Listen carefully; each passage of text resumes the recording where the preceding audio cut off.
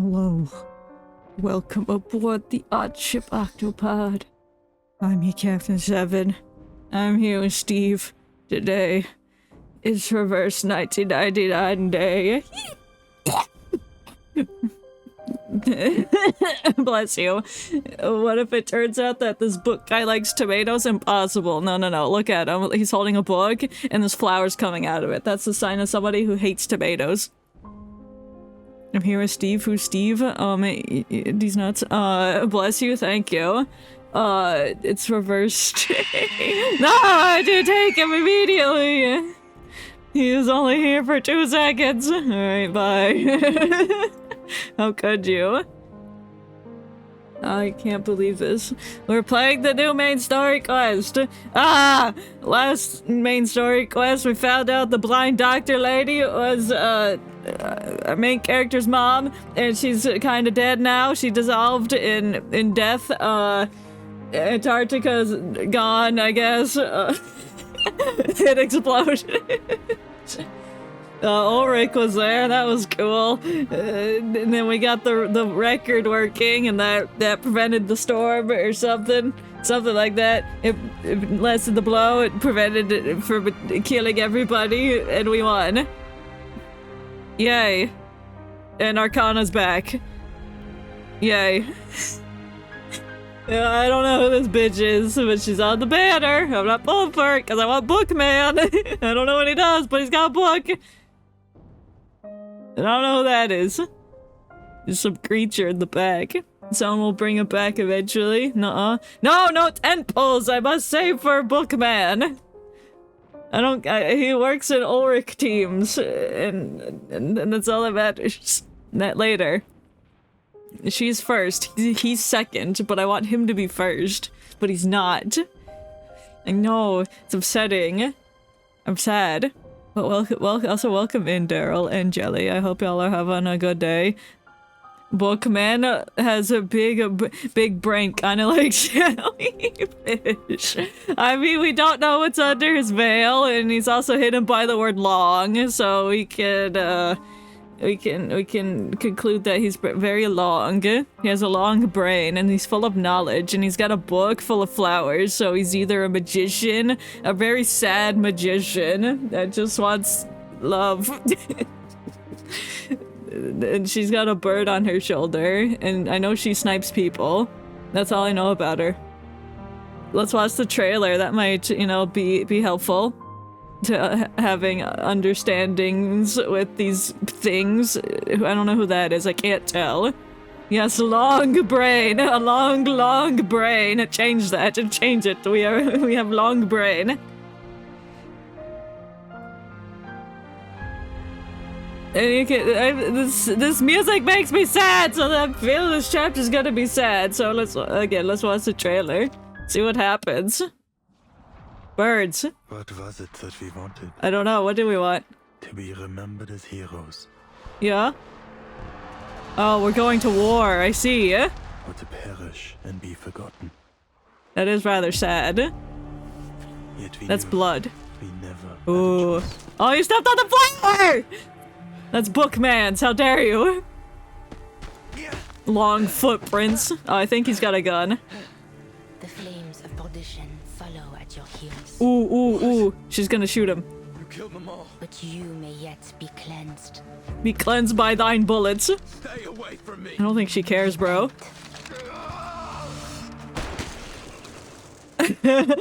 I think he's dead. What are you? What are you?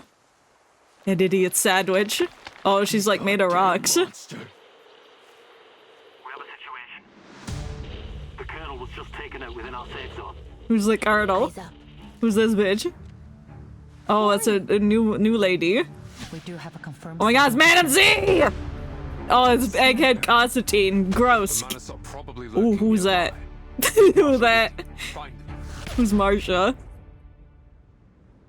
Yes, kill her. Do it. You won't.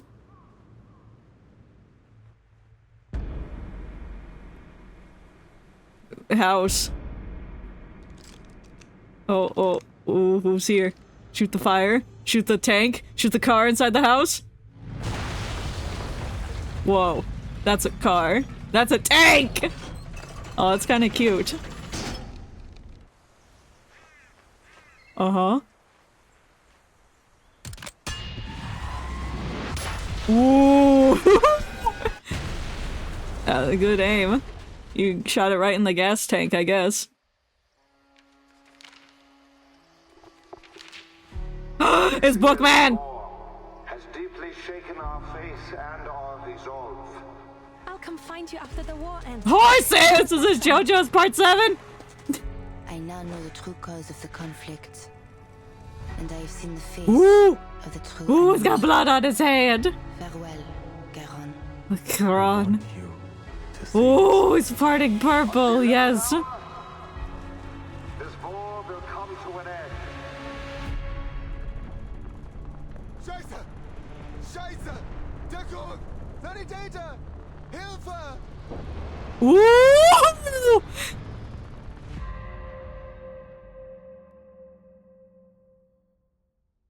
So I think we're going to war. That's a good trailer, I like that. There's no need for books in war. Well, apparently we do need books, because he's a book and he was just standing out there from the book. So the charon, I don't know how to pronounce it. Oh, I didn't hear him. That's the same. That's like from mythology, isn't it? The guy that like floats on the river and takes some people's souls to hell, I guess. I don't know. Anyway, he's cool. And welcome in, Witchy Dreambox. You forgot Wednesday was today. How could you? Would I play a tabletop RPG with you? No. Where's the apple? I don't think he's in this one. It doesn't seem to be. It seems to be War, the video game. It helps you cross the river Styx. Yeah, that's it. And welcome in, amazing Chili. I hope you're doing well today. I'm excited. War is very sad. I got that right based on my initial analysis of the image and the music. Apple's too busy getting drunk on apple cider. No, he's drinking his own kind. No! He has a problem. I can fix him. Oh boy, after the flood. Alright, so this takes place it must take place directly after the events of the last chapter. The giant flood that almost destroyed Antarctica. But we fixed it. War is tough in fantasy video games. War is everywhere. Strategic sandbox. I can't go into the sandbox yet, unfortunate. Yeah. After the flood, a new era bearing many marks of another time, caught in an endless spiral of war. Why is there war? I'm sure they've hinted at war before. A long, long wait, chapter 11. This chapter's pretty good. Oh, hell yeah. Everyone imagines their future. Ooh. In most, they grow up. They make friends. Get married. And hope to make their fathers and grandfathers proud. Is it the 4th of July? We got sparklers. We enter this new era full of those same hopes for our future. We had no idea what lay in wait for us. We called it the triumphant opening to the greatest era in history. Child. A rite of passage for every man to be. More children. Join us in an adventure side by side. I will go on an bound by adventure. courage and loyalty. How dare you blur my eye? Victorious, and let your legend be told for generations to come. I love his voice. It is very nice. That was I the do quite future like it. we imagined. Is this bookman talking? Now, I sure hope so. those sweet and fitting lies It's like he's reading a have story. melted away. Oh, and then the world Being exploded. children, we find ourselves bound, not for adventure, Yup. but for an open grave. Oh, they're exploding the houses. And ruin. Oh, it's Those of her. us who were Rock lucky. lady. Or unlucky. To survive this battlefield, were forged forged into something new. Whoa. Numb, cruel, corrupted. The earth became fire and mud, and all of us devils. What was it that we wanted from this war? I don't know. To be remembered and celebrated as heroes? Or to forget and be forgotten? Damn. The answer may seem obvious, but the question itself lies at fault. Because death, meaningless death, came for thousands of us every day. And we knew. We soldiers never had a choice. Oh, starting off with a cutscene. Hitting us with the hard questions. Damn. I don't think that was British. What do you see? What do I see? I don't see anything because I have to be blind for 10 minutes. No. German? Oh, was it German? I'm bad at recognizing accents. What am I doing? Oh god, he's American.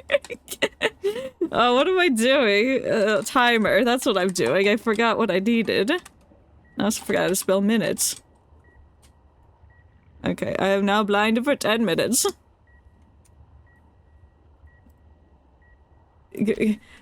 What do you see? Oh yeah, nothing. I am emanating or a huge I see huge. Nothing else. Anything else? Anything else? That looks like a cloud. Water, a cloud that drowns an entire era. Yeah, that one. Is the era gone? I can't hear you! Speak up, bitch! Is the era gone? No, or no. No, definitely not. Well then. I think not. I think we stopped it. Or at least we got out of it. The era probably is gone. I don't know. You already know who's coming back in this chapter, don't you? No? I hope it's Mr. Apple, but it's not. Don't think clouds drown things. You never know. It could descend and smother us all. I don't know. You finally get the Glock in this game? Yeah. I get a really long Glock called the sniper rifle. 1920? Is it? I think it's 1920. Is it 1920? Subconscious stable. No sign of invasive illusions. Cognition reality match rate normal. Our test subject awakens. We're in a test? Stop that! I'll kick her. What are you testing for? What are you doing? What is that? That's an elephant! What's this? Elephant! Dumbo!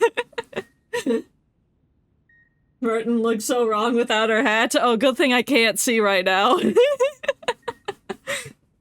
She sniper on my rifle? Test you? What are we testing? This is the test. That's an elephant! Elephant! Elephant! Which one says elephant? I can't read. It says a mammal, that says a muskrat, and the shadow of the truth. Yeah, I'll pick shadow of the truth. Elephants are the shadows of us all. Where a devil lurks within. Yeah. I just saw an elephant. Its claws so sharp, they might tear someone to pieces, shredding all rationality and hope. Yeah, that's what elephants do. Didn't you know that? Not funny, Verton. What a horrid image. Well, that's what I see. Yeah, you saying I'm wrong? You saying I'm wrong? Pardon me. Then it must be an elephant. Then it must be an elephant. If it's not all this horrible shit, then it's an elephant, duh. Jokes aside, your mental status is within tolerances. Okay, we're mentally good. I'm glad to hear it. God damn it. Epic prank! This test isn't like the others. It's like, And the this lack of test sucks. position now I don't want to look at elephants. Yeah, I am truly blind. You don't understand what I'm seeing right now. It's like a smudge. I mean, I could tell that's a bed because I've seen this CG 5 billion times. But this looks like spaghetti to me. I don't know what the hell she just told me. It's a special examination we've prepared for all personnel involved in the Antarctic operation. It wasn't my idea, by the way. Oh. How could you? I love blinding streamer. I know you do. You and 90% of the people here. She powers down the equipment, the whirls and whom of its electric current missing with soft drums. I would say, based on your recovery so far, you could have been discharged a week ago. But we had strict orders to complete our entire course of treatment outlined in the medical manual. Yeah. Whatever it is that hides under the Antarctic, it didn't do any additional harm to your mental health. Oh yeah, we were like swimming in the juice that was bad. And then our mom died. You're lucky, you know. Many others have suffered irreversible damage that will limit their day-to-day lives. Well, we're built different because we are virgin.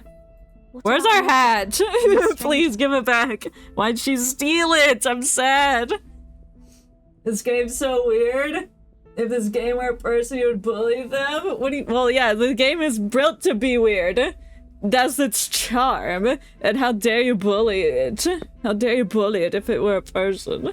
No, it deserves the world. It's very smart. If it was a person, it would be a very smart individual, a very intellectual individual, a thought-provoking type of person.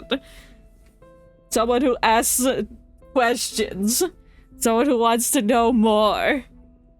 I have no access to Miss Stranger's information. But slightly All I know lonely. is she's been sent to another department for treatment. What? Who's the stranger? Who's the stranger? Our mom? She's dissolved. As for Nautica, she's doing great. Oh yeah, she like turned into a giant deer creature, jellyfish, goblin thing.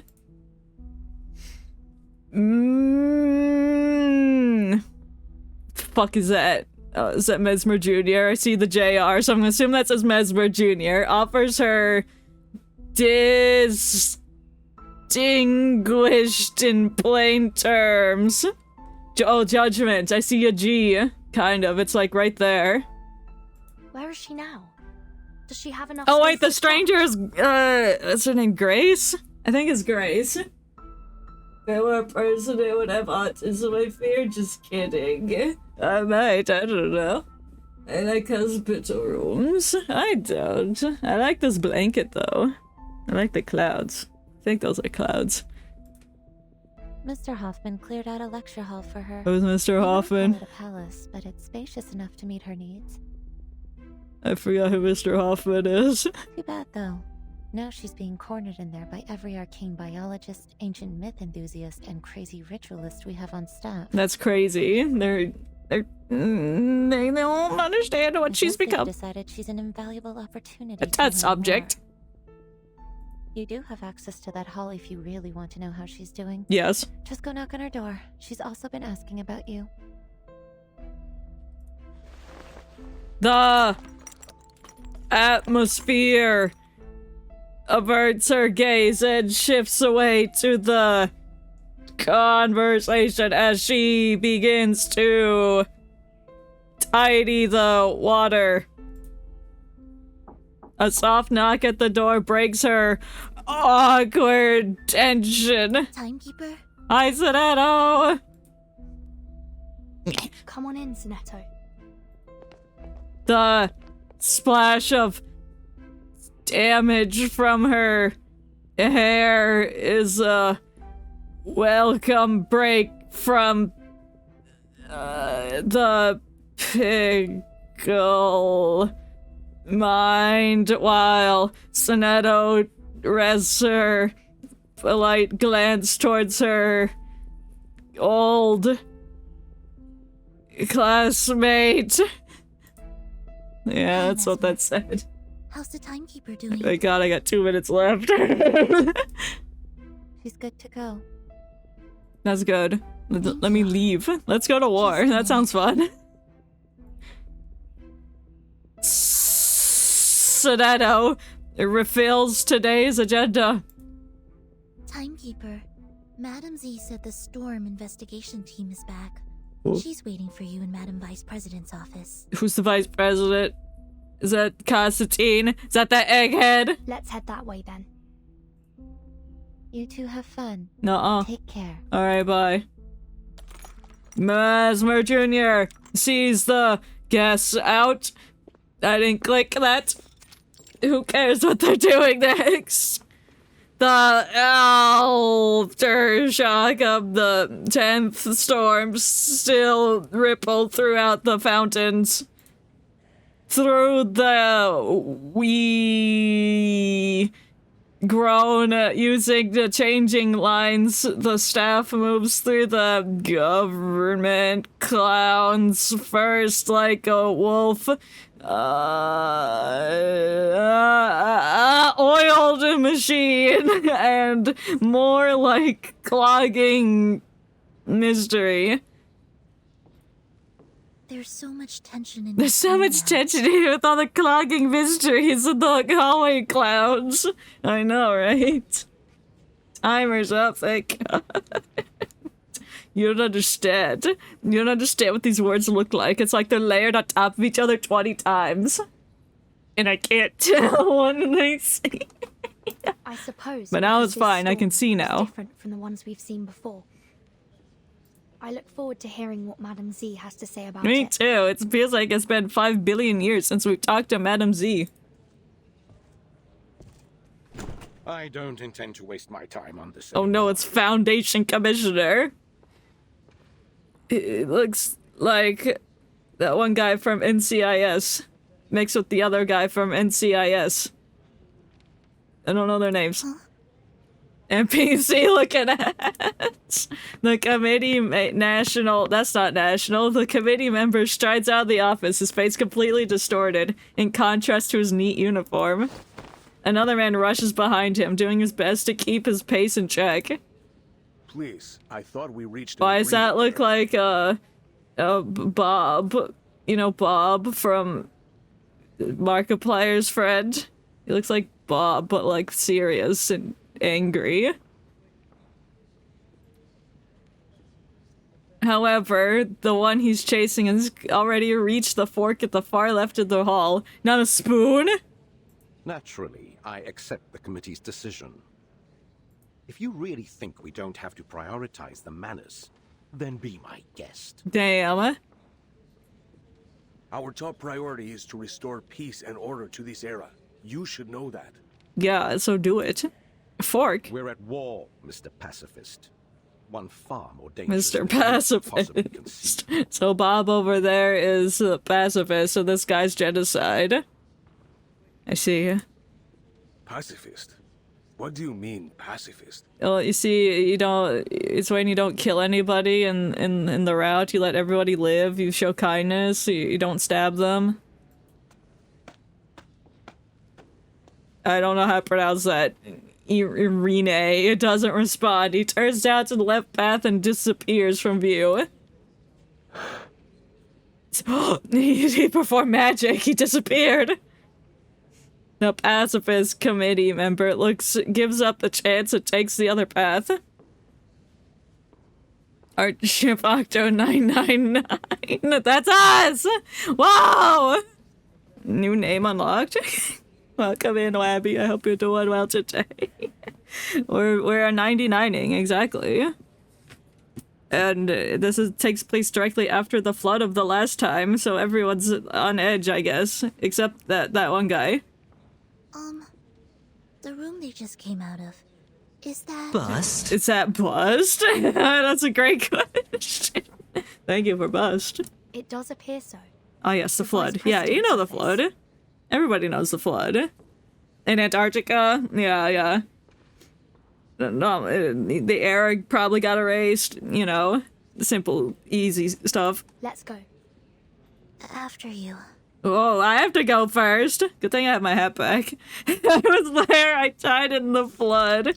Now, it does make sense, because if you die in the flood, you get, like, respawned in a different timeline. So this is the timeline you respawned in. Nice. Oh my god, there's chess! Let's play chess! Woo! Was there for the music. Yeah! Yeah, the music disc. That like fixed it, because there was a thing that survived this previous storm, I think the first storm, so then we amplified the music and it protected everybody from the storm. Yeah, I deserve more crowd? Nuh-uh. Crowd decent. The expected occupant is nowhere to be seen, only her chief of staff waits inside. This is so true. Yeah. Very nearly perfect timing, Senator. There's my crowd, Madam Z. I've been screaming this to the sky. Did the sky respond back? I'm curious. When I yell at the sky, the clouds just run away. Everyone should advertise streamer to everyone they know? No, that's too much. Nuh-uh. What did she say? It said shh. Just reaches a cloud hand with like a shushing finger. It's like shh. You mean not enough, right, streamer? No. The signs of the fierce argument that took place linger in the mess of documents strewn over the table. Well, it better not be knocking over the chess edge. Madam Z, we saw Irenai and Pedra at the door. Yeah. Let's not talk about them for Let's now. not talk about them. They're stupid people. Understood. So, the storm investigation team has returned. Mujakina. Who the hell's that? What do you want? What is that thing? Let me see what that is.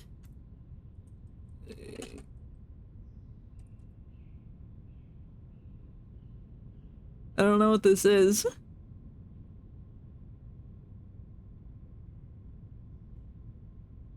She's a nurse.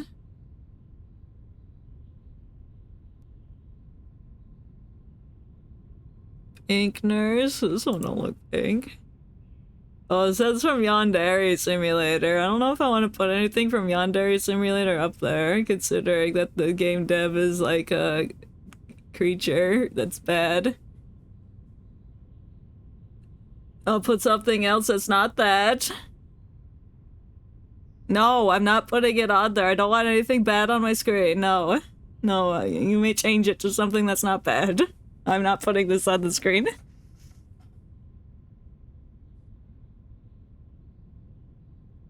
Nothing bad, please. Nothing from Yandere Sim. You may change it. Correct. Thanks to the field agent squad and our investigators, we've collected enough proof to verify your hypothesis. History has changed. That's still from Yandere Simulator. Silly Billy. That's a good one, because that's not from Yandere Sim.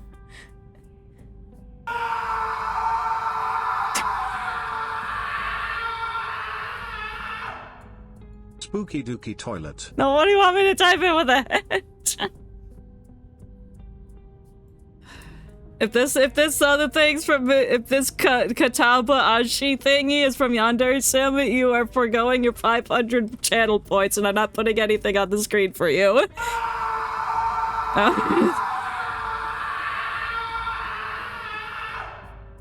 Second siphon.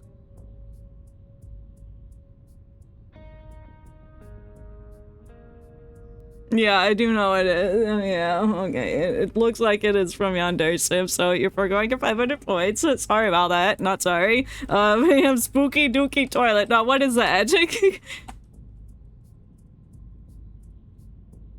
I see. Second siphon. I can definitely do that. Oh, that toilet is kind of spooky dookie. Or creepy peepee. I like this picture. Check Discord, it's there. Oh, okay. I found a different one. When you rather take a spooky dookie or creepy peepee, that's exactly what I was saying. Damn, that's crazy. I have saving that on my computer. Spooky dookie. Well, it depends on what we're doing with the spooky dookie or the creepy peepee. I don't know. It depends. Like, what makes this dookie spooky?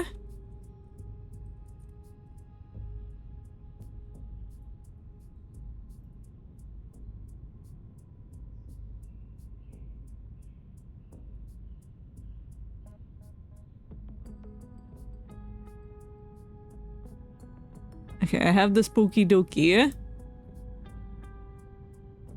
What do you think of the link I sent in DMs? How dare you, first of all.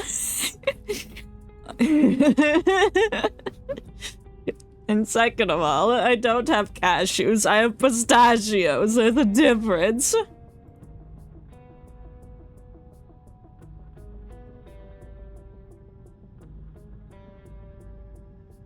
Me when I blacklist the link you sent me because it's a link to my own stream.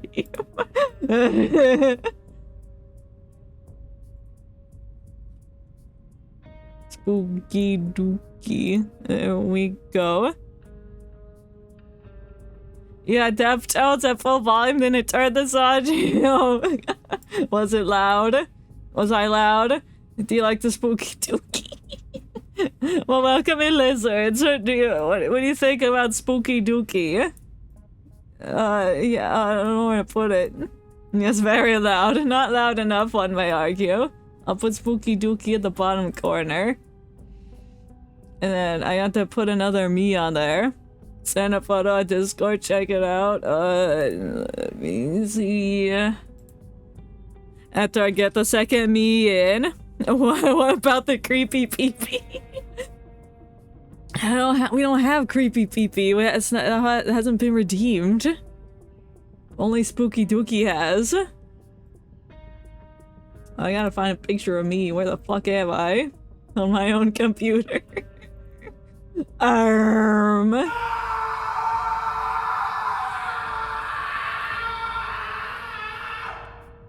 Creepy pee. Okay, well here's another me, as you wanted.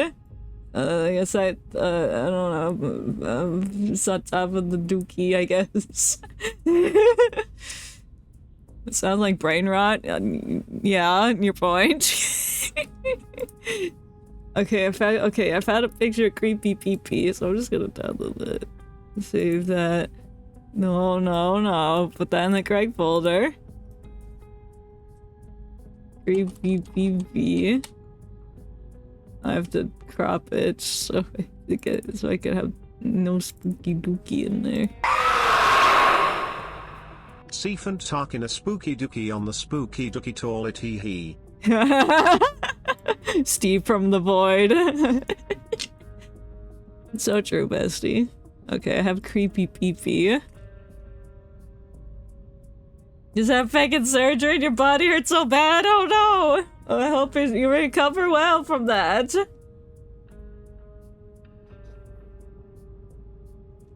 Creepy pee. 7 square. That's wild. I'll have to move it because I want creepy pee next to the whatever dookie spooky whatever.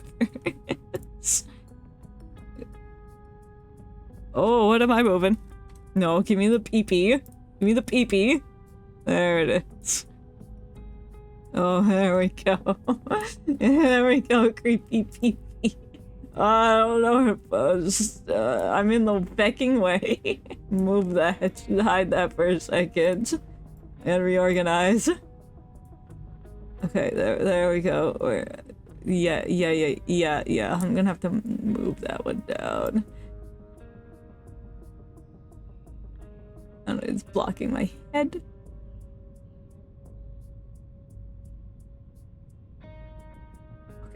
Okay, that's right there. That's there. The second me can go on top of that, but like small. No, what is that? Oh, go that back. What is unlocked? Move that up. Okay, there we go. We are organized now. How the fuck did I come back to? Spooky dooky creepy peepee. That's what you came back to. Don't worry about it. Yeah, give me the pee-pee, give me the pee-pee! Oh my god. Pull a random hat from the pile, surprise me. Oh, okay. And yeah, I did steal your points, because I specifically asked you not to change your character to Yandere Sim characters, so you didn't get nothing. You had 3 chances, and you said to all Yandere Sim characters, and I said I didn't want that. So, you don't get points, you lose them. You've lost privileges. A hat. A hat for my bag. Can you not shove your balls in my face, your tiny little mouse balls? The irony is they were not tiny balls, they were massive. Let's go with the Coffin K hat. I like this hat very much. Yeah, cool. Thank you for mouse balls. I do appreciate the mouse balls. Okay. Ready to finish the first stage, yippee! Hat. I love my Coffin K hat next to creepy peepee. Hat. Me one hat.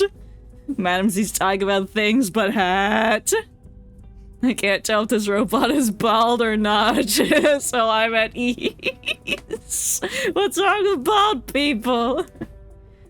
Yeah, I would like to have hats more often. Maybe I'll make a hat. Did you call me 7-Eleven? Yeah. You should check out PAX when you can. Like Pac-Man? What's that? I don't know. Bald people are fine. Bald people make me sad.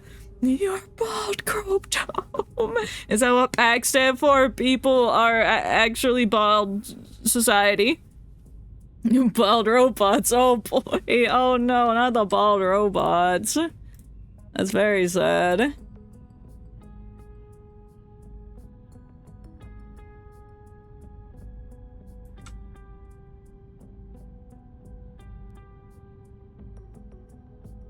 The 10th storm has brought us to an entirely different night. Is he like, oh, you're 6'7" or 7'11"? Why'd I eat 9? That's impossible. I can't do that.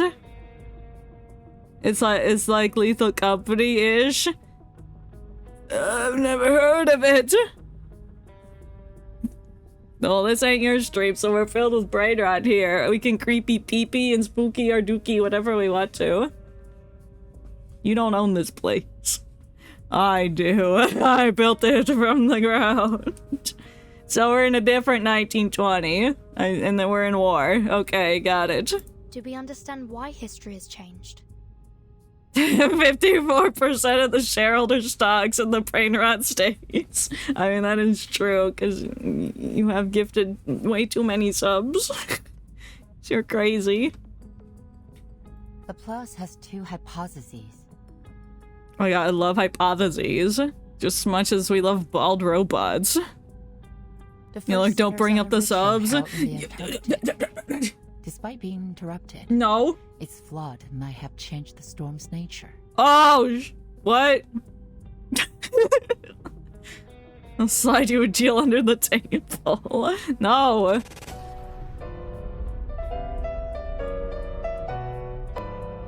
That wasn't under the table. Now it's for the population to see. The population. Well, thank you for the gifted sub. It's higher than I thought. You nasty.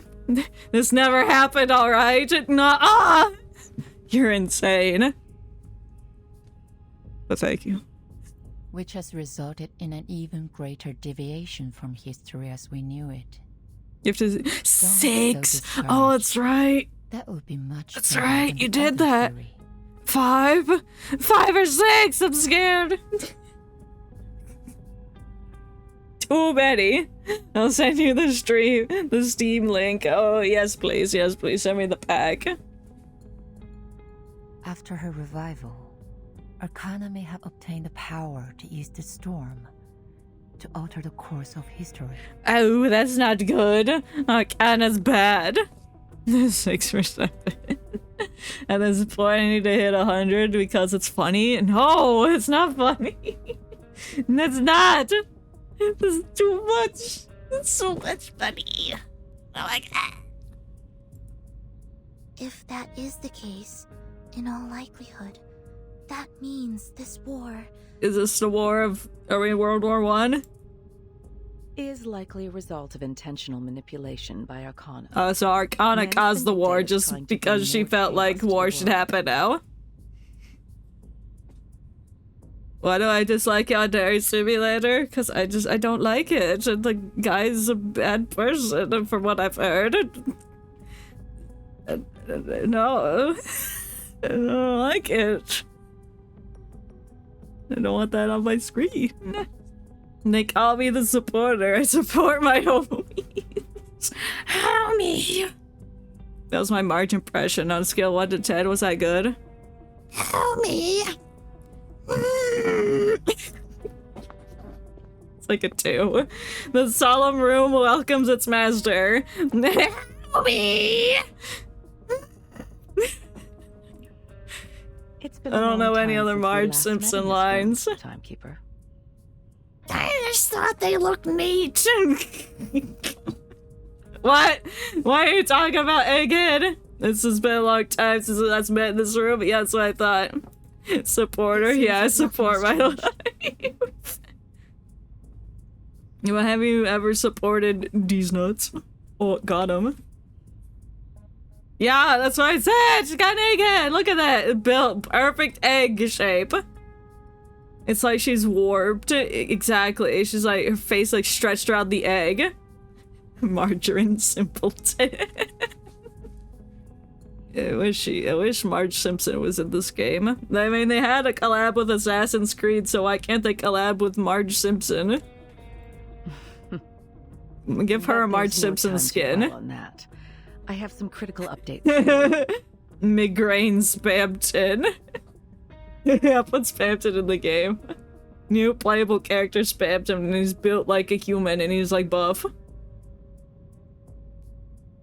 This war may be close to its end.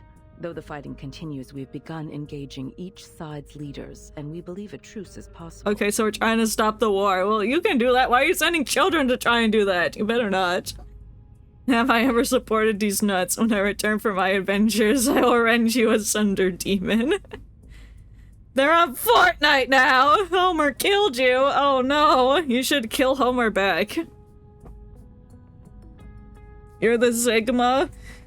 You're Sigma from Overwatch? The universe, it sings to me!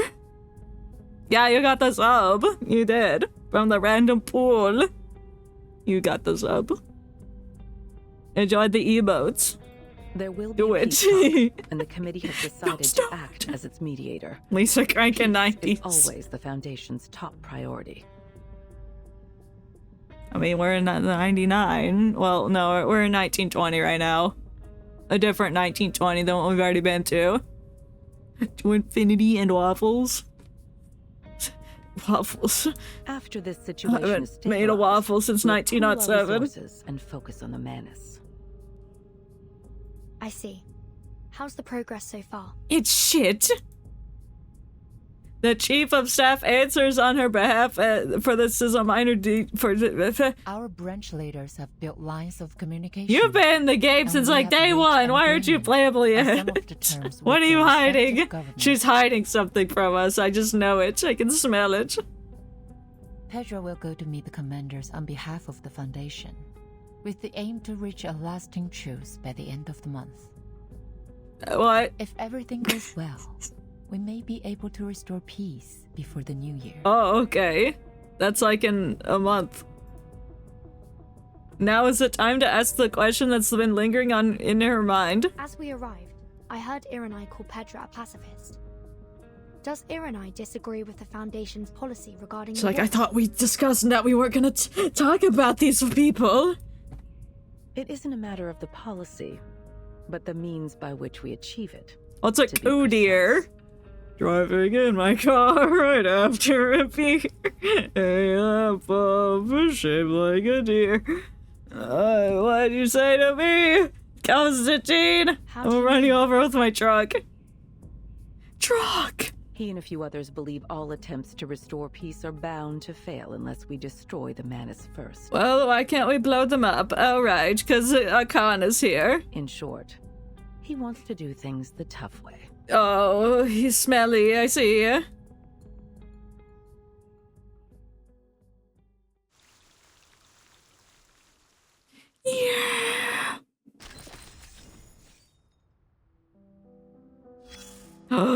Oh! Ah, a visitor. Oh. How unexpected. There's nothing here now. Only the ashes of war. What is it you want from a place like Oh, this? new disembodied voice. Anime character who may seem a love interest but appears emotionless and rarely expresses any feelings.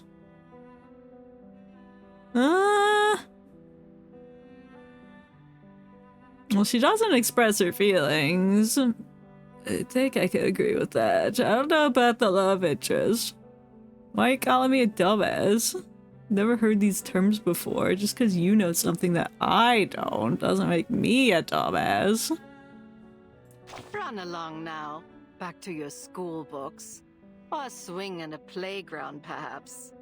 This is no place for a girl like you. What do you mean? The scenery's bleak!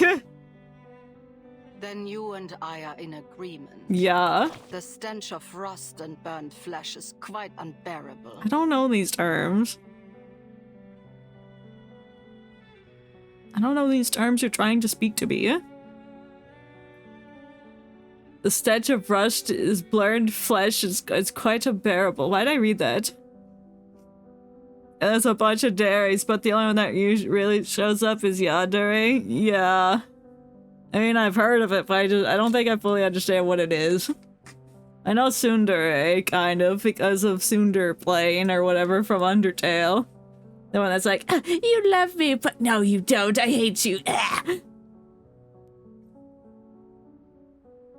Even the maggots squirming over the soldiers' corpses have summoned all their strength just to crawl away. I love crawling. But the entire world is in ruins now. I have nowhere else to go. Well, I don't know who you are. And it seems you're stuck here with me. You poor sap. Are you talking to me? You trekked to the end of the world. Fought a pointless war, and for what? A broken spinning wheel? I forgot about the spinning wheel! Oh shit, I forgot that was a huge plot point. The doctor lady was like, oh, I need to spin this wheel. I feel it's my calling. And then she spun it and she's like, I can't stop spinning it. This is not...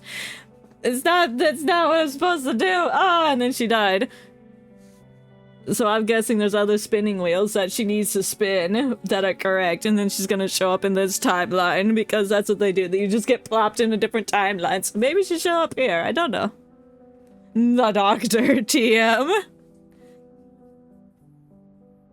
They call me Even the doctor. They took away from you, along with the girl clinging to life by a thread, before sending you off to the next battleground. Yeah.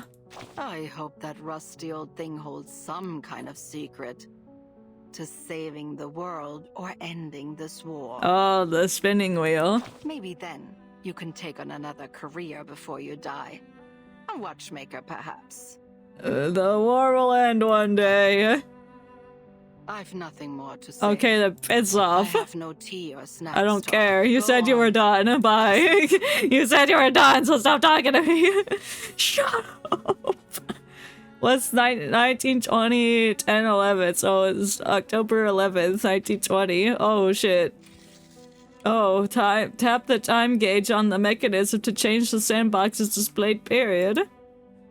The sandbox displays all events occurring during the selected period. Tap any of it to view its details. Use the timeline selector to browse between recorded story versions. Future updates will automatically archive new timelines here. Oh, so it's like... tap the button to switch from sandbox events to frontline movements. Frontline movements display the character events in the sandbox. You can view each character's movement paths. Okay. Okay, October 11th, 1920, Timekeeper and the team returning from Antarctica are put through a special psychological test. During this process, Timekeeper learns that the 10th storm has led them to the wrong version of 1920, where war that should have ended is still going on. This chronal distortion causes growing tension within the Foundation. The Doves push for peaceful approach, while the Hawks argue for armed action. It results in a tense deadlock between the two factions. I see, yeah? So it basically summarizes what the hell timeline we're in right now. That's kinda handy. So I know what's happening, where we are. Oh my god, the shit here. Whatever. I'll figure that out later. Interesting. Well, I'll look at that later.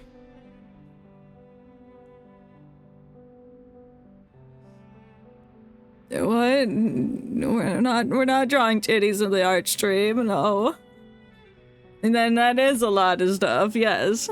Old boots! Squeaky boots! May I take your order? You'll have the courtesy special. Thank you, sir. I'll squeak when it's ready. Could the world's greatest fry cook do this? Oh, okay, we're going to war now. They once belonged to an unfortunate soul, but perhaps it'll grant you better luck. We serve food here, sir. I already got it, Squidward. Bubble Bash. SquarePants.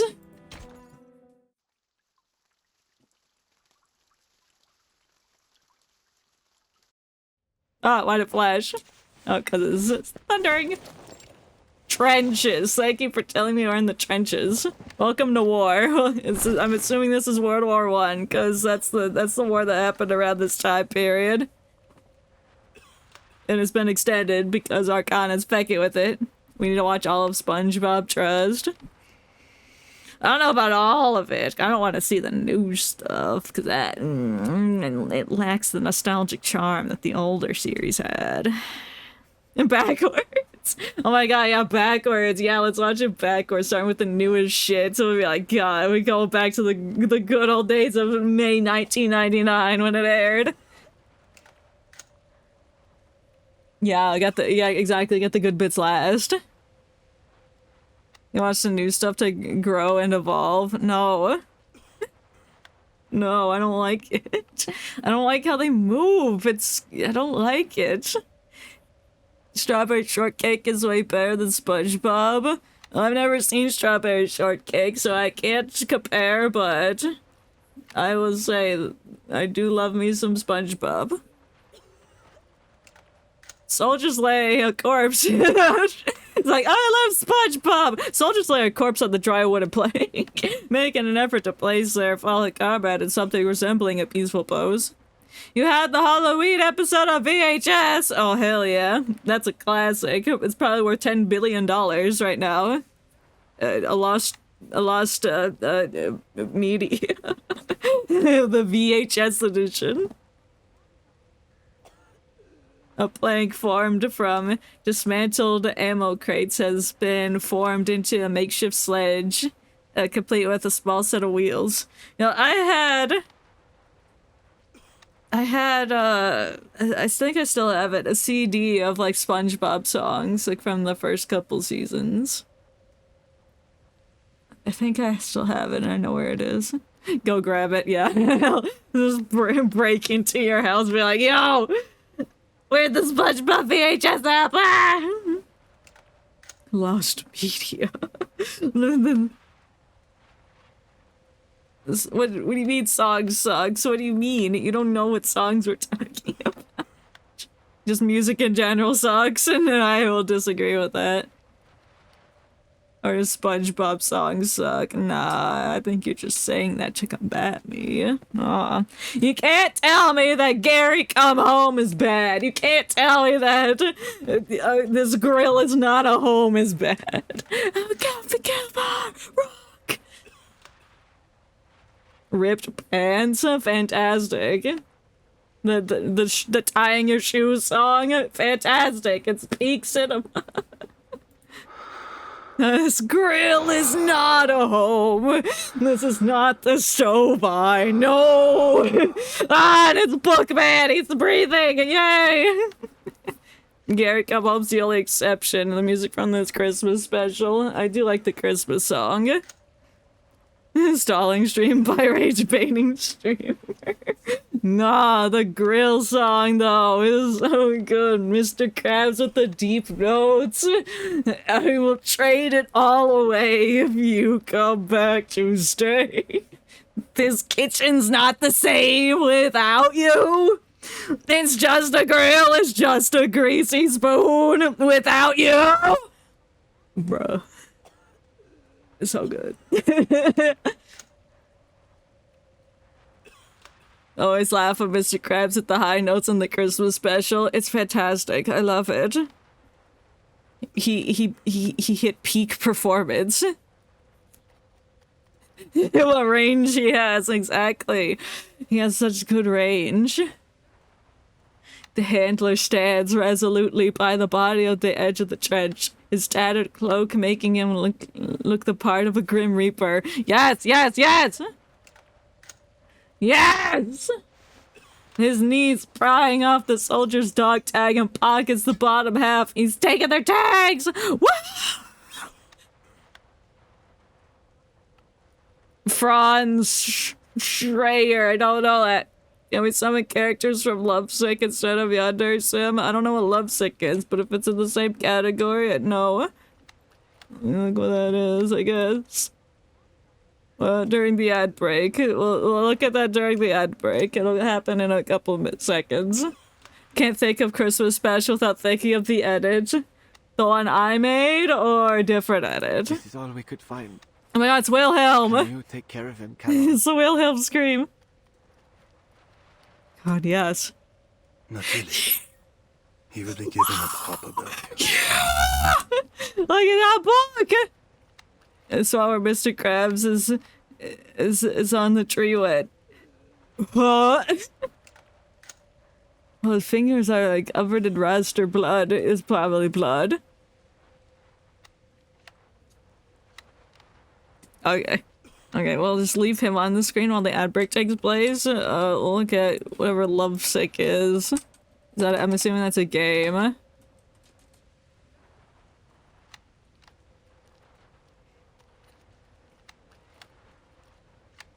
It's a Roblox game. Can I have a spare change Squidward, but instead of Squidward it's a me? Huh? I'm gonna say no to the Lovesick thing. Oh my god, what is that? Have spare change, Squidward, but instead of Squidward, it's me, yeah. Spare change, ma'am. Squidward? Squidward, is that you? No, I'll say Lovesick's not allowed because it looks very much like Yandere Sim, and I don't want anything associated with that. Spare change, ma'am.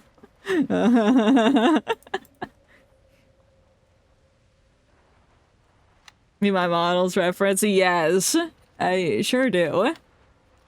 I'll start with the box and then give you the it won't be super detailed because it's MS Paint and I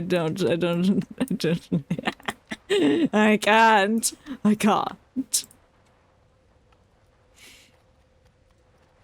I might split it between the ad breaks. I might do that. I'll see how that goes and if people like that or not.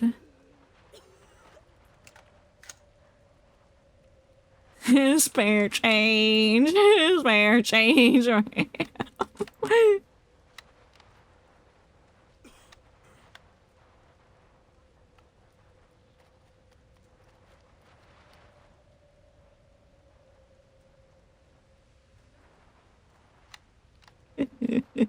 I need to extend this piece of the box.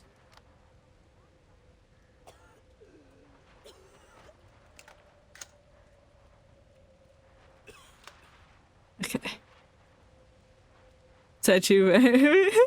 Essential servos.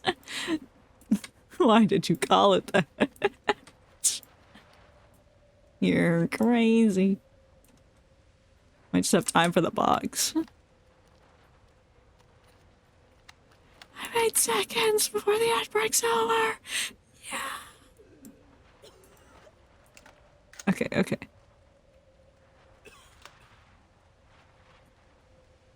Okay, I'll finish the box and then we'll continue it during the next ad break.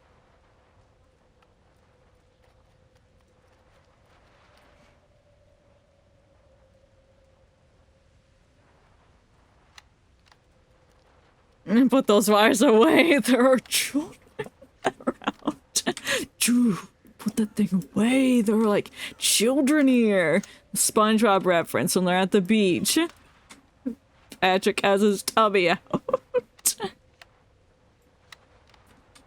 Random guy walks by. It's a pretty nice box. Nice. No. It's not. Oh my god, it's Rudolph! The red-nosed reindeer. Now familiar gloom seeps out from behind Rudolph's thick glasses like tears. Bro is crying. Franz lies still, indifferent to the scene. Yeah, because he's fucking dead.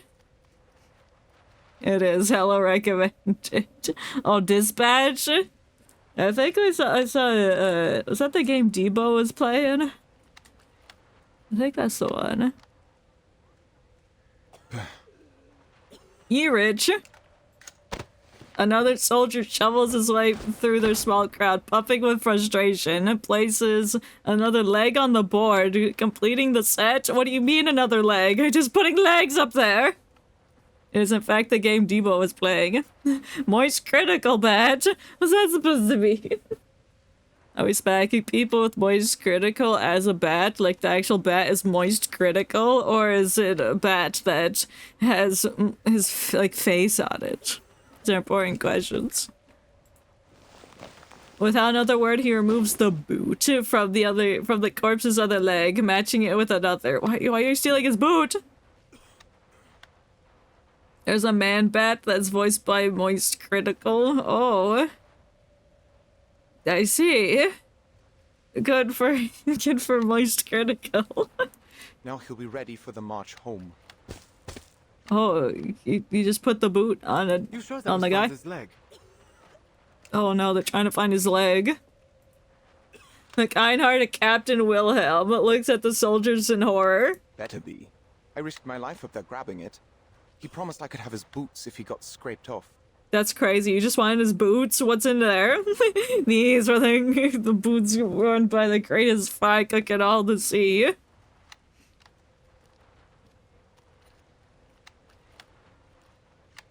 Just like you play a fleshter. Oh, flesh. A flesh person. Oh no. Mein Gott. I don't want to be flesh. I remember when he said that. What? He starts to say something, but swallows it back. What do those words taste like, Wilhelm? Despair? Spooky dookie or creepy peepee? The soldiers huddle together in a narrow band of the trench. If streamers made of French, yeah, flesh, I would cry. Yeah, me too. Flesh sounds bad. It's like it'd decay and fall off, and I don't want that. But... Karad's words come out in a slow drip, seemingly unaware of the conversation around him. Oops. Andreas went missing in the last attack. The body will be impossible to move off the front lines without him. Well, shit. Your pony could pet its worm food. Pony? Wait, we ride a horse? Driving on my horse. Shut up, Erich. Yeah, shut up! Let the man have his horse. Please, don't worry. There will be somewhere quiet nearby. But it may take a while to find it. Okay, we're gonna find a horse. Take your time, Charon. The weather's cool these days. Charon. Wilhelm's attempt to pat on Charon's shoulders. Well, he's tall. He's like, that guy's like 8 feet tall. Not far away, Major Eberhard Braun, the company commander, sits on an empty water drum, his eyes fixed coldly on the trench wall ahead. Huh. He drops his cigarette butt and stands. Charon, come here. Hey, you better be nice to him. I will kill you.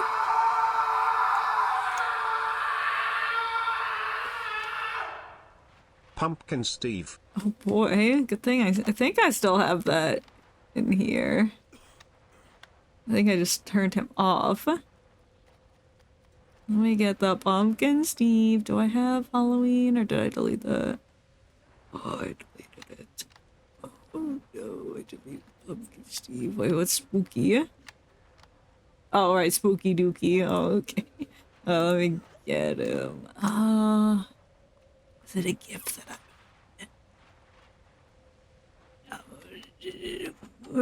P. Steve.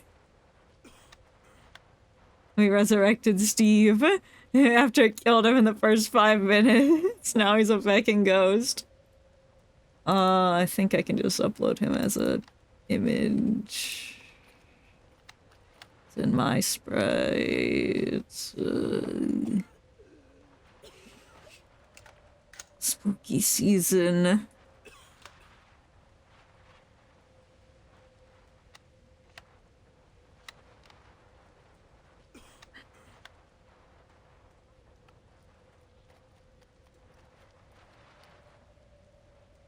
No, I can't do that. Okay.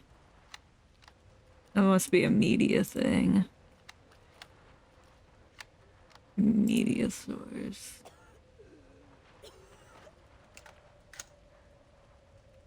Yeah.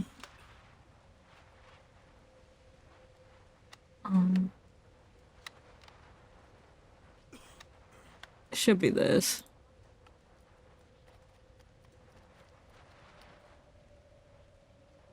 There he is. We found him! Can I like put him on the creepy peepee? Yeah. Oh, I'm going really small. Like right there. He's using the creepy peepee.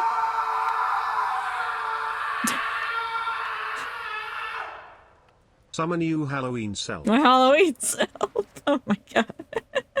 Okay. I'll say a bag for spending time with your friend that I don't get to see very often, so it's really nice. I'm glad to hear that.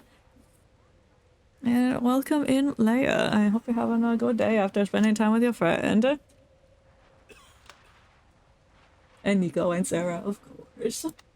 What am I doing? Yes, me Halloween self. Me ween. Find the correct one. Okay, there's my Halloween self. My Halloween self from this year. I guess I'll put that like, right here. Really small. Yeah. No, I'll put it like right next to the spooky dookie. Yeah. Perfect. 7 versus Halloween Spirit and Ghost of Steve. Exactly. We have a nice little corner set up for everything. What about adding 7 Ween from 2024? Man, it's nothing stopping someone from summoning it.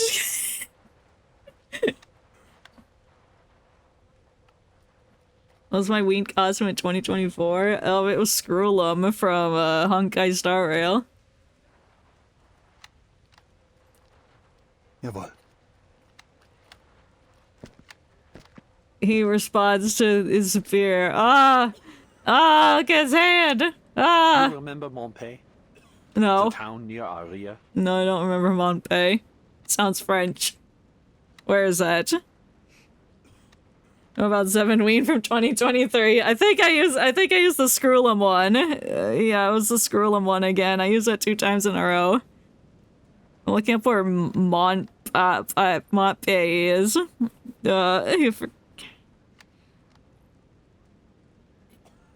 Cannot remember.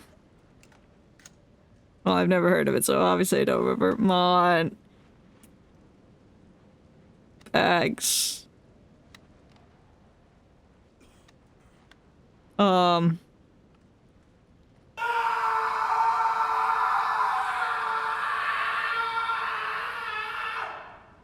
Summon your jelly here. I don't think I have a picture. What, do I have a picture of Jelly on my computer?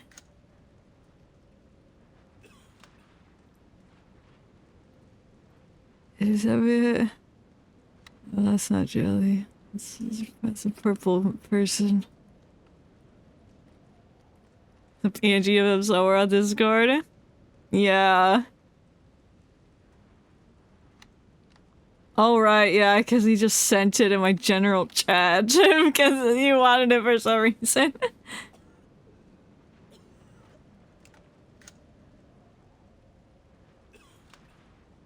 You're right. Yeah, there he is.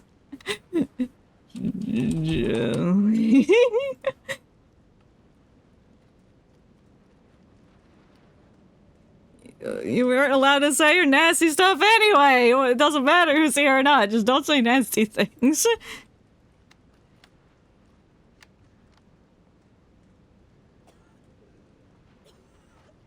You still have that jar jelly? Of course I have the jar jelly.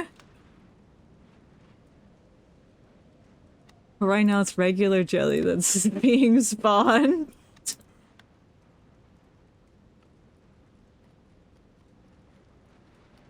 There we go. Oh god, he's huge.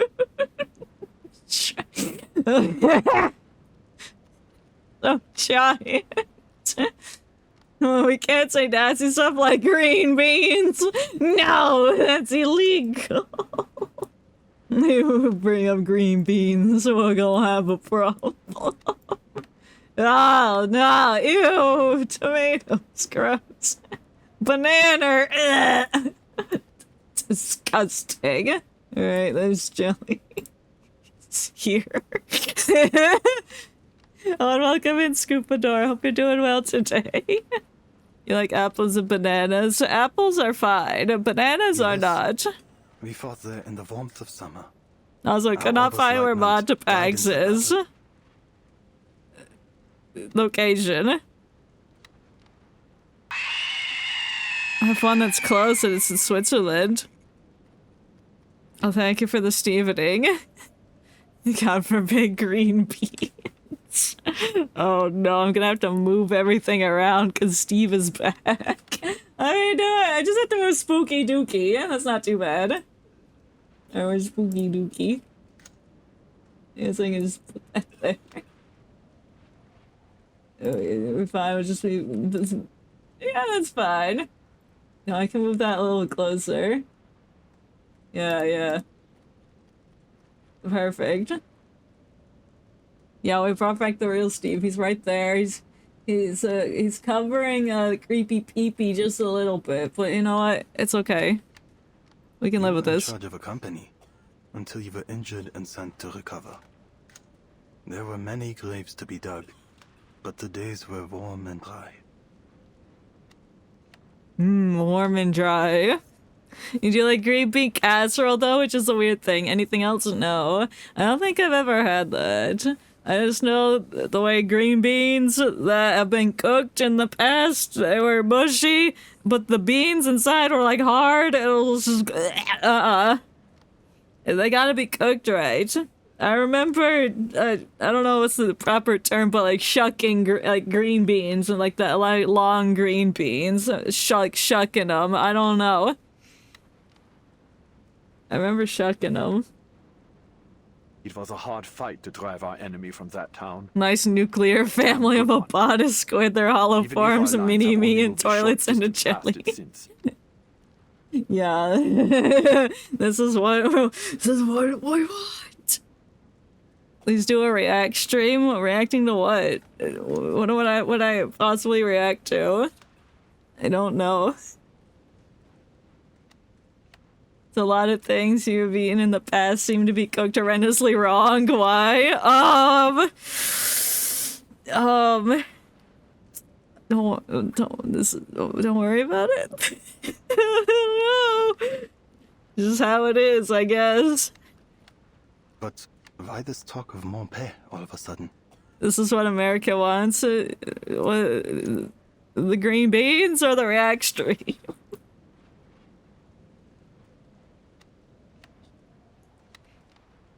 I'm worrying extensively, so I ask again why. That's just how it was. I don't know. I don't have a good answer. I don't have a microwave. I got a toaster oven, so I don't know. I don't know. I can't answer that. I really don't. Who cooked it? Who cooked it? It wasn't me. Let's just say that. Back to Melody Martinez, MV's Light of a Dying Star RPG, Yansome Rap Battles, Analog Horrors. I don't know what any of that is. I've heard of Analog Horrors. Whoever cooked it, defenstrate them as soon as possible. Oh no. It's fine. It's fine. Yeah. It's all fine. No. Army Command has decided to attend a parley held by the Foundation in Montpellier. Colonel Hirschfelder will be present on behalf of our nation. We've handed it over to the Foundation. They're calling it a safe zone.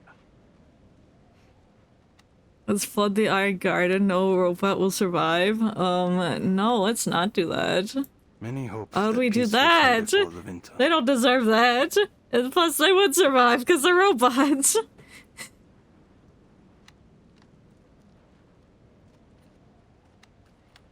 The Major's response is blunt. Yeah, I wasn't listening to what you had to tell me, so fuck you.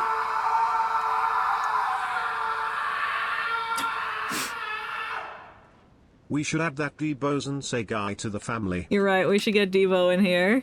Where's my picture of Debo? Oh, no, it wouldn't be there. It's in my art folder. Where's my Debo pictures? Oh yeah, here's, don't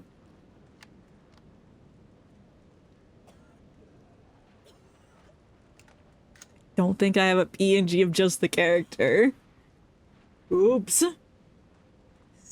Just put my entire fucking thing up there.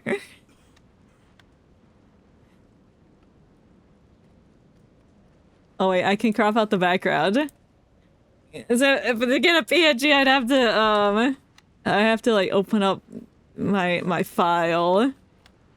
I don't want. I guess no, I'm not doing that. Actual art, yes.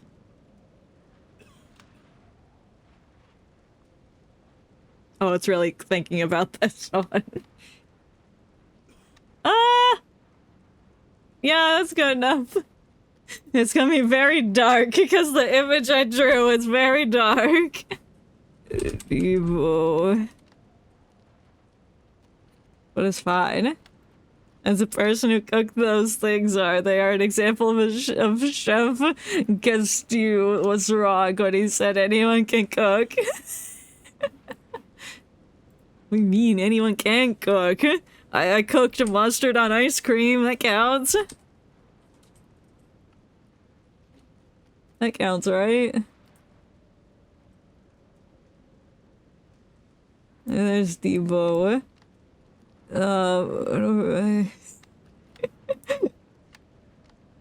I'll put him next to Jelly, I guess. Don't ever call it cooking, I'm gonna blow you up. What do you mean? It's my cooking, I cooked that. Okay, there's Debo. He's sitting there. That's a food crime. You not have to be executed by the tire man. No! Not the tire man. No, have mercy. Please. No, I don't like him there. He's going over here. There we go. Perfect. Don't know about everyone here, but I know I'd survive because I'm built with underwater environments in mind. That is true. I think a lot of the robots are. I think they could survive. The only end to this war I can accept is victory. Total victory over our enemies. No, I think I could survive. I could victory. I got a whole team of creatures here to help me win the war. Nah. Who can win? This guy in the war or me with my army of creatures? No, Tuna doesn't look like they'd survive a flood with those exposed circuits. Yeah, but he's a fish bot. This is Tuna. That's a fish. So in theory, it would make sense that he could survive. They say we've broken through on the Eastern Front. We only need to push our advantage and they'll collapse. Once we've freed up all that manpower and material, we'll be able to crush our enemies. I trust they can live. Maybe not all the flashbacks that are in there, but that's their fault.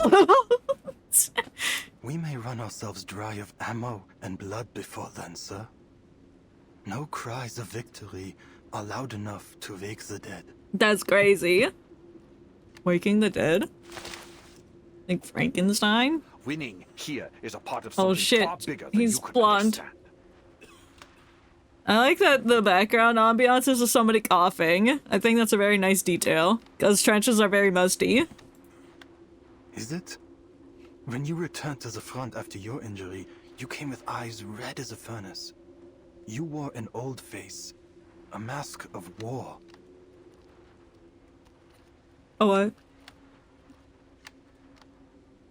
You wore an old face, a mask of war? Oh, okay, he's being metaphorical.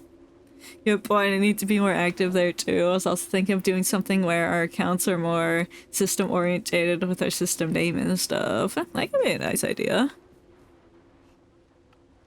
I also need to be more active in the Iron Garden. There's just so many people, I'm like, I don't know what to say. I have flesh and would survive, that's all I'm saying. Yeah, well you're not in the Iron Garden that's getting flooded. You haven't worn that mask in many years, since before our first taste of battle and blood. What mask? That's what the point of the mask is, what? A whole class volunteered. Skillish. Nothing more than schoolboys. We marched obliviously into the killing field. You should rest. Yeah, take a nap. The Major's already thin lips pressed together in a sharp blade-like line. It's like sleep is for the weak. Enough with the poems, soldier. I called you with an order. You must go to Montpay. Don't point at me, I'm going to slap you. Herr Mühlenberger sent us a package, and I need someone to fetch it for me. Oh. You can't even be submerged for 3 days without a suit without surfacing because you need air. What do you mean I can attest to that? Can I? I don't know about that. No. I know you'll do your duty for the fatherland, my friend. Take as many bodies with you as you can. We can't leave them rotting in the trenches. He's like, please take these corpses away from here. Put them in a different state. Built different, so you are a robot then. Nah. Oh fuck, your secret's out. Why would you hide the fact that you're a robot? That's crazy. Dismissed. There can be multiple robots here. The Major gets up and moves down the trench. Why is he moving? I think it's bloody out. Montpellier looks like it had been a nice little town. Before the war. This is very orange. Now, its old streets and laneways are pocked with craters and crumbling buildings. Cruel reminders of the brutal battles that raged through it. So true. Silent screams still echo to me from its laneways. A reminder that a man who has seen war will only find peace when he is dead and buried. Uh-huh. Oh, the mustard is cleared. We're here. I like his profile picture. It's just his sheet over his head. Looks so silly. The town has seen the worst of the war, but with the sudden influx of trafficking activity, it seems to breathe new life. The streets, barely cleared, are swarming with uniforms, some military and other checkered gray and white. Are you looking for help, sir? I guess. I brought a lot of bodies with me. Can you take them? His head creaks in the direction of the voice. So what's under there? I hope it's like a skeleton head. That would be really funny. Finding a young woman, likely a medic. Ew, young women? Gross. Kill it. Yeah, I know that guy. Whoa. Hello, Kaylin. Welcome in. I hope you're having a good day. Now we have a lot of people here. Her golden badge marks her as a Foundation employee, but even more striking is the armor laid over her coat. Hold on, soldier. Oh shit, it's Marsha. I don't like her. Verify your identity. I don't trust her. I don't trust bitches with red hair. Not after what happened with Sophia. Nuh-uh. She's gonna die. Guten Tag, Schwester. What lies beneath this mask will not give you the answer you seek. But I want to know what's underneath the mask. It's like Capitano. I want to know what's underneath that. Underneath that mask. He ravages out a notebook from his coat, retrieving a folded ID card from within. Major Eberhard Braun is waiting on a package from Montpellier. You don't trust my handmaid, Katie. I see how it is. Yeah, I don't. She also has red hair. I did not know that. Well, how about let I rephrase? In games. I don't trust people with red hair in games. Seems like a common theme. Especially in this one. Because one redhead betrayed me. She receives it studying her card. Debo isn't present. What do you mean? What do you mean? He's right there. He's literally like right there. What do you mean? He's sitting on the screen. Oh god, the ferryman is German. Yeah. And he's got a book. And we love him for it. He's very poetic. So if you ever played a game with Katie, throw her off a cliff over lack of trust. I see how it is. Yeah. But to be fair, I'd throw anybody off a cliff, give it a chance. The red hair has nothing to do with it. I see. Your name is Paul. Paul? Yeah, I'm the ferryman, Paul. Yeah, nice to meet you. Charon.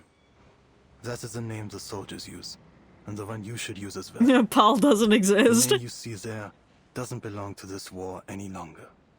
Damn, okay, Paul is dead. Only Charon. I can't throw you, you have gloves. Yeah, I got gloves too. I've heard your name before. She returns the documents and scans around as she wrings her hands. What do you mean, wrings her hands? I'll just fill them with butter. Mmm, butter gloves. Yummy. Gloves. Hello, Tropic Guy. Welcome in. I'm going to fill your gloves with butter. It's been decided. Prepare for butter. I have butter. I got sticks of butter. They're like long sticks, and they're wrapped in paper that have increments on them, like a tablespoon. And then I cut off the chunk and I'll put that in your gloves. And then you can bake them. Yeah, tasty gloves. See, I know how to cook. I know how to cook gloves with butter. Yummy. You'll find plenty of packages here. No. Go ahead and look for whichever one belongs to your Major Braun. But there'll be more paperwork to sign before you can leave with it. Paperwork? Nuh-uh. Can I just take my butter and leave? If you're What do I do with the corpses I brought? Take them, bitch! Take them! Time is a resource the dead have in abundance. Yeah. Whatever that means. He looks back at her, his body seeming almost rooted to the spot. I can't wait for you to do gloves with butter at the Christmas party this year. Yeah, I'll bring gloves and I'll bring butter. Maybe some beans if I can find any. I'm a little lacking on beans. Do not will that exist when that into existence. It's too late. I'll bring the gloves and I'll bring the butter. I'll make sure it's melted by the time I get there. And then we can have fun. You know, we can like squeeze, like the butter will be melted. So we can like squeeze the butter juice like from the glove like it's a cow's udder. And we can pretend we're milking cows, but then we get butter out. Add hot sauce and mayo? Yeah! We'll put it with the beans too! Beans, butter, hot sauce, and mayo! Cinema. That's the perfect recipe. I don't have hot sauce though, I have sriracha. You got fresh pickle chips. I don't know what that is, but we'll put it in there too. I'd say you are a disappointment to the robot kind, but seeing as most robots don't have taste buds, you're just normal. Thank you. I'm glad you recognize how normal I am. Are you certain you're a right soldier? Yeah, I'm fine. This is the best news I could ever had. Gloves and beans. Like small pickles that go in hamburgers. Oh! I was thinking of like pickle flavored potato chips, but I understand now. They're just tiny pickles. Yeah, I know what those are. The juice is really nice. The war has taken its toll, but there's nothing you can do to fix these old wounds. That's crazy. Is that why your fingers are crusty? Wait, is this the result of what's gonna happen when we put the butter in the gloves? It's just gonna like turn this color? Because we're also putting beans in there? Oh my god. Yummy. You said that you are a medic, Schwester Marsha. Is that why you ask? Nuh-uh. I'll make sure that the party reaches national news for how gruesome a crime scene is. No, it'll be fine. Gotta find the Krabby Patty gummies to add to it. Oh my god, yeah. Those are so... I don't know. They all the parts taste the same, but I'd separate them. The buns went first, and then the patty, and then the lettuce. The lettuce was last, because they looked like pickles. It was my order. They had to be consumed in. Never consume them together. That's illegal. That's the actual crime scene. Bubble Bass said you didn't get any though. Bubble Bass is a lying bitch. Look, the pickles were under his tongue the whole time. And there's the pickles from last time too. And there's my car keys. Yes, Some of course. Scooby snacks. Ordinarily, I would Do be they at still the make clinic, those? but I know they I was did at asked one to lend a point. hand here. I don't know how popular Scooby-Doo is anymore if the stores carry the Scooby snacks. Where are the dead from your clinic later? Yeah, we're arming against you to make you suffer. Well, that's just a given. Driving in my car right after a beer. Hey, that bump is shaped like a deer. She reflects on his words. We don't have any yet. What do you mean you don't have any? Were you inquiring about the corpses? I don't expect that to remain the case. Oh yeah, they are. I won't remember this. Yeah, you better. There's a bare slope just outside of town. There's bears! When we first arrived Freddy here, Fazbears. it could serve that purpose where someone to die. Yeah.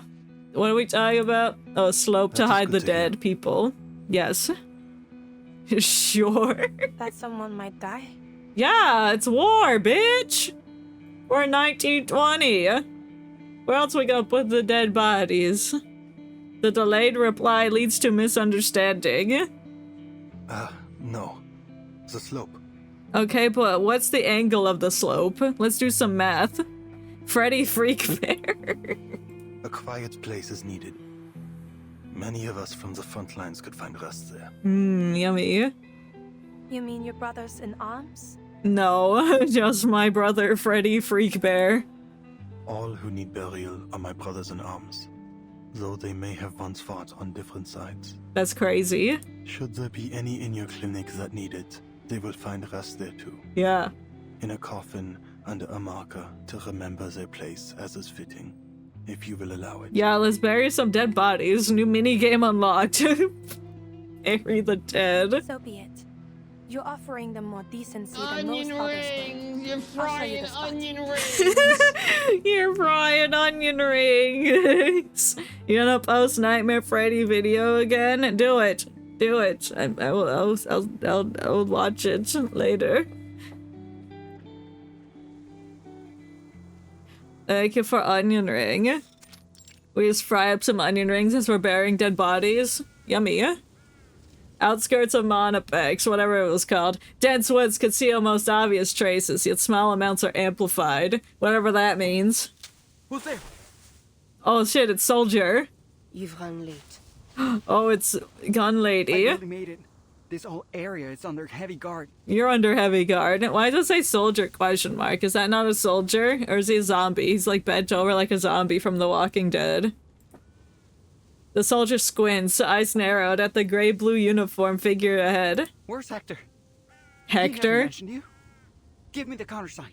Countersign? He's nuts. Then she shoots him. He raises his weapon, framing the— You hear me? Who the hell are you? Who the hell are you? Fucking nerd-ass accountant. His target is unfazed. 2 paths lie ahead for you. Gotta look into the mirror to find out. Because the mirror never lies. Yeah, exactly. The reflection tells a story of a pirate's life of glory. Trust your eyes. The mirror never lies. What are you talking about? How can this be? I faintly recall swinging tree to tree, but now I see a pirate that's in front of me with slimy skin and beady eyes. What a surprise. In one, you lead me to your commander. In the other... Yeah, you've caused our terminal brain rot. This is all your fault. Okay, but in all seriousness, spooky dookie or creepy peepee, which one is better? This brain rot existed long before we met you. That is true. The third option, both? How do we combine the two? You are led into perdition. The hell does that mean? Led? Oh, I think she shot him. The strain, yes. Oh, I'm fighting a guy. Kill him. I'm fighting 2 guys. Why are they tall? My sight shall unveil the hidden. I have seen to the heart of you. I'm countering. You shoot me, I shoot you, bitch. Now Creepy peepee. a short hit. I suppose. Worthy victory. But the fight is far from Old over. boots! With the fur. Oh yeah, but old boots or squeaky boots? Which one's better? She crouches, retrieving a pouch from the fallen enemy. Then the mess of documents and maps. She finds a note that she needs. Foundation. Parley. Hirschfelder. Yeah. After reading it, she looks northeast. Beyond the tree line lies something. Oh, look, there's a dead man. Oh, I couldn't admire the picture! It went away! No! Not me, I'm perfectly safe. Yeah.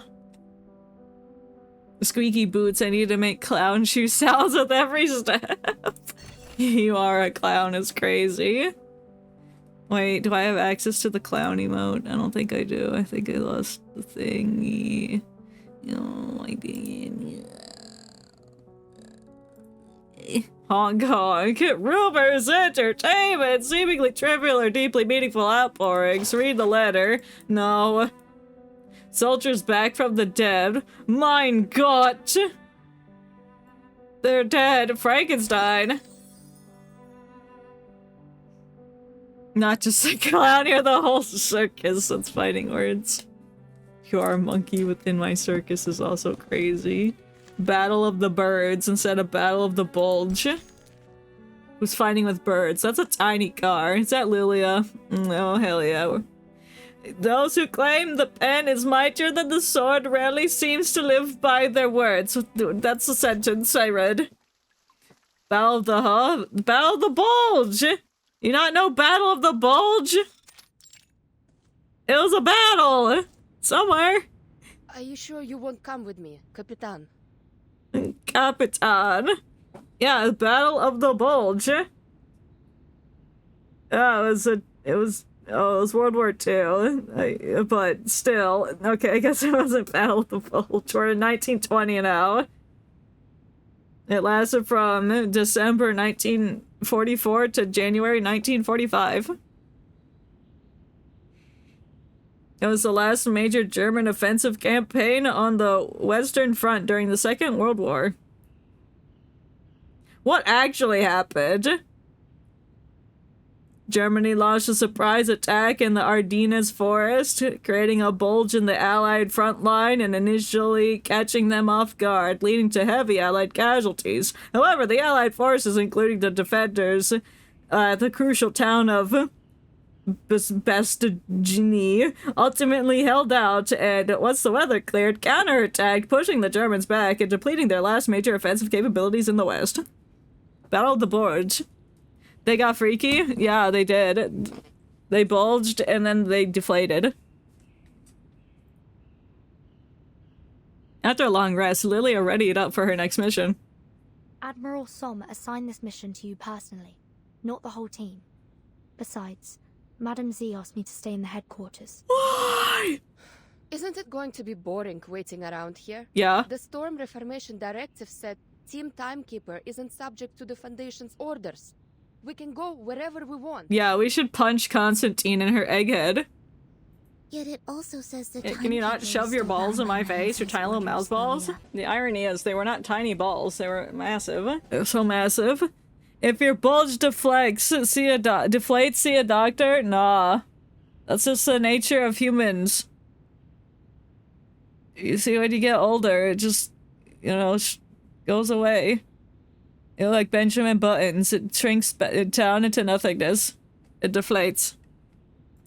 Ugh. So frustrating. Yeah, I agree. Reality slams up against her freedom-loving impulses. Me too. I thought I'd finally be able to show you what things are really like out on the steppe. It's going to be a view to remember. Okay. We'll have other chances. We'll do that tomorrow, when the war is over. Like that doesn't change much no matter what era it is. Anyway, any idea when they're going to set you loose again? Tomorrow. I think it will have to wait. No. Until after the tension clears. After the war ends? What are you talking about? The war. Haven't you heard about the doves and the hawks? The war. We got birds now? Nah. I hate birds. Let me guess. The war, TM. Politics. Go on. Just tell me enough so I know who to blast if someone kidnaps Vertin again. Yeah, how about we kill the doves? They sound vicious creatures. Simply put, the committee has split into two factions on the Foundation's course of action. The doves and the hawks. How did they know the war would end? Because we're in 1920 now. They're originally from 1999. But this 1920s is from a different timeline, one that's like been extended. That's extended the war into 1920 because bad bitch did bad things and made the war longer. So the war was supposed to be over, so they need to end it. So they're going to end it. I was born a year before them. Yeah, well, if that were the case, then you'd still be growing older, but time is reversing. Or just time's been deleted in chunks. We're all in 1920 now, in another timeline. The doves insist on seeking peace through diplomacy. Of course they do, because they're doves, and doves represent peace, and blah blah blah. The hawks, rhymes with cogs, are the vicious creatures that want to kill people. Uh-huh. And the hawks? They believe that the governments we're dealing with have been infiltrated too deeply by Manus Vindictae, so diplomacy Probably. is off the table. They want to take more direct action. They want to kill by people. arresting any high-ranking Exactly, hawk military and cog. political figures suspected of collaborating with the Manus. We now get me out. I got games to play. Well, too bad. Solve the storm then. Join the team and solve the storm. Really? I would have never thought we'd do something like that. Efficient, the kind of plan I like, but also like it could be the mother of all messes. Yeah, we hate Precisely. mess. That's why the doves prevailed, at least for now. Why are we talking about the Paper Mario boss fight? Rock, cock? I don't know. Because it's the doves versus the cocks. Lilia shakes her head. She's hired enough politics for one day. Yeah, that's too much. No more. Complicated. Solve the storm? So What is this, Fortnite? Exactly like Fortnite. Except in Fortnite, you just die, I guess. I don't know what happens to the #1 victory royaler. You just die. You just kill everybody, and then you die before the storm hits, and then you just die anyway. Nah. This storm's different. You don't die during the storm. You're just dispersed into a different era. I'm not on any side. All wars should be solved with a Fortnite match. They're like training their soldiers to play Fortnite on a professional level. Professional E6 gamers, whatever the tournament's called.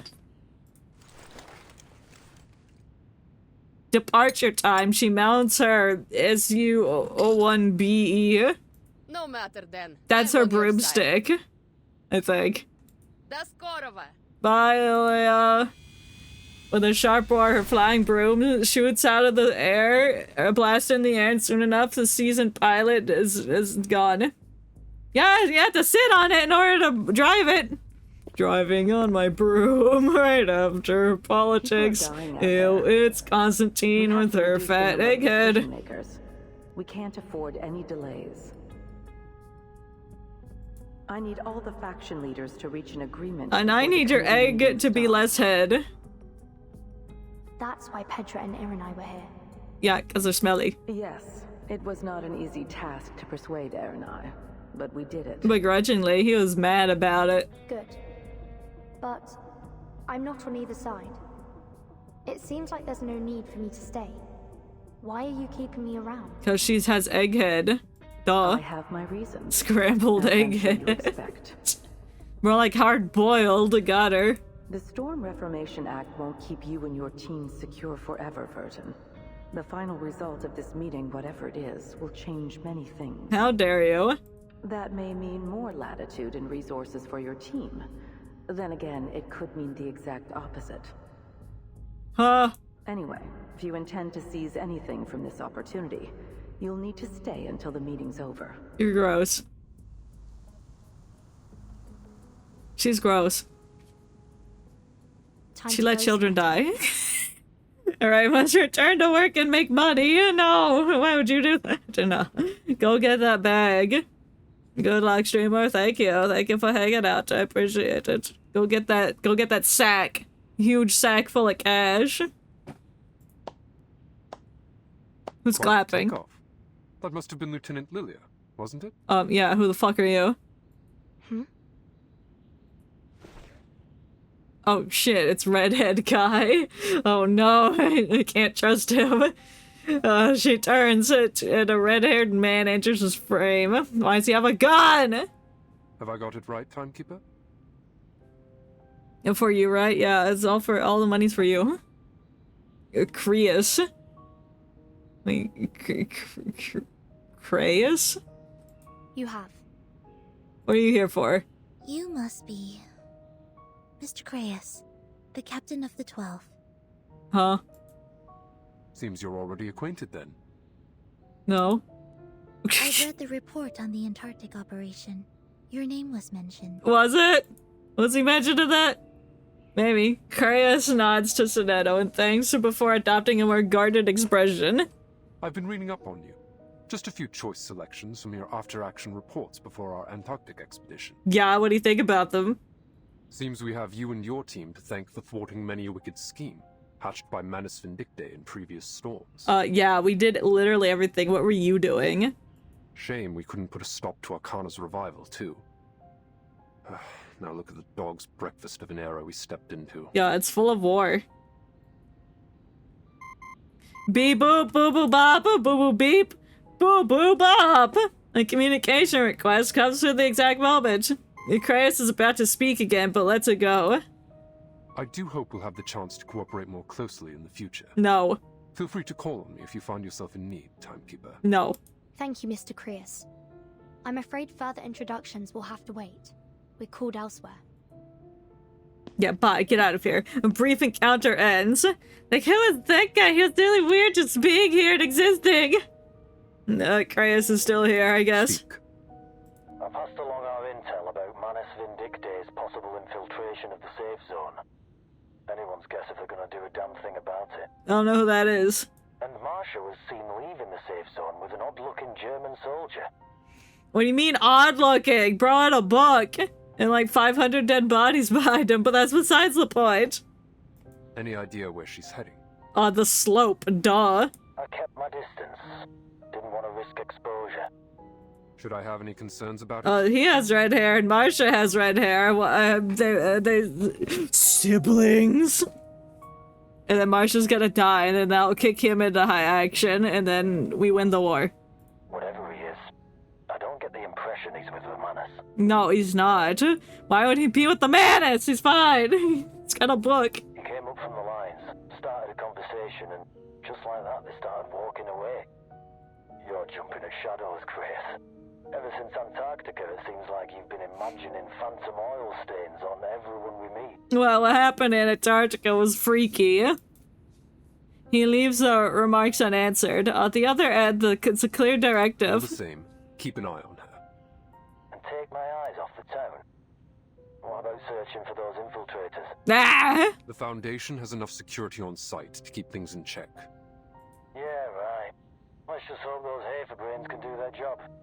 Haven't Merrill and Paravian been transferred to HQ? Who the fuck are those? I hope you weren't expecting a hand.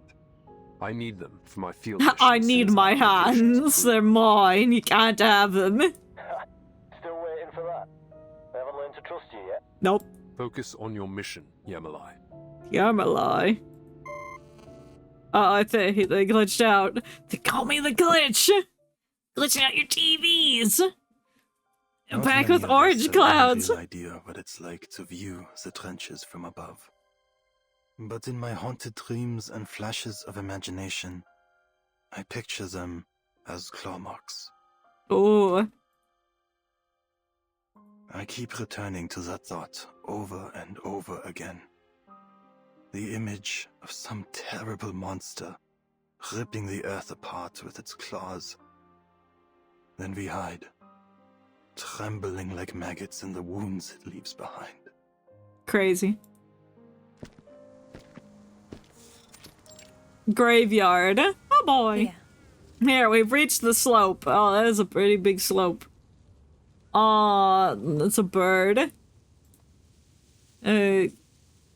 Charon stops, staring out over the woods.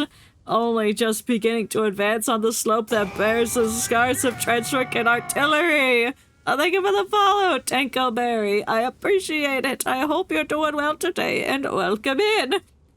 We're at the slope. And there's a bird. I don't know what that is, a tunnel.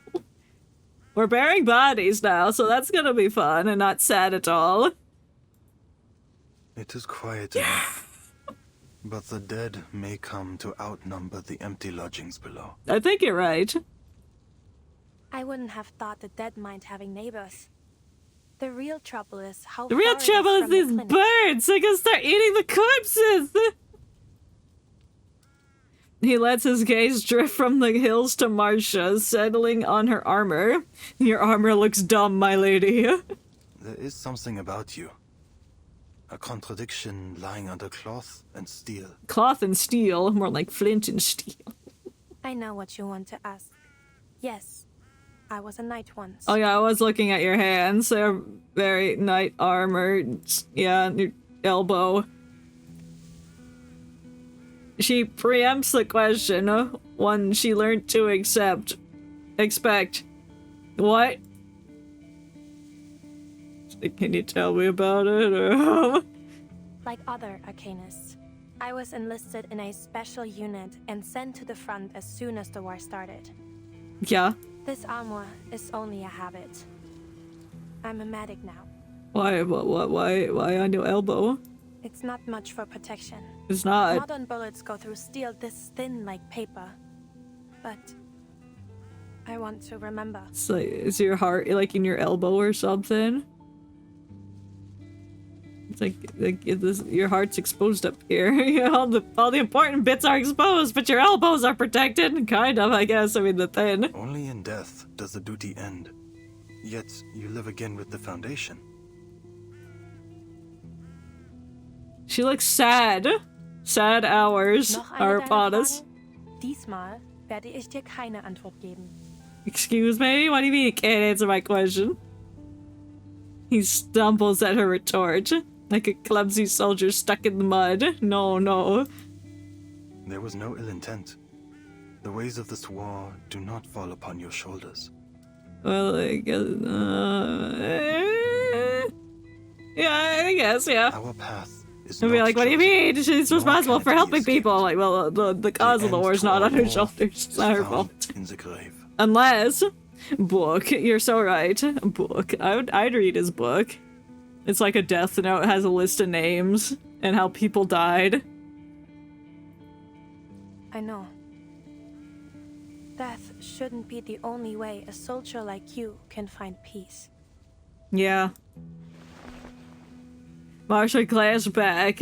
A view of Montpellier, whatever the fuck it is. This blocked by a dense forest. Where?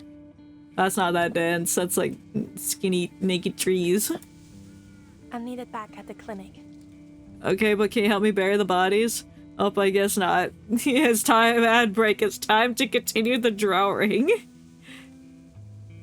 Spare change, ma'am. We just need to put, I'll make it bigger. Yeah. We need to put, our character in it. Oh, yes.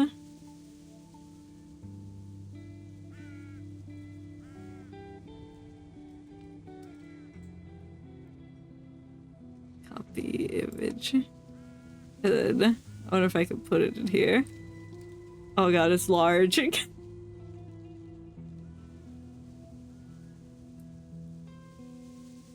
Why is it so big? Oh god. I'm large and in charge.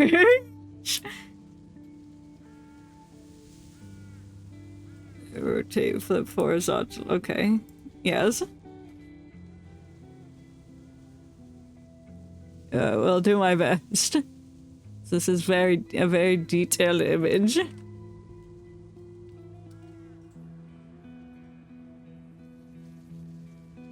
We'll start with like the basic shape. Spare change.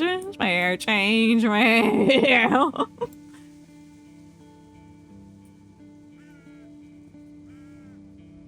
There's the ear, I guess, and then the thing. You know, the thing. The ear thing. And then this thing. The thing, you know, the thing.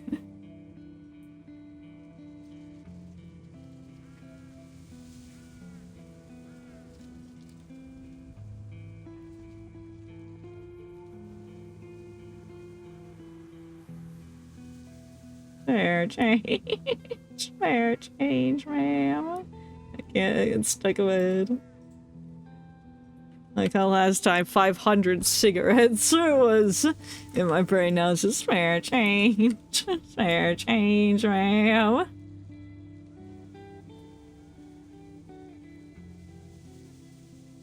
Oh, I think I made the head like a little too big, but you know, it's fine. Chase portal shit, you should try horse, you're right. Damn, how's it almost been 3 minutes already? I didn't get to draw anything.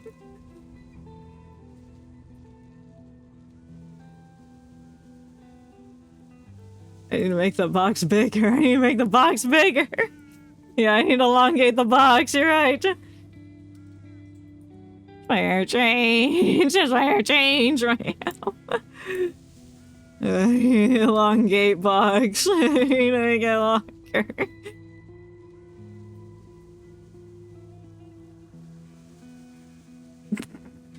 Well, I made it bigger. It's not gonna connect easier.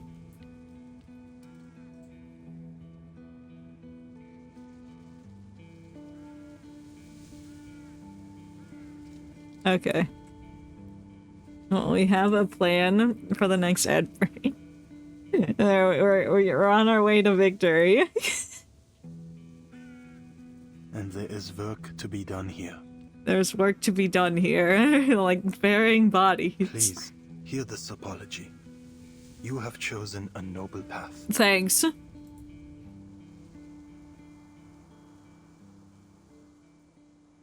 Back at the house. Inside the safe zone, the first round of talks has concluded. Colonel Hischenfolder exits the building draped in Foundation banners. Adjutant? The hell's that mean? Adjutant officers flank him tightly. Like Remora swimming beside a shark. I don't know, is that fish? Like, is that Remermaid? This meeting is over. Oh shit, it's Colonel. His aide drapes a coat over his shoulders. The Colonel's mood is sour. His eagerness to end the talks is obvious. Commissioner Pedra follows at a respectful distance, maintaining proper decorum. Is that Bob? Our It is. proposal really is in everyone's best interest. Please, give it a bit more thought, Colonel. Nuh-uh. Our best interest, yeah? Yeah. You have failed to convince me. All I see is the insistence that we pretend this war is not going in our favor. Is it not? What's the war even about? You haven't really explained the war, like it's just happening. And I will have no more of these ridiculous conspiracies concerning Manus Vindictae. You're just like, oh yeah, Manus Vindictae infiltrated the government. But yeah, but what's the war about? Our war and our victory have nothing to do with this terrorist organization, or cult as it may be. The decisions of His Imperial Majesty's government with a rational assessment of the facts. It doesn't answer the question. We fully understand your concerns. Words without action. Okay, that's not a sentence. Would you at least consider a temporary truce? Keep your forces at the front, but halt all active military operations. And what happens if they do that? They just lose the war? Or... I'm in my car. Fuck you. Military delegates do something. Truce, Herr Negotiator. Our enemy has yet to show any hint of sincerity. Yeah. You are referring to the assassinations. Of what? Do these Schweinehunde have any honor? Sending their snipers after our high rank? I think he died. Time freezes. Zuarudo. A bloom of crimson explodes from the colonel's neck. Staccato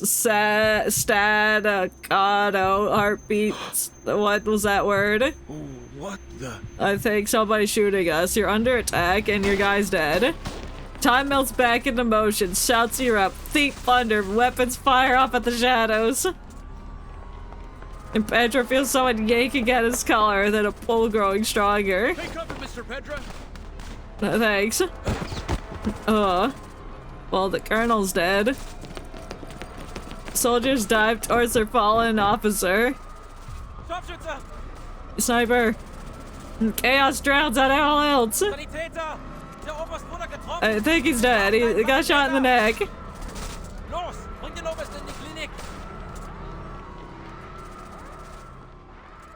Boop. Crazy.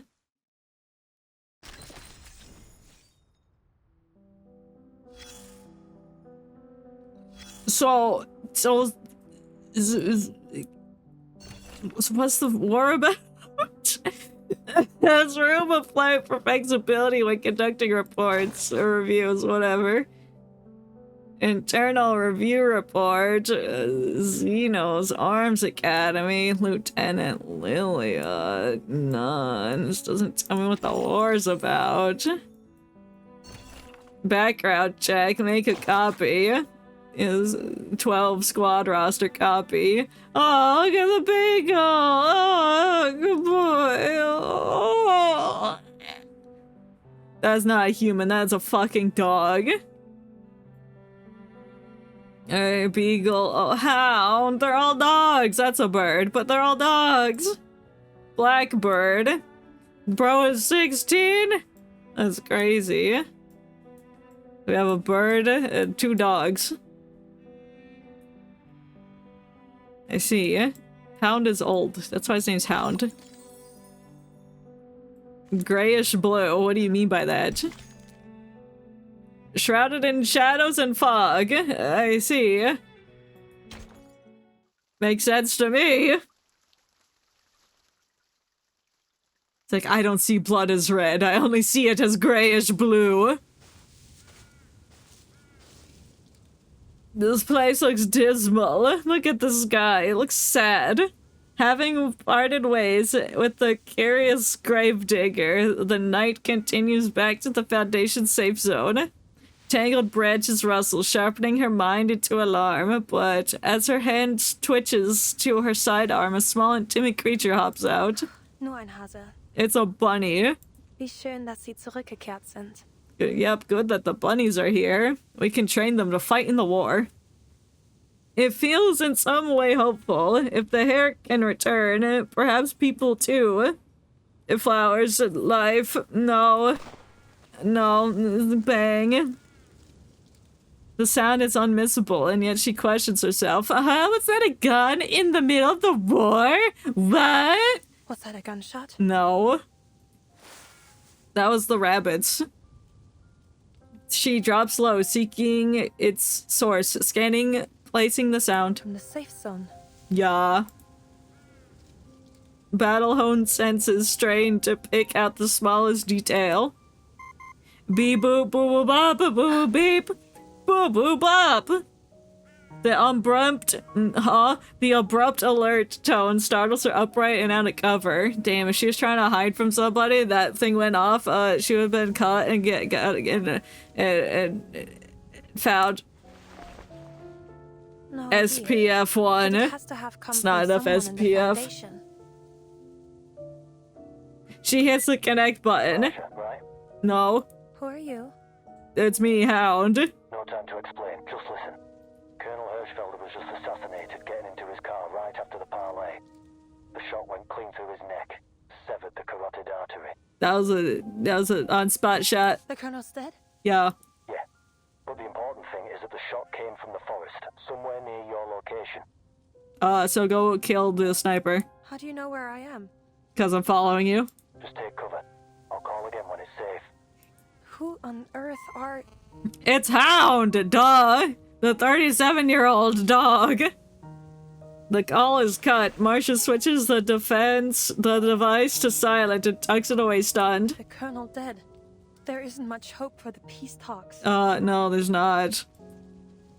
She repeats the message under her breath, her mouth dry. Can't worry about that now. The sniper may still be here. Yeah, she's behind you.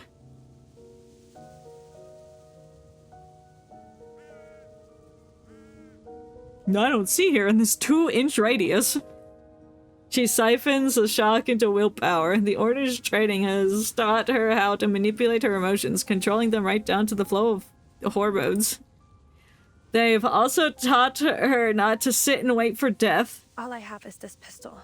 Still, a bullet is a bullet. I'll just need to get close. A grill is a grill. Fries should be fries either way. Retrieving her weapon, she waves tactically between thick tree trunks and whatever. She's hiding, I guess. Between the brambles and foliage, she spies armed figures in the distance. Over there. I found them. The gun people. I was there. Evidently, she had been spotted too. And then she died. On an instant, she slumped downward. A bullet scraped a long gash across her metal armor. Small caliber. 5 of them. 2 with machine pistols. Their uniforms, unclear in origin. Oh, so you should kill them. They shot at you first. Damn, they're wasting bullets. A flurry of follow-up shots shredded and hit her. She leans on her training, slowing her heartbeat to limit the bleeding and maintain focus. Need to leave one alive. Now, to get a little closer.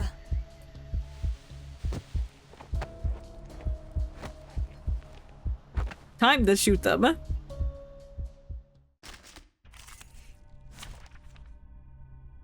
Mineral? Nah, who needs mineral when I can oonga boonga with Hatman? Over again. Are they the snipers? No. Look the way they're holding their guns. I don't think that's correct. There! A white robe! Looks like a medic? She's alone. Take her out! Nuh-uh. Never underestimate your enemy, gentlemen. Yeah, shooter. No. He'll know what to do. Stars.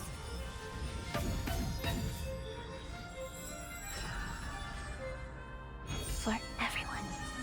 Is this truly what we've been searching for? Please don't. What an awful racket you make. Daniel? Oh no, not Daniel! I should have known the bitch would be a distraction. Damn, that's crazy. Who made that shot? I did. Retreat! You can't get away, Daniel! 2, 3, and 4. I guess there's a 5th Daniel. I dedicate this song to you.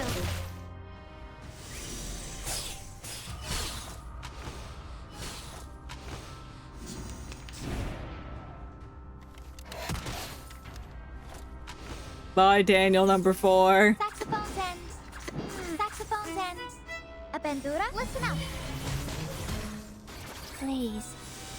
Listen. All the Daniels are dead. In the repeating cycle. Yes.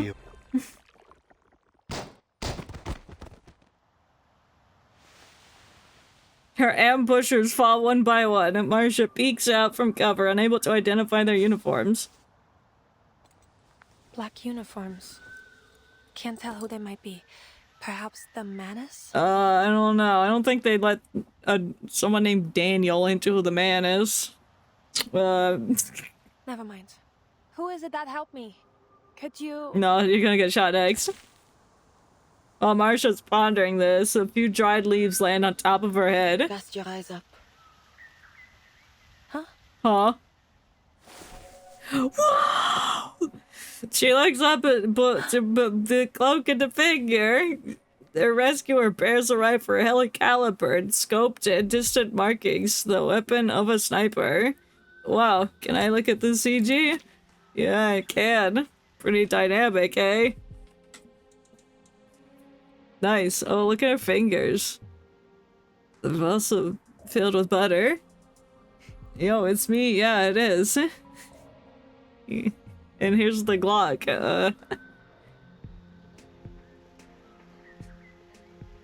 A dangerous inference is drawn in her mind, yet Marcia begins tentatively.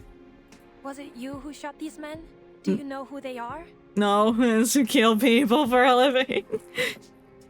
A Glock the long way, exactly. A long, long way, as the chapter's title is. She felt as if the questions are only pebbles lodged into lightly to reach the perched stranger. You must have something more to say. Why bother showing yourself otherwise? Tell me, what is it that the Foundation concerns itself with here? I don't know. That's no secret. We're working on a parley to end this war. But one of the representatives has just been assassinated. Yeah, did you do that? He's like, yeah, I killed them. I killed everybody. These soldiers dressed in black could be our culprits. Well, they're all dead now. All the Daniels are dead. No. They were sent forth to protect Hirschfelder, though they tarried too late. Wait, you know Hirschfelder? Do you have any idea who shot him? Yeah, it was me. Skill issue. I did. You. And then I turned into smoke. Arid smoke stings her eyes, blinding her vision. Why? Because he's evil, I don't know. Get farted on.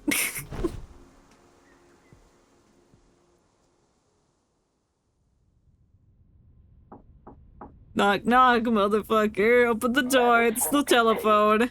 No. The Field Marshal will not entertain such a thing. Yeah? You've simply conjured up some invisible enemy to achieve your goals. Oh yeah, that's exactly what we've done. I can conclude only this. That our enemy agreeing to this parley was only a ruse, and that the assassination of our colonel was meant to sow fear in our ranks. Sure. We will not yield to such a contemptible tactic. They have chosen war, and we will answer in kind. Yeah, fuck your peace dogs. It's only war. The line is cut abruptly, leaving no room for negotiation. Your plan failed, egghead! Confusion and tension ripple through the office, simmering like a pot ready to boil. Feet. The assassination in Montpellier has been a serious blow to our global efforts. Many nations have withdrawn from our peace talks in response. Yeah. Did we lose anyone? The guy. No. Our investigators. Okay, that guy was not ours then. Just a single gunshot at a time. We do have a confirmed sighting of the shooter. Yes, I heard. Yet they didn't fire on her. Which means our shooter isn't likely to be with the Manus. Yeah, if they're Manus, they'd shoot everybody. They're known for killing everyone in sight. The chief of staff nods in agreement, then lays out the situation at hand. The Hawks have reacted strongly to this incident. Yeah, they're more violent now than ever. To enter a state of war readiness again. Let's go to war. Iron Knight gave quite a speech at our last meeting. It's clear the moderates are wavering over to his side. Yeah, I mean...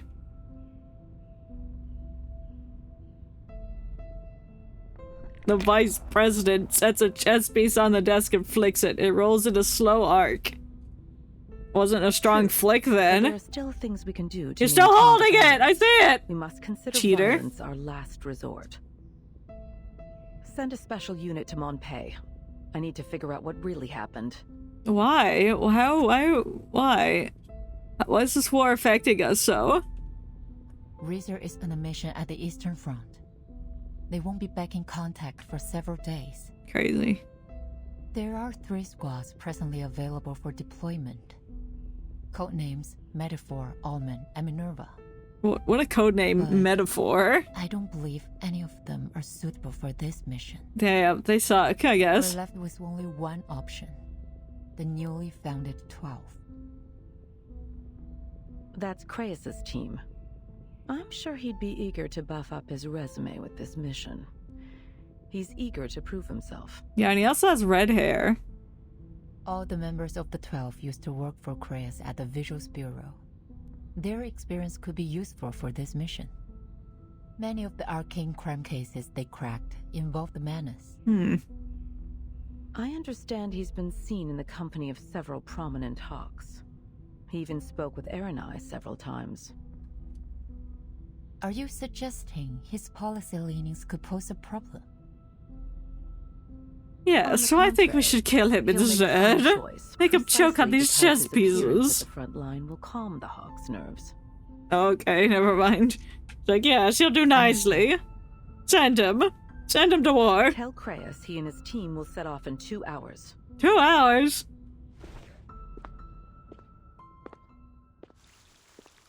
$200 hours. Alright, Kreis is going to war. Fantastic. So what was grayish blue? I don't know. I guess the sniper lady. Chrysanthemum! Is that the red flowers? Or these just look like soldiers. They don't care about. Hollow brass tube stack into the mountains beyond counting. I don't know what that means. Chrysanthemum. Are those the brass tubes of chrysanthemums? I don't think so. Since the first grenade exploded in our trench, we've been dreaming of the moment when the guns fall silent and our commander calls out, "The war is over." I don't think the war's over. The commander's lying to you. The marshals will attend the victory banquet in His Majesty's palace. And the officers will pin shiny medals on their chests. And we will get to go home. No, the war's been extended.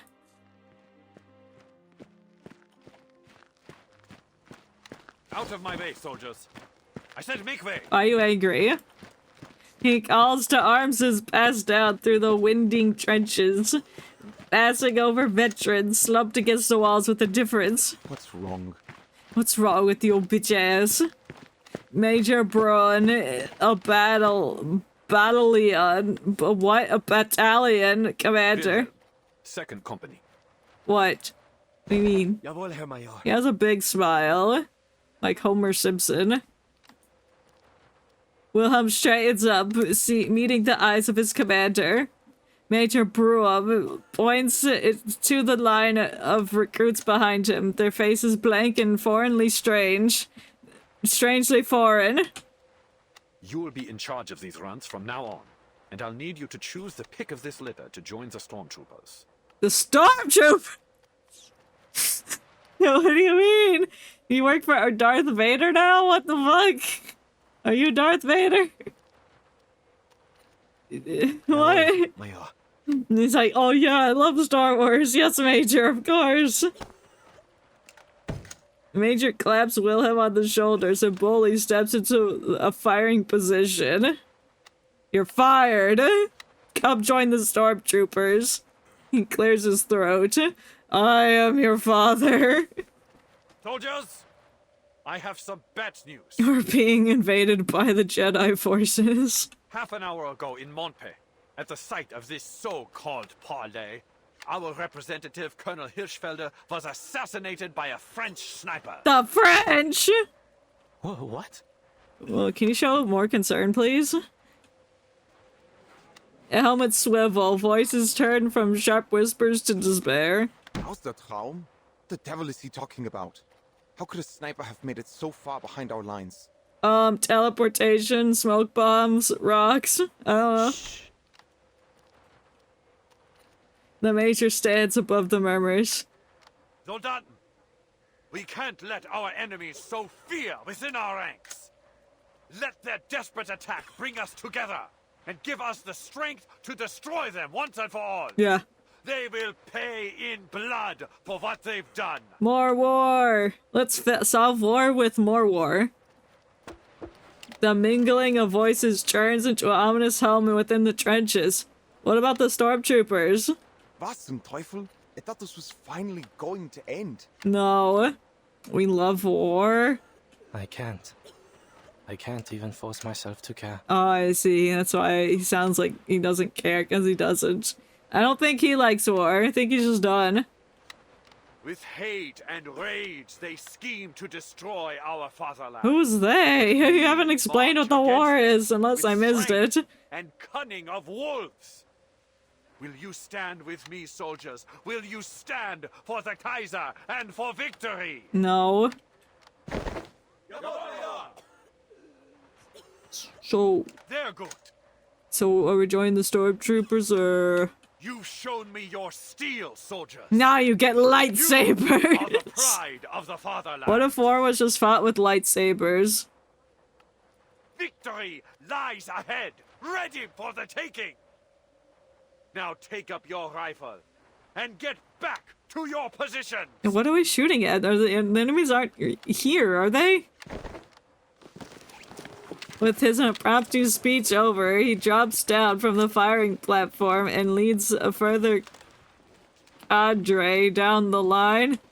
Whatever that is. Second company's new recruits tote bags so heavy they look liable to sink into the mud. The company's vets close in to offer relief. Ach, Frontischwein, what's that you're holding? You got a fresh tin? Eisencow? Sausages? Huh? The questions slide off the recruits, slipping down through the cracks of the boards at their feet. What? That was a weird question. It's like, hey, you got sausages in there? Like, no, this is a gun, bitch! You're disoriented. Some glance up from... Did you see the way they looked at us? It was like there was nothing behind their eyes. Yeah. Welcome to war. Erich, did you notice? I don't think they understood a word you said. Yeah, you said something about sausage. Shameful. Shameful, they don't know what sausages are. Fucking idiots. Erich throws a hand in the air, shaking his head as he walks off. But Wilhelm musters up his sense of obligation as company commander, patting a recruiter's helmet enthusiastically. Come on, boys, follow me. I'll show you to your dugout. I'll show you to the stormtroopers' den. Mind the gaps on the duck boards.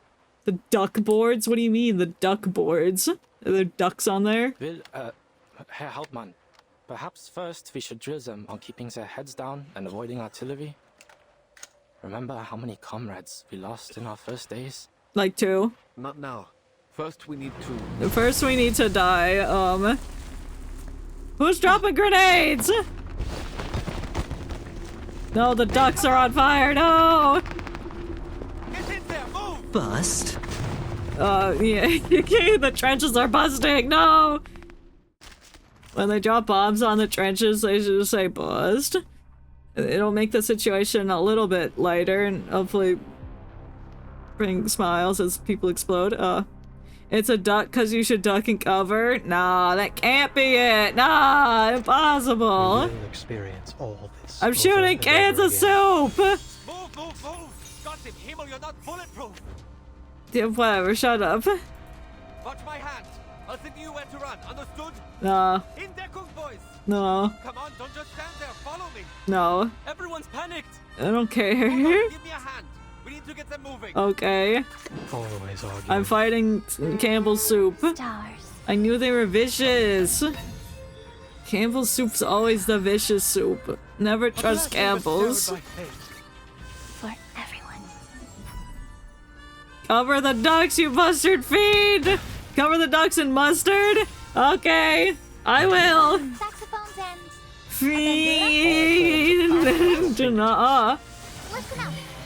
These soups are so strong!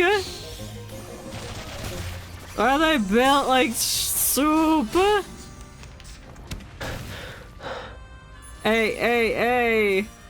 Don't shoot my guy Hat Man. We need simply rely on the microphysics of power. Please. Is this like a scripted fight where I can't win? Maybe I should have read the instructions. Please enjoy. Oh, it's just whatever. It's fine. I'm sure it'll work out in the end. I trust them. Oh, I'm getting shot at. Okay, maybe I have to do like this or something. What is this? Shift position forward. I don't know what the heck that means. You do that. And then whatever. See if that does something against these soups. Do you have any requests? Is this truly what we've been searching for? Listen to the melodies of wind and waves. Goodbye. Reading, fuck that. I mean, that's what I'm saying. It's like, why? Just let me fight something. Why didn't you put it in a gimmick? Please. Why can't I just kill it and win? To move on with the story. Not exactly a question. My god, Hatman's gonna die. God, I beat the soup. I did it. Why'd they explode? I don't. Whatever. It's fine. We won.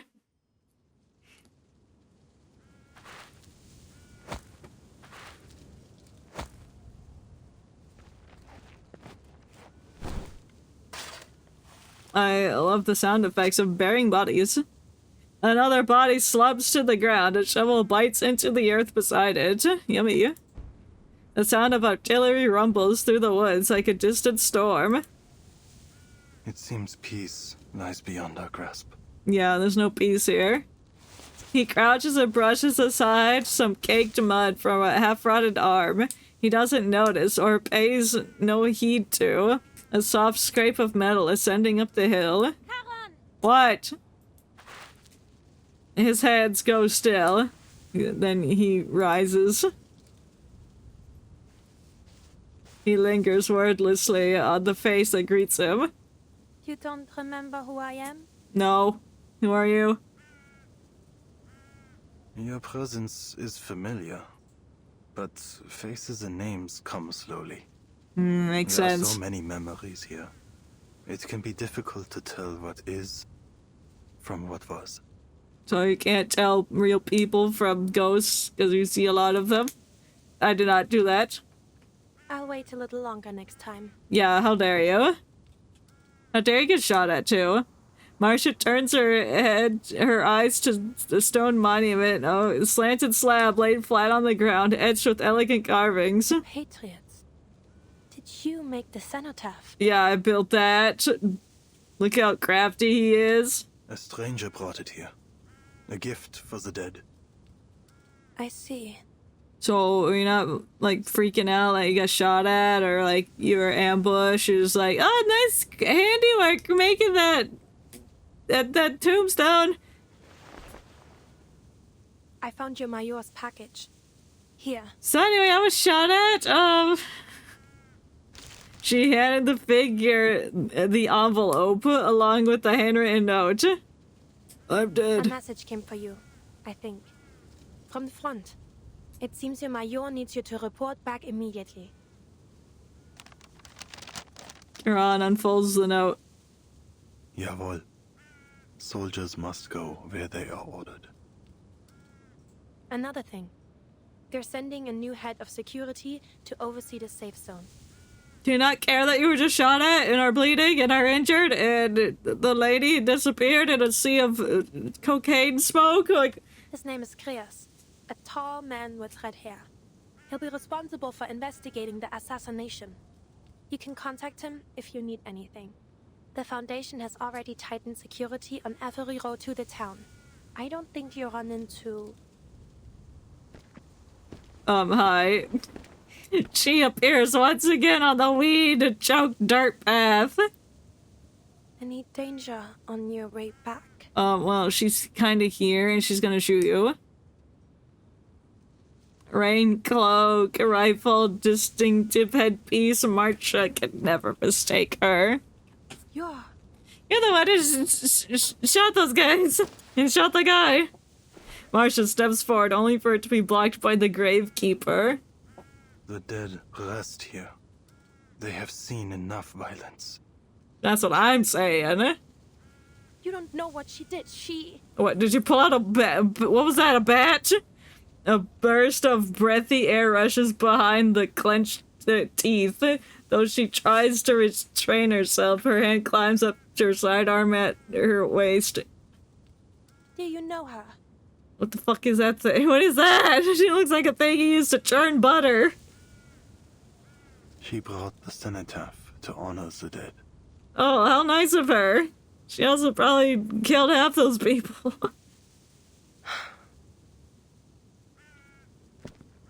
The stranger walks to the monument, standing perfectly still before it, and paying no heed to either of them. What do you mean? We can be besties. We can talk about this. She's like, I made that. She pulls a single white wild chrysanthemum from her cloak. Her stone-like skin stand out against the soft petal. Ihre Haut. Sie sieht so aus, als wäre sie aus Oh Stein. yeah, she is made of rocks. Und dieser Kopfschmuck.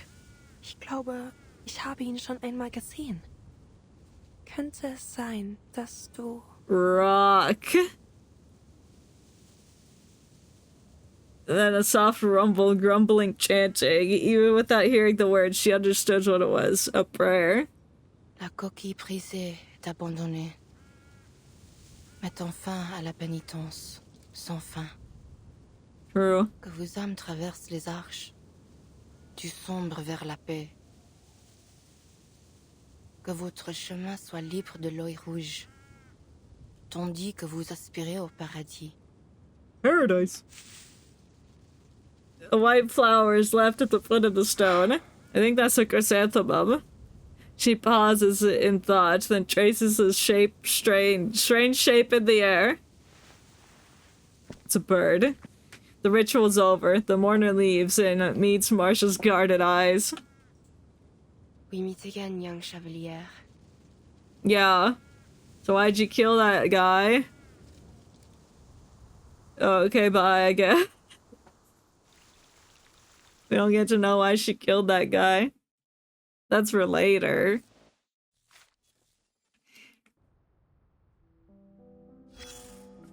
Yeah, give me that. Listen. The sentinel and old Noah. A push for peace? I don't think we're gonna get that. Inside the briefcase lies irrefutable evidence that peace is possible. Whoa, briefcase. Why don't we take the war and push it somewhere else? Then we can have peace. The stranger studies Marcia again. He that is slow to anger is better than the mighty. And he that ruleth his spirit than he that taketh a city. Huh? Pardon? Tell you what are you talking about? I'm bad at listening to poetry and understanding it. You possess remarkable self-control. A trait seldom seen. Oh, thank you. A hint of approval, odd and unspoken, leaves Marcia unsure how to react. My thanks.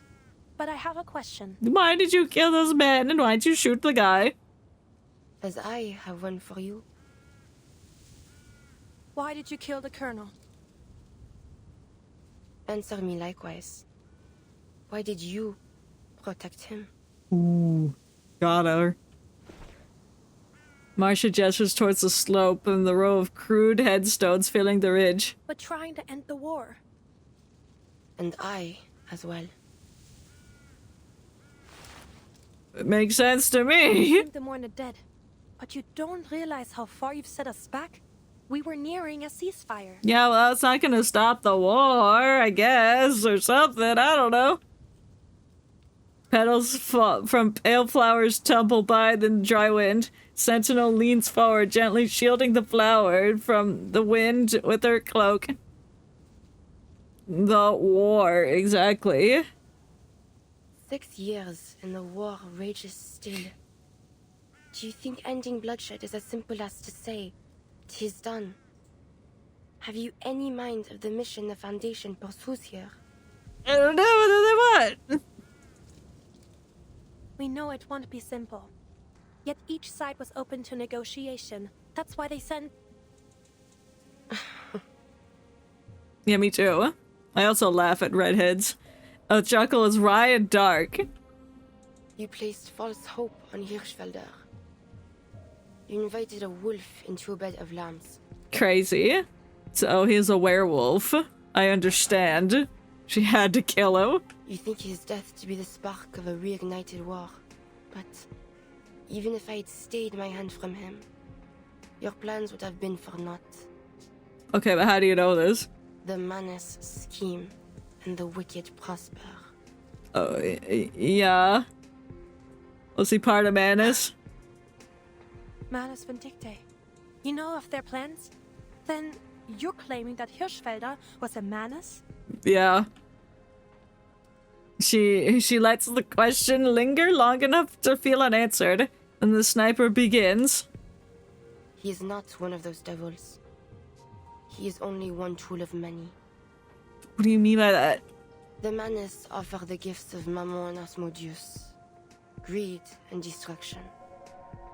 Hirschfelder was tempted by their technologies and became a willing servant in their schemes. Ooh. Oh. Are you making a metaphor, or actual Mammon and Asmodeus gonna come down here and be like, ah, yes, we're gonna be playable characters now. We are greed and destruction. We're here to manipulate everything.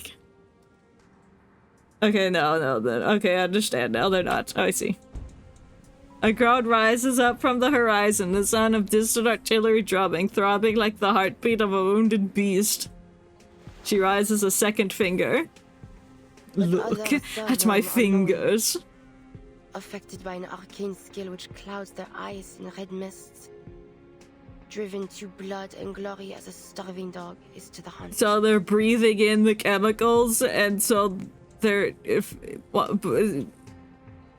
making war go longer because they're breathing in drugs. Is that what you're saying? Her eyes shift to the stiff outline of the soldiers. She knows as Charon.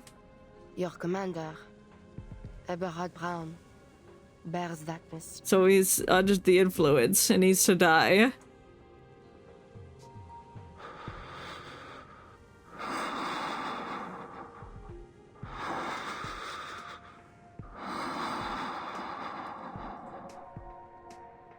Nice breathing. It takes a moment for the words to find some impact. When he speaks again, there seems to be a change in his voice. Then will you see that death comes to him, as you did Hirschfelder? That's what I was thinking. Like, you gonna shoot that guy too? That is not yet certain. I do not kill without purpose. But he's covered in drugs. He smelt them. You must kill him, I guess. I don't know. Charon does not seem to find a reply, his mask concealing any trace of emotion. When you say mask, do you mean like the veil over his face? The Foundation could make use of any intelligence you have. We may be able to save these peace talks. Nah, Team Peace is for squares. But we will need proof. All is vain. There is nothing new under the sun. I haven't seen the sun in a while. When I told my commander about the Manus, all I received for my effort was scorn. Their eyes were not satisfied with seeing, nor their ears with hearing. Kings and generals yet still turn a blind eye to the suffering. If they had a shred of the light of God within them, they would never have pursued this war. So you killed them. As for the Foundation, that which is crooked cannot be made straight. And what is wanting cannot be numbered. I have no faith in them. Yeah, it makes sense. I wouldn't put my faith in Egghead either. She looks away, pulling her cloak tighter. That is all I have to say. Spare him. Charon speaks, a change in his voice, more cute, more vivid, more personal. Eberhard Braun, I need you to spare his life. Why? Neither mercy nor vengeance is mine to give. Oh, okay. So I was like, that's a 50-50 chance I'll kill that guy. We'll just see what happens, is what she's basically saying.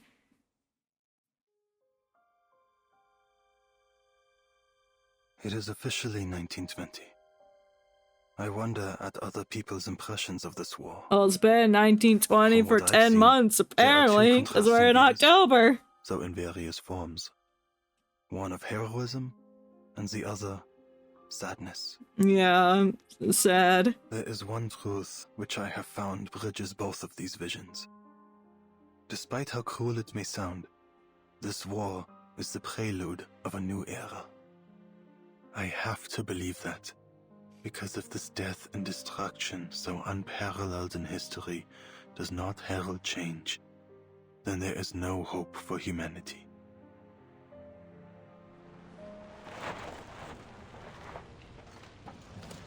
Oh, true. I heard the last bit. No hope for humanity? You're right. How bleak? Nuh-uh. What do you mean? This place is full of life and color. What do you mean? Can you not see the yellow and the blue? The leader of 12 stands on the streets of Montpellier, looking over where Colonel Heisenfelder was killed. By the time he arrives, all other military forces have withdrawn. Only the Foundation remains on site to guard the ruins of the town. Blackbird, give me a hand. Oh, that's the guy. As soon as I finish my bread, Beagle. Beagle. His team has already begun shoring up the town's defenses. Their line pulled back to just a corner of the street. There are 122 armed personnel available at your disposal, sir. 23 of them are arcanists. Only 23 are arcanists. They give a hydrated stretch. We mean drink. Drink 5-hour energy. It's not a drink, more like a drink. Nuh-uh. I've brought you their profiles. He takes the personal file from the security member, shifting eyes towards the makeshift HQ flying the Foundation flag. Right then. I'll read through these. Now get back to your position. I need eyes on our command post. No. Yes, sir. Yes, sir. Yeah. The staff member walks away, and in the same moment, a curiously armed field medic approaches. Marsha, is it? You recognize me, Mr. Krias? Yeah, you have red hair, duh. I read your report on my way here. You're the one that encountered our sniper. Twice now, I hear. Damn, oh, he's got a long finger. Correct. I have some additional details about my encounters. The first is that I appear to have been followed out into the forest the first time. I was warned on my device just after the shooting. Never mind that. What about the other thing? It's like, that doesn't fucking matter. Tell me about the lady. That doesn't concern you? Fine. The other thing is that I have reason to believe our sniper is a gargoyle. What the fuck? A gargoyle? There are records of gargoyles participating in this war as part of arcane skill response units. Interesting. That's why she's rock. They're able to petrify their bodies at will, making them immune to small caliber arms. And I believe they're able to render themselves undetectable. Yeah. Sounds as if you've fought them before. Not a gargle. Gargling the gargoyles? Gargling rocks. The assumption pierces her more clearly than any bullet, but she forces the emotion down, giving the answer as truthful as she can bear. You could say that. It would go far to explain how she managed to enter Montpellier without being noticed. I'll have to ask HQ to send us a Counter Arcanum device. She shot the Colonel, but then slipped out, leaving our own agents unharmed. We can't be sure of anything, but we can't rule out that she may possess reliable intel about the Manus. She must know something. Rushed footsteps interrupt Krias' thoughts. I'm old. It's me, William Howard Taft.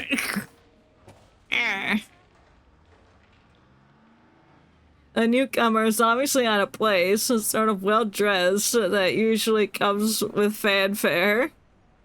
I'm Herr Georg Kramer. I'm George. From the International Committee.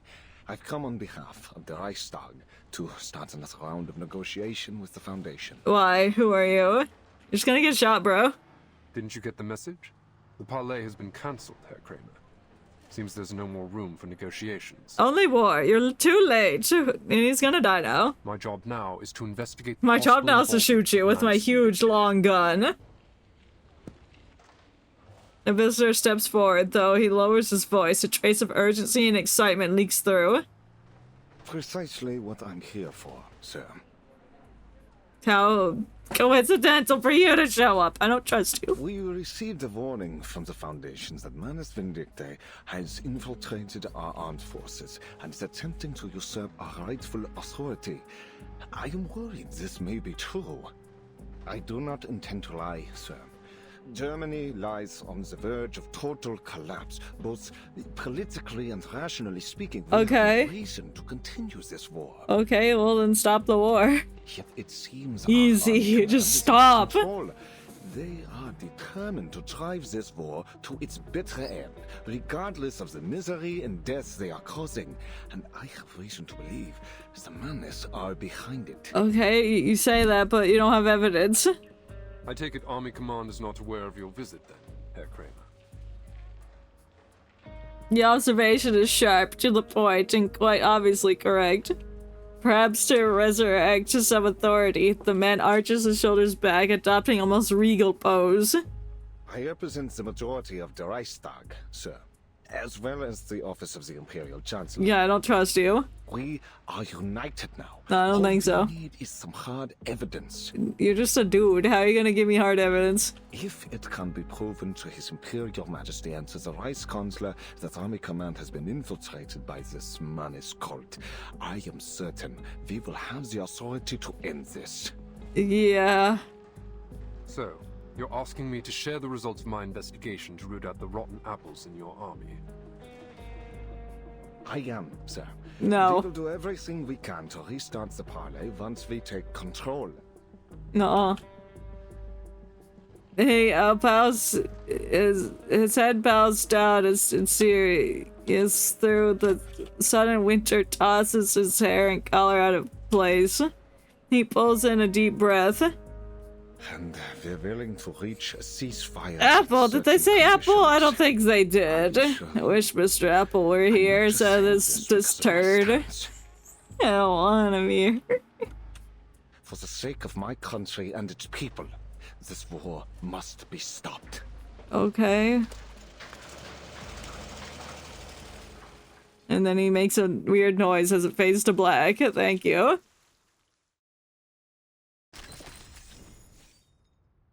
Under the veil. Oh, are you gonna show me what's under there? Please? A bullet spares neither the kind nor the cruel. All are caught in the same tragic fate. Okay, so we're all getting shot at. And getting shot at. In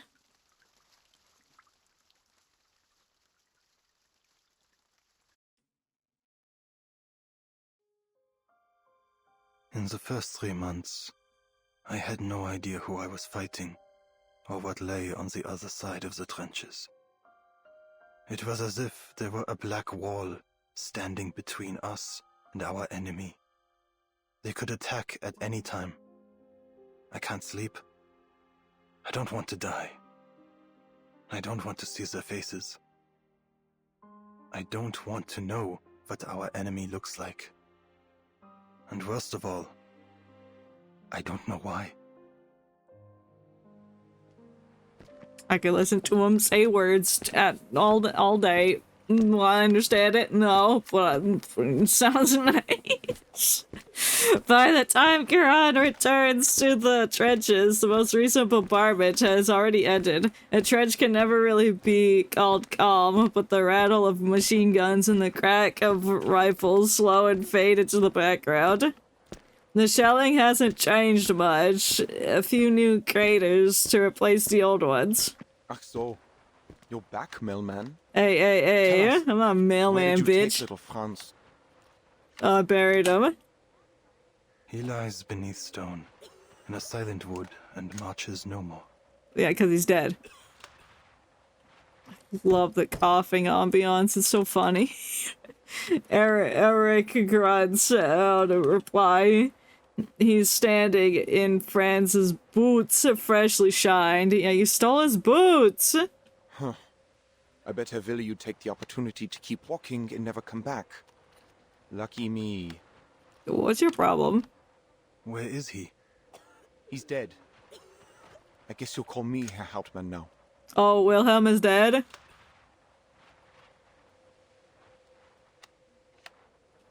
Well. Eric casts his eyes to a new crater decorating their trench. Not a shell. Just like that. Well, if he caught it, then he's fine. Like a baseball in a glove. Eric's faces pales, then runs flush red, throbbing veins straining out along his forehead. Lucky me. Unlucky him. That Schweinhund. It sounds like you're jealous that he was the one that died instead of you. Whoa, whoa! What do you mean? Und wem soll ich jetzt meinen verdammten Sold geben? Warum bist du überhaupt zurückgekommen? Wir haben schon genug Geister in diesem verdammten Schützengraben. Well, it's not Charon's fault. Get off of him. He's done nothing wrong. Eric pulls Charon up and tosses him against the trench wall. Jeez. Du schlendest hier einfach durch und holst unsere Brüder. Du begräbst sie. Warum? Warum darfst du zurückkehren? Und sie bleiben tot. Bro, it's his job to bury the dead people. He's the ferryman. He takes them and buries them. And Charon slumps but does not fall, making no effort to fight against Eric's strength. Der Tod verspottet nicht. Und er kann auch nicht aufhören, zurückzukehren. Er ist ebenso machtlos wie jeder andere Soldat, seinen Dienst zu erfüllen. Ja. Welches Schicksal uns erwartet, bleibt verborgen. Sein verschlungener Pfad zeigt sich erst, wenn wir ihn betreten. Niemand wählt die Stunde, in der der Tod ihn findet. Yeah, exactly. Scheiße. Yeah, this is your fault. Look what you've done. A curse, flat and empty, and just like that, the fire and fury are gone from him. You can't get mad at poetry. Soldiers walk by, look away, and continue their work. 100 pairs of eyes, and each of them nubbed to the chaotic scene. You can't believe he just attacked one of his guys. That's not fair. I just want to keep myself in one piece when my time comes. One piece? Better make sure I look good for my funeral, right? Now, off you go. Yeah, you'll keep the boots, don't worry. Sir, there's movement coming from no man's land. Oh no. Well, if it's no man's land, then there should be no man there. The spider interrupts their standoff, handing Eric a trench aeroscope. What? Arms! Arms. That's just 2 soldiers. Could it be a trench raid?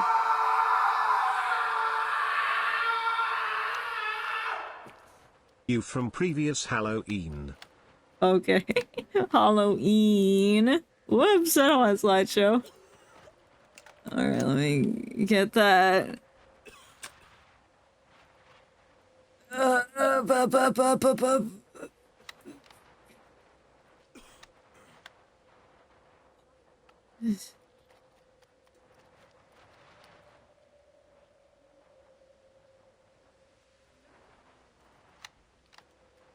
Alright, there we go. Yeah. It's getting a little crowded over here. Let's make that, like, tall, like, put that, like, right there, and then put that behind my hat.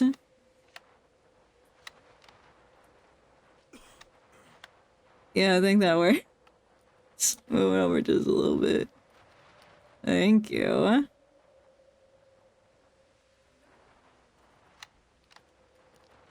Seven verse.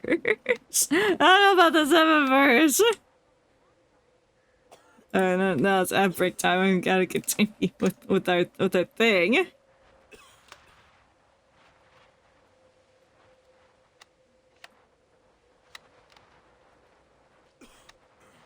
Spare change, spare change, rail.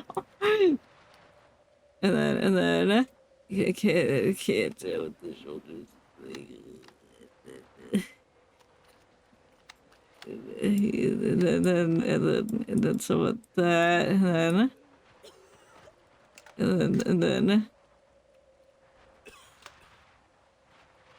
there's the that.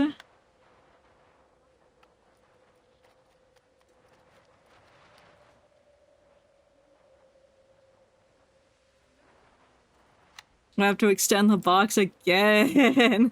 No.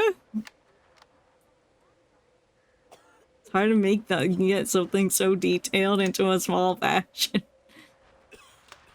Just draw it really tiny.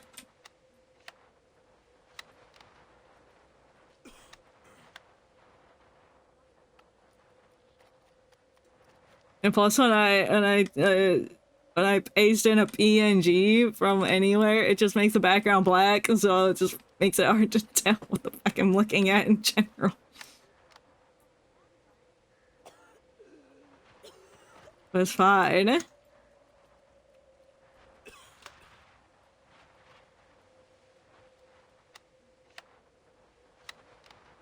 Let's listen to the ambience of some guy coughing.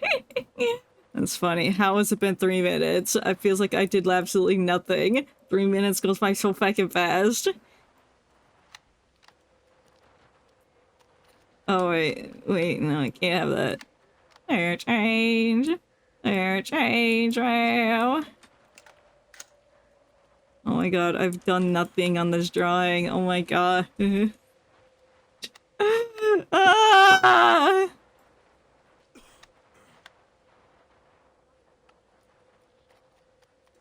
Don't like splitting it up. Okay. We're gonna have to work out a new formula for these, because like I don't want to spend like 40 minutes like on the drawing.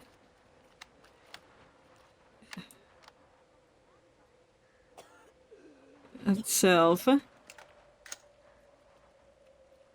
Like consecutively. I don't want to do that, but I also don't like splitting it up into like 3-minute things. That just feels.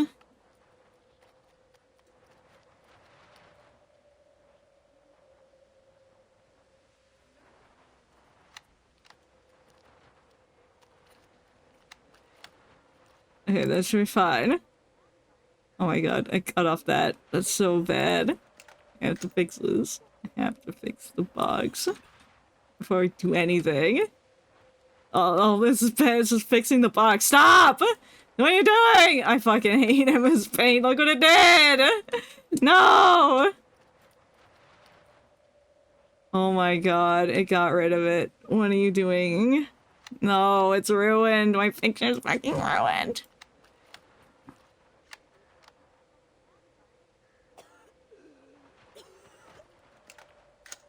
No, we have to fix this before we move on. I can't. I can't. I can't not fix it.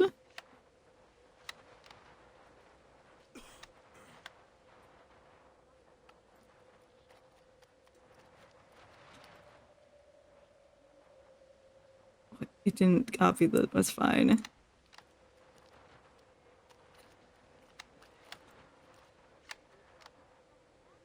Sure. Okay.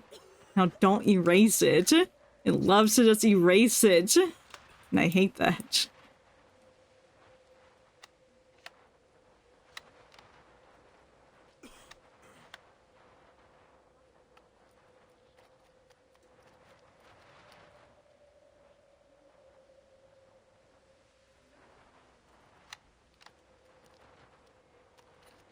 Can you draw a straight line? Thank you.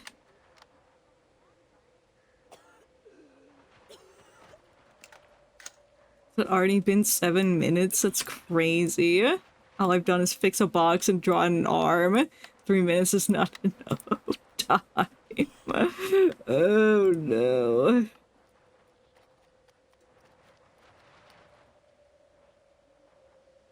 This extends. This extends. That extends. There. Okay, well, we're set up for next one. I don't think so, Herr Hauptmann. Stop going! Go over the top in broad daylight. Look, They're waving their arms. Why, they're wiggling their arms like they just don't care. Huh? What are they doing? Wait. Their hands are wrapped in bandages. Why is it just the left hand? Is that a problem? Yeah. Eric returns to the periscope to the Keep your eye spotter. on them, soldier. I think I know what's going on. Do you? The living walk over dead men's ground. Deserters, I'll bet. I heard some soldiers used to shoot their own palms so they could be sent back to the rear. But they reward that kind of cowardice with bullets nowadays. Do they come seeking death or life? With all the officers keeping their heads low, maybe they decided they don't want to do the punishing themselves. Just kick these poor bastards out of the trench and tell them to walk till they drop. That's kind of rude. Old and new memories were intertwined in Charon's mind, forming the incomplete but certain thought. They do not march to us as warriors, but as broken men. You're right. Pass it down the line. Does anyone here speak French? Oui, a little. I took some French back in school. Uh-huh. Yeah, you got it, buddy. Go for it. No. Say something. Yeah, Herr Hauptmann. The spotter presses his hand against his airbag, trying to project his voice through the splitting air. You have news? What's your news? It's the handle. That's the news. Ding dong, the witch is dead. The wicked witch is dead. Oh shit!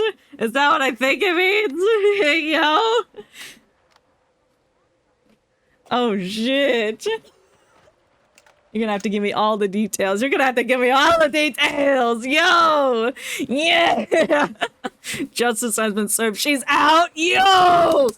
That's what I'm talking about! Yeah, like she's gone, just gone. They're done. They split. No more of her. No more.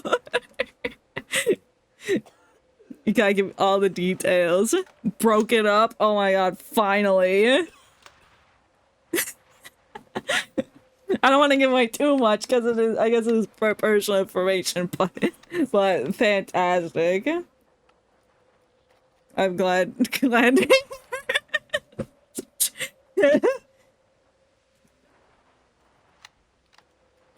Yippee!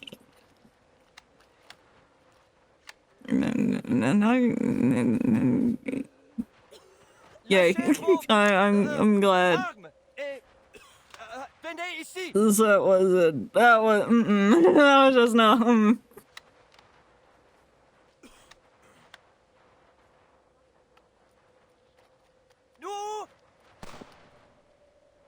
Baby Stando. Oh no, they shot the handle. Baby Stando. Exactly. Verdammt, who the hell shot him? The baby. Duh. A voice is carried from the trench lights. Oh, I forgot he was still alive. Alright, he's infected with like the smoke. The Major's face is ashen and stiff. You killed him. Why'd you kill? Wait, huh? Who'd you kill? Rudolph stammers at the words, lying propped up against the sandbox, wisps of gray smoke lingering out from the shaking rifle. His glasses are thick as a church window, and still he's the best marksman in the company. And the other bastard's still standing. Are you blind? But, Herr Major, he surrendered. He dropped his weapon. So I shot him. It's a trap, you idiot. They have a bomb or some kind of infectious disease. No, that's you. You're the stinky one. Do you want to keep him, soldier? You going to share your rations with him? Herr Major, we're supposed to accept all prisoners. There are camps to send them to, or even the safe zone.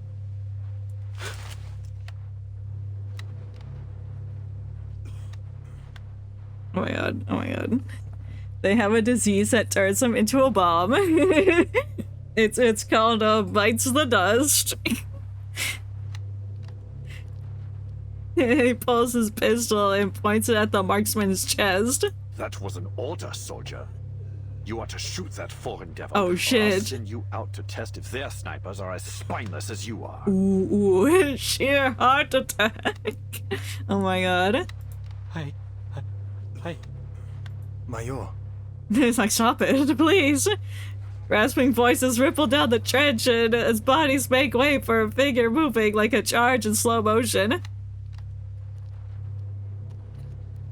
Wait a second, your friend is a PNG. Yeah, exactly. Wait, I have lots of friends here. I got mini-me, I got me from 2023, I got me from 2025, I got spooky dookie, I got creepy peepee, and we got the jelly, and then we also have Debo and Go Steve. We have that. Good lord, I'm blind. Nah, there's not that much in the shoved in the corner. No, not a lot. Just a little bit of things.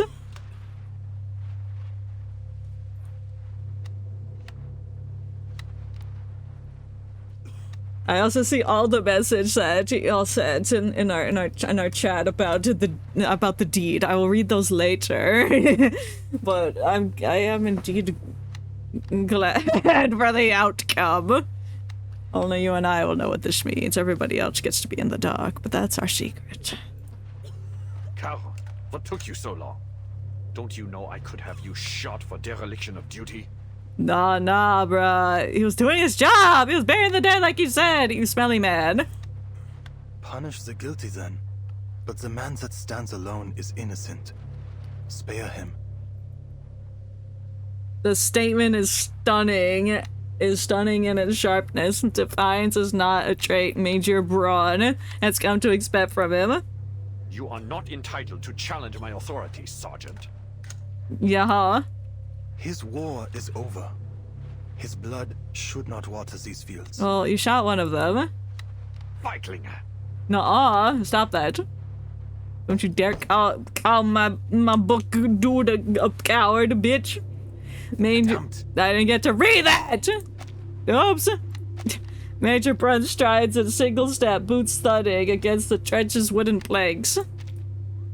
You're just like those foreigners, poisoning the hearts of our youth with feckless sentimentality. Your weakness, this fatalism, is a plague spreading through our ranks. Nuh-uh. I said it before, you're the one that has a plague. You've smelt it? Over there is a threat to our fatherland, yet you plead for his life. Well, he's not just sitting there. A single and blinking stare sweeps over the gathered soldiers, cowing each man into silence. Moo? I won't let this cowardice ruin our nation. We will keep fighting until no man alive stands against us. Only through their This guy needs to move out the way. Oh my god. He is blinded by war. The glory of our birthright. Yeah. There is no glory for the dead, Eberhard. Only suffering, guilt, and regret for those that remain.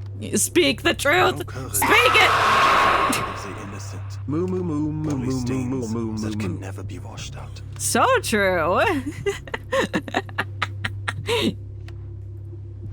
Unsinn. Nonsense. What do you mean nonsense? You heard the Steve. Moo moo moo moo moo moo moo moo. Real. Exactly. I remember you. Major Braun, my old friend, would never say these things. Yeah, he's too far gone. He huffed the red smoke and now he's evil. What lies were whispered in your ears by Manus Vindicte? Ooh, got him. Shut up! That's slander! Who told you that? You did. Gaslight him. Do not slander you, Herr Major. Stating a fact. Why is this French? Not German. World War I soldier got a blanket on his head. He's mysterious.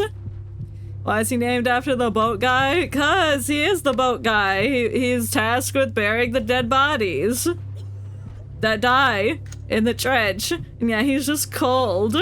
You're overstimulated and I just got here. What do you mean? There's nothing else happening. Like, what do you mean? Yeah, we're in World War I, pretty much. I think it's World War I. It's been extended because Arcana's a bitch.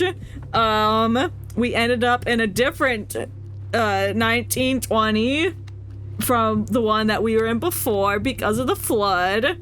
We're trying to stop a war because it's war and it shouldn't be going on right now, but it is, because like I said, Arcana's a bitch. She extended it. This guy, yeah, he buries the dead people.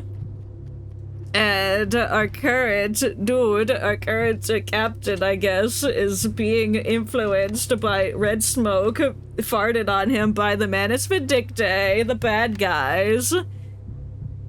And he's being angry, and we're trying to settle him down because he's like, kill the man outside. He's ugly and stupid. Last thing I remember was a big lady in the ocean off Antarctica. Yeah. There was that. We're done with Antarctica. The flood sent us to 1920, a different 1920 than what we were in. Yeah. Don't worry about everything else on the screen. Just know, our vote is creepy peepee is superior to spooky dookie. That's all I'm gonna say about that. Explain yourself! Explain all of this! No, I did explain. What do you mean? What? This is an outrage. The consensus was creepy peepee. I'm sorry. What he said.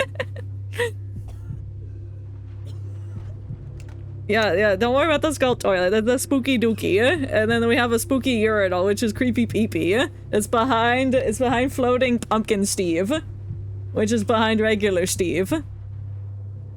And my universe is here. What are we talking about? Oh, I don't want to look at him. Gross. Halloween 2 is here, yay. Exactly. Oh, yeah. Yeah. The man roars. Roar. And the second time, Charon is slammed against the trench wall. You don't need to stop slamming him. That's rude. He's doing his job. He's the most level-headed person here. And he will not stand for this. Do the roar. That sounds like you just hit him. I will kill you myself if you hit him again. But also welcome Inganda. I hope you're having a good day. These are not your eyes. I'm gonna steal your eyes. Look at me with your special eyes.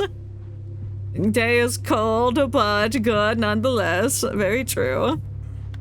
It is getting chilly down. It's getting chilly. It's the chilly season. Didn't shoot him! I'm going to kill this man! But the man's fire does not temper. It bursts. It busts. Just warm up. No. You're doing my best. Oh. Bust. Yeah, bust. These walls don't have insulation. Maybe you should put them in. Charon reacts too slowly to evade the pistol as it is smashed across his head. We have to kill Major Braun. He has to die now. He attacked my boy. My boy, the ferryman, the book guy. The insulin was delicious. I see. Snacks. I see. That makes sense. But if the insulation's in your stomach, then you should just naturally be warm. Major Braun's eyes are fixed on the pistol in his hand. Anger replaced with shock. Yeah, you just attacked your best friend. Yeah. You see what I mean? Yeah. Charon, now wounded, raises his hand to meet his bowed head. Beneath the curtain, something seems to crack. You've hurt him, and I'm very upset about this. Raise your head, Sergeant. You just hit him for no reason. No. Eberhard. Do not call me that. I am your superior officer. No, no, the drugs are making him think he's high and mighty. Kill him. It should not have been this way. It shouldn't, no. He raises his head. The movement is heavy and labored. He probably has a concussion now from how hard he smacked him. Oh no, his dirt. The hollow and foreboding presence seems to fill the air, I guess. I didn't finish reading. Im Himmel. This is not a sight fit for the living, Eberhard. Are you gonna show me what's under there? You must be reminded. No, your face. Cover it now. No, I want to see it. Remember the fear as bombs exploded by our sides. The pain when our brothers moaned out their last breaths. Show me! Have you forgotten? Or have you only hardened your heart? This war is... Sacrifice is necessary for a nation to make progress. Every soldier who has died for the fatherland... I love these cutscenes. I love how his fingers are wiggling. You should have been honored, Paul. Jetzt sprechen wir nicht von Opfer. Ooh. Der Tod ist keine Ehre. Kennt kein Ritual, keine Tugend. Ist Leere und nichts. Is there just like an empty void underneath that? That's so hot. Du hast den Respekt vor dem Leben verloren. Oh, the squiggles will go behind him. Wir haben bereits verloren. Ich bin dein Vorgesetzter. Du willst mich töten? Dann tu es. Der Tod wird dich nicht retten, mein Freund. Oh. Ich hoffe, dass du dich selbst retten kannst.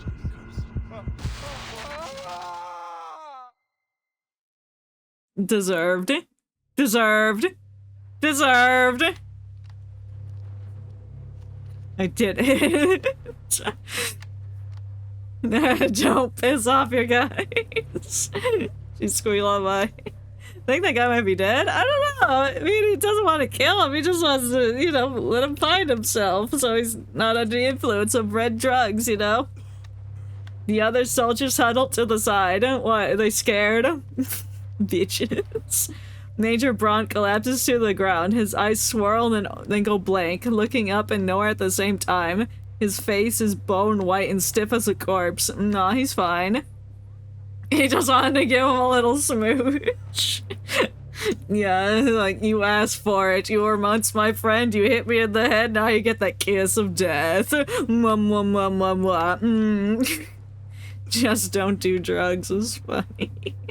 Well, he can't help that the Manus Vindicti farted all over him and then he turned into a power-hungry commander.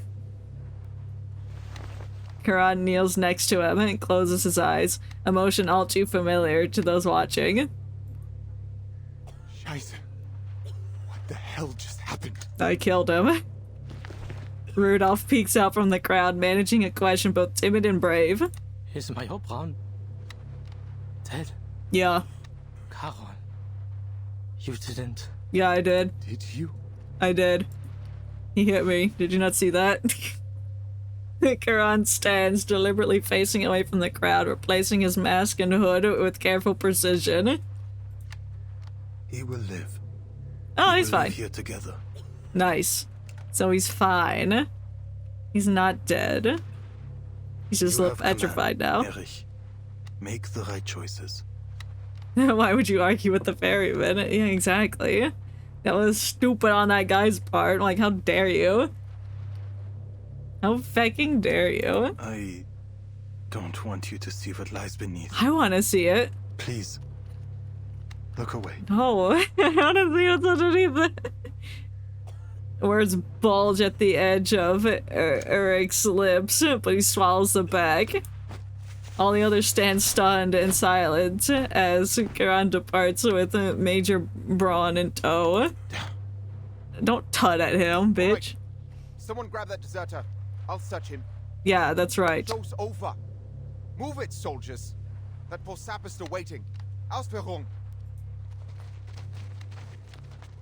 Well, that heat up. Yeah, that heated up. I like that one. I like that. We needed something spicy to happen, and that was the spicy thing that happened. I'm like, yes. A mother's rage. Oh boy. Look at these boys. They left home with puffed chests and confident smiles on their faces. Yeah. Thinking they'd go to the front, pull a few triggers, kill a few enemies, and come back as heroes. Nah.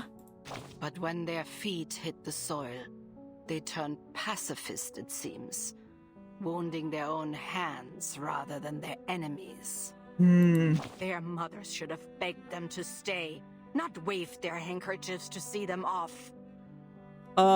They had no choice. Really? You think death is the only option? I guess so. What could possibly be the point in that? I don't know. Don't tell me you believe there's glory in dying on the battlefield. The thought makes me sick. Not really, I guess. There.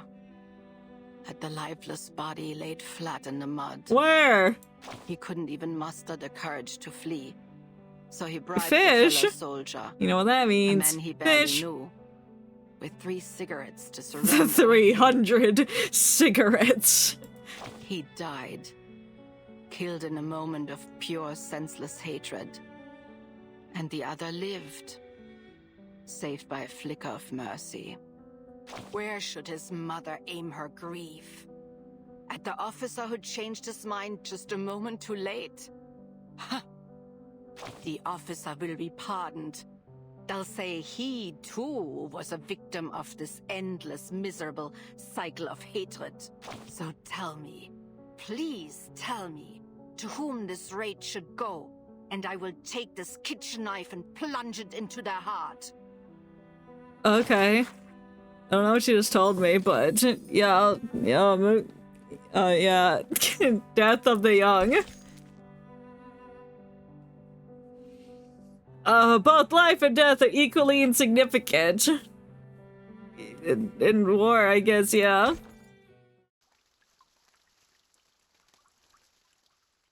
$500 cigarettes. No, I can't start that again. Stop. We'll find glory on the battlefield. Oh yeah, I forgot Charon's name is Paul. Stick together.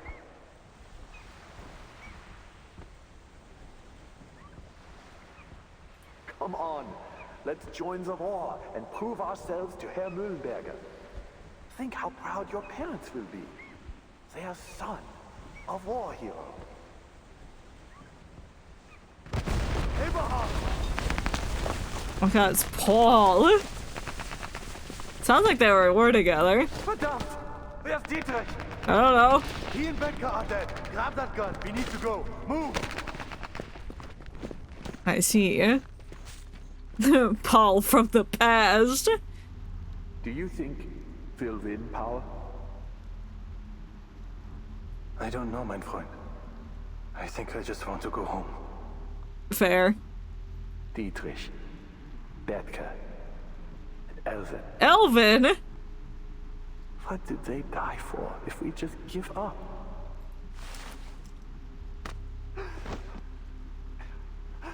Hang in there, Paul. The only way to make their sacrifice count is to win. We promised we'd go home together. Paul! Paul! Oh, did they explode?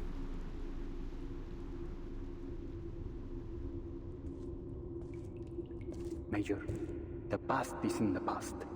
You can't change anything by letting yourself be overcome by sorrow.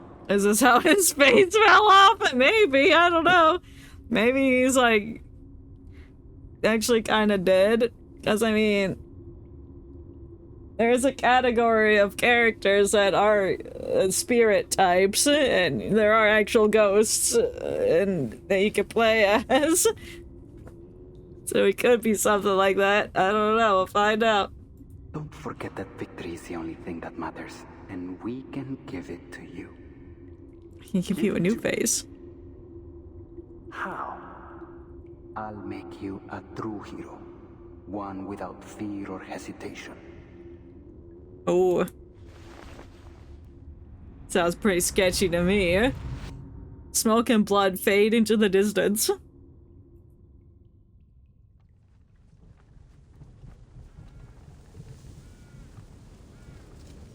Eberhard lies on the wooden board, dragged something. What do you see, man?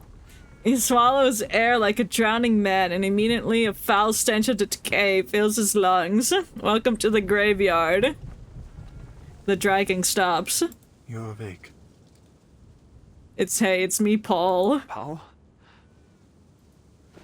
But the man behind the mask says nothing, only offers a hand. My head. It hurts. Yeah, I purged your mind, bitch. Eberhard struggles to adjust to his surroundings. Where are you taking me? The graveyard, where you belong. Mompe, the Foundation may have some cure for the spell you have fallen under. Like others calling him Paul now. No. No. Still dazed after the ordeal, he can only mutter in denial. He looked around, searching for something to brace against, eventually finding the ground. He takes off his hat and scratches at his straw-like golden hair. Gott im Himmel. What did I do? You were acting like a bitch and you hit me. He still can't find his breath, each gasp of air only making the choking sensation worse. That deserter. I ordered Rudolph to pull the trigger, but I was the one who killed him. Yeah. The other lives. Eri saw to that. He wasn't the only one. So many have died.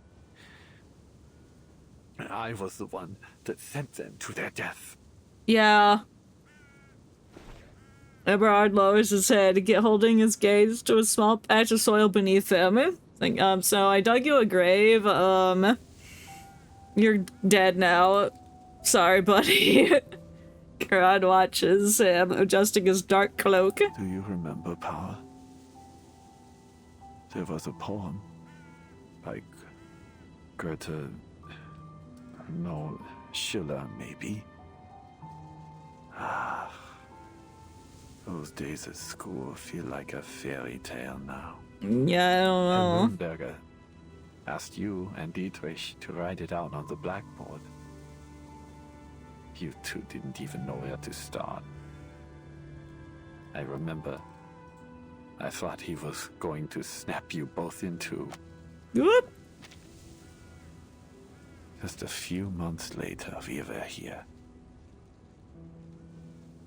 Dietrich died that very first day. Yeah. You show me a flashback of everything blowing up. Do you remember how we cried that night? We thought it would be the saddest day of our lives. We ran out of tears before anything else. Mir ist kalt, Paul. Yeah, because you're like dead or something. You're in a state of dead. Die Angst kehrt zurück. Halte sie fest. Sie wird dich wärmen.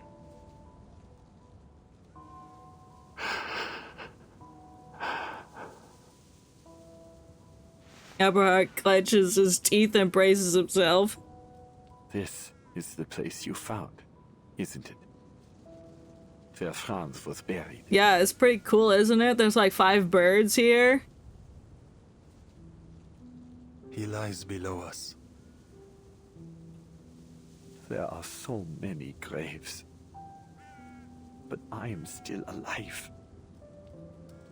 Why, Paul? Why am I not lying among them? Oh, but you are. You just don't know it yet. No, I think he's actually alive. The rest are silent.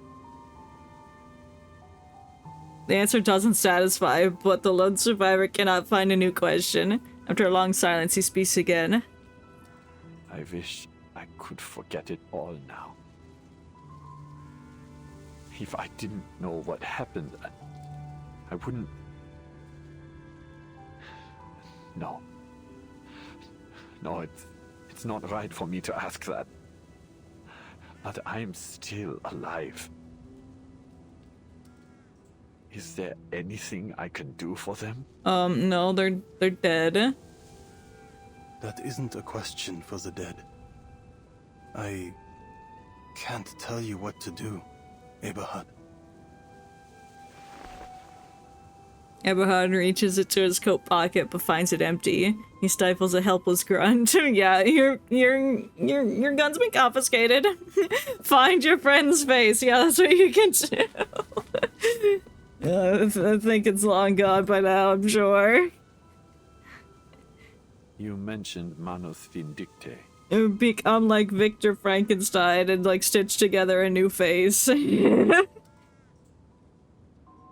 remember? Yeah, what have you done? What about the Foundation? You talked to them too, right? Do you really think they can stop this war? No. They pursue peace, but it cannot be found by their efforts alone. Yeah. He turns from the hill to the woods, through the thicket, and further lies the town of Montpellier.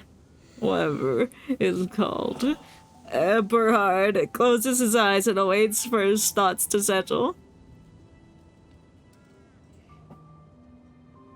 No, Manus Vindicte does not pursue peace. No, the Foundation does. That's the good guy, the quote-unquote good guys are the Foundation, where all of our characters are from. Yeah, the Foundation. Manus Vindicte don't want peace. They're the ones that extended the war past its end date. That's why we're still in World War I in 1920. Yeah. Come on. And they also farted on this man, so now he was like under drugs or something that made him vicious. Sounds like we need more wars. Well, Manus Vindicte is working on that. We're getting more war.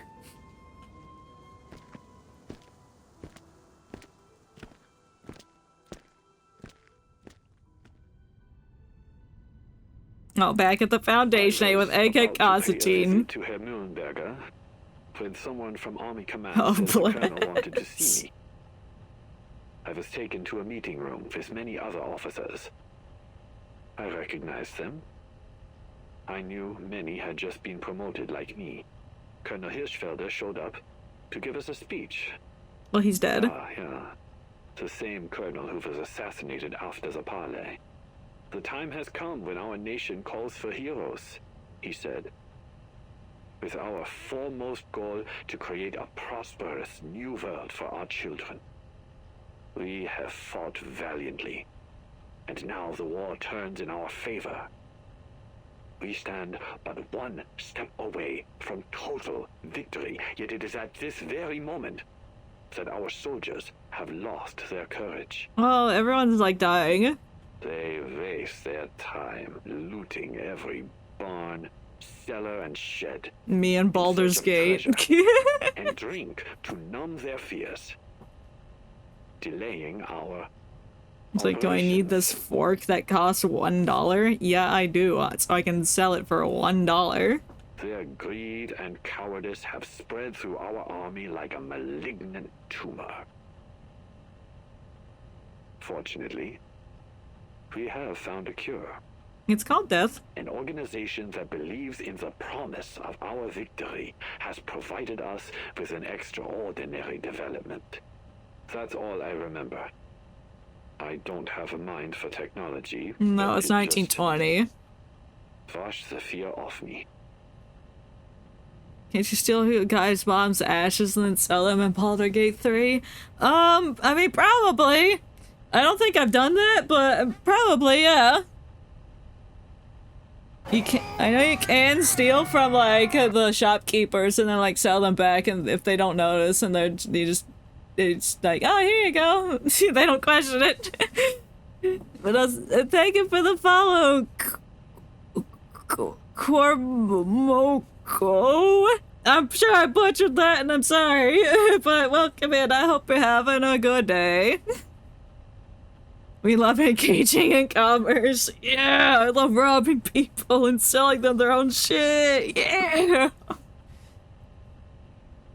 Thinking about it now, we must have been like lab rats to them. Rats. As soon as they finished their ritual, we became so sure of our victory that we began yelling and singing as one. Well, that's your problem. You celebrated too early. Fresh-faced boys again.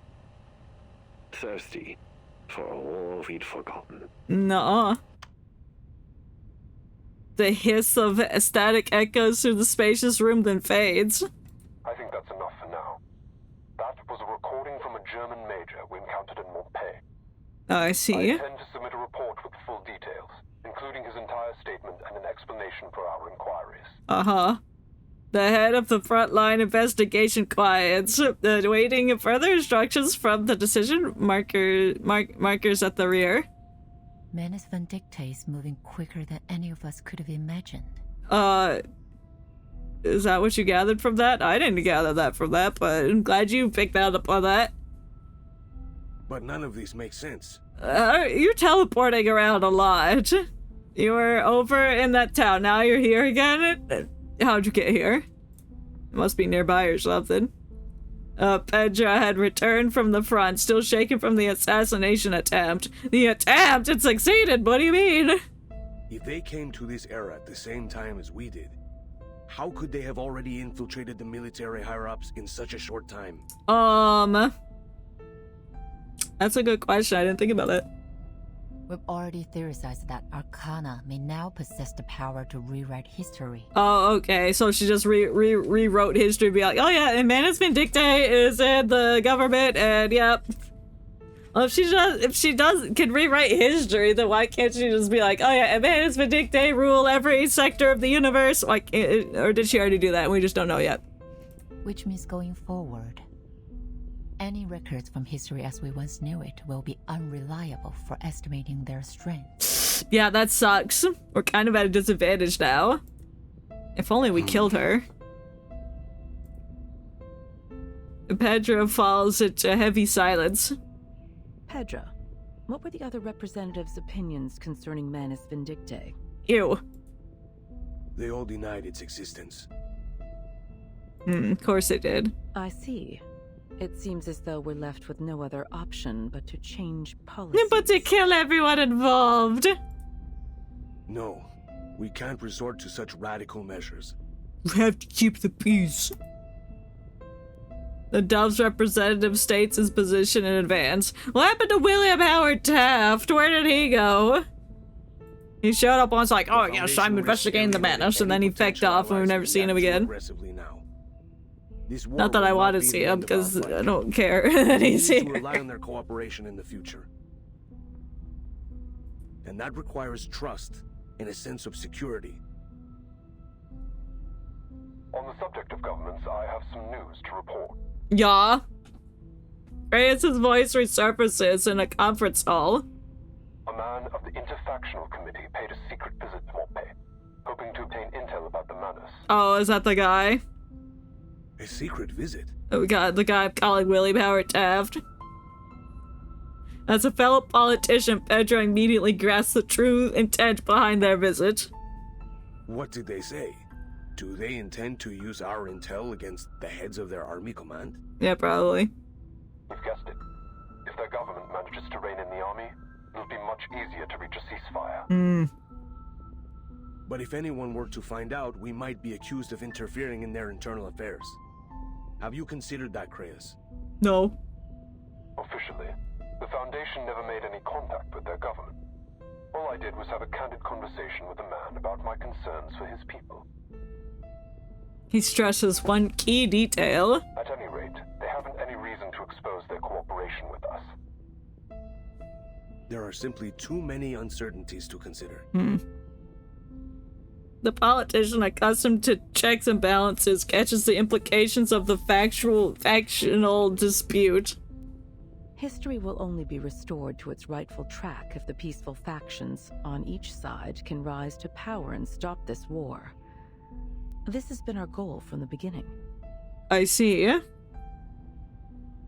Okay, but what's the war about? I know it's like World War One. Everyone should know what that means, but I don't. I don't remember what World War One was about. It doesn't matter which era we end up in. We always benefit from a political climate that is friendly to the Foundation. That's undeniable. Yeah, but we don't have that. What do you think, Pedro? He's breathing. He removes his glasses and rubs his eyes. He needs a nap. I might be able to persuade some of the other committee members to support this proposal. How? If we're certain of this course of action, then we'll have to provide intel to those seeking peace, in all governments involved. Okay. How? Good. No faction should put their own goals above those of the Foundation's. What does that mean? No faction should put their own goals above that of the Foundation's. So, like, in fact, you're saying Foundation's goals are superior. Everyone else's don't matter. Verify that major statement. Send investigators to search other regions and report everything they see. Creus, continue your investigation. Yeah. Oh, I didn't finish. Let her finish. Whatever. It's Egghead. She doesn't deserve to have her sentence be finished. Beep. To be continued.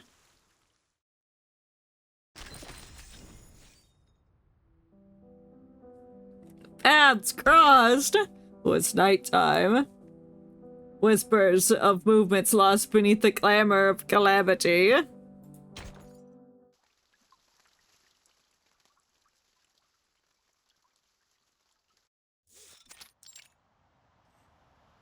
Nice forest. Night falls and creatures stir. What kind of creatures? Like skinwalkers? Gargoyles? Not far away, there's another shadow hiding in the forest, under the cover of night. Perhaps he would not be taken for a withered tree trunk. Shadow Man. I'm the Shadow Man. He sneaks and he creeps. But gargoyles belong to the night. They recognize one another with ease in the dimness. Un homme est proclamé coupable, et pour cela condamné à mort, près même de la justice d'un procès. Son exécution est survenue telle en vent, le réduisant au silence avant qu'il ait pu prononcer un mot de repentir. So true. What'd you say? Et c'est cela que tu appelles la justice? Leave me be, Ladislas. Ooh! She shrugs, and then the heavy question. She shrugs the heavy question off. Hast thou reflected on thy shit! actions? Meeting eye for eye and tooth Are you for also a tooth. gargoyle? You have Is this it similar justice nose or as she vengeance does. I like his hair. And he looks sad. Do you think so little of me, that I would call it justice, even were it not so? Blame me then, cousin. Never would Oh, oops, I keep skipping dialogue. For it is thy soul for which I am most concerned. I fear it doth wither with every act of malice. Hark and listen well. Dost thou forget the nature of our unholy ancestry? We are the kin of demons. 1,000 years hence, and their malevolence yet floweth thickened in our veins. And their whispers pricketh still our ears. Oh, look at his fingers. They're definitely made of rocks. He's 100% a gargoyle. Then answer me this question, dear cousin. Oh, cousin! You stand before the scales of a balance. On one pan, the lives of 10 men. And on the other, 100. If you had the power to shift its weight to save the money, would you? A question that is heavy-laced with blasphemies. Hast thou already bent thine ear to the devil's lies? Answer me, cousin. Elsewise, there is nothing more that needs to be said. Ladislas? Is that how you pronounce it? I don't know. Pharaohs his brow, lowers his head, lips motioning the words of a prayer. Silence? Are you truly so naive? The scales are laying far heavier for those in the throes of war. Yeah, ambiance birds don't sound like birds that belong to the night. They sound like morning birds. I'm afraid you've mistaken your weakness for virtue. Go back to the monastery, Ladislas. This is war. Red in tooth and claw. And your heart proves too quick to kindle. Ladislas vanishes into the dark with a sigh, his form melting into the night. Okay. Why did you just pop out of nowhere? The cockroach soldier leans against the tree and turns into a rock. It's in its crook of its branches she begins to become a rock, I guess. You are again at odds, it seems. Nuh-uh. No, you. A voice rings in her ears. It speaks without a source, coming from neither place nor person. It was not a battle, I thought. Our cousin is more learned than either of we two, but he lacks in courage compared to thee, most daring of us all. Huh? I do not deny his learnedness, but there are neither letters nor prose that might aid my mission. Who you talking to? Thou burnest too short a wick, and the flames of perdition rise to meet thee. I fear for thee, Marie. Marie? That thou go forth to a battle that will consume thee, whether in defeat or in triumph. Marcel, Antoine, and Yvonne. They once promised to return as thou didst. Yet they fell all the same, each after the last. Yvonne was taken before she had even tasted battle. Who are these people? Let remorse consume me if it must. They mention these characters now, but then like 5 patches later, they're like, "Oh yeah, here's Yvonne." I'm like, "Oh," then I'm gonna be like, "Who the hell's Yvonne?" I'm like, "No, don't you mention? Didn't you remember from like from patch 3.0? They mentioned it one time in that one sentence in the flashback or something." I'm like, "No, I'm not gonna remember that." Not now. And perhaps on that day when peace finally comes, he will return to us. The voice vanishes in the night's breeze. She would not hear it again this night. Maybe it's the birds. Maybe she can talk to birds. And that was a bird. She shakes off the scales of stone and resumes her march towards the next land. Load. I don't know. Didn't get to read it. Nice paper sound effect. The hell is Paravian? Oh, Krios picks up a handful of bullets, placing the first onto Montpied. Major Brown was able to recall some of the locations that may have been used by the man. Why is the map like flipped? Precise, so we'd best start searching ASAP. Chester, you'll take the fort. The hell's Chester? Casper will be expecting you on the edge. Okay, it's your team. One bullet stands upright in the spot marked as forest. Do you not know that your map is flipped, so you're sending your people into a wrong position? Camilla, Lee, you'll search from here and move along the river. We'll get it done, sir. Why is it flipped? Each new order is marked by another round of placed up tight on the table. Charles, Amanda, you're on Hill 299. You'll need to cross no man's land to get there. Make sure you establish your identity with both sides in advance to avoid friendly fire. Understood. Or the crowded room empties order by order, bullet by bullet, until only the last round remains. Paravian. Yes, sir. Why do you get a face? He's gonna die. Why does it say officer in quotes? Take Marsha with you. She's a skilled combatant as well as a medic. Yeah, so I'm saying officer, which means he's probably been farted on by the Manus Vindicta or something. I don't know. He's always not. He's just not. Yes, sir. Paravan exits, leaving one person without... The young soldier locks eyes with his superior, an unspoken relief written on his face. So, does that mean I'll remain on standby in Montpay? Yeah. Maybe. Yeah. Yes. I need someone coordinating the defense of this town should the Manus attack. You leaving this in the hands of a 16-year-old? I mean, war is war, I guess. Relief turns into dread. Yep, you're in charge of defense. If anything fucking happens, it's on you. Is this it? Yeah, 16-year-olds are violent. Yeah, exactly. I believe so. Let's get on with it.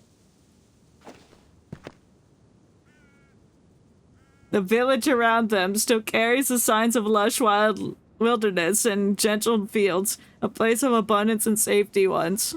Watch my 6. No. Watch your own 6, idiot. The two draw weapons and enter from the side.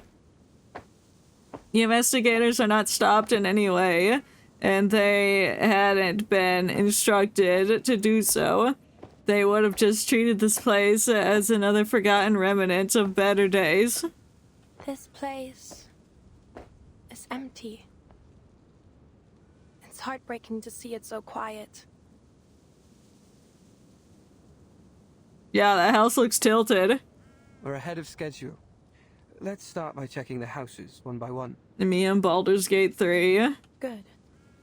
When I steal the paintings off the walls. They say they can sell for some good money. Find anything? Only some letters I can't read. I guess they didn't have time to post them before they left. There were some small arms in the basement. All of them older models. Oh, I thought she meant like actual arms, like tiny arms, you know, like arms. No, she meant guns. Marsha holds her gaze on an empty warehouse. Baby arms.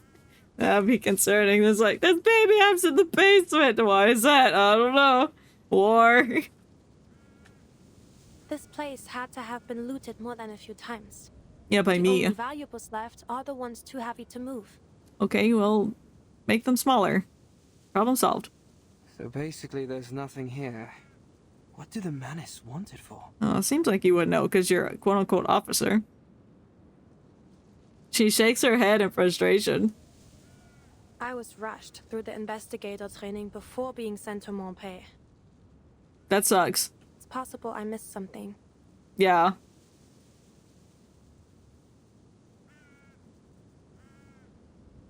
The young man tries to console her, but his smile is stiff because he's evil and I don't trust him. Don't worry. You're doing fine. Mr. Creus always says training is no match for experience. Well, yeah, of course he said that. He has red hair. Blackbird is a prime example. I mean, Meryl. You met her back in Montpellier. She's been through all the training the Foundation could throw at her, but she still isn't ready for the battlefield. I probably shouldn't say, but she nearly went mental during the Antarctic operation. Well, anybody would. The battlefield is crueler than ordinary people can imagine. A few weeks of military training just isn't enough. Paravan follows the topic and broaches the question he's long been holding back. So, what's your deal?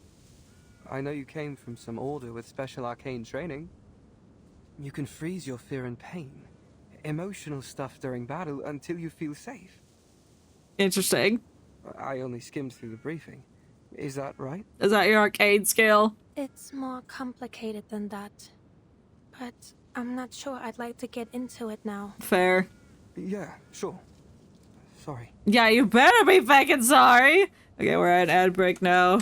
we gotta continue. We gotta go. Got what the feeling like. Okay, I see. Spare change, ma'am. How do legs work? I don't know.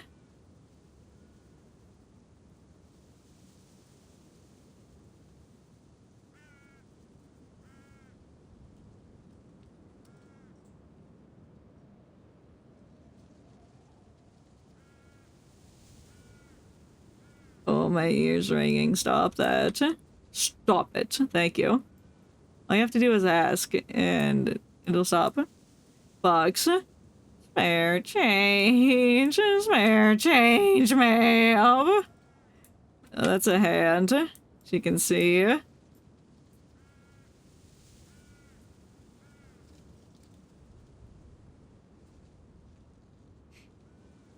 My hair changed. My hair changed, man. Just in my fucking head.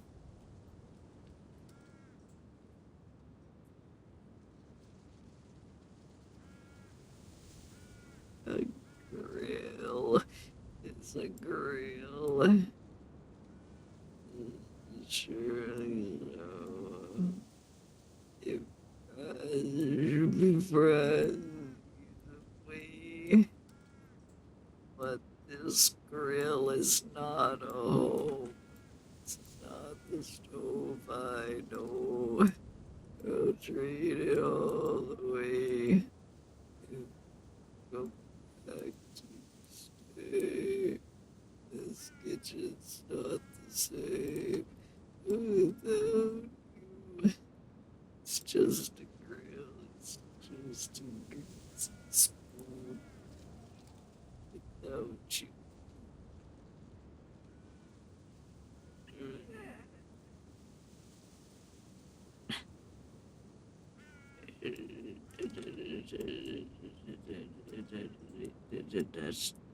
That's I'll put that like I guess. That's just and then it's more complicated. I just get thingies over there and then yeah. It's beautiful.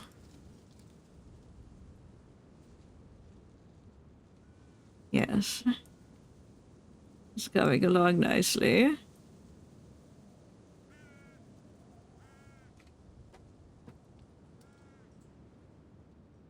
I would like to make the body a bit bigger because it's unproportional, and then we'll continue.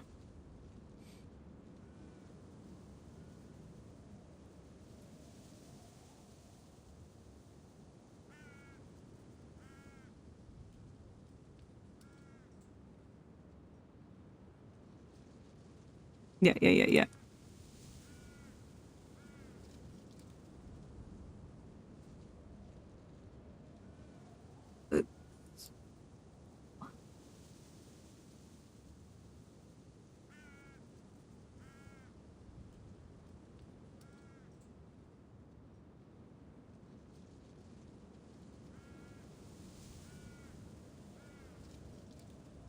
Perfect.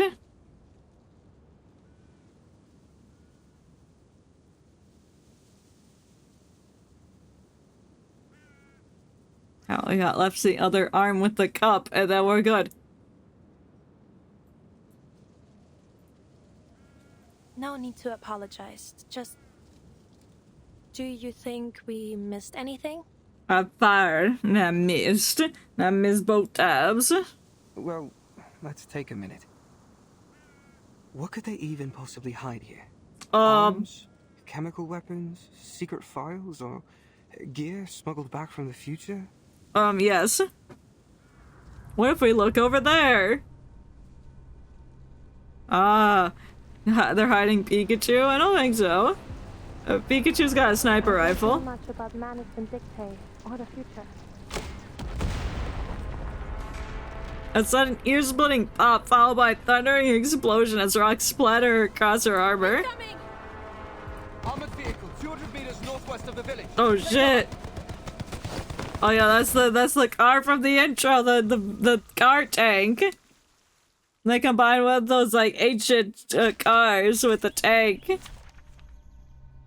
Mineral, hell nah. We will experience that over and over again. It's like built like an old car. Blah blah blah, whatever. Perception fade, whatever, it's fine. I'm sure they got this. Let me pinch that man. A wonderful dream. He's protected by the barrier. That'll go away in like 3 turns or something if I read that right.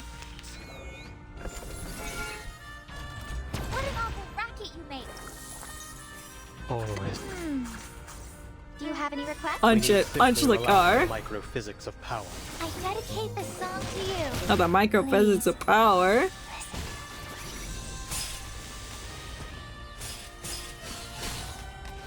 Your people are dead. Now just ghost cars left. No. Always arguing. All forms of power at your fingertips. Please enjoy.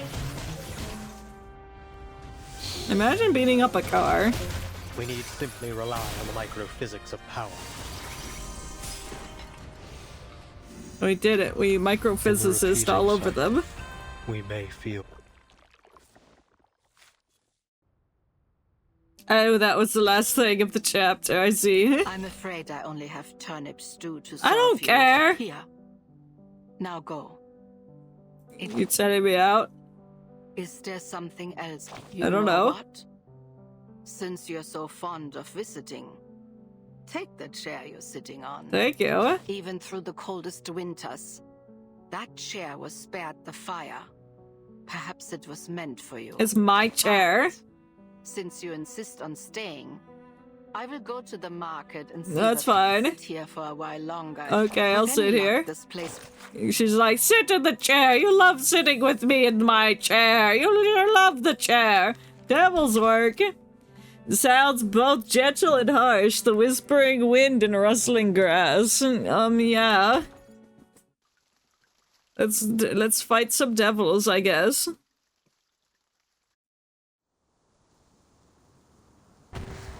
Thick, acrid smoke billows from the wreckage of the armed vehicle.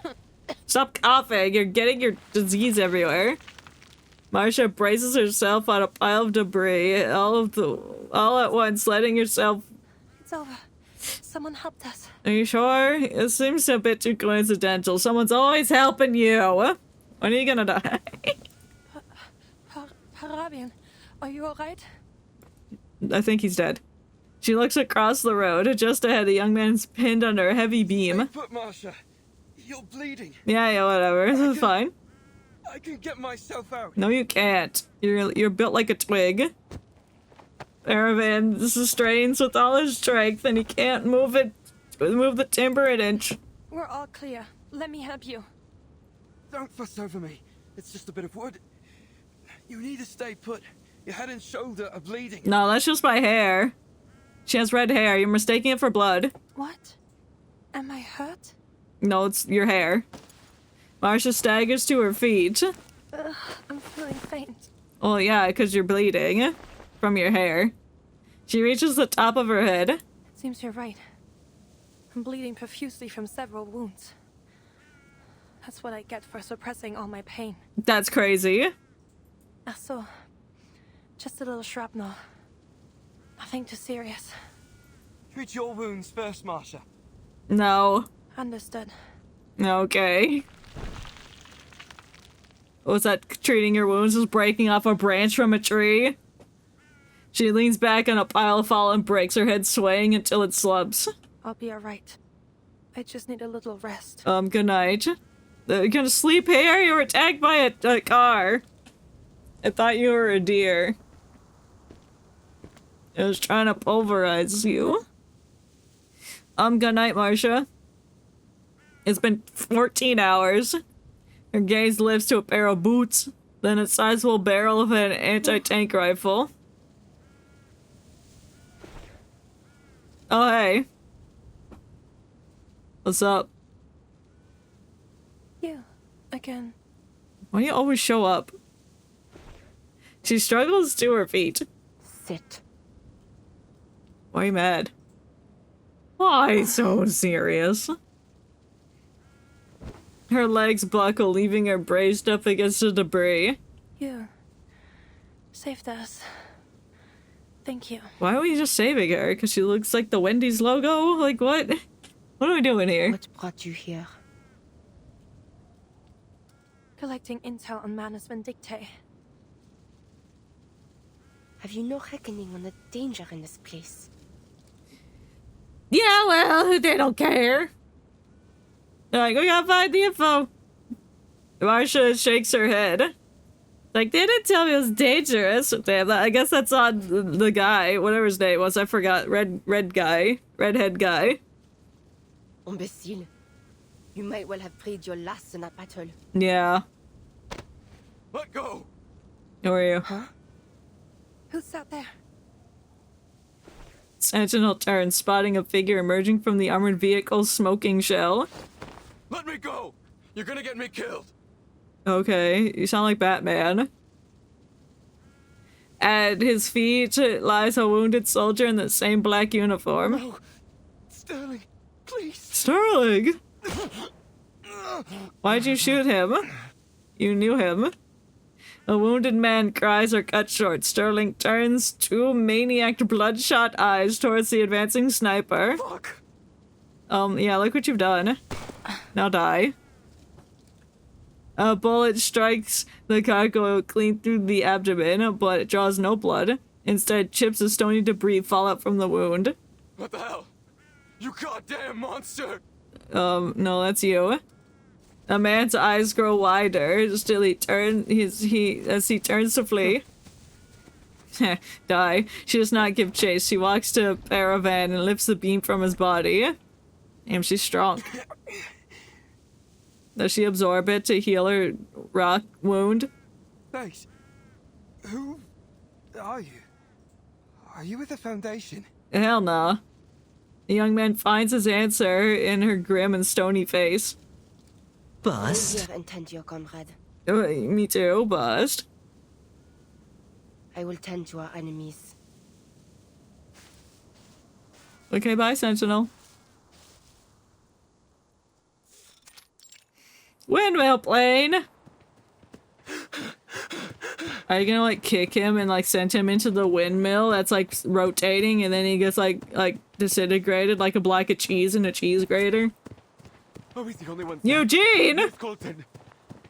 It killed Colton. Dead! Now get the lead out and run! She's coming at us! She's coming! Shoot her, Eugen! Shoot her! I can't see her. Where are we running? Where are we going? Look! There's an old mill ahead. We'll regroup there to intercept her. Keep running, you idiot! I see her now. She's there. Die! You're full pathetic. Die! You idiot! I think he's dead. My hand! Uh-huh. The old windmill lies just ahead, refuge in his panicked mind. My leg! For the wicked flee, and I pursueth. Yeah, you should just like kill him instead of shooting his hand.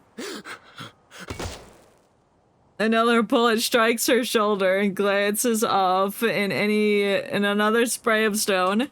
Why won't you die, you devil? I'm a gargoyle, bitch. What do you want? A devil, you call me?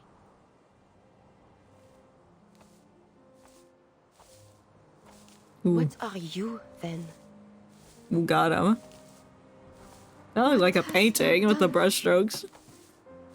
The voice of thy brother's blood crieth unto me from the ground. You who discord between nations. Makes us like look at this very specifically. That looks like a canvas Your master. with like actual brushstrokes. Like even in the skies, look like brushstrokes. I wonder if somebody actually painted this.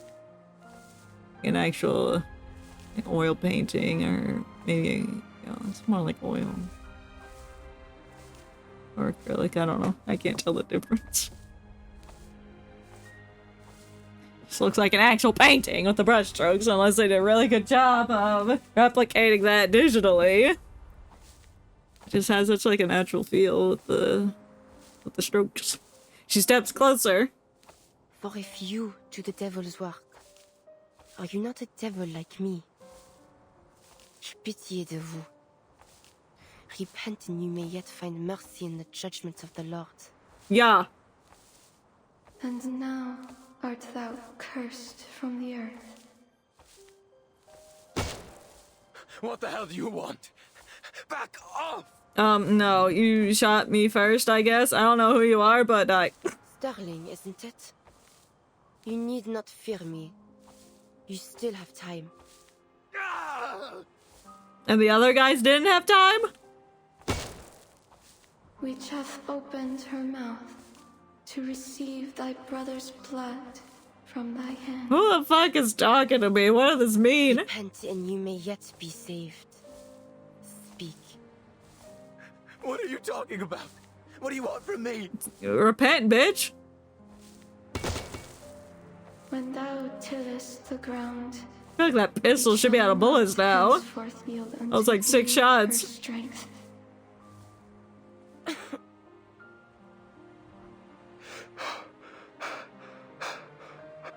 The soldier tumbles to the ground. As he scrambles, he launches into a desperate prayer. Answer me. For what purpose does Manus Vindicte drive the world to war and ruin? Mother of Resurrection. The Guiding One. Arcana. The prayer follows a pattern she knows by heart, yet the name he speaks is strange. Please have mercy on your humble servant. I pray for a miracle, a ladder into your eternal kingdom. I hereby offer my life to you. Please save me from desperation and take me to the golden era. A fugitive and a vagabond shalt thou be in the earth. It's like how the people in the Antarctic were like, yes, if I get eaten by this thing, I'll go to the promised land or whatever. It will go where it should be going. And then it's like, no, that's not actually what's happening. He saves the last bullet for himself. Oh, so he just shot himself.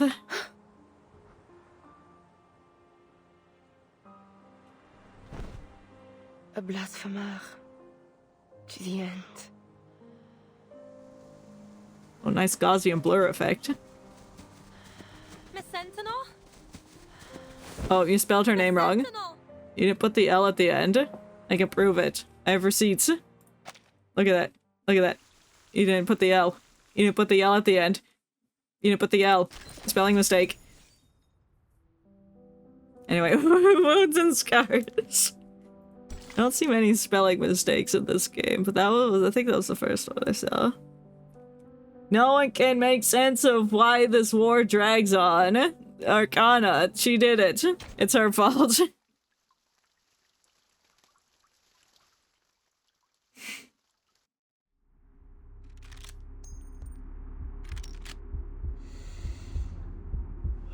Who's breathing? Well. Explosion.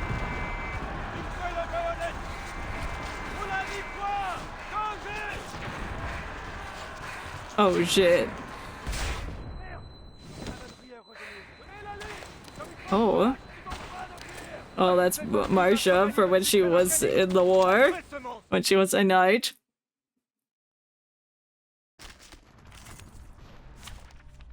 Anyway, I guess I'm fighting. Fighting her. I recognize that hair. Merde. Those accursed knights. The Martians are attacking. Calm yourself, Marianne. Steady your breathing. Your name's Marianne? You need not panic. This will not be the end of you. My sight shall unveil the hidden, by God's grace. The enemy is a peace. Oh, she's like, I can do that too. I can put a shield in front of me too. The enemies of peace shall be stamped out. A sure hit. Oh, she threw a rock at me. Really think that's gonna get me? A worthy victory. But the fight is far from over. So true, bestie.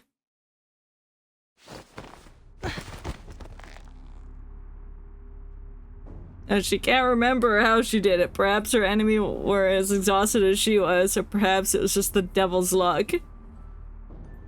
Whoa. CG.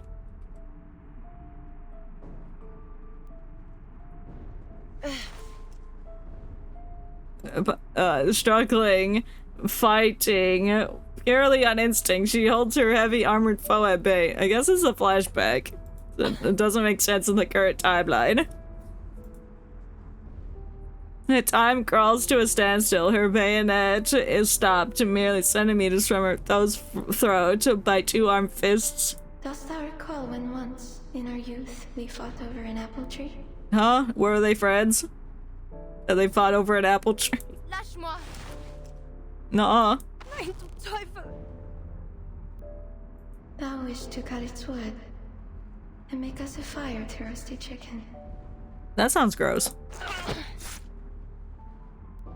Stabby stab. I rebuke thee, for I believed the tree would bear fruit, and it would be the sweeter bounty of the two. Thou didst find a bush with overripened berries and hurled them at me, crying that they should serve as my supper, while the chicken would be for thee alone. And I retaliated in kind. Huh? Ere long, we were painted red with juice. Is this a metaphor for blood? You did it. You stabbed her. We fight. We laughed as we laid down our arms. I love blood. There you go. It's all over the armor. Oh, and so they fought before, because that's obviously fucking Marcia, because I know her hair. Unless there's multiple clones of Marcia. And she was a knight, and now she's a nurse because Sentinel stabbed her in the neck, and then she lived somehow. Non. Je ne veux pas. But the battle thou fightest now shall not end in the gentle smears of red berries. What drives humanity to war? Could it be so different from what drove us to it beneath that apple tree? No. I dare not imagine how a slaughter that has claimed the lives of millions could be waged. Maybe this is why that Sentinel always shows up when Marcia's in danger. It's like, damn, I stabbed you in the neck. I'm sorry. I'll protect you now. That we should be brought to bloodshed driven only by the fear of those whom we were taught to despise. What immortal hand or eye could frame the cause behind these deadly ends? Thou art more courageous than I, Marie. Never hast thou doubted thy conviction. So tell Is me, Marcia talking to her in her own head or something? I am bad at recognizing voices unless they're very distinct. is there some purpose in the war they now fight? For I see no divine meaning to be found in this killing and dying.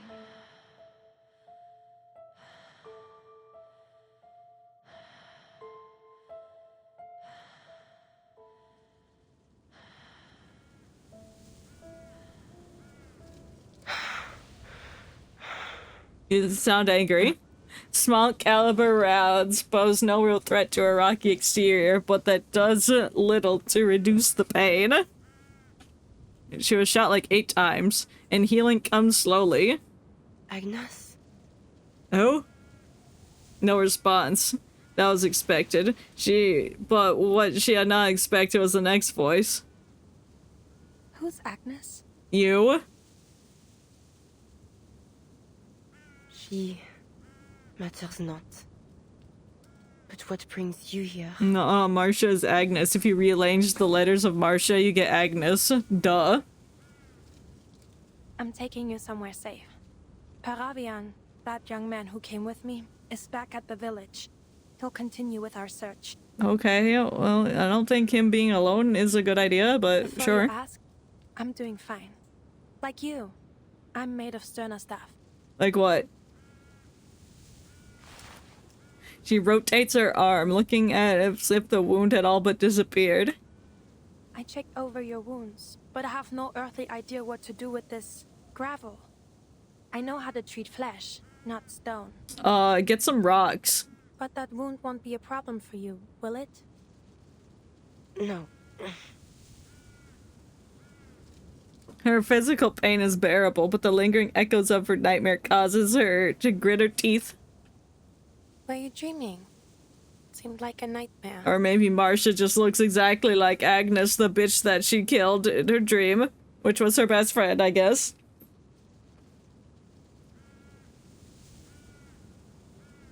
She locks her stare forward and away. The field dressing for the wounds that truly pain her. I don't know if this will help. It won't. She removes her gloves. It's a brisk, almost tender motion. Why does this help? Could it be? Are you... Oh, I guess she is Agnes or something. Who's Agnes? I am. But that battle is long over. You and I are no longer enemies. You stabbed me in the neck, but we're besties now. The howls of their deathly melee still ring in her ears. A senseless fight. I hurt you. Yeah, well, she's cool with it. It wasn't your fault. In fact, I thank you for it. They thought I died fighting you. I used that as my opportunity to leave. For some time after that, I was with an international rescue team. We came under attack by the Manus for our efforts, but the Foundation intervened. Nice. Wait, then you remember me? Marcia nods, a gentle, graceful motion, carrying the reassurance of a doctor at a patient's bedside. And you didn't. I was wearing a helmet. But you don't have a face one forgets.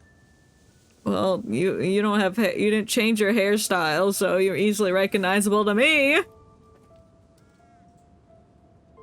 Marianne. Huh? Oh, that's your name. Marie-Anne. It's lovely. So where does Sentinel come from? How do you get that? She repeats it, stressing the syllables as if to remember it. Tell me then, what do you know about Manus Vindictae?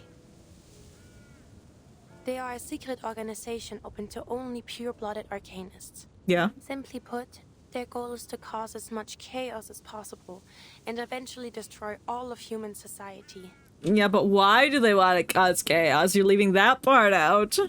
Why don't you know that? And this Mother of Resurrection is like a god to them. Something like that, yes. She died once, but they managed to resurrect her through some awful ritual. Yeah.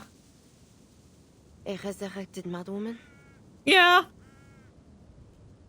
Her disdain curdles into hatred, fingers clench, like she's trying to crush something in midair. Then she is a false prophet. An imposture of the true resurrection. Mm-hmm. Marcia seizes the opportunity to move to her side.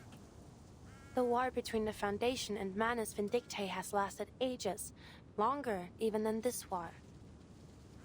Yeah. You and the Foundation share the same goals. And the intelligence you gathered may prove crucial for us. You should join the Foundation. If you would be willing to share it, we may be able to reach a truce sooner. So please, mull it over. Sentinel bows her head, giving her rifle a thorough rough thorough once, so whatever. She wipes away some of the blood and dirt that had caked on the receiver, then went by the new slots. But whatever. My search into Manus Vindictae began at the turn of 1918. Their documents, personal belongings, letters. I sought and scrounged for every clue that might be found.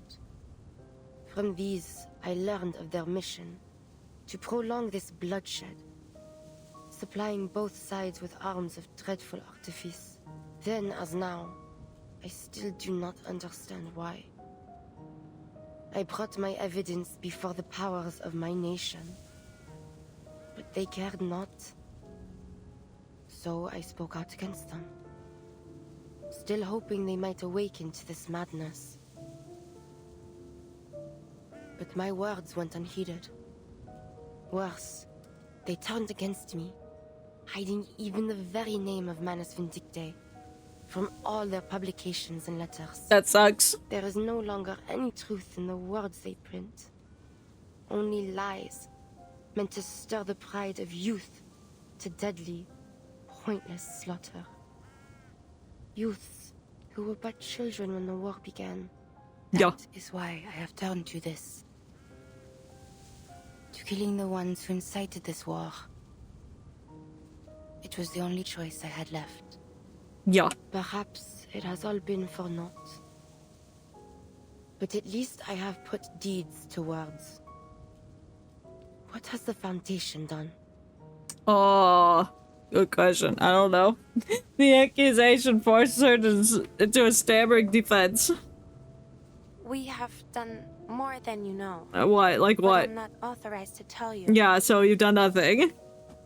You expect me to offer all I know to you, yet still withhold your trust. Yeah, that's not fair. I'm sorry. No, I suppose that isn't fair of us. If there's anything we can offer in exchange to make a deal, But her efforts lose steam. I'll try my best to honor it. I'll try my best, no guarantees. I might not tell you anything. Just tell me everything you know, because that's fair. I don't like her. I don't know why. I just don't. I get bad vibes. She's gonna be evil. A cold breeze cuts the stillness between them. Sentinel lets out a slow and labored breath. I will give nothing to the Foundation. Neither freely nor for any bargain. That's right! Stay neutral. But you, Marcia, you have my trust. I'll look for Bitma's pack and stuff. That's very fair. Good luck with your pack. Don't forget the essentials. Bring some mustard.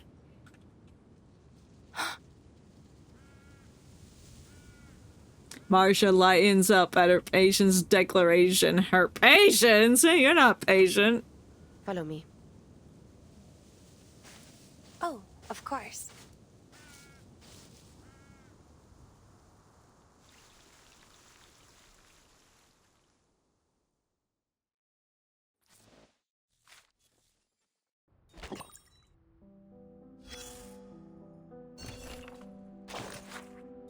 Blah blah blah, regimen, blah blah blah.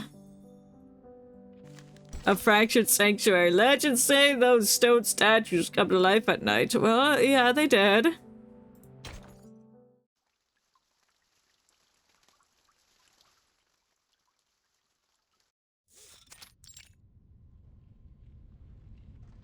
armored vehicle? Yeah, did you not see it? It was really big and it shot us. The driver was a menace. They're not just supplying the war anymore. They're providing materials from the 1940s. No, they pause. There's a pause before the Hawks' leader speaks through the receiver. What do you think that means, Chris? Both sides are gathered in the same room, listening to the reports from the front lines. Krios lets out a soft, rueful chuckle, though he does not let it betray the seriousness of his words. That the Manus have decided to build themselves an army. Yeah, they did that. That seems likely. In that case, we must prepare immediately for a response. Why haven't you prepared beforehand? The Eastern Front.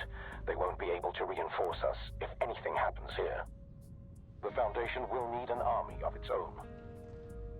That's completely irresponsible. A calm voice cuts through the speculation. It will only increase the tension on this front, and it directly violates our peace policy. Well, what peace policy? We never reached a peace agreement! Manus Vindicte takes in only pure-blooded arcanists. That doesn't make for a large recruitment pool. It won't be much of an army, really.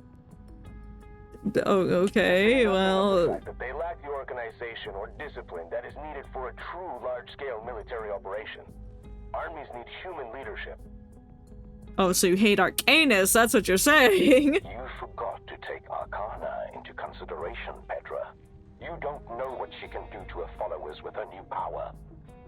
Whatever the case, we cannot take anything for granted. The Foundation will need the strength to defend itself from future attacks by the Manus. If we act quickly, we may even get ahead of things. Yeah, why don't you get on that, buddy? I'd like to see what the committee will think of this plan. Oh, fuck the committee, just do something. Just do something! You're not seeing the board, Petra. Well, we're on a hologram, we can't see the board. The communicator struggles to transmit the two leaders' heated exchange. What, we're just listening to them argue. Krios on the other end stays quiet, professional, obedient. Before long, the mediator takes over the line. We can't rule out the possibility of a large-scale conflict. However, the committee will maintain its peace policy until we have reliable evidence. And if the worst happens? We all die. Then we'll do what we must to survive, even if that means igniting a worldwide war. She's like, let's end this war by igniting an entire war for the whole world. That sounds about right. Conquer a monastery. Whoa. That's pretty cool. The glow of the arcane skill fades as they approach, revealing their hidden sanctuary. It is, or was, an abbey, appropriately gothic, with ornate stone walls rising up to meet the air. A dome long collapsed. This monastery. It's long. It's not an arcane creation, is it? No. No. It has only been enchanted with our arcane skill. Carthusian. Oh, of course. Beneath its protection, those that dwell here will go unnoticed by any who pass near. So does every gargoyle have a sniper rifle? Friar. A gargoyle dressed in friar's robes walks barefoot on the grass. He looks up from his book to meet the new arrivals. Greetings. I'm Marcia, investigator of the St. Pablo Foundation. The friar nods, offering a smile, soft, friendly, then extends a finger and presses it to his lips. And he's like, shut the fuck up, I'm reading. Oh, I see. Have you made a vow of silence? No, he's just reading a book. Croc, the sound of breaking rock draws her eyes away. Huh? Beneath a broken, narrow window, a stone statue of a woman begins to stir, its surface softening into flesh. Her face is marked by twisted sorrow as she walks towards Sentinel with an exaggerated gait. Marie, oh shit. The rest returned to us again. But oh, child, thou needs rest. She's very pale. She pulls Marianne to a tight embrace and plants a series of deep kisses on her cheeks. She's like a mom, I guess. It's like, stop kissing me, bitch. Sentinel endures the affection with as much grit as she did the bullets. And this is a friend? Yes, thank you, female gargoyle. The woman turns to Marcia, her eyes now pooling with greater sadness. Oh, poor child. You have red hair, how unfortunate. A hug comes too quick to dodge and too sturdy to resist, pulling Marcia into a breathtaking embrace. 1 second, 2 seconds, 3 seconds. The smothering hospitality at last abates, and Marcia takes a deep breath of fresh air, taking in the pleasant scent of grass and wildflowers. Our Marie has never been tireless in her toils. 'Tis a shame that she never permits us to aid her. Am I truly too aged to be of service? Yeah. Oh, but perhaps my age has eclipsed my wisdom, for I have thus far been an unwelcoming host. Allow me to brew you some tea. Where the tea at?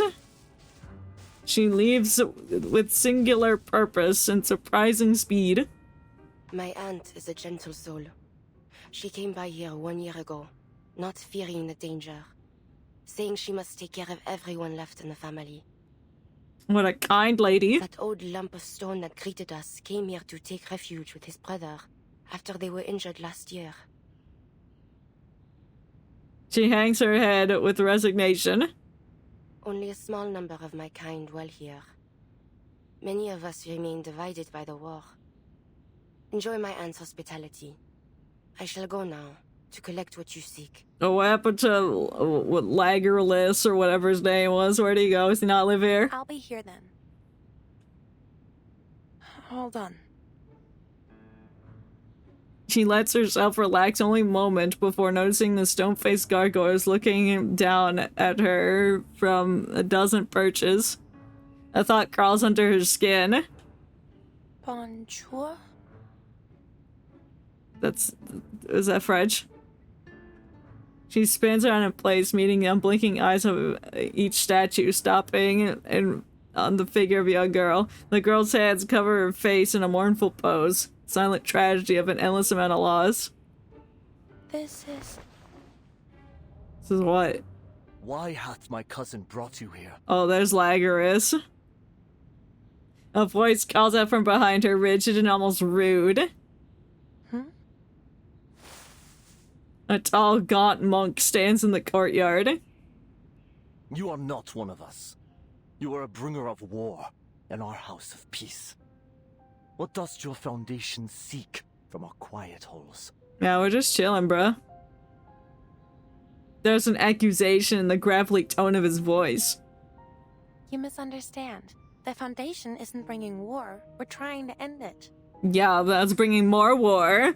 Well, actually, Constantine just said Shield's going to ignite more war to stop the war, I guess. This war is neither yours nor ours to end. What are you saying? Oh, that the war is not yours to end. He looks so sad, like, damn, this bitch dumb.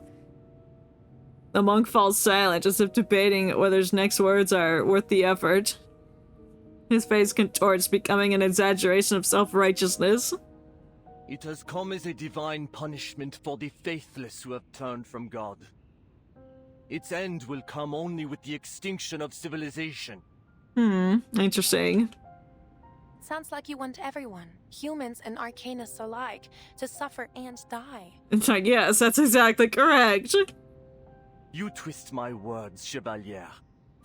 I do not seek this end, this path of suffering, out of hatred for humanity. I want them dead because they're an inconvenience to me. For their deliverance. But deliverance waits for the last edifices of this sinful world to crumble. When the faithless nations, as a fire consuming its last embers, burn themselves to ash. You're saying words. Soon, the artifices of modernity, their factories of war and death, will crumble, as Babel before them had, their lies of advancement and revolution dying with them. We must return to the innocence of the past, as Nineveh did, I don't know who that heeding is. the word of God. Okay. Assez, cousin. It's like, shut up! She's just sitting here and you're just yapping about something. My cousin. The rebuke breaks his rhythm. Sentinel steps between Marcia and Ladislas, forcing her cousin to take a step away. Tes prophéties ont empêché notre invité de prendre son thé.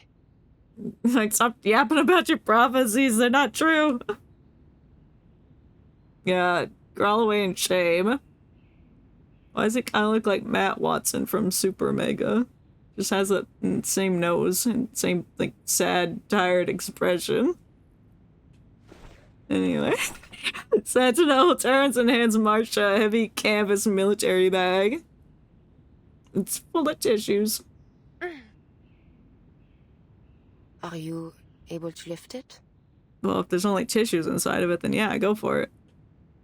No problem. I can handle it. Are you sure? Ladislas watches the exchange with abject curiosity. Marianne, n'est-elle pas issue de la fondation que tu dis dépourvue de volonté pour mettre fin à cette guerre? Quel effort vain poursuis-tu donc à présent? Yeah. C'est une amie, Ladislas. Je lui accorde la liberté de venir et partir ici comme elle veut. So true. Mais elle n'est pas... She's not a gargoyle, so what? N'est-ce pas? Oui. Okay, you're speaking French. I thought that, but I need a confirmation. And he said oui, so I understand now. It's French. Like gargoyles speak French. He lowers his head without protest. Sentinel turns from her kin back to Marcia, who's now taken several steps away. You will find here all that I've collected since 1918. Most useful to you may be a list of those in each military who have made contact with the Manus. Alright, I forgot why we came here. Yes, to get her notes. Take them from here to your foundation, and make of them what you will. I hope they will serve you better than they did me. I will. Thank you. Just don't blow up on the way over there. Marcia seems more eager to retreat. Madam Aunt Madeline. It's like Tortellini, Madeline, whatever. Stands at the foot of the stone pillar, tea in hand, and nods in self-reproach. The courtyard falls still. While the colored female gargoyle, well, we know her name's Aunt Madeline. Ladislas breaks in silence within the withering glare. Cousin, why hast thou concerned thyself with the affairs of this sinful world? We are involved now at our peril. Yeah, well. Even if this war was, as you believe, a divine punishment, the people have suffered enough. Ont-tu donc souffert? Je ne vois que des cendres et nul sac de pénitence. Well, you're not looking in the right place. He motions to the weeping girl tucked under the— Hast thou learned nothing from our chère Agnes? No, who's Agnes?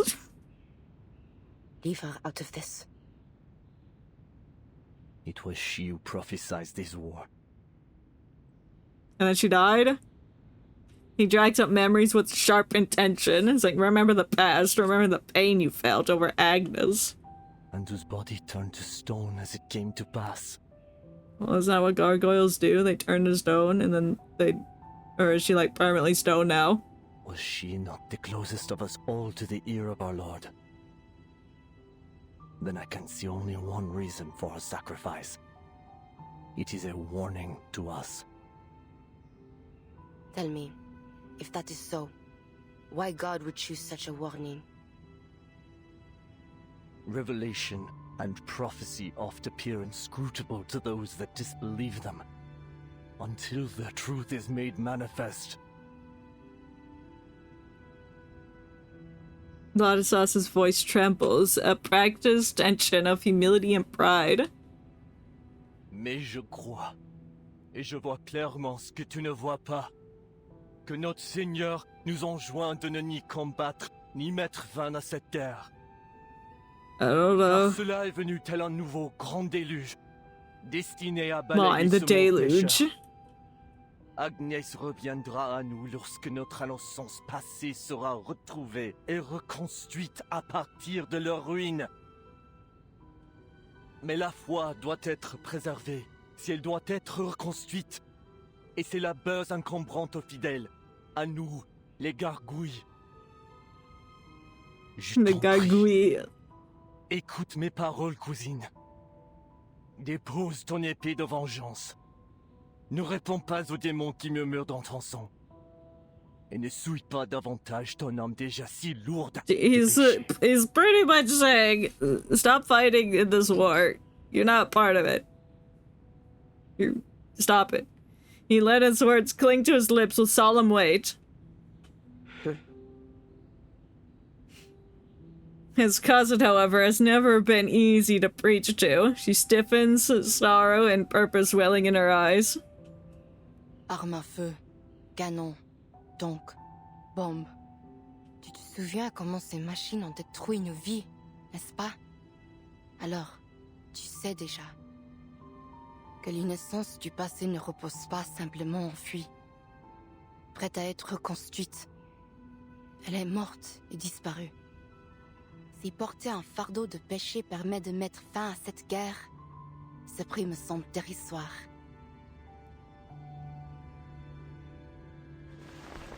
Ladislas is stunned. He fights back tears and turns to face the altar. The light from the stained glass window wreathes him like a mourner's cloak. That would have been a cool CG. Ou les nombreux noms que nous avons effacés de notre lignée lorsqu'ils se sont égarés du chemin de la droiture. Le son démoniaque a déjà submergé notre famille. Et je crains qu'il ne te submerge bientôt toi aussi. Et moi, je ne souhaite pas devoir effacer ton nom, Marianne, de notre lignée. He doesn't want her to die. But she's gonna fight this war anyway. I get it. I get his perspective. But she's not gonna listen to it. Give me this. Go research notes. Gargoyles. Gargoyles. Yep, gargoyles. I see, I understand. I understand perfectly. Think of our big spoons. Whoa! Concessions for peace. It's the big spoons. Could any treasure of Earth possibly fill the void of losses that left? No. No.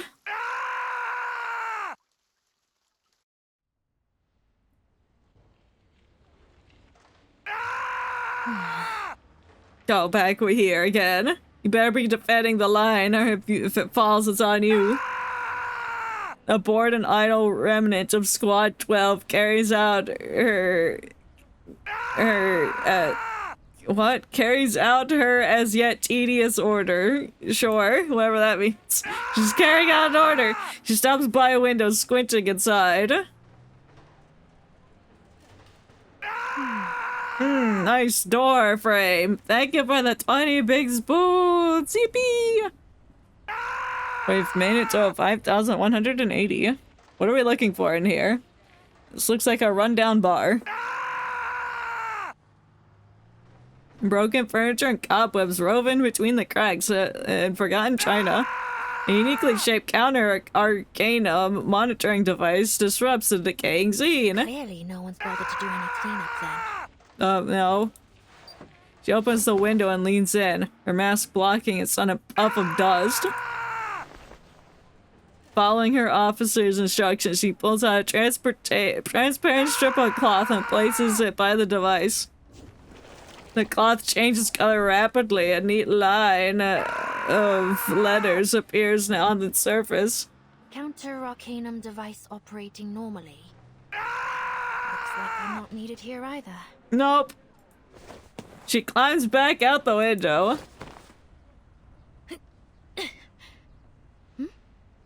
Aren't you? Aren't I what? Meryl. Hi. I don't trust you. Marsha. Why don't I trust Marsha? I don't know. She's evil. The young soldier springs up to greet her, visibly relieved. It really is you. You're back, finally. It's been like 10 hours. Is Paravian alright? No, he died! Oh, poor guy's had a hard time of it, but at least he's still in one piece. He's lying in a sickbed as we speak. Why is he sick? He should recover soon. It's too bad he didn't find anything too useful in the village. Well, aside from that armored vehicle. Oh, he didn't try hard enough. Sentinel happened to be there at the same time. So, it really was her? The one who assassinated Colonel Hirschfelder? Yeah, she's helping me. Just me, not you. Me. Me, Yes, Marsha. She'd collected a wealth of evidence concerning Manus Vindicte. I've already delivered it to Commander Kreos. Well, did you look at it before you gave it to him? Because I don't trust him either. As for the assassination, it turns out her actions weren't entirely unjustifiable.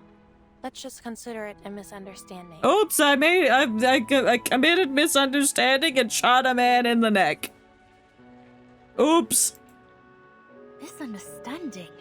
She literally killed a guy. Yeah, well, he got fired up by Manus Vindicte. What were we gonna do? She's not the only one.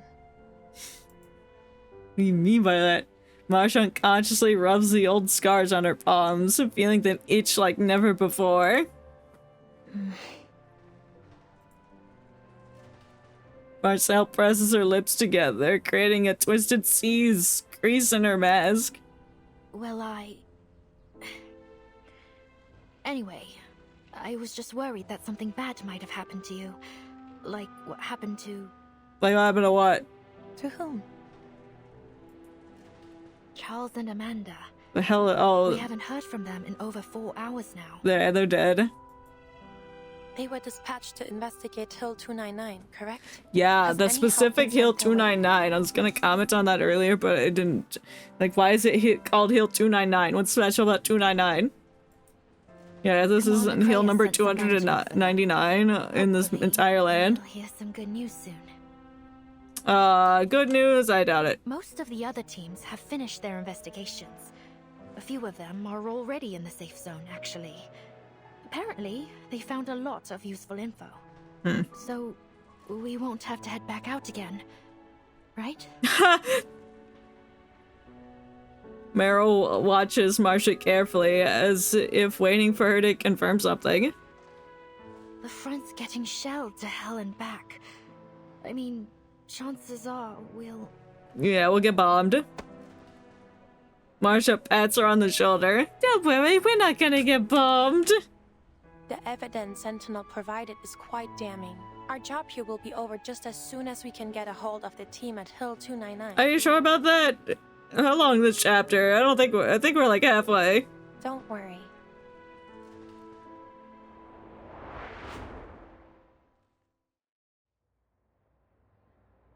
Nice tent. Copies of evidence Marcia submitted have been spread across the table. Personal letters, marked military maps, battle plans, engineering blueprints, defaced, and altered documents. Oh, I forgot he was here. Why? He's scheming. Along with them on the table are exhibits recovered by other investigators from across the front, arranged in rough chronological order starting from 1918. This is unbelievable. I know, right? He stares at the pile, a sheer flood of information overwhelming him. These documents, the evidence is undeniable. Every one of those absurd conspiracy theories was true. Yeah. The 1918 peace negotiations really were sabotaged by Manus Vindictae. True. The nations on both sides of this war have been under the deception of an invisible enemy. It is no wonder that even the victors of the 1919 offensive gained no real advantage. My God, and to think Manus Vindictae has been sharing war secrets with both sides to ensure neither can win this war. Yeah, sounds like something they do. That they have used our commanders as tools. Why does it look like he doesn't have teeth? It is nigh on unimaginable. He looks up with sudden realization. This does not simply concern one nation. These documents could topple nearly all of Europe's military leaders. Yeah, I think that's the point. With this list of managed defectors in our hands, and if we act with haste, we may finally put every one of them behind bars. No, I doubt that. Waiting for your Gizmo to stabilize, Kratos adds a words of advice. Let me remind you that Laplace may be able to heal these so-called defectors. Eberhard's case proved that the Manus' mental influence can be purged. True. He got death-kissed and then he was fine. Yes, of course. Whatever the case, we must act as soon as possible. The Chancellor and the Reichstag are prepared to strike. Right. Finding light in a once grim future, he starts to shake and sending ripples through the papers in his hands. Agreed. The evidence is sufficient. There's no need to delay. Wunderbar. Just think of the soldiers finally making their way home. I don't think that. And we'll honor that for 3 minutes. And that's epic time!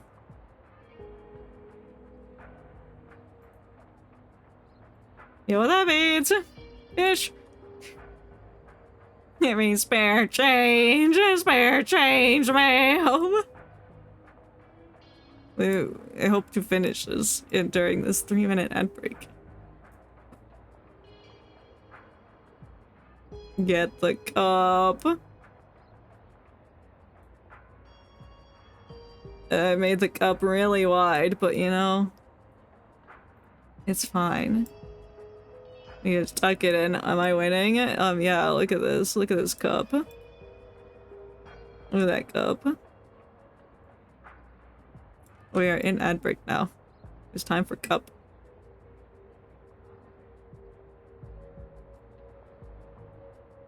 And then there's the fingies.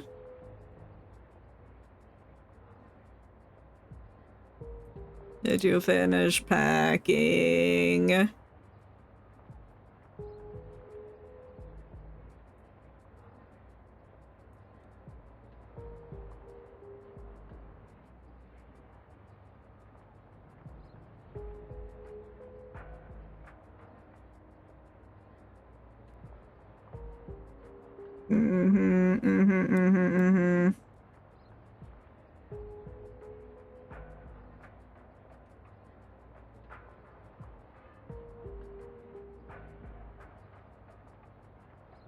I mean, that was so thin. That's fine. Fair change. Fair change, mate.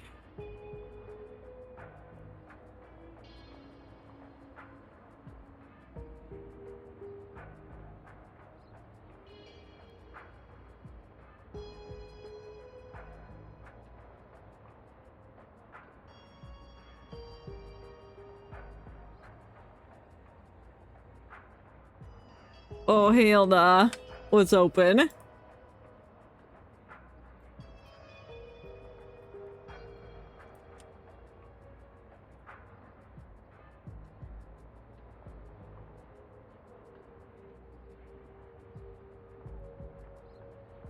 Fair change.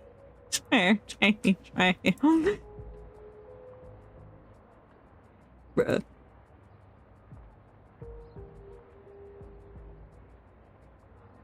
And give me the box.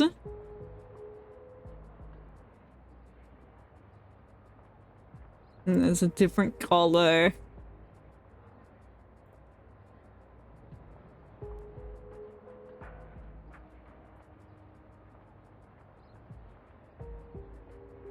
Spare change. Spare change, ma'am. And then give me this color. I'll just fill it in and it'll be fine.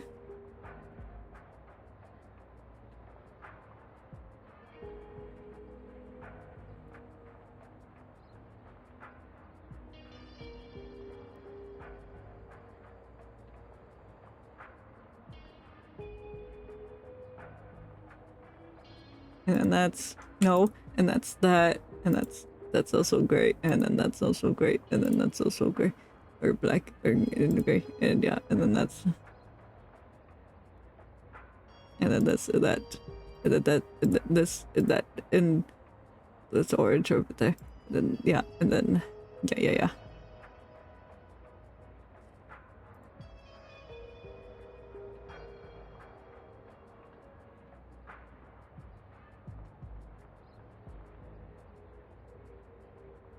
That's also no. That's also gray, and that's gray, and if I didn't close it, thank you. And then that's gray, and oh, this over for a second, and then that's gray, and then that's not gray, and that's gray, and then no, oops, stop it! Hey, oh, stop! I clicked on it. Silence! It's not talking about Europe. No, bad. Not time for Europe. Time for orange.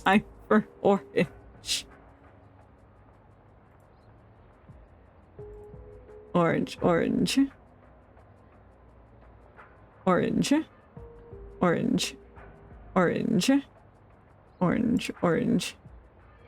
It's orange. The orange. The part is like a I think this is color. It's off white. Yeah. And then wait. And then yes. And then yeah.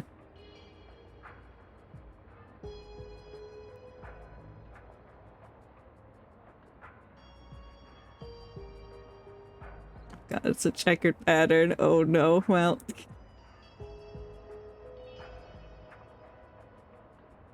It's fine. Could I have done this in the next ad break? Yes. But I'm too far in now. I'm too far in. We're almost there.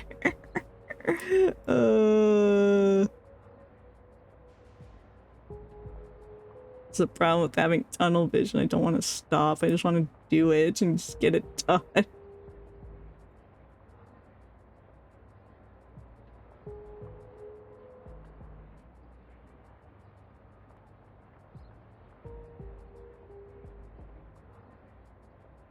Such a delicate process of fucking whatever it is. People look like chiggers.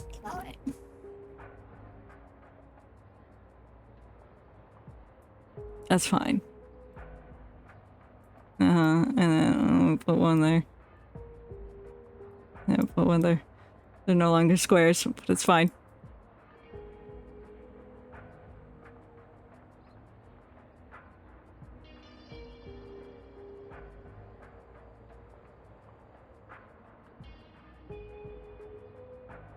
Bruh.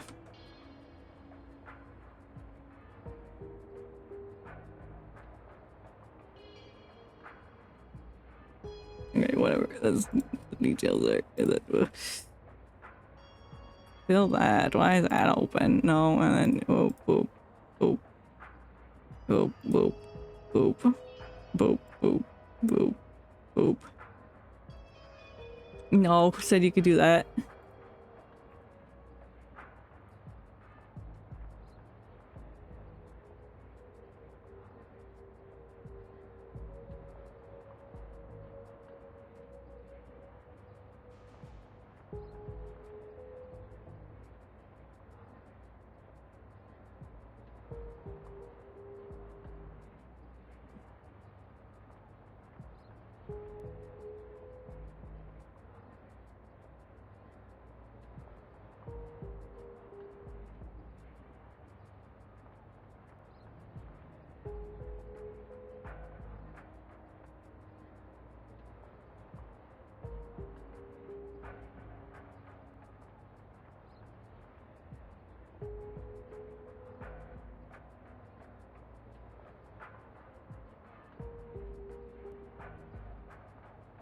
There we go. Fair change, ma'am. Very choppy, very done. Okay, stop clicking on him. I don't want to go back to this man yet. Shut up.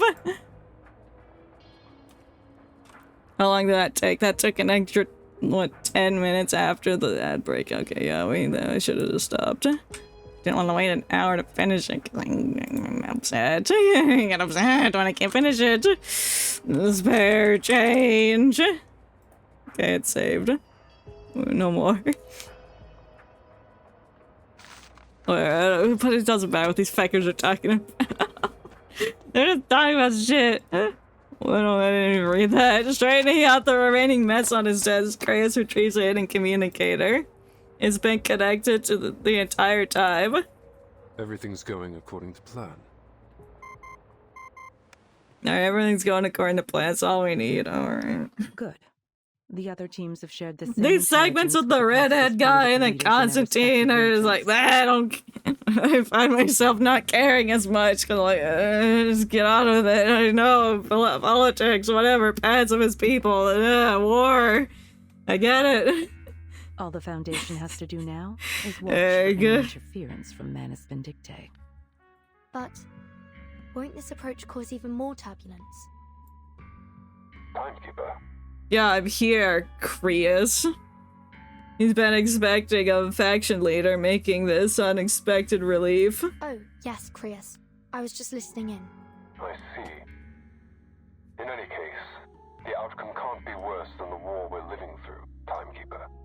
As I'm sure you've learned in your history studies, this war claimed tens of millions of soldiers' lives. Right. Not to mention the equally massive number of civilian casualties. Yeah, that's how war works. We are now 2 years on from what should have been the end of this war. The death toll has already climbed much higher, and it will only continue to rise if we don't put an end to it soon. That's what we've been trying to do. we know that. A marginally better outcome. I see. In short, the war is already over. Okay, well, do it. Make it over. Once the pacifist political parties take power, an armistice will surely be signed in Montpay. Okay, then make the need to do it then. May not be the time, but I've requested question to ask. What? Does the Foundation Committee have any contingency plans should things take a turn for the worse? Yeah, it's called Make More War. The silence in the room confirms the suspicions of the voice on the other end. Did you notice something suspicious? The former vigil officer fishes out as many suspicious details about the whatever. I don't care. He found shit about Harris Fender's assassination. Okay. Detail from Marshall's report.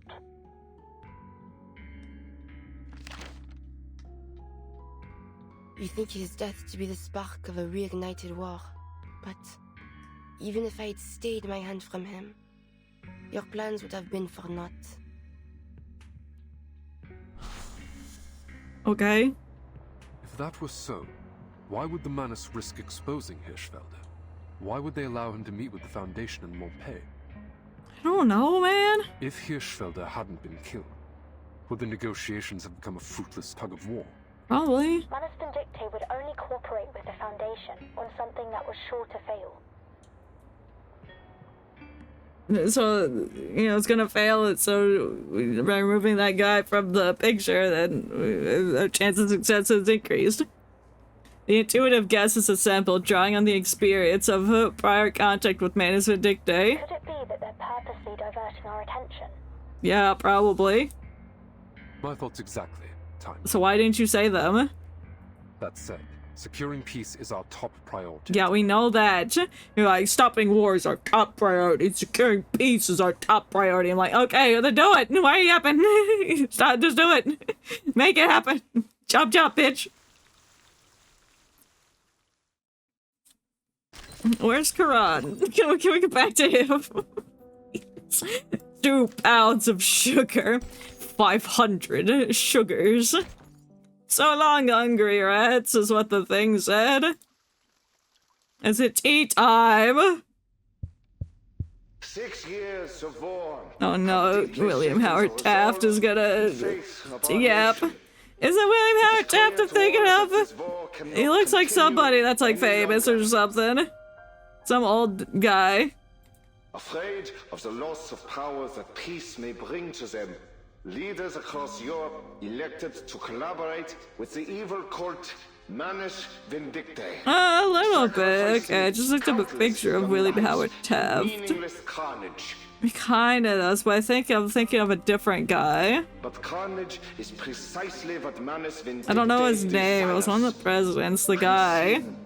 You know the guy. Their wicked influence has long wormed its way into the leadership of every warring nation. But worry not, the conspiracy has been thwarted. Every treasonous general has been arrested and will soon face a fair court-martial. The heroes who bled for the fatherland are finally returning home, where we will welcome them with smiles on our faces. No, it might be Theodore Roosevelt I'm thinking of. He looks more like Theodore Roosevelt. I guess. On the 11th hour of the 11th day of the 11th month of the year 1920, this war will come to an end.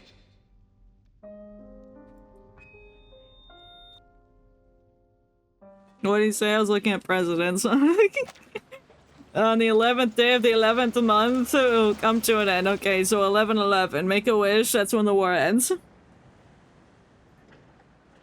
Delegates from the belligerent nations gather on opposite sides of the road. Soft bowler hats and ties decorate the event, mixed with an occasional peak caps and military abluties through the now precious view. You don't want to be here. You don't look like you want to be here, bro. More dignitaries demand tighter security. Well, they can go piss themselves. It's fine. Each nation comes with their own detail, but the operations commander insists on further reinforcements of the Foundation. Third routine patrol complete. No anomalies detected, sir. Right. No further warnings from the Arcanum detection group. Right. Should we lower the alert level? Yeah. Maintain the current level. I need at least 2 squads on standby at the command post at all times. Oh, you can hear that. Me clicking. Yeah, you can hear me clicking. I need to stop. I'm playing with my phone case. Yes, sir. Like, how can your phone case make this clicky sound? Because the top of it's gone. It's fine. Clad in white, Foundation security diligently carries out their orders. Click, clack. On the busy down road to commander suddenly stops. Eyes shut, he focuses, trying to sift through the din of stuffy conversation. What? He actively activates his communicator. I sure hope this building explodes. I need a little bit more excitement happening right now. I don't want to deal with politics of these people. I don't want to listen to them be like, oh yes, and peace and blah blah blah, war, blah blah blah. Just blow up the building. He activates his communicator. The line sparks to life instantly. Any response from Charles and Amanda? No, they're fucking dead. Negative. They've been silent since they reached Hill 299. It's like we're calling into the abyss. Yeah, let's go into the abyss. Chances are they got snuffed out by the Manus. Luck can't be on everyone's side. Even so, we need to recover the bodies. Do we? What? We can just bury them on the slope with everybody else. I have no sympathy. The man voice on the other end bites back with a sneer.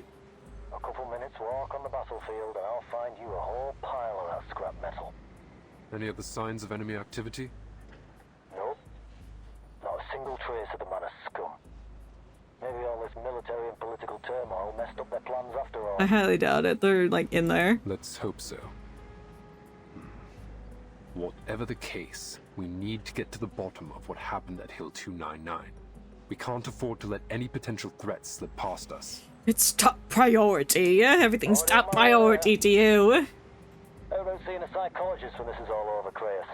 Maybe they'll finally cure your Manus Vindictae paranoia. Keep your eyes and ears open. He ends the call.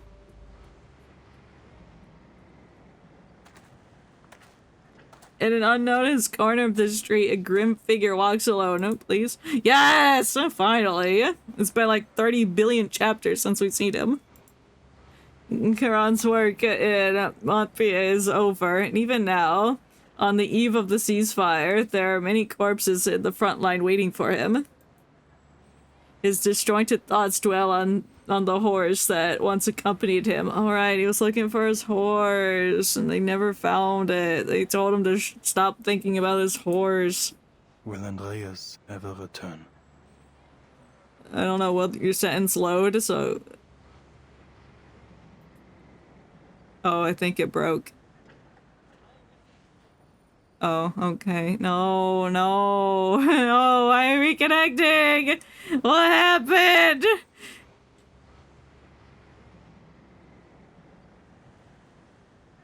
No, he just got to Charon.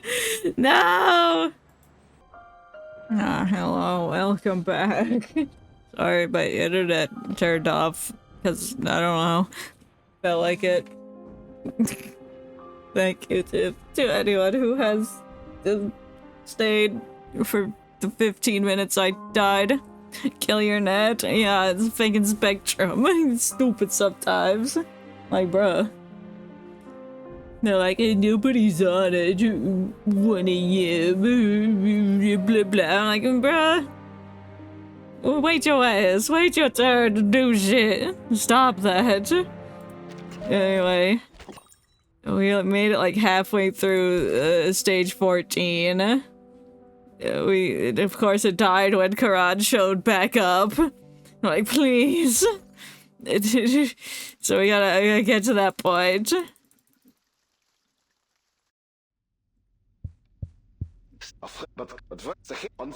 Oh yeah, then I went on, We're just getting straight back into it. It's fine, it's fine. No further warnings from the... Maintain the current level. Yes, sir. Because I had to restart everything. Ad break. Boo. Boo, ad break. Boo. Boo.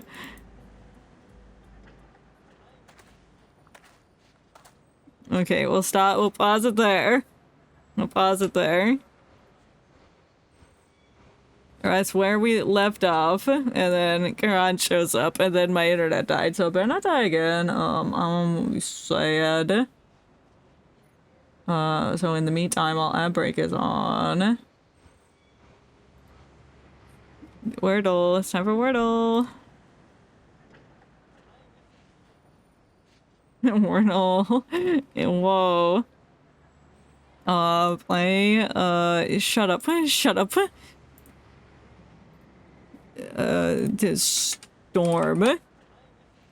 There's a T in it, that's great. What word has a T in it? A lot of them. Oh, there's no O.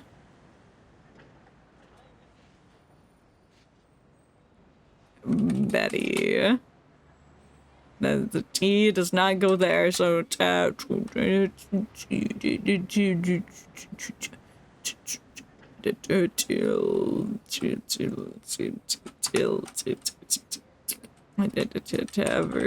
No, there's no A.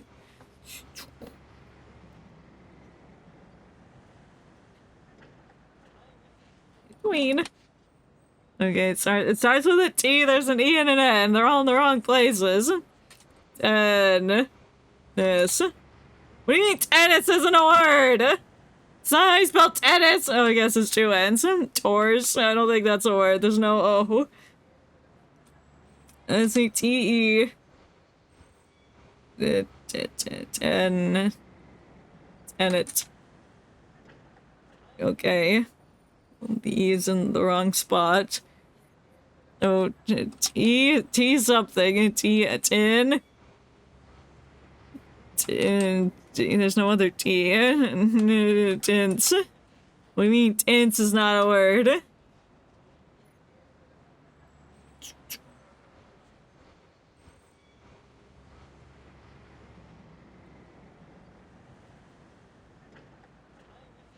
I don't know. Tinnel. What do you mean tinnel's not a word?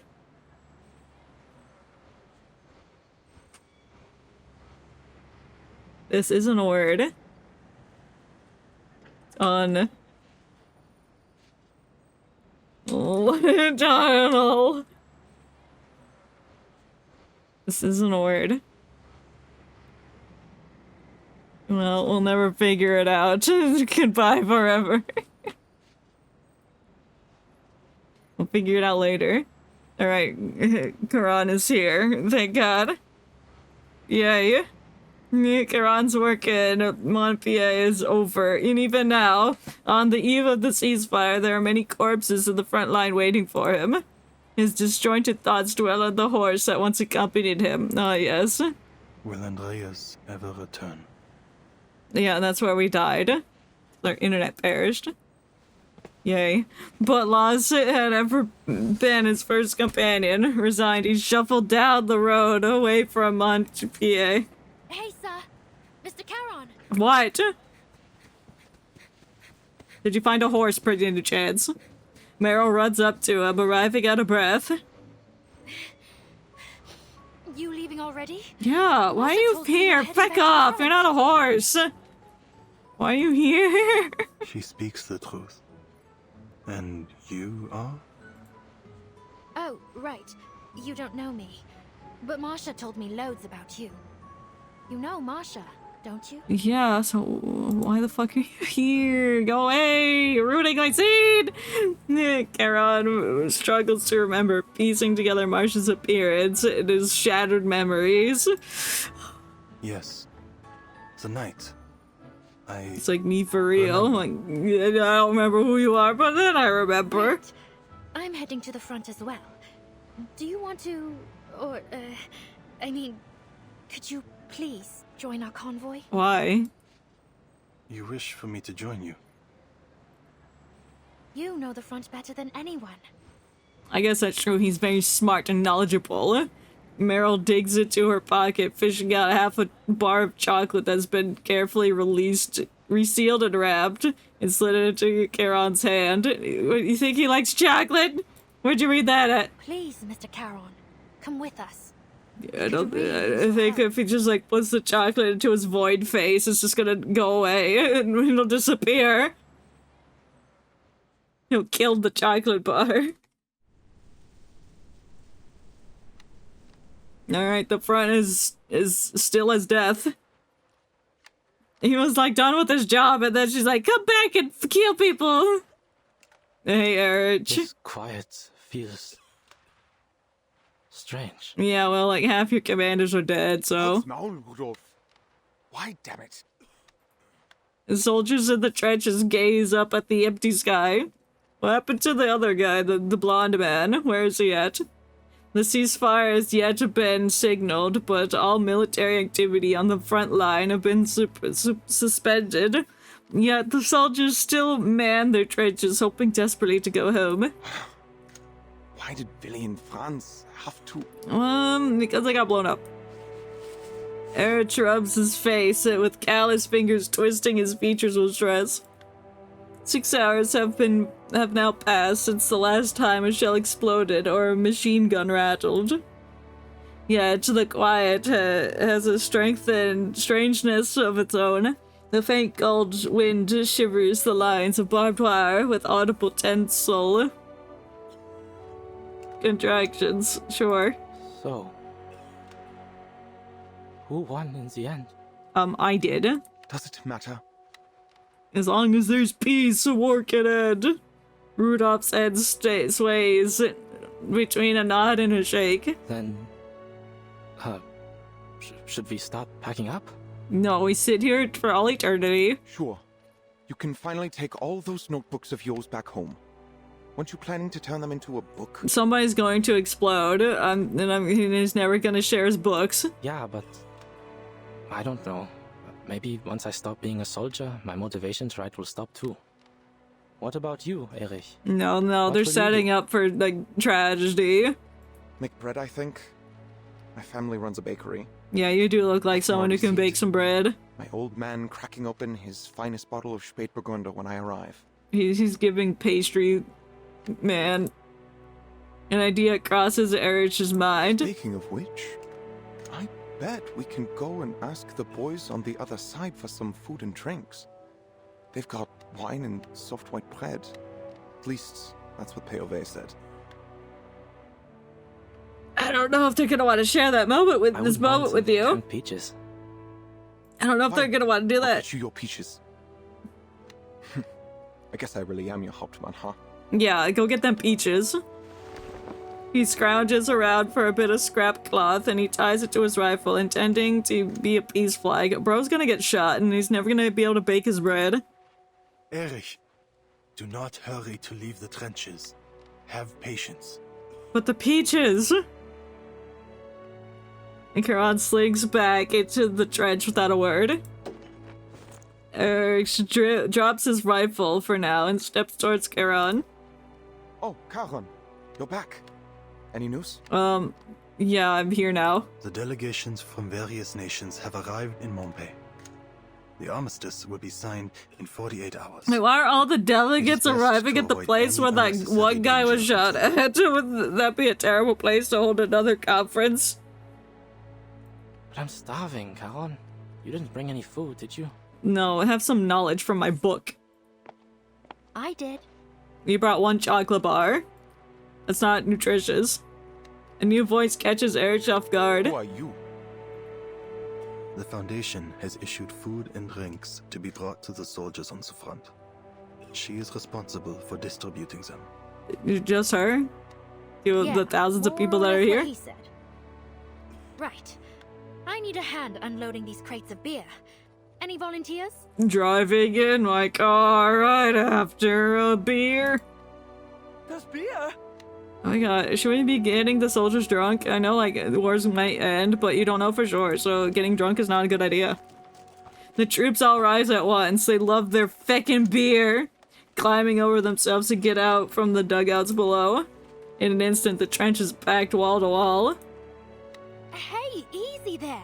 There's plenty to go around. Are you sure? Did you count? Boys, Boys! You're humiliating yourselves! Over beer. Get in line and I'll choose a few of you to help out.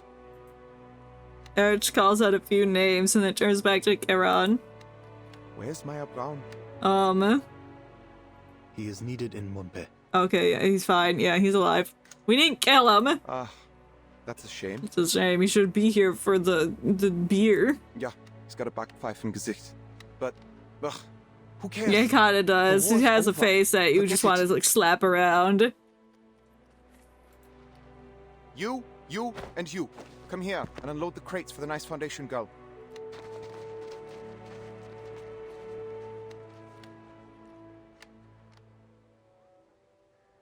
I don't know about having beer around guns.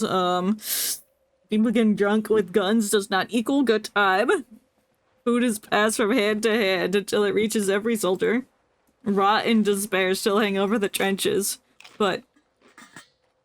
well, that sounds of chewing. That's disgusting. That better not have been. I hope I heard wrong. But they do nothing to dampen their appetites. Why are you breathing like that? Stop that. Rudolph cups a butter cake in his hand, desperately afraid of it crumbling it. He hasn't had something such soft and bright food in a long time. Well, just... oh, yeah, I get it. Then all at once he stuffs it into his mouth. You're not gonna cherish it? Oh, you're nasty. Oh, did you hear him, like, smack his lips? That's gross. Eric turns to his side, shoving a mug of golden lager into his hands. Is that beer? Come on, Prost! Toast? Fine. You're like, no, I want to consume my entire cake in one sitting. Ew! Count, what do you mean count you in? You're 16, you can't drink! Well, it's 1920s, people do what they want back then. Prost! Toast. The metal cup stutter rhythmically, slapping into a joyful, bright tune. When did the law about... I guess this is also in Europe, so laws might be different. I don't know. From far across the field, a clinking percussion is met with raucous singing voices. What's that? Do you boys hear us singing? Unfortunately, they sound terrible. I hear it too, from the other side. Why are they singing? Oh, it's the song that they sing before they blow you up. Oh, right. These are humanitarian rations. They've been given to the other side too. They're probably celebrating. It's like, what do you mean they got the same thing we did? How dare they? Eric jumps over the top, waving his whitish flag towards the other side. Come on, boys. Let's make some noise ourselves. How about we don't? This is a terrible idea. Close to you bastards over there. You understand what I'm saying? Prost! Santé! I guess they're cool. They're chill with each other. And then they Discord light moded us, and now we're looking at the sky. To peace! It can't be that simple. They, like, just decided that war is over.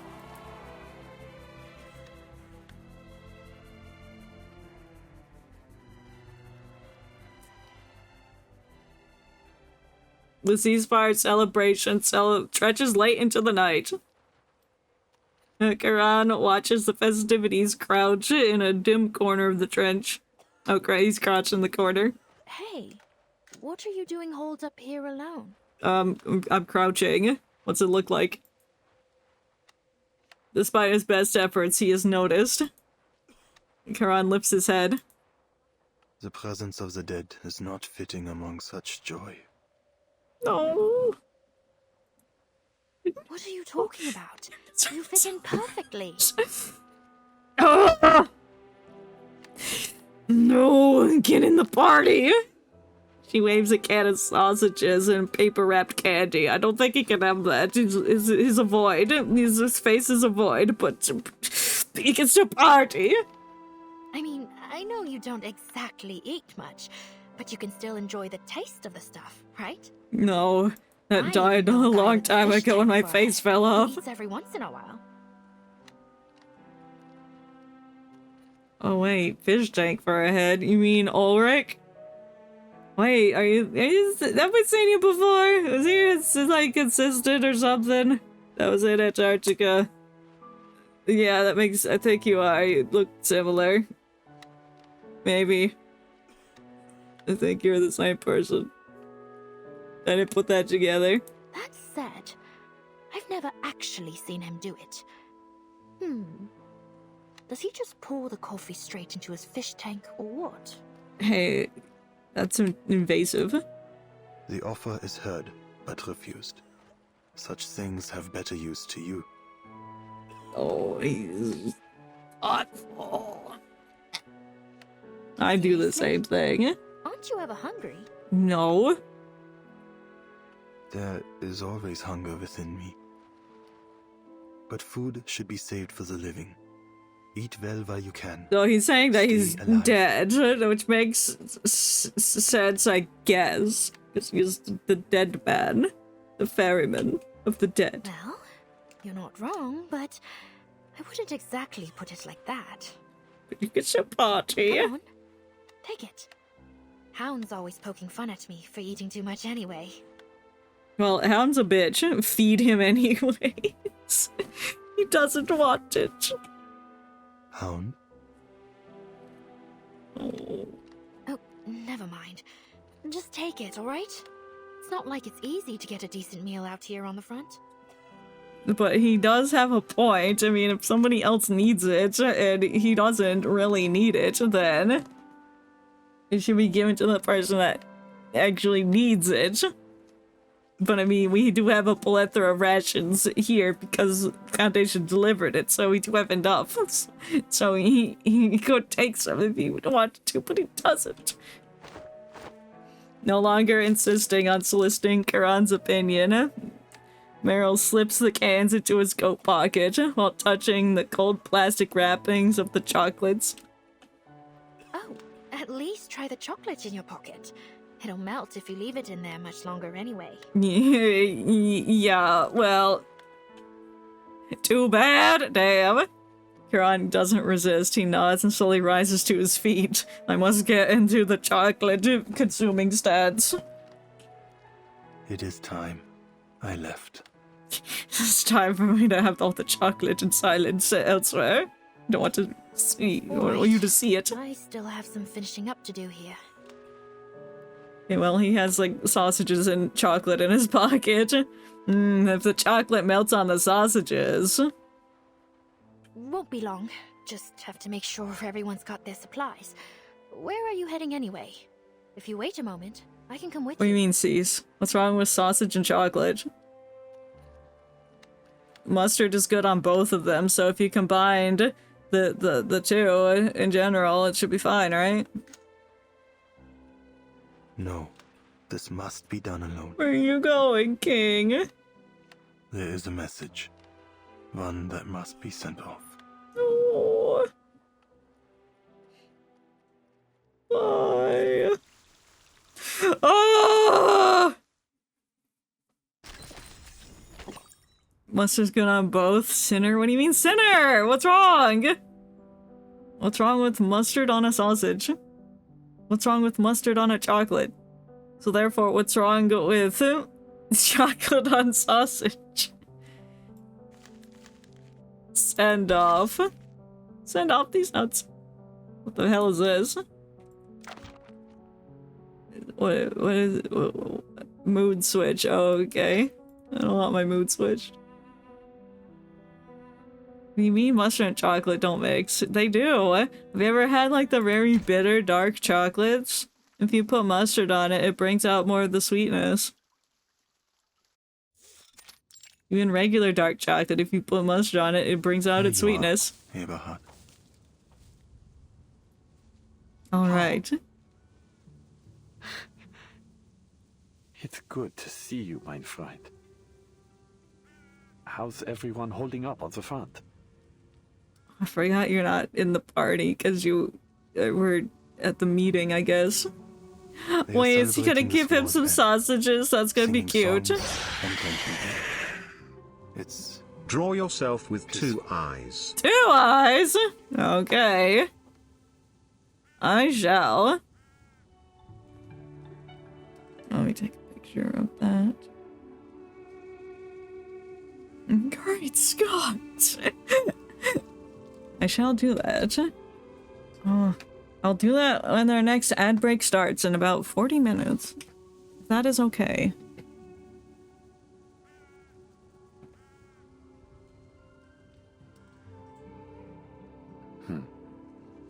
Peaceful. He repeats the words with satisfaction. Get to work, clanker. In 40 minutes. At the ad break, when it's ad break time, we'll do that.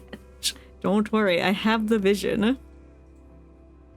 He repeats the words with satisfaction. Your Eberhard's spirit has changed significantly from the last time they met.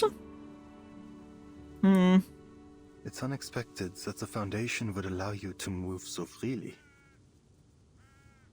Your vision, we can fix that. No.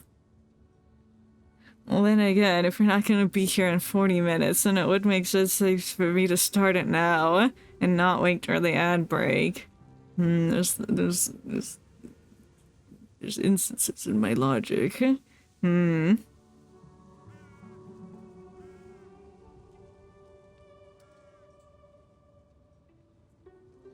Maybe I'll do it after the stage then. We'll compromise. We'll go to the end of the stage. No, my duty is done. I don't care what you do. No place among suits and politics. Okay.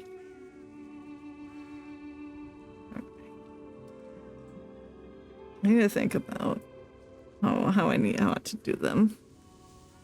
Or when I should be doing them. I'm probably thinking too much about it.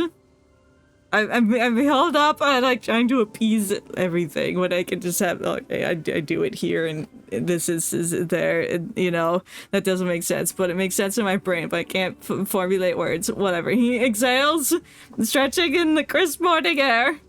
That red-haired official agreed to let me go for a walk every once in a while. He said, someone will keep an eye on you. Whatever. Nuh-uh. It's getting cold. But I enjoy a crisp winter morning like this. And it is November now, I guess. It reminds me of our days as students. Remember? We had to get up before dawn. I was lazier than you. I wouldn't wake up until you rode your bicycle to my window and shouted my name. I thought it said through my window. Like, damn, you jumped through his window on your bike? Crazy. Then the two of us would miss Latin class. Just as Walter did. Damn, Walter. Walter White. He's too busy making drugs in his basement. Yeah, I don't blame him. Latin class was hell. Walter. He was a good lad. Lots. He's dead now. Paul removes a crumpled envelope from inside his jacket. This parcel is to be delivered to you. There's a letter within it from Herr Mühlenberger, addressed to those of us in Class 3. Herr Mühlenberger? I was planning to visit him during my home leave, but... well, you know what happened back home. But what she happened doesn't back have a home? clue about what happened out here. What use is this letter? You and I are the only two class members left since the fall of Montpellier. All right, let's hear it, Paul. No, he changed his mind very quickly. Steadying his breath, Paul tears it open. He unfolds the letter. Meine lieben Schüler und ehrenwerte Soldaten. Der Krieg hat einen kritischen Punkt erreicht. Und als euer Lehrer ist es meine Pflicht, euren Mut zu stärken. Ich weiß, dass die Sicht auf den Krieg von der Front aus begrenzter sein könnte, als für uns im Vaterland.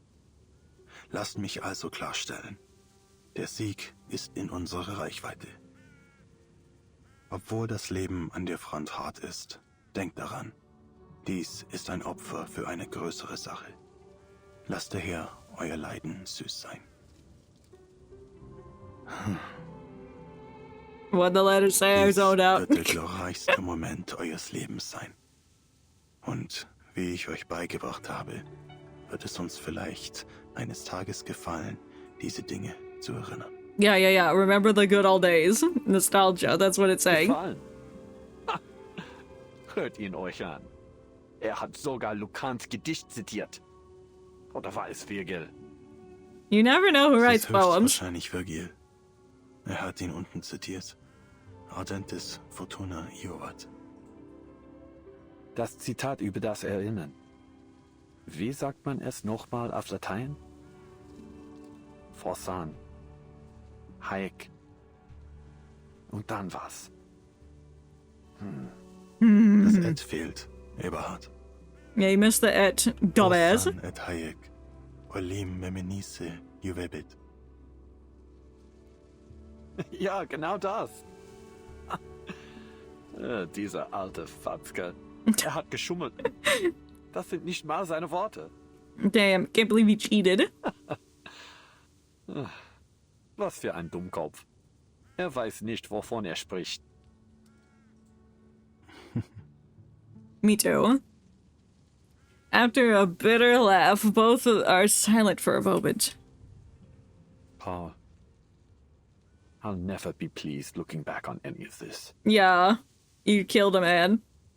If I have children one day, how will I tell them about all this? You don't? I sent our fellow countrymen directly into the line of fire. A death trap.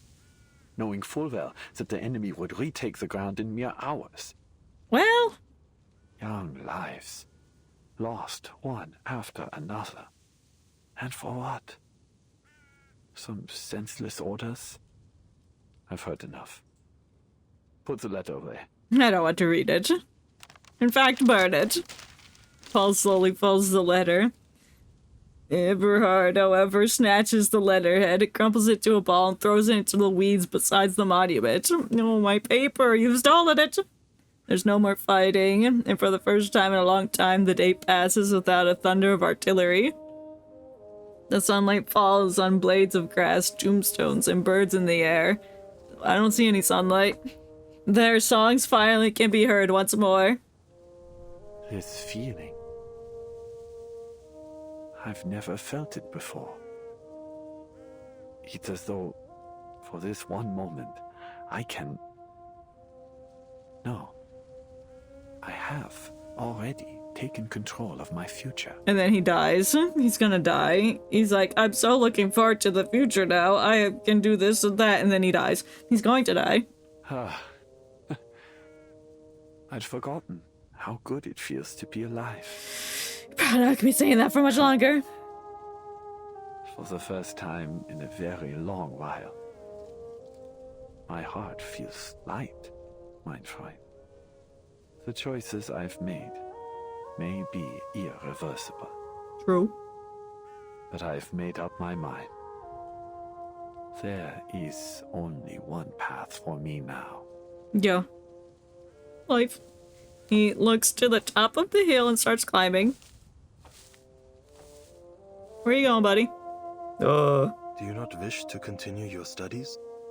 Your writings are surely safely stored in the school's archives. Would you return to school, Paul? It is unlikely, but you still may. For what? For knowledge?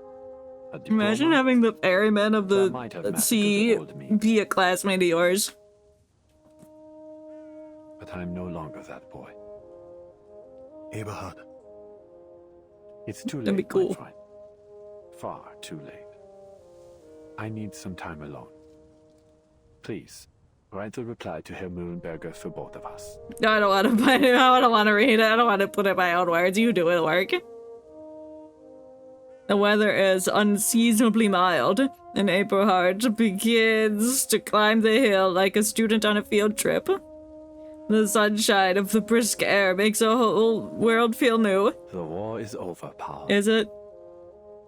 The sky is so blue. It's got a little tint of blue. It's mostly gray. Just as it always was. Just as it always was. Well said. Farewell, mein Freund. Bye. He waves, turns, and walks away. Paul stands and opens his notebook. His death note, if you will. Thank you for the raid, Haley. I appreciate it. How was your stream?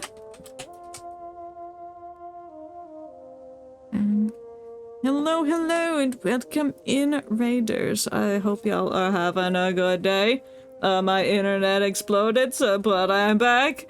For those who do not know, my name is Seven. I am a robot from space, and we're currently playing Reverse 1999. If you don't know what that is, it's a gacha game, but the story is really good, with lots of funky characters and all of that.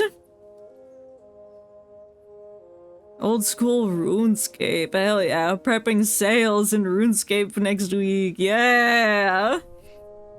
Hello again, hello! I'm collecting and buying fashion items, oh! They're making like the boats really nice, I guess. Fashionable planks for the boats. I don't know nothing about RuneScape. But what's happened thus far in this game? There's war. We've entered peace talks. War seems to be over. That's Paul, also known as Charon, the ferryman of the sea. Oh no, I was... Oh, fashion for you. I see. The skill isn't actually out yet. Gotcha. No, we need more war. Stop. No, we don't need more war. I'm sure Kana's gonna send in more war because she's a freak and is rewriting history. Somehow. Sailing isn't until next week. Gotcha. The only thing I know about RuneScape is sea shanty. Oh my god, can you make sea shanties? That's fantastic. I love sea shanties. I'm sure if I look up RuneScape sea shanty, it'll come up. I want it to be a full-on sea shanty with instruments and, I don't know, seas and shanties. I don't know what else is in it.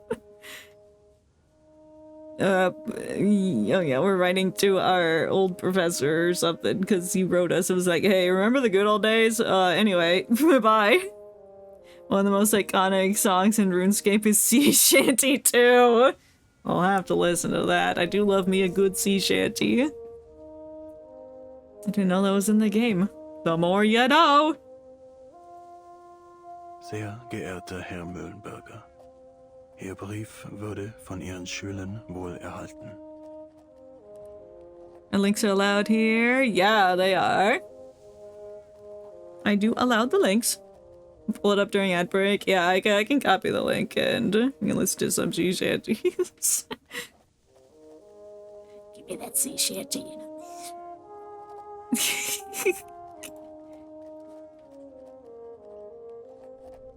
Alright, we're also doing a Wordle.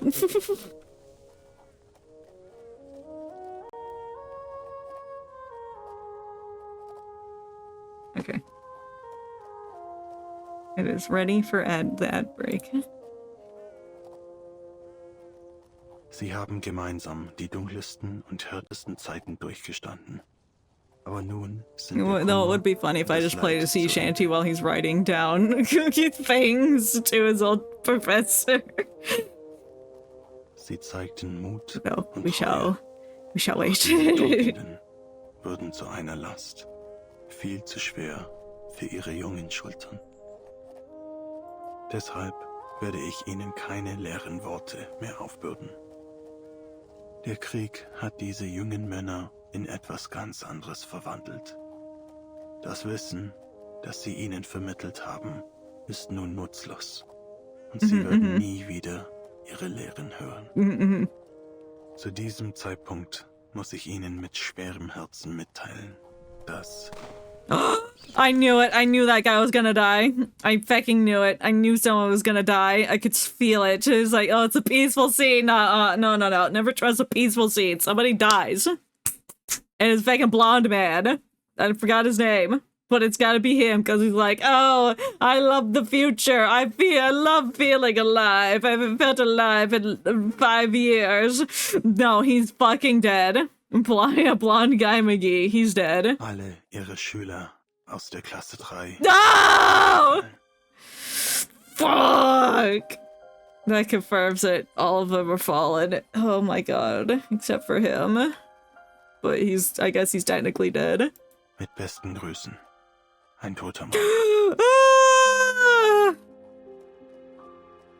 I watched too much JoJo in order to have that mindset.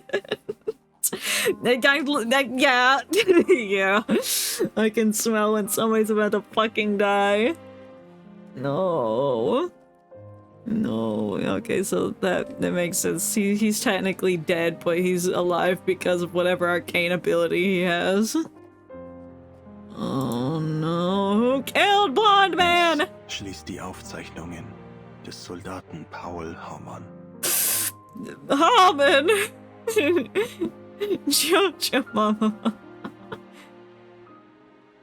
Jojo. Fuck. Who killed him? Ah! How do you smell without a nose? It's a figure of speech, one may say. It's like when if I smell something, I just detect it. I can just detect it. I elude that to the human ability of scent.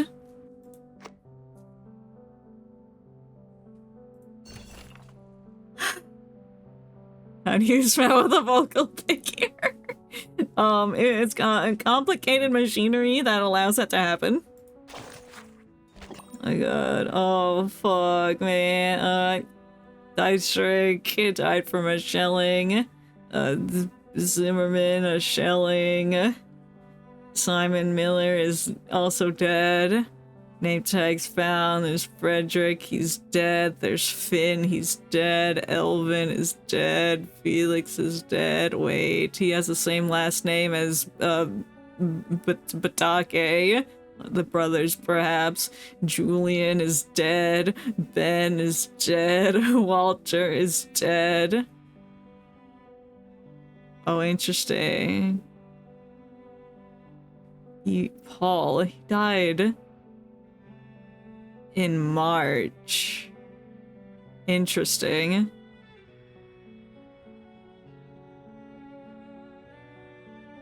Also, you're not human.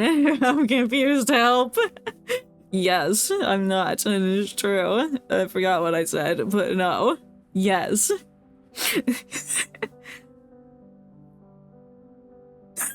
It's like Cog's supposed to identify that you're a clanker.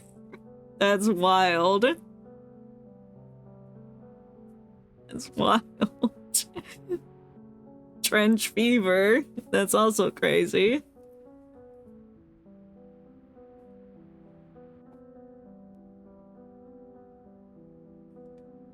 Damn.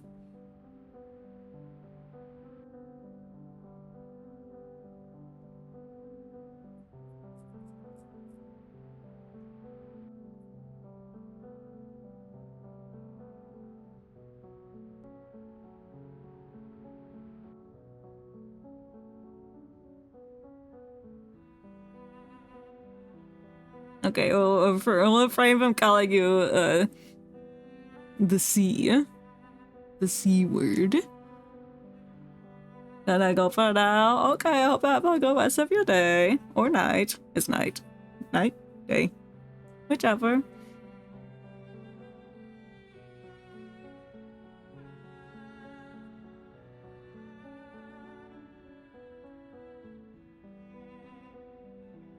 No, it's not.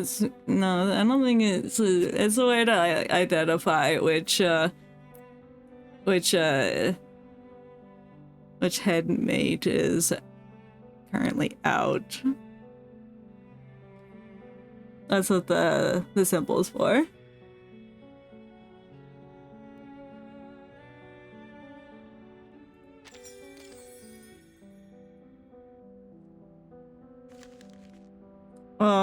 Unified full prophecy. Even now her tears are made.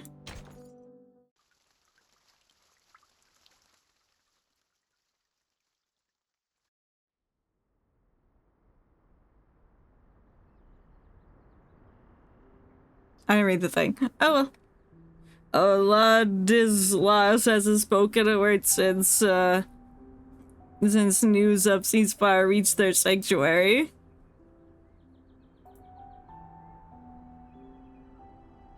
He's been kneeling at the altar for days. I forgot to read. What'd I forget to read?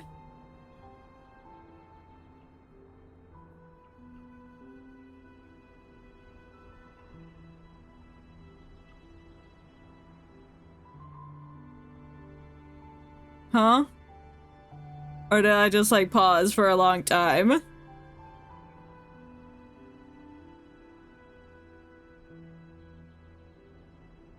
He's been kneeling at the altar for days, having eaten next to nothing, always thin. Oh, he now looks more like a jagged stone obelisk than a man. What am I to do, mon petit chou? You will not so much as touch the biscuits I baked for him. Never have I seen him in such a state. The one who said it? Did I? I don't remember that. I didn't say no such thing. He will not so much be touched. What?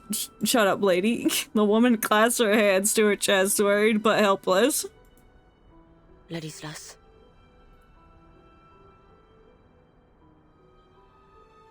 She gently calls out to him. Yeah, I've been under Undertale I can't read. The war has ended, not as he foretold. It may take some time ere he is able to free himself of his guilt. Cher Ladislas, keep thy heart in the Lord, for he shall forgive us no matter how great our missteps.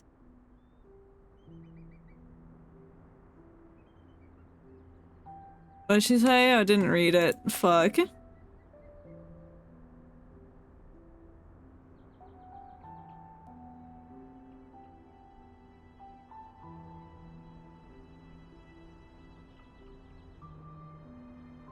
I still can't process it. Oh well. Marie, I beg thee, do something.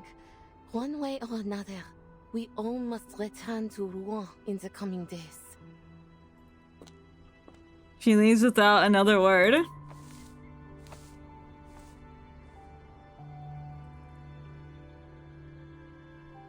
No, I'm not getting tired.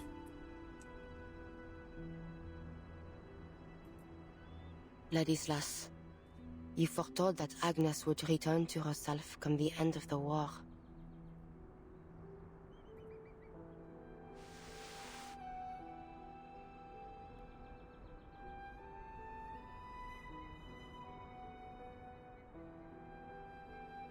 She pulls out a handkerchief to softly clean the stone's unmoving face. Yet she remains unchanged. Is there truly no way to revive our dear friend? Our family? Aims a Wirebacks collab? No. None at all.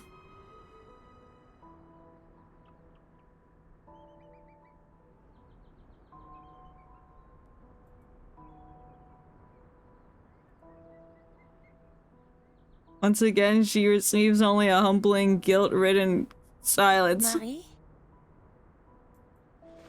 She turns to the voice, finding it belonging to the woman that has become a regular visitor to the sanctuary. As usual, she brought food. Just this time, some salami and dried cheese. Ew. After handing off the supplies, Marcia marches straight towards her. What news from the front? Blonde man's dead. Some troops have already withdrawn. The rest will follow suit once the armistice is officially signed.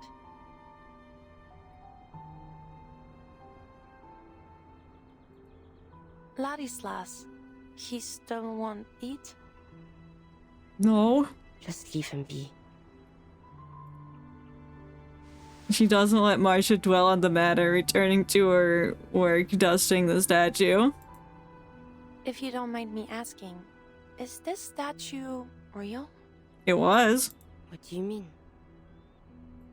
I'm not sure how to put this into words properly, It's just that I've never seen her move.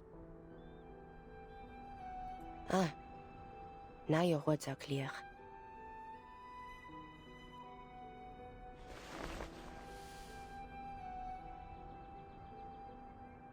She gathers her handkerchief and takes a deep breath. The cold, wet morning mist fills her lungs. This is Agnes, a distant cousin of mine. We share a great-grandmother. She places her hand on Agnes's knee stone.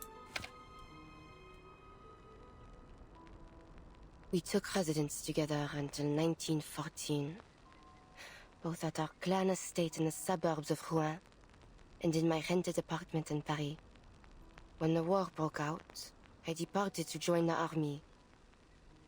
Upon returning during my first leave, I found her in the cellar. It came to pass that, in my absence, she had turned herself to stone.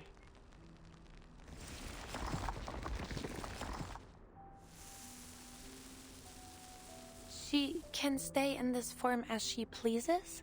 No. Only so long as her heart yet beats. Were she to turn to stone from within, she would be unable to restore her body to flesh. So, she's just not doing it. Ladislas informed me of another possibility. He said Agnes's petrification was an extraordinary act of self-sacrifice. Why? And that this sacrifice was also a prophecy. Gargoyles were not to coexist with this war. He said that a miracle would occur. That Agnes would be freed from her petrification. I thought it might have been true. She glanced toward Ladislas, still kneeling. But I suppose Gargama oil? No. Agnes has shown no signs of recovery. There must be another way.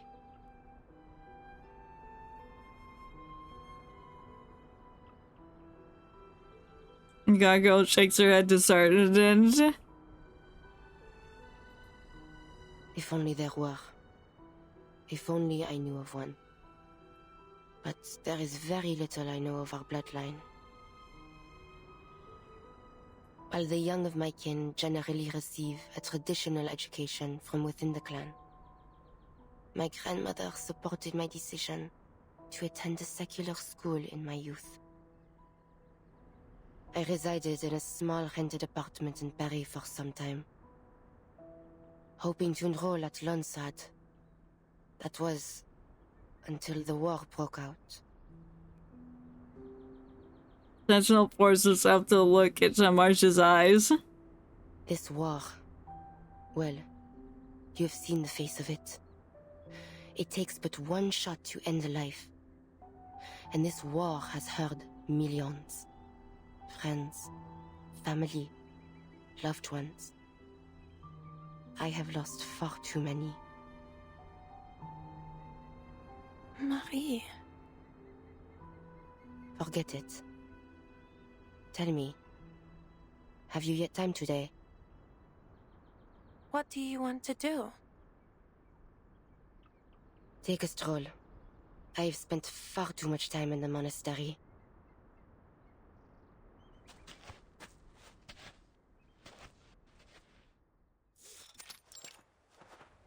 Oh, the windmill. You killed that guy. Or the guy died. After a long journey, they returned to the field once soaked in blood. Pilot. Their earlier conversation still lingers. Yes, that's what I wanted to be. Why? Many knights joined the Air Force at the time. They believed the sky to be the only battlefield that still maintained at least some semblance of knightly chivalry. It had more than the ground at least. Crawling through mud and digging trenches. I loathe airplanes. They're exceedingly difficult to withstand from the ground. And the engine noise. She swallows the complaints, not wanting to sound bitter. Local airplane hater right there. Marcia extends her arm over her friend's back. Relax. You don't need to fight them anymore. In fact, I'd wager you'll come to like traveling by plane in time.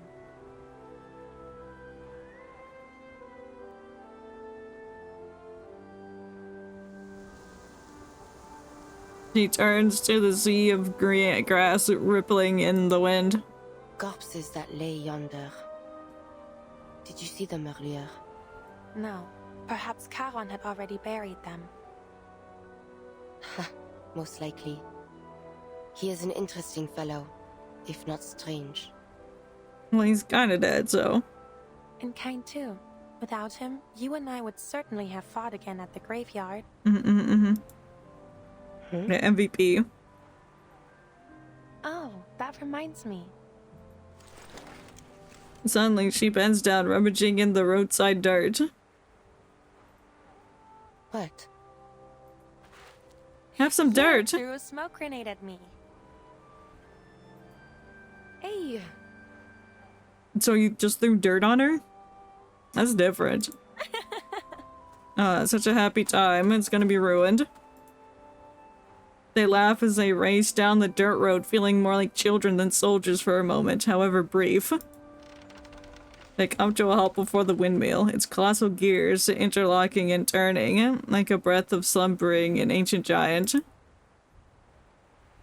The slow creaking of the windmill becomes the only sound.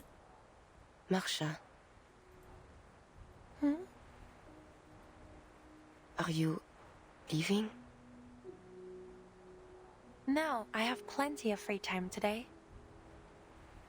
Not now. After the armistice.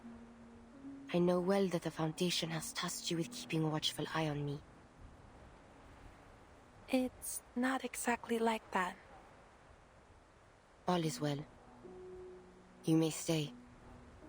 So long as you do not lie.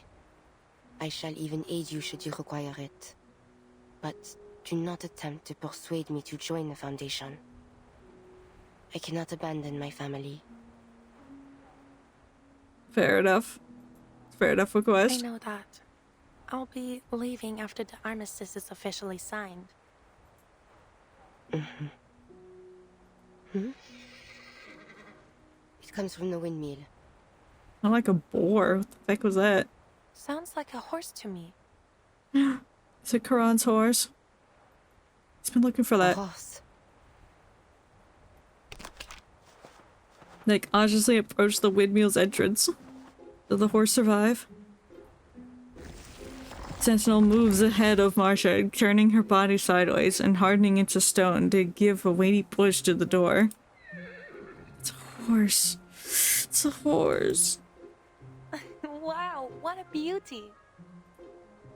A horse indeed. What brings it here? Windmills are so village-core. That is true. And there's also a horse in it, so it's horse-core.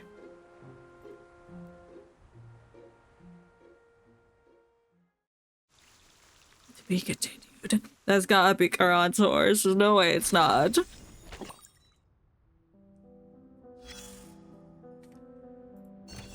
Open the letter. Austria. Vishvani, Rock, Baroque. Agnes. Oh, I see. Agnes letter. Agnes Core. April 2nd. I see. Let me check something real quick.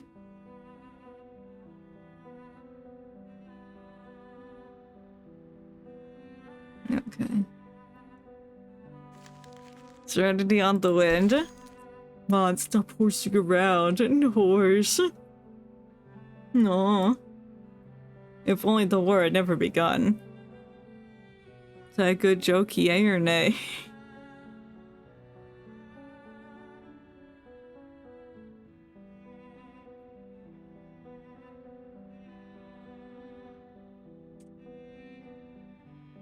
No.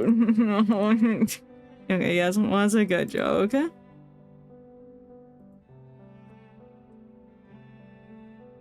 me 1 second. Or a minute. Give me a minute. Someone's gonna be like, ooh, wait a second. Because I would do that.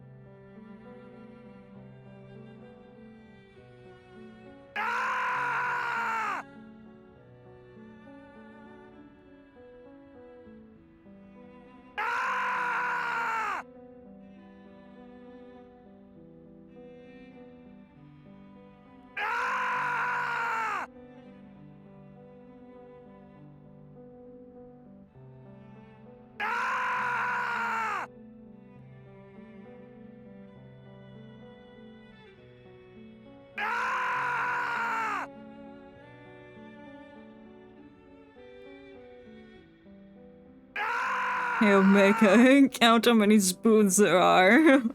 Okay, 1, 2, 3, 4. Yes. Let me put on the sea shanty because I need to think about something real quick. It's very important. Mute the reverse audio so it's up to your sea shanty. I'm not just like listening to like the background music that's sad.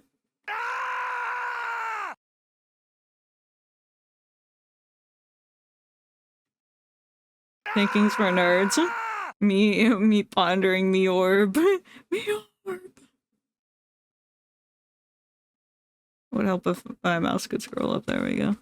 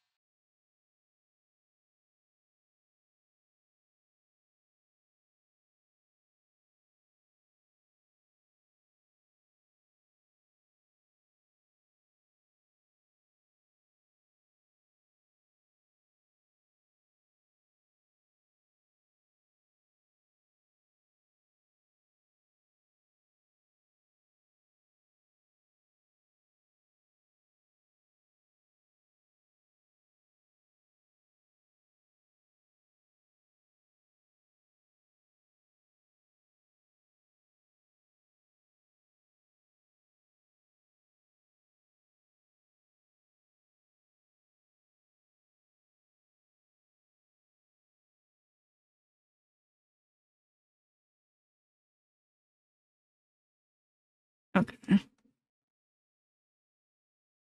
Okay, now we're in the ad break.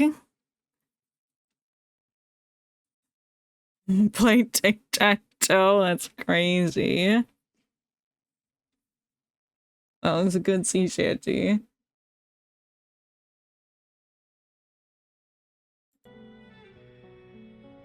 Yeah, it's still on cooldown. We got one. We got one to do during the ad break. It is the second one of today. But welcome in, Plastic Patch. I hope you're having a good day. I now have to draw it myself with 2 eyes, which is interesting. So, I don't really know how to go about that because I'm just built for 1 eye. Maybe I could just like stack them on top of each other. That would make the most sense.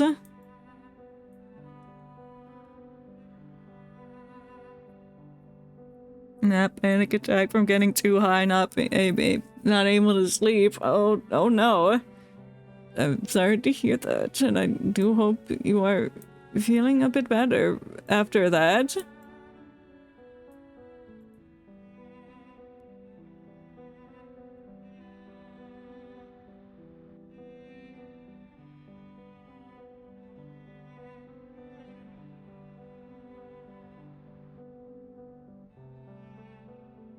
Usually around this time, I also have like problems falling asleep. Not because of like that, but you know, I don't know. I guess it's the cold.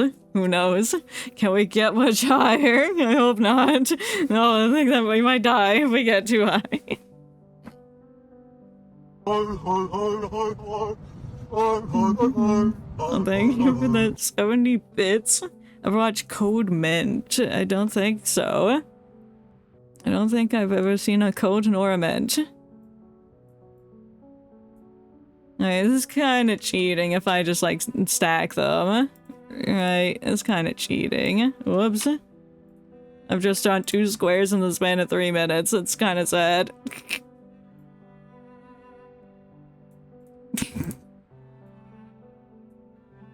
Oh no, it's so bad. Okay. Sure. Damn. I'm sorry. I'm assuming that's an anime of some kind.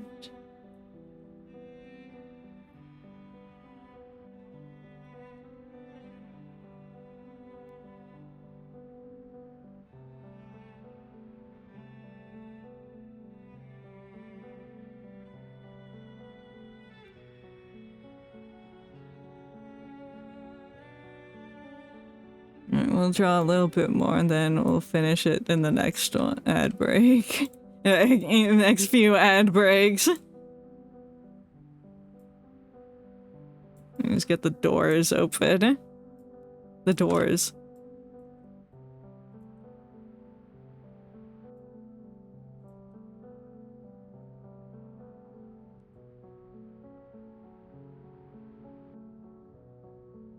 M&A. You love ties? Nuh-uh.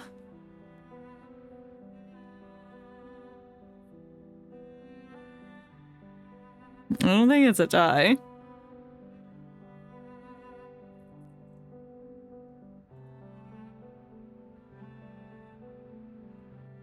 I guess this is a front view.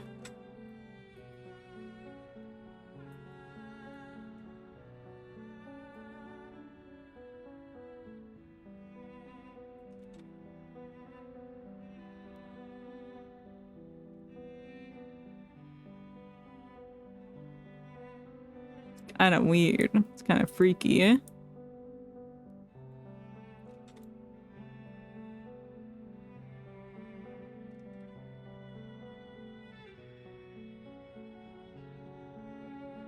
You just get a head down.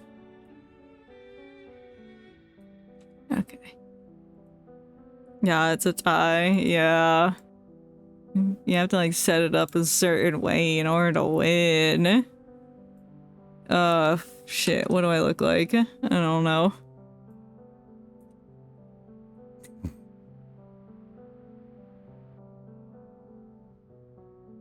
Looks really weird. It's like a Power Ranger and I don't like it. No, I'll put that in the color. Okay, well there's that.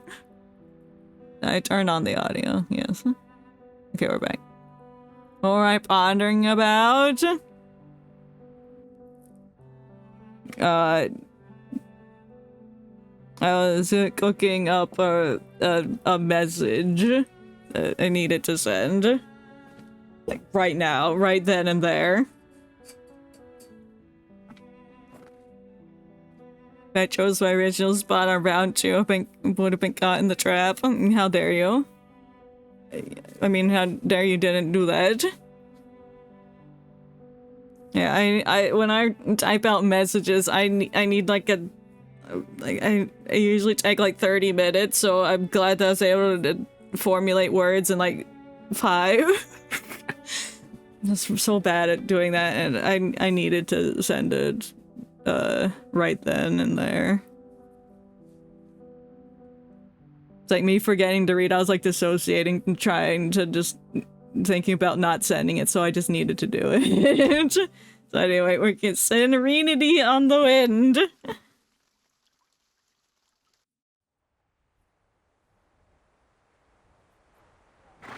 Nay. Here, come on out. That's a good boy. Is that how you talk to horses? I think you're good at sending your message across when you need to. Well, mine was like a thoughtful thing that needed, like, thought. That needed lots of thought. And it wasn't just like, yeah, or something, like, simple like I usually do it sometimes. But no, if I'm, like, really trying to, like, convey something, I need like 30 minutes. You can't think. You can think. Debatable at some points. I appreciate the patience because I didn't want to just like disrupt the story or what was happening. But like, I just need to do it. I need to do it now. I can't wait. The horse seemed to naturally gravitate to the night, drooping its head to brush up against her. Oops. Hold on, I clicked on something. My bad. Somehow clicked on a the charity tab in my stream manager. Whoops. What am I doing? I'm clicking. That's a horse. Remember when everybody turned into horses? That was funny. I love it when they turn into horses. Oh my, Marie. Look at his beautiful coat. Not even the colonels have such handsome companions. Yeah, well, I know who has a fanciest companion. He seems to have taken a liking to you. Can you ride? Does he have a saddle? What sort of question is that, Marianne? You are talking to a knight. Your former knight till I stabbed you in the neck. Even without, oh, it doesn't have a saddle. She's just raw dogging it. Is that the phrase? I don't know. She mounts the horse with ease. Come on, take my hand. Oh, take my hand. Just take my hand. Are you gonna be too heavy for the horse because you're made out of rocks? Like, doesn't her weight must change, like, between gargoyle form and, like, person form? Unless it doesn't, she's just, like, a rock. Like, giant boulder. Gargoyles can be heavy. And if they're, like, people-sized gargoyles, she might be heavy. Just because she's dense with rocks. After a moment's hesitation, Sentinel takes the offered hand and finds herself on the horse's back as well. Well, I guess she's pretty nimble and can, like, dodge and weave and shit in the battlefield, so I guess she doesn't weigh that much in, like, human form. Asking the real questions. I'm pondering the real questions. I need to know how heavy is she in human form? Because if she's a rock, she's gonna be really heavy. She's fat as fuck. She's built with minerals. Hello, welcome in, Sir Van Steen. I hope you're doing well today. We're riding a horse. And pondering the real questions. Hello, Robo person. Hello. Oh, it's a beautiful horse. Look at it. Black as the night of the shadows. It's got the blue tints. Is very nice. You're gonna be lurking. Hell yeah. Thank you for the lurk. I do appreciate it. I hope you have a good lurk. Oh, good. Us riding horns. Horns. Let me off then. Enjoy it yourself. NRE? What's that? What's the NRE? What fun would that be? Come on, just hold on tight. Giddy up! Hey. Hey, you're riding a horse. Did you know that? I can't believe you don't know how to ride a horse, but I can teach you. Just think of them as oversized hunting dogs. Well, you don't sit on dogs. That's kind of cruel. Unless they're like the really big dogs. You know, the big dogs that are like giant and like are big. I'll come find you after you move. How does that sound? Where will you be if you're not staying with your family?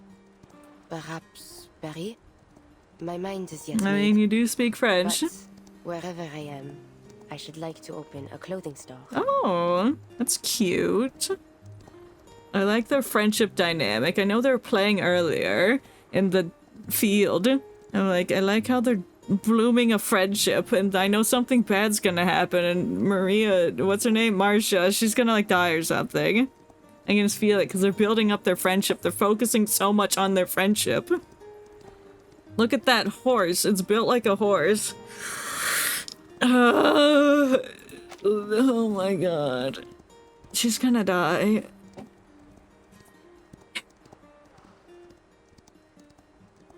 Then you'd better choose a store name I'll recognize right away. No, you'll become so famous that it'll take no work to find you. What would a good store name for her be? Look at my horse. My horse is amazing. I vaguely remember that song. Oh my god. Oops. Don't look at the log. Could you make a parade dress for me? I have never before made such a dress. I have never even sewn an article of clothing. Wow. A parade dress tailor-made for me by a famous French fashion designer. It's like a dream come true. Hell yeah. How long do gargoyles live for? It must be a long time because they're rocks. I really like to pull out their log whenever, eh? No. No, I don't. No. This might be the first moment of true peace they felt since the war began. I think it depends on the media. Yeah. Show me a robot or a mysterious character, I'm like, oop. Log. Out. The horse grows tired. They dismount to let it roam and feed on the tall meadow grass. What of you? How may I come into your contact? The Lord only knows where the Foundation will send you once this is ended. Good question. You may be right. The fight against Manus Vindictae isn't over. I can't believe I thought Marcia was evil. It's because she had red hair and looked like the Wendy's logo, except without the pigtails. She's giving like old diner vibes because of the blue color. That's it. So I didn't trust her. But I guess we can trust her. I'll let my guard down and let them be besties until she dies. I do not wish to judge your decision, but do all you can to stay alive, Marcia. There we go. Oh no. The words. The words of... What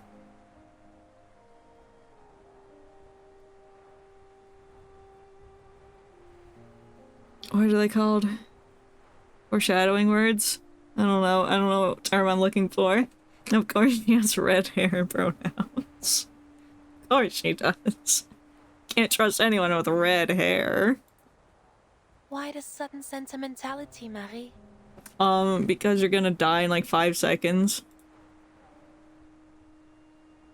If all this, when all this comes to an end one day, I hope to see you again. Oh. Me too. Oh, stop. They're friends. Stop. I will pray for you, though I am uncertain if my voice will be heard. Oh my god. Marcia's gonna die now. I am nothing like Agnes. She is an angel descended from heaven. And I am... No. You're also great. The gargoyle keeps her eyes hidden in the shadow. Never mind. Are you gonna call yourself a monster? You can't. Can't do that. Beep boop, boop boop bop, boop boop beep. Nay. Yeah, that horse can open that communicator. Huh? I'm evil. Can't believe this. The communicator's noise startles the nibbling horse. That's a disgusting way to describe a horse. It lifts its head and bolts into the distance. Oh, I hate the nibbling horse. I don't like that. There's something about it I hate. Ah, there he goes. He's running away. You scared him. Bitch. She picks up the device. Again, it's an anonymous caller.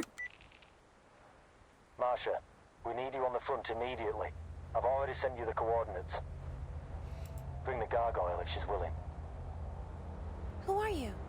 It's fecking Hound. How do you not know it's Hound? We'll meet soon enough.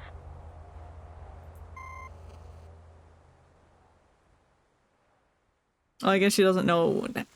Well, no, she doesn't know what Hound is. The Artemis. Great, it's dark, desolate, and dreary. There's a car there. Oh, who's here? Just soldiers? No. No, I want to hang out with the characters, not the stupid soldiers. Maybe I proved wrong. The Armatrice. The Armatrice Mécanique de l'Ise Cardinal. We now turn our attention to the Armatrice Mécanique de l'Ise Cardinal. Half an hour earlier. Yes. Oh, I forgot this man existed. Stop. I don't want to talk to him. I want to hang out with the other people. No. Go away. Understood. We will be sure to serve a simple but delicious dinner. Why? I don't care about you. I don't care about your dinner. Freak. Carefully selected. I think my only gripe with the chapter thus far has been this so much just random soldier and dude content. I'm like, I'm not here for random soldiers. I don't shush them. Silence. No, go away. Yes, you and I love Jorg. No, we don't. Fucking William Howard Taft, Theodore Roosevelt looking ass. No. Mr. Jorg hands up the phone dryly when full of confidence before checking the ceasefire mandatorium once again. What's the story so far? I'm glad you asked. So after the events of the last chapter, which was when the giant flood happened, we got transported to 1920, but it's a different 1920 than we've been in. So that's happening, but also the war, I believe it's World War I, has been extended at least by 2 years in this new timeline because magic evil lady Arcana has been resurrected and can rewrite history. So she's done that, and it has extended World War I, and we're trying to end the war. Our peace talks had failed, but now they seem to be going well again because of politics or whatever. I zoned out at that part because they were just yapping about politics. And now a ceasefire has happened, but somebody shot Mr. Blonde Man, so it's just still something funky going on. And Manus Vindictae, the evil group, has basically infiltrated the government, so they have a lot of power. And they're able to do so because Arcana rewrote history. What does she need war for?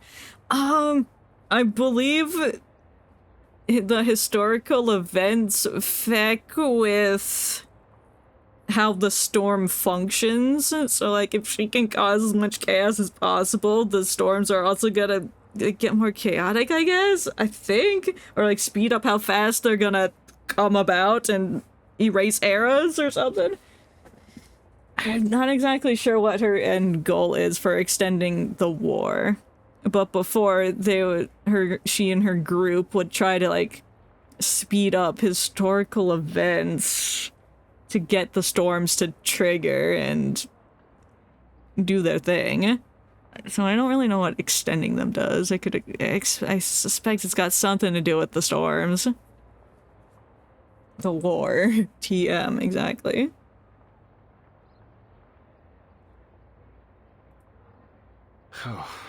No problems so far.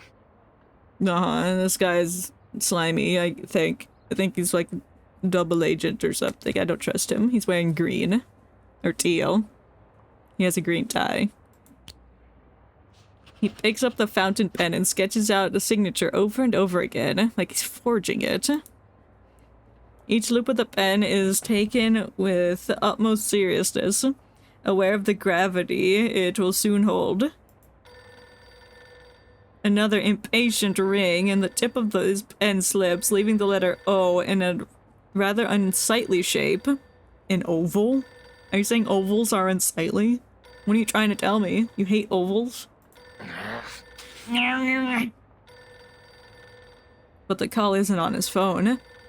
It's the one on his assistant's desk. Which, thankfully, means it isn't his concern. Or is it? What are you waiting for, Friedrich?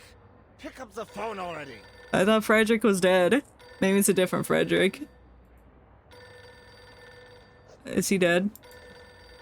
The assistant, buried in paperwork, fails to react to the ring. I mean, he's sitting right next to it. Can you not hear it? Bro's got his AirPods in, I guess. Pick up the phone, you hear? You pick it up. Damned. I still fail to understand why they would assign me a death slot. Oh, rude. Rude. I fired the moment I set foot on the father. Rude. If he's actually deaf, then it's not his fault he can't hear it. He might not be doing something that they can feel the vibrations on the desk or something. You don't know. Or he was just saying it figuratively. And Jorg stones over to the assistant's desk to scold him, but he's probably dead. Jolting alert, the assistant grabs the receiver. Oh, okay, so he could hear it. That's more like it. Yeah, he picked up the phone. He did it. He let it ring for 5 minutes. What was that? Sounded like a drop, like some cheese on a piece of paper. To Jorg's surprise, his assistant then immediately puts the receiver down. That was an awful racket, sir. How dare you? Yeah, stop making a racket, you ugly bitch. The man checks his watch, paying no mind to his superior. I have more pressing matters to attend to. Yes. It's about time. Are you gonna kill him? They're not showing his face. He stands up, picks up the receiver again, and hangs up once more without a word. What? Explain yourself. Oh no, Manus Vindicta is gonna make their move. They're gonna kill this guy because they don't need him anymore, I guess. He's gonna give away, like, information to somebody. I don't know if it was for Manus or, like, the other leaders of the country or something. I don't remember. Well, he's gonna die. Yeah, me too. Huh. I owe you no explanation, sir. Who could that be? Okay. Come in. Oh, if Forget-Me-Not walks in, I'm gonna shit my pants. You. That'll be funny. He's just everywhere.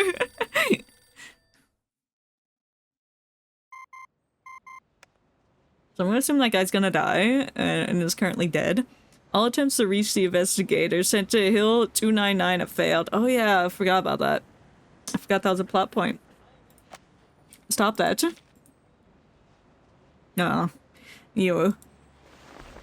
Creature. Reyes puts his communicator down, pauses, and tries again. This time calling Hound.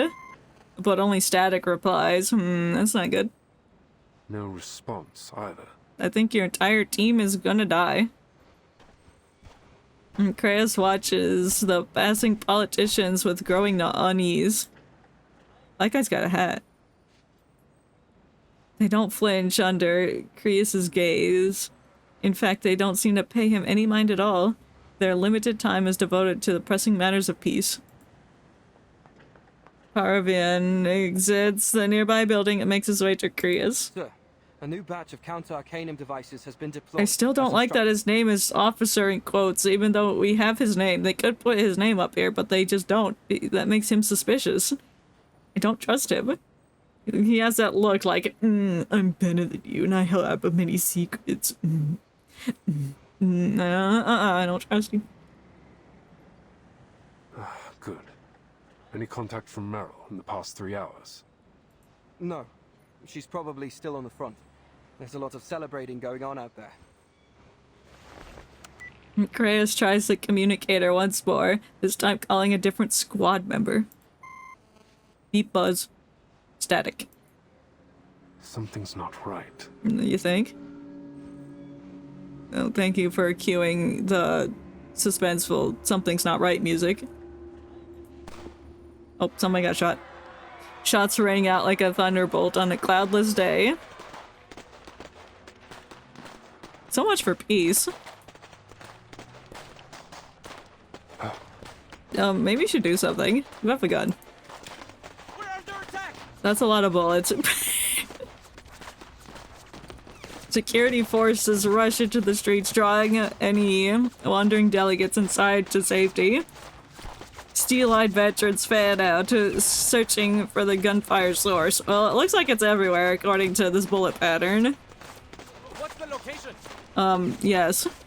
I saw them in that house. They're wearing black. I think he's dead. I have to.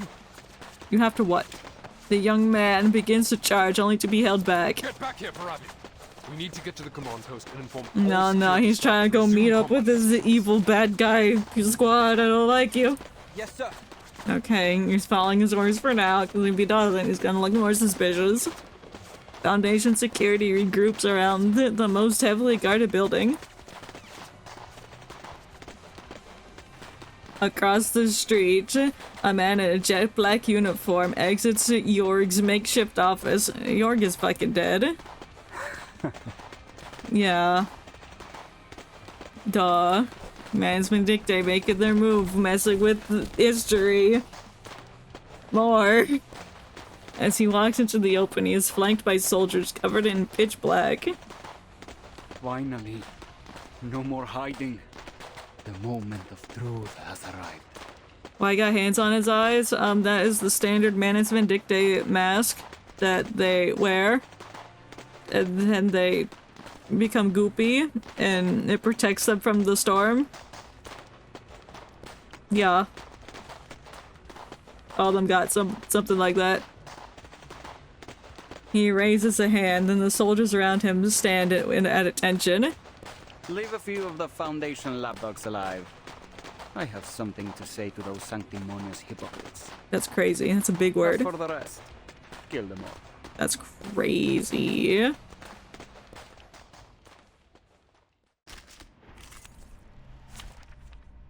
Well, I guess I'm fighting Manus Vindicte once again. Let the overture begin.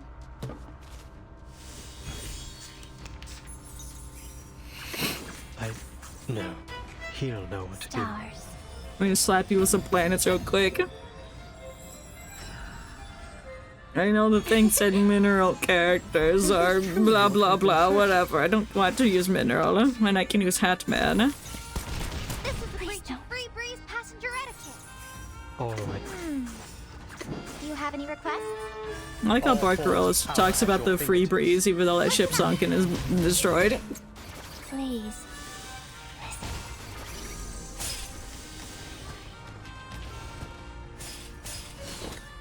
Alright, send in your last man.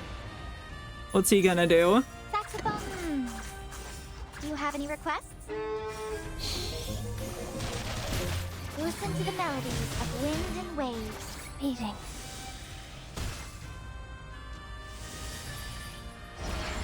Goodbye. Be silenced, bitch. Die. And then impromptu your ass. Yeah, give me my clear drops. Need to save up. for Charon. Later, the ceasefire signaling descends into a bloody firefight. Search every room. Leave no stone unturned. Stone, you say? Every few seconds, a heavy, soft thud echoes as something limp crashes to the ground from above. What? Something fell out the window? Foundation security offer what resistance they can. The counter-arcanum devices they've deployed, providing them with a moment's respite. Oh, but keep that signing desk and the documents on it intact. Oh yeah, because you're gonna steal the signatures. It'll make for a great headline shot. Perfect for the front page of the papers. You worried about the papers? Now, bring it out. Her?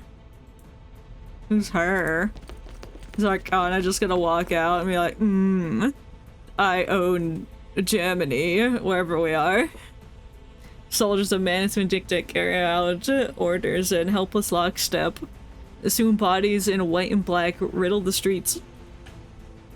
Moments later, two soldiers march a hostage into the center of the empty streets. Oh, just some random lady? Oh, okay. Quiet. She just said, when he threw her on the floor. Once again, the assassin-turned officer raises his hand and checks his watch. It's 4:20. Party hour. He strides forward as if he were practicing a triumphal parade, stopping only a few short paces from the Foundation command post, so near that he can hear a flag fluttering in the wind. Actually, it's 2:38. Searching, huh? Well, here we are. You finally caught us. Yeah, you're kind of in plain sight, but you just have your face thing on, I guess. He spreads his arm wide like a showman. You might ask, why must things end like this? Why must we kill one another? Yeah, I don't know. War? Do you want to know why? Because our pleas, because you won't let World War I end? Our suffering were all ignored by you. I don't know about that. Humans started this war, all these wars, and yet you hurled us, Arcanists, onto the front lines like cheap cannon fodder. Yeah, that can make someone angry. I can understand that. You have created a world that despises us for our bloodlines and mocks us for our arcane skills. Yet you force us to use those very skills to fight the war machines you built. Yeah, that does suck. That's kind of bad. Stupid humans. I forgot there's a whole plot point that humans hate arcanists. You humans have sown untold horrors in the name of conflicts created by your own hand. And still, you refuse us even a single scrap of bread in reward. Yeah, racism at its finest. So now we get to be racist towards the humans. These are the lessons history has taught us. A history of arcanist suffering that must end. Wait, is Arcana extending the wars so it's not humans that solve everything? It's just gonna be her arcanists, her goopy arcanists. He draws a pistol from his waist and toys with it. So when I heard that arcanists were uniting, marching under the banner of a formidable army, I caught a glimpse of hope. In fact, it shone like never before. That arcanists can be recognized for what they're done and are feared, and humans will all die now? Is that what we're doing? Foundation lapdogs, human scum, mark my words. This war has only just begun. No! From this era onward, the unjust reign of humanity shall be overturned. I see. So, I guess you needed time, so that's why you extended the war? All arcanists from every era shall march under the banner of Manus Vindicte. I don't know about that. Until the ultimate, most glorious era arrives. I think he's dead. You're like, nuh-uh. A bullet rips through his temple. Did he just shit himself? The remaining soldiers drop where they stand. Who did that? Gargoyle lady. Had to be. Unless she provided all the gargoyles with sniper rifles. Lapdogs, eh? Couldn't come up with anything more original. Oh wait, is that hound? No gargoyles? The stray hound at last returns.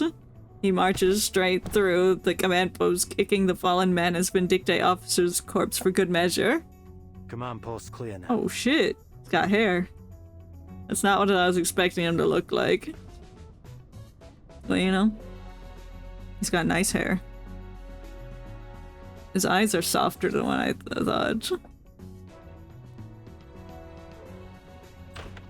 I don't know why I pictured him with like sunglasses. They had sunglasses in 1920, right? The door swung open, security staff cautiously scanning for trouble. Kreia stands inside waiting. You're late, Yemalai. Yeah, well. At least you're not dead. Unlike the rest of our team. Yemalai barks. Yeah, because he's hound. A voice, like his face, carries a permanent smirk. You won't always have someone around to cover your ass, Chris. Is he smirking? I can't really tell. It just looks like he's just like nah. He's looking neutral to me. As always, Kreia finds it easier to simply sidestep his insubordination. What have you found? Long story short, we're a step behind the Manus. They've got an army, launching an assault on the front lines as we speak. Oh, I see. That's who killed Blonde Man.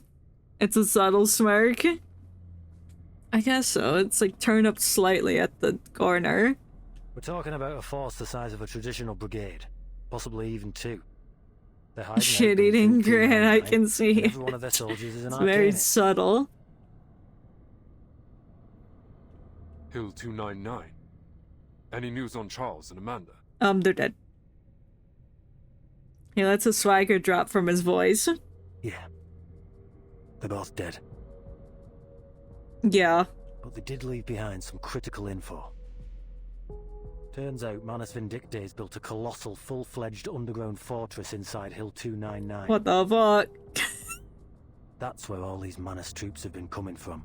The ones here in the safe zone and the ones sent to eliminate the human soldiers at the front. That's crazy. Did you carry out the other order? Yeah. I've sent a request for reinforcements and your frontline contingency plan to headquarters. All available Foundation personnel in the region are moving towards the designated locations on the front. I see. All except Meryl. I haven't been able to make contact with her. Probably because they're under attack. Kreia nods an understated gesture of approval. He says nothing about Meryl's radio silence, as if he anticipated it all along. You really gonna do this, huh? Yep. This so-called frontline contingency plan. I guess. I don't think we have much choice. Go shooting. How are we gonna deal with Hill 299? Blow it up. Came out of nowhere. Blow it up. Blow it up. Every plan has its surprises. We had like bombs in World War I, right? At least cannons. Set up some cannons and blow it up. Follow me. We had to have TNT because 1920, like before them was the Industrial Revolution. They like blew up mountains to make trains and stuff. I think that was the same era. Yeah, they had dynamite. Just drop some dynamite on it.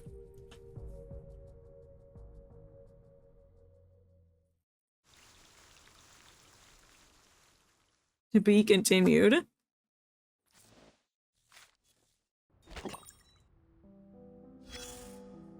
What do you want? The lapdogs are barking again. Yeah, woof woof, bitch. Their masters remain quiet. We wanna blow you up with dynamite? Now, why would you do that? And you know why. But silence gives no orders. So the masters whistle. Just a pitch, no words. And so no words are heard. Only the baying of dogs. What do you mean I know why? Perhaps you've forgotten the words echoed in that cave, darling. What cave? Never mind. Forgetfulness can be a mercy, especially in this dogfight. Yeah. If only these hounds would forget their That's a training. really good movie Then that I perhaps watched at last about a dogfight, like pitbull dogfighting. It's called Chance, and if you get a chance, you should watch the movie Chance. Don't turn it off because of the animation. Don't turn it off because of it. It looks mid. It looks kind of bad at the beginning, but the story, the characters, fantastic. Such a good movie. You don't expect it. It's like, oh, what's a shit animation film? Ew, what is happening? No, you have to watch it. Good movie. Why'd I bring that up? Probably, I don't remember. Oh yeah, they're talking about dogs and fighting. A false dawn. Only the dead have seen the end of the war. Make me raw. I will.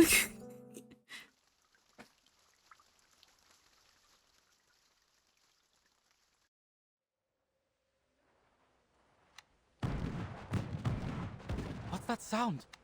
Your mom.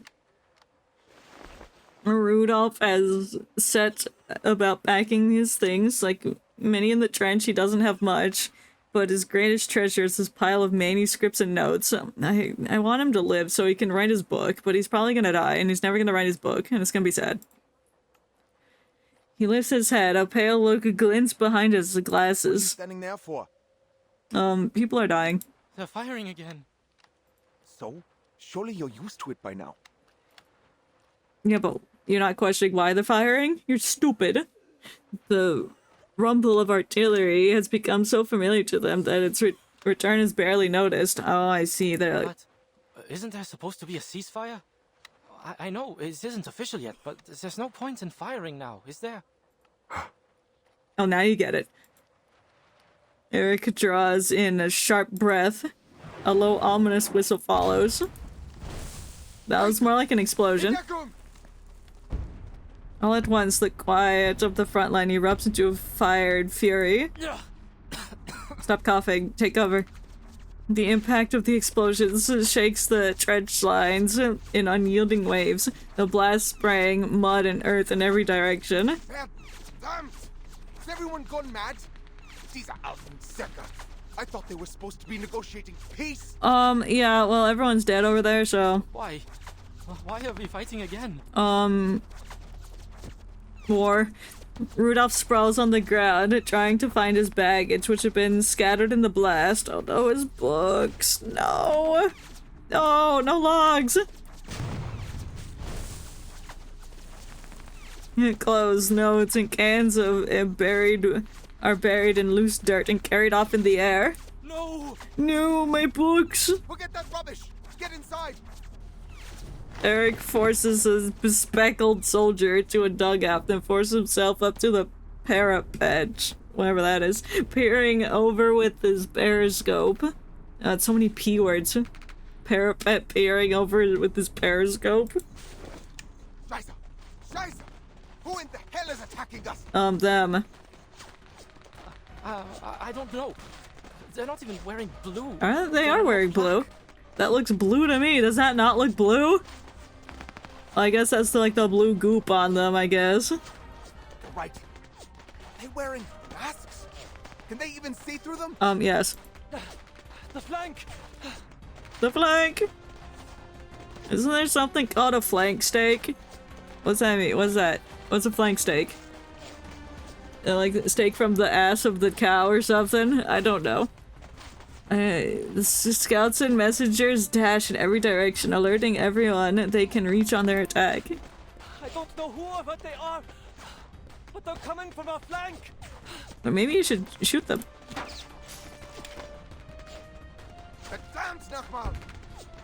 Pull out the guns! Take bullet! A stray bullet shatters his periscope. He tosses the device down with a stream of curses. That was his favorite periscope, and now it's broken. He grabs the messenger by the collar. All men from the second company, assemble! Focus fire on enemies in black uniforms.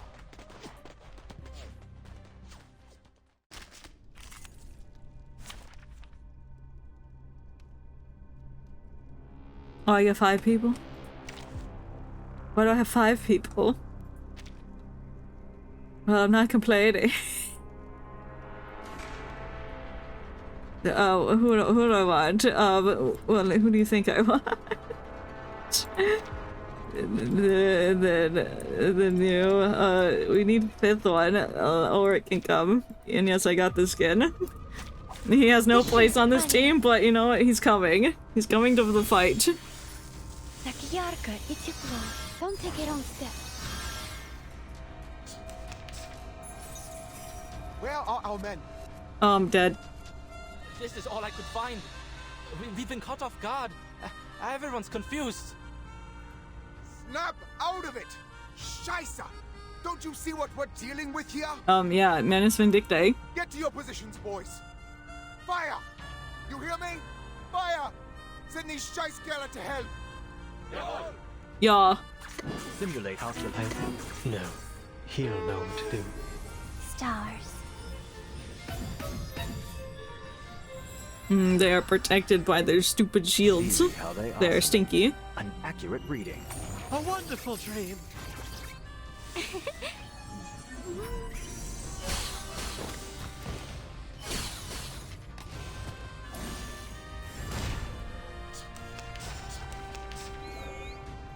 Oh, what'd you do? What'd you whistle?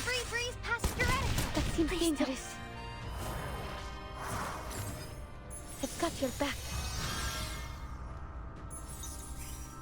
Hold your... Saxophone's ends. A bandura? Please. As you wish. Listen. Let me help, please. My next performance, bubbles bursting. Bye. Yes. Great. I agree. Their first assault what? Their first assault breaks against the renewed defenses. But the black-clad soldiers seem numb to their losses. They advance in rigid order, stepping over the dead and dying. Have they lost their minds? They just keep charging right into our gunfire. Yeah, that's what they do. Eric steps down from the parapet to relay orders in every direction. He sees his comrades lying wounded. Only yesterday they have begun to believe their fight was over, but the rattling barrage had shattered their dreams. A new war has begun. World War II. Look, the mist. What the hell is going on? World War II.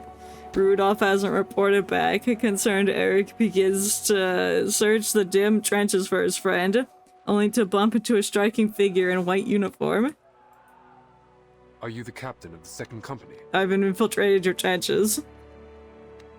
The man speaks with the gravity of command that Eric still has yet to find. I am.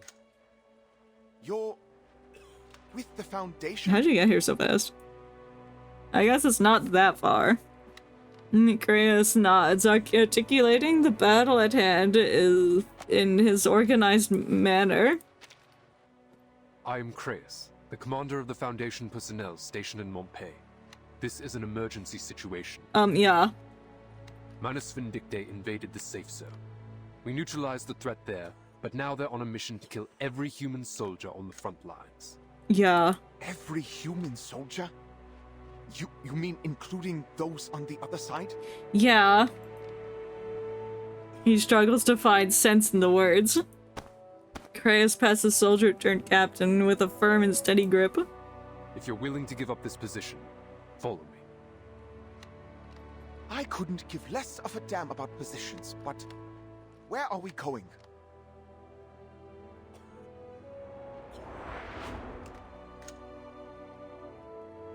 In a nearby station of trench. Anyone still standing? Help me clear this bunker. No. The field medic arrives in sync with the rest of the Foundation's team. Doktor, mein Bruder! Ist verwundet! Bitte! No. Bring ihn zu mir. The soldier hauls his wounded comrade to the makeshift aid station. The man's leg hangs limp, soaked in dark red blood. Oh no, is it your leg? No, he's always gonna write his book without his leg! Easy. Put him down here. I'll patch him up. Have you seen any other Foundation personnel? I think I saw one. A redhead. Red just like yours. Good. Go tell him we need medical supplies. They should have brought plenty from Montpay. No. We're like, no, we forgot that shit. Go back. Where did the horse go? Where's the horse? That's most important. Where's the horse? Next to them, another soldier clutches his thigh, gasping for breath. Like my dummy thick thighs! Ah! Only a moment passes before yet another man is carried in. Marcia makes a brief inspection and turns to the soldier with the injured thigh. I'll stop the bleeding first. What about him? It's too late for him. He's dead. Now, relax and try to stay with me. He's dead? No! Yes. It sounded like you just splashed water on him. Evelyn! It's over! I'm dead! I'm dead! Nuh-uh. No, you're not. Not today, anyway. Maybe in 5 minutes. His vision blurs for a moment, and he thinks he sees a soldier in gray and blue uniform. What, did she like cut off his leg or something? Like, what happened? Because this is what they did back then. They just like cut off the limb if it was like injured, too injured to like heal. And they just dealt with the open thing, and then people would die from infections because they just had the limb removed and there wasn't proper sanitation. Then maybe it was better in World War I. I don't know. It probably was. I might be thinking about way older battles. He then blacks out. Update. Have you located Kreas? Oh, he's down the road. He's somewhere in the trench. A soldier spotted him. The man soon appears before them. Heard you ladies were looking for me. With solemn deference, he nods to the sniper he once pursued. I didn't expect to run into... Yeah. Save the pleasantries. The response is blunt. Yeah? Marcia made known to me the situation. The Foundation ought to have a sure plan, having requested me to join her. Speak then. What would you have me do? Shoot people. Reyes adjusts his tone to match. The frontline soldiers have little experience fighting enemies with arcane skills. If they stay here, it's only a matter of time until they fall to the Manus. I'm going to move them to a safer strategic position. Okay. However, enemy forces on Hill 299 have us pinned down in the trenches. Manus Vindictae has turned it into an underground fortress, housing an estimated 10,000 troops. Damn. They even have cannons. They've even positioned artillery on the hillside. Retreating under that kind of fire would be a death sentence. Eliminate the threat from Hill 299. Then withdraw the troops from the front. This is the Foundation's plan? Yeah, it's kind of ass, but it's all we got. Not the Foundation's plan. Not yet, at least. What do you mean not yet? An icy restraint condenses in the man's eager eyes. This is my course of action. This is my plan. With my gun and my red hair. How do you intend to do this? Even with an army of 100,000 at your command. To take 100,000? That's a 10,000. Whoa. Is no surety. I know. That's why I need your help. I need you to kill 10,000 men right now. Kreas stands solemn and sure, though he knows how absurd his request sounds. Such an act is to walk into the valley of the shadow of death. What difference would be made if I lent my aid or withheld it? That's a good point. 500 men. Sentinel, I need you to kill 500 men.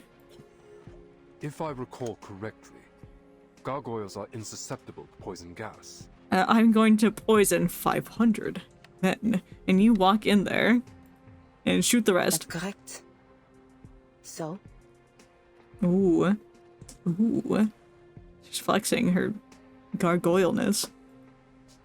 So we may be able to take a subtler approach. So if she like come turns with me. like her hand into Morgan will give you the rocks, does that add to her current weight? Does it like make her like slightly heavier because her hand is now made out of rocks? How does it work? This is the real question that we need answered.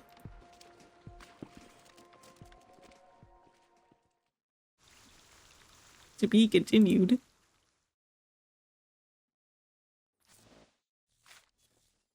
What they don't tell you about World War I is that gargoyles existed, apparently. Yeah, I never learned that during my history classes. It was only, people, blah, but not the gargoyles. It's such an important role. The MVP of the battle.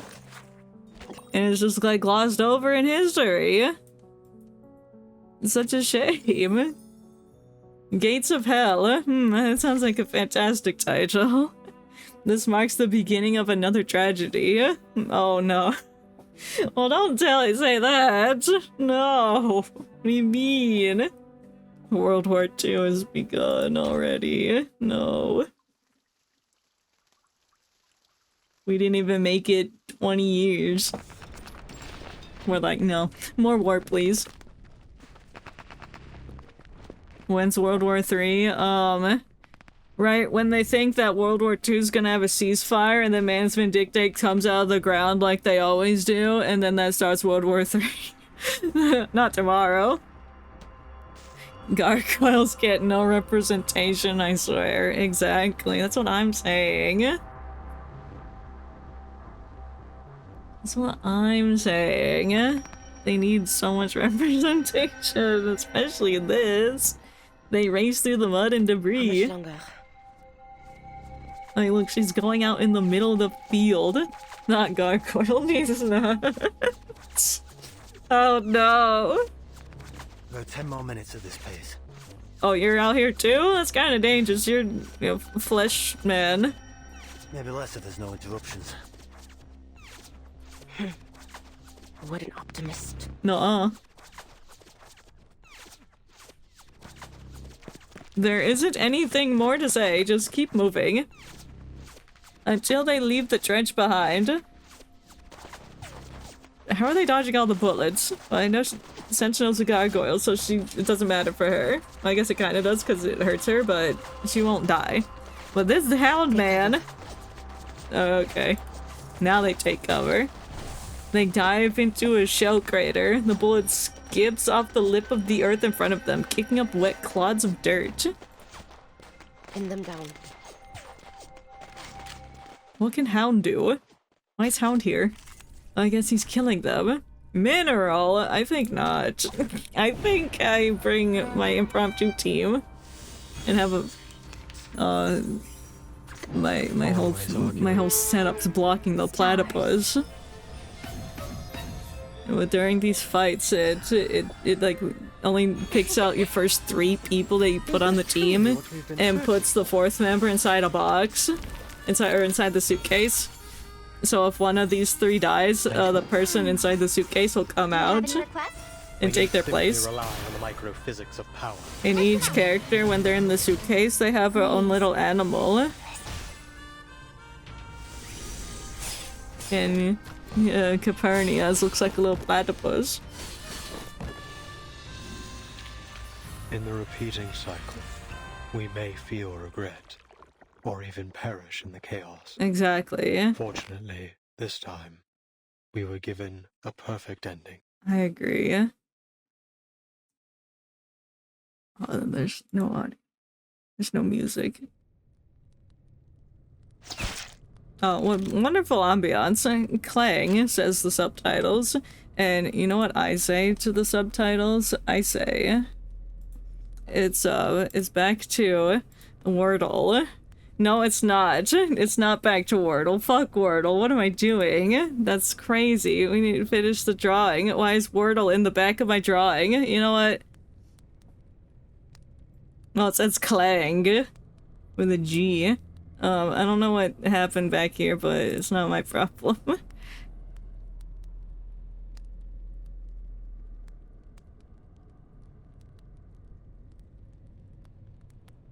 So, I finish me with 2 eyes. I almost forgot.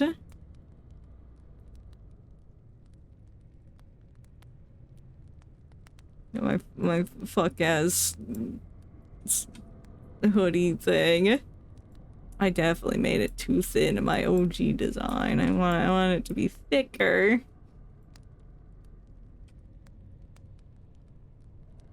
I just need to make a new drip. Don't really like my old drip.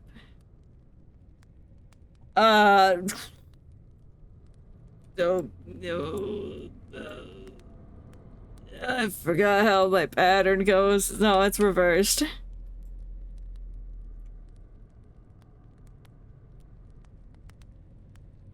Oh. I think that's how it went. I don't remember. What if I just don't? If I just leave it like that? Because I can't remember and I can't see because Spooky Dookie is right in front of the toilet, so I can't tell what I'm looking at. I can't pull it. That wasn't a fucking sentence. I just fucking said. Actually, I guess that's close. Okay, Wordle disappeared. That's weird. I didn't do that. It's still got the New York Times at the bottom here. That's funky. And I'm like light gray, but I'm like a darker, like light gray up here. Yeah. And I'm bald. Look at the binoculars. Stop to look at my binoculars. Stop. No. Yeah, that's kind of close. No, it's not.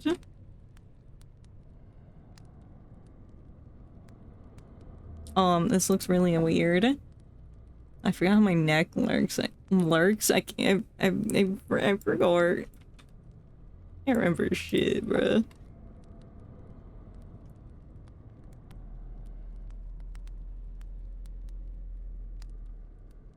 I think I have that and then just that. Something like that. I don't know. I can't tell. I think that's that, and then the other one's this, that, and then it's like a there's a green, but it's like a duller green. There, and then they got a line like right there or something. And, oh, what side's which? Oh no. Oh no. One side's like dark, the other one's light. Is it that one? And then that one, no, both of them are that, aren't they? So I really have to pull up me. Yeah, I do. No, they're not. Okay, the side's that light color, light gray. God. Here I am. Yeah, we gotta get the little shine in there. Beautiful. There I am. My doors are blocking my ears, but it's fine. We won. Am I asymmetrical? Yes. My drip is. My sweatshirt thingy is. I don't like they're asymmetrical right now because Spooky Dookie is covering it. And all the shit in front of me. Searing hot shell casing ejects from the chamber. Threat neutralized. We did it. We killed them. Nice shot. Right. Your Molia, whatever, veers off from the side and drops into a stretch of abandoned trench. Sentinel follows close by. Hind. Oh, back in the other trench that's on fire. They stand before a sealed underground bunker. Eurolia stops a short distance from the entrance, pulling up from his coat a bundle of explosives and hastily drawn map. See, I told you, explosives are the answer. Take these. Thanks. Take this TNT. When we poison the earth, you walk in and then blow them up with dynamite. Bro, I was literally just saying that. Without a word, she takes the key item for the suicide mission. Yeah, but she's made of rocks, so she'll be fine. I'm surprised you agreed to this. I have my reasons. Sure. Let's go over the plan one more time. Yeah, that I'm involved. Two of our investigators discovered a number of tunnels running under Hill 299. The one we've just arrived at leads directly to the Manus' ammunition depot.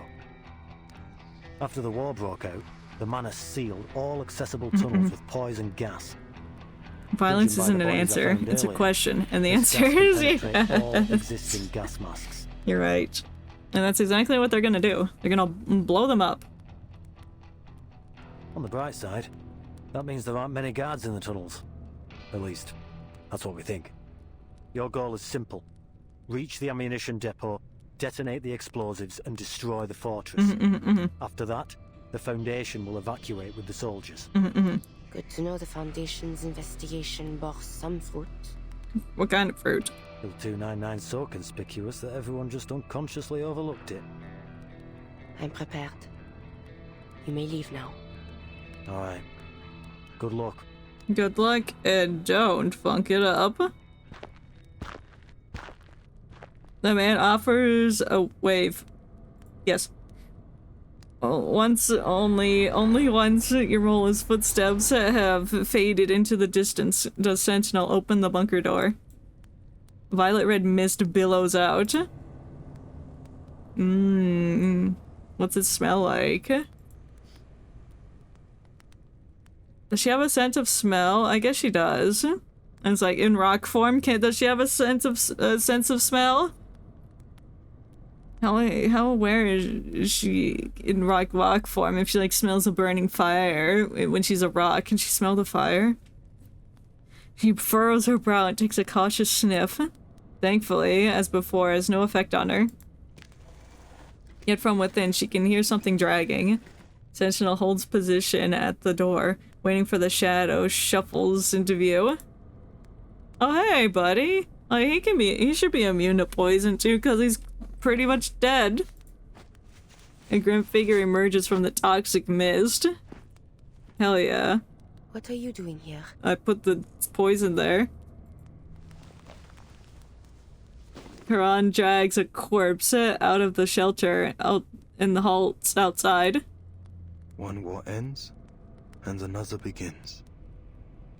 More lives will be claimed by their own kind. Yeah. I'm simply doing what I always do. I'm dragging the bodies. You knew of this tunnel. Tunnel. I know nothing of it. The cloud of death hanging above this place. Oh. That is what led me here. He can smell the death, because he is Death Man.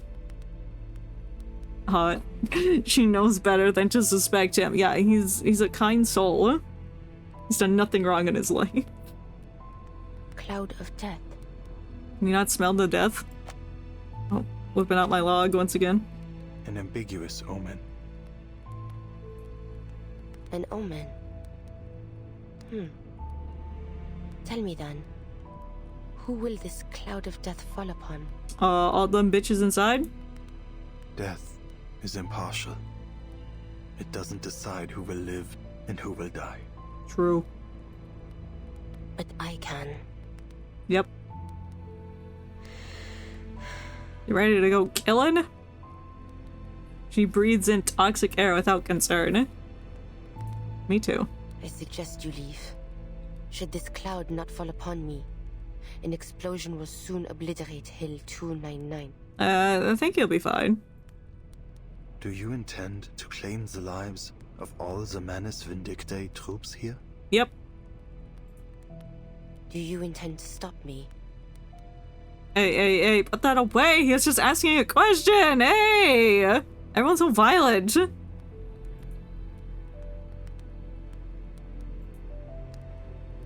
He broods for a moment as the silent war is waging behind his mask. I should leave. Time is pressing. Bye. But as she turns, Charon's voice breaks through with sudden clarity. Oh my god, give me that CG. But oh yeah, I read that. I do not wish for such carnage to occur. Yet I am powerless to prevent it. Yeah.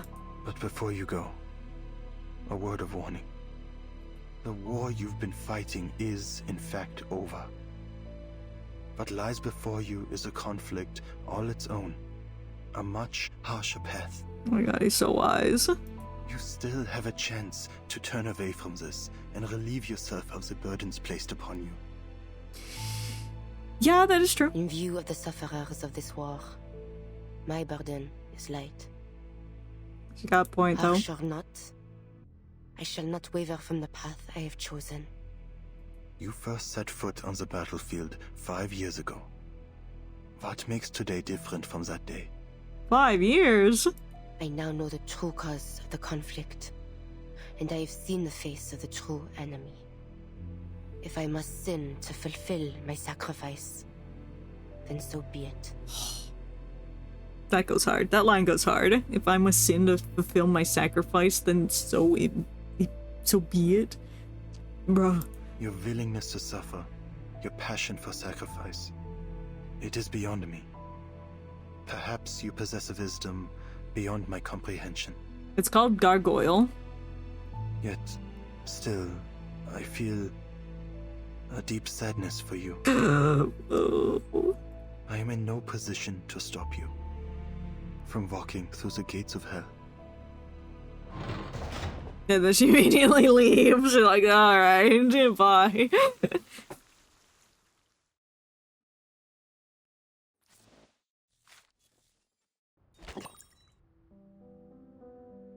One hour. Politics. 500. Politics. Practical results often hold more weight than following orders. E. 500. Politics. Deep underground darkness reigns. You not bring a light? At first she travels through cramped, unlit dirt tunnels until she reaches a poured concrete doorframe. Do gargoyles have night vision? Can they see in the dark? Its cold echo tells her she's entered a wider space. Le peuple qui marchait dans les ténèbres Usually? a vu une grande lumière. Ceux qui habitaient les pays Makes de l'ombre sense. de la mort. Depends on the story, but usually. Interesting. La lumière a resplendi. Did not know that. I guess that's why she doesn't need a light. She's just like, I got dark vision. I'm good, bro. They kind of get lumped with having bat-like sonar. Oh, interesting. Because they both have wings and they fly at night, and that's crazy. She taps into the power of her ancient bloodline. Oh, well, there we go. Her eyes adjusting rapidly to the pitch black. Yet she finds no comfort in seeing what surrounds her. Oh, there we go. That answers my question. I'm like, how can you not see that? I do like this purple that's happening, though. Even though it's poison, I do like the color. This, what's it called? Monocolor, whatever it is. Monotone, I don't know. This mono situation is just like purple. And then dark purple. White. Yeah. I like pictures like this that just have one color. That's what I'm trying to say. Dark and viscous substances flow through the walls of the tunnel like an endless mass of writhing insects. Ew! In their trance, they form some kind of unrecognizable symbols, shifting back and forth into chaotic shapes. Blasphemy. Yeah, me too. But she has more seen far more sinister abysses in her time. The fortress's center ought to be closer to the peak. But this path appears to be extending downward. Whoa. She unrolls the map and reads the included intel. The Foundation's map says this is the route. Well, time to follow it. Plumes of gas tumble with the intruder's movement, stinging her nostrils. Also, she can feel the sting. Not the stench of rotting hay. Not garlic or Okay, so onion, she can smell. Well, I figured she could is a smell new in kind of human poison form. gas. Oh, about gargoyle. Still, it has no effect on me. Great. Where art thou? Huh? Ethereal voice drifts down. Agnes. Oh, it was Agnes that was given the messages earlier. Oh, I didn't put that together. I'm dumb. Dost thou hear me, Marie? I hear it not from thee. Well, listen better. You hear me not? She looks up, seeing nothing but a vaulted ceiling. Thanks for the vaulted ceiling. Agnes's voice is like a biting acid in her ears. Thou art I, and I am thou. What is that from? It was so familiar when she said that, and I couldn't place it, so I couldn't make a joke. It's Persona, isn't it? It's Persona. And then they're like, thou art I, and I art thou. Awaken my persona so I can... I don't know, kill people. No, that's not what Persona does. I couldn't think of a rhyme. Where hast thou gone, Marie? I sense thou art somewhere deep below the earth, surrounded by that which I cannot clearly see. Well, open your eyes. Bodies lay scattered around me, Agnes. Where? Many of them. I don't see that. They're Manus soldiers. It appears they attempted to flee through this tunnel but an hour ago. Yeah, so maybe you should get going with that dynamite. She steps over the debris. Oops.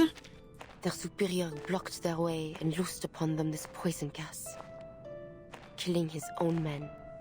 Crazy. Bodies stare up at her from unblinking eyes. What kind of enemy am I soon to face, Agnes? Hopefully not Arcana. Art thou afraid? Thou must have spoken much, Marie. I shall not leave thee. I am listening. Are you sure? Only... I yet hear not thy voice. Well... Dost thou recall the day we hid together in the catacombs of the manor? No. Thou said unto me, thou feared not the ghostly tales thy grandmother once spake. Not Grandma. Thou saidst thou bore a devil more terrifying than any tale. But on that night thy breath did tremble. Thou art afraid. Nuh-uh. She halts at the descending stairway. That was not the thing of which I was afraid, Agnes. Once again, she realized her words cannot reach beyond the heavy rocks above. From the depths of the pitch-black void, something awaits, stretching out sharp, black claws. I worry for thee, Marie. I'm the final boss, Marie! I never told you, Marie! I can feel thee growing ever more distant from me. Whatsoever it is, whatever thou dost wish to do, I know thou art determined to see it to its end. Yup. But I pray thee, make haste and come unto us soon. Wilt thou? Nope. Jusqu'à ce moment-là, je prierai pour ton âme. Waves of cold stone scrape over her skin as she readies herself for battle. Then she begins her journey down. Walking down the stairs. In a brief lull between volleys, your mole returns to the trenches. it's a little trouble to find his commander in the sea of gray uniforms. To summarize, Yeah, you're your troops bright must as stay in hell. place for the time being. We've made contact with the other side. They'll cooperate with you to create a fire network against the enemy. Let's hope they do cooperate. Manus Vindictae has waged war against all humankind. Yeah, they did. We must work together if we're to get through this. Can't believe they've done this. Eric knocks his helmet with frustration as he leaves, chafing against his orders, burdened by the lives placed in his care, wishing now more than ever that he was just a soldier again. Yeah, well, all the other ones died, so this is on you now, buddy. Sorry. It's how war works. Yermolay steps forward. So, you're the commander too now, huh? All I did was convince them to work with the Foundation. But you don't represent the He's Foundation. like, I convinced them Not with my without big proper authorization brain. for the plan. The soldiers are desperate.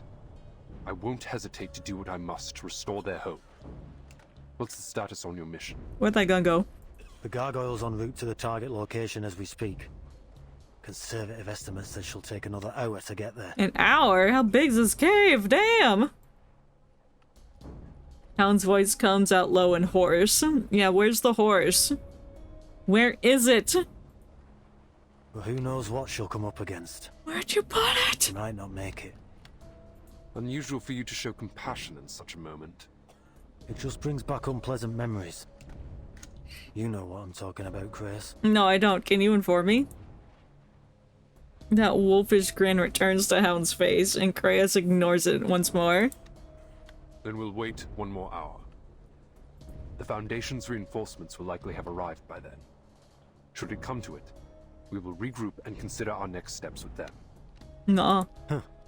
If there really are reinforcements, that is. Ooh, what do you mean by that? What do you mean by that? They're launching a second offensive. Hold your ground!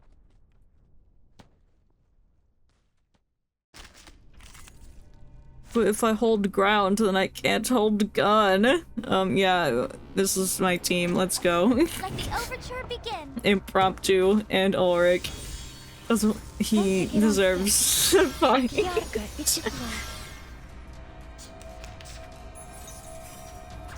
Simulate. I'm always arguing. Me when I fight a car. Stars. And 4 men. An adequate sample. Is this truly what we've been searching for? For everyone. Ridiculous. No.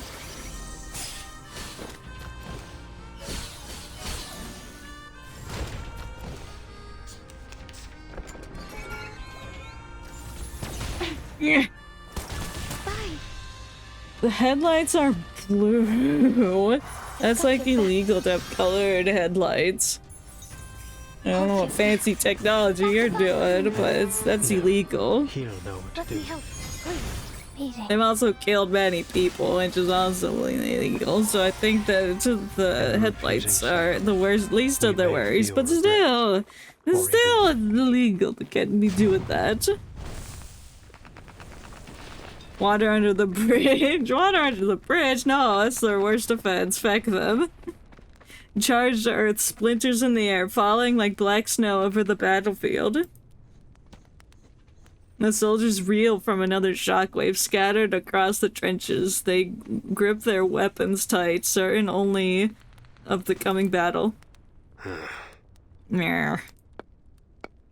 His index finger taps his rifle's receiver in it with anticipation. Like, I can't wait to shoot people. He pulls out his communicator again and waits. Beep boop, beep boop. Finally. The name Irene, whatever, appears on his screen. That's the guy. That one. Yes, Mr. Ironeye, but I don't think we can hold out much longer. No, you're gonna have to. Has the committee reached a decision? Not yet. The debate is still ongoing. The Doves find your frontline contingency plan absurd. They disapprove of the political risks involved in taking control of various nations' armies. Well, what are we supposed to do then? What's your counter plan, Binch? But I personally find it feasible. Oh, okay, good. Just to be sure, do you have a clear understanding of your ultimate goal? Yeah, blow up Manus Vindictae. Duh. He takes a deep, silent breath. This war between Manus Vindictae and the Foundation will only end once one of the two parties is completely destroyed.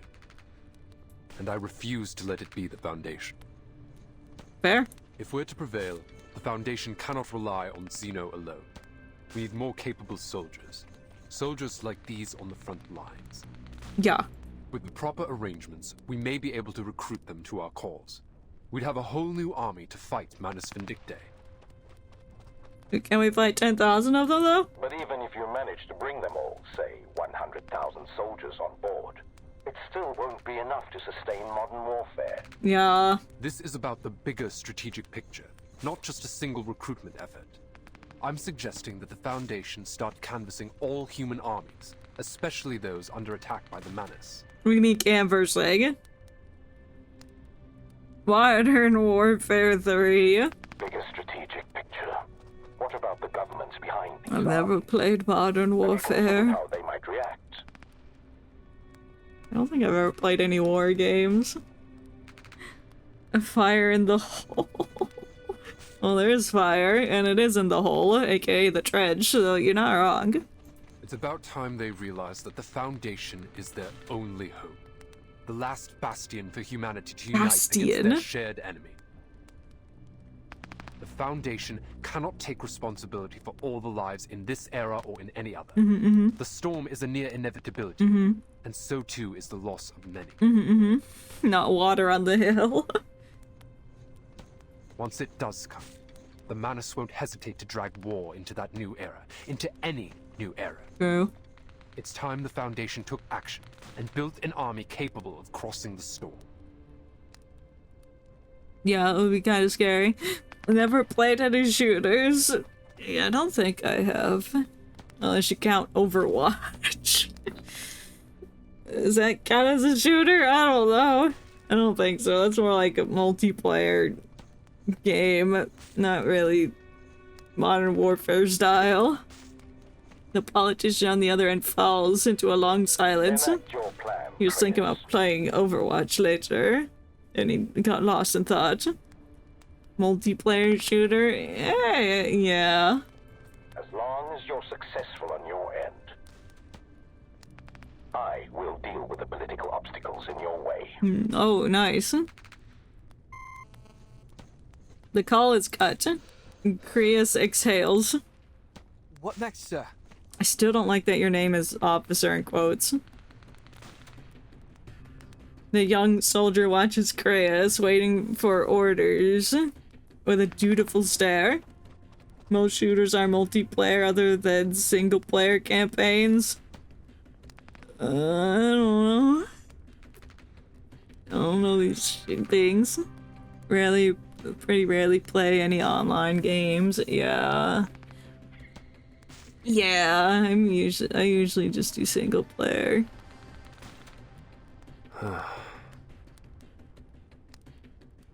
Used to be good at them, but I haven't touched them in almost 4 years, so I'm rusty. I'll wipe off that rust. He casts a look towards Hill 299. The Manus Vindictae stronghold bristles with flashes of gunfire. Yet to him, it looks like it as if it were a slumbering beast. We stand our ground for an hour. We stand for an hour. Stand.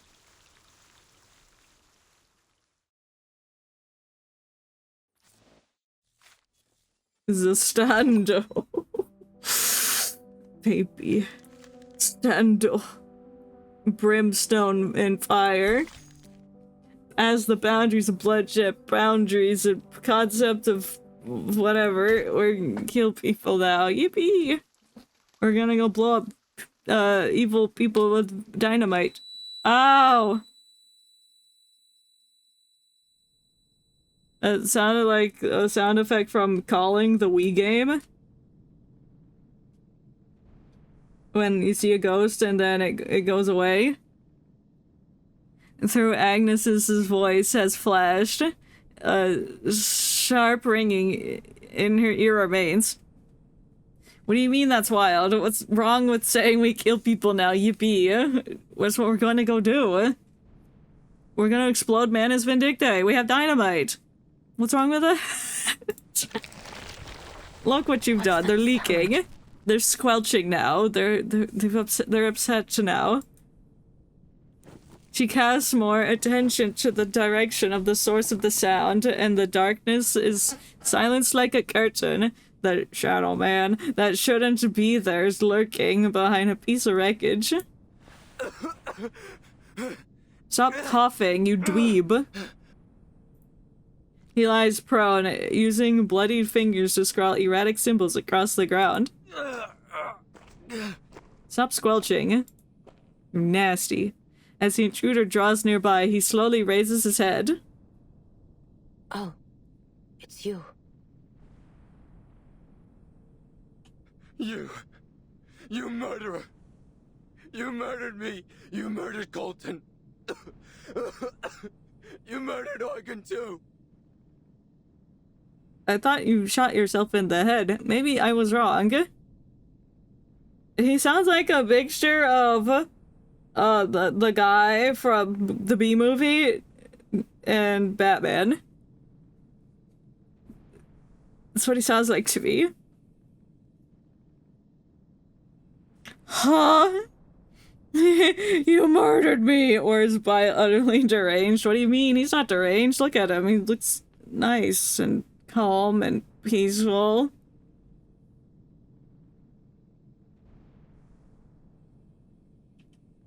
You devil! You murderous demon! Die, I guess. I have no qualms in doing so again. Thick congealed black blood splat across the ground. Pathetic illusions. Was it an illusion? Incoming attack. From behind. From the right. From below. Well, activate your night vision again. Right before me.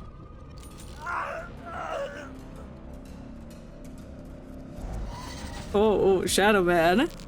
Petrified claws clamp down on his soft neck with precision, pulling him into the midair, his hands clawing against the chokehold. Damn. Let me go, please. No. She eases her grip, if only for the length of a breath, and yet the soldier sees the moment for all he's worth, drawing a blade from his belt. No, you can't be doing that. You're cheating. Ah, that was so bright. Going from just dark to fired my face. Nuh-uh. She arrives at the land where the flowers of bloom death. Yeah. I like how the fire behind it kind of looks like a wing. It's like, yep. Gargoyles have wing. Corpses are strewn across the ground. A figure waits at the far end. How many have you killed? At least 2. Do you even keep count? Remember, they were all arcanists, like you. Races of no matter. It's like, I'm a gargoyle? Why does she have horns? Because she's a gargoyle? She just has fancy gargoyle headwear. So the killer does the killing, and the dead have no say at all. No. I like it. Shut up. Piece of nasty. Okay, she shot him in the neck. A bullet rips through the officer's heart. A simple, blunt retort. She steps forward, only to find the figure standing before her once again. Haven't had enough? What? Be gone. Is he like Zuwarudoing? Is he King Crimsoning it up? Like, what's he doing? One day I shall personally deliver you to the fires of hell where you belong. So true. Oh, it sounds like you know who I am. Yeah, you're Greg. Do not think me deceived by your disguise. I am well aware that your taint has long been tangled in the blood of my family. You're his taint? That's nasty. Demon. Oh. Is it him? Is it him? Is he him? Is he Manus Vindictae? Ladislas. Oh shit, I had a feeling. I didn't want to say it because I didn't want to will it into existence, but I had a feeling. It's like, why would they introduce this guy? Ladislas. Why would they introduce him if he wasn't like evil or something? And now he's here and now she's gonna have to kill him, but he's also a gargoyle. Fuck. Her devout cousin appears in the midst of the strange hell. Unless he's an illusion. Unless this is an illusion. Which it might be. Dear cousin, I bring thee a final warning. Thou art but a step away from utter corruption. Thou hast killed many in the years past. How did you get and here? thou dost stand at the edge of the abyss. Guess he was in here before we came in. Hast thou not understood the suffering endured by our fallen ancestors? Their conscience crumbled, their faith shattered, leaving naught but an insatiable thirst for blood. No, don't be evil. It paineth me to see thee walk that same wretched path. Well, I'm gonna have to kill you now. The demon stands to the side of the unhinged polities, waiting until Ladislas had finished speaking before speaking again. Oh my god. Don't blame me.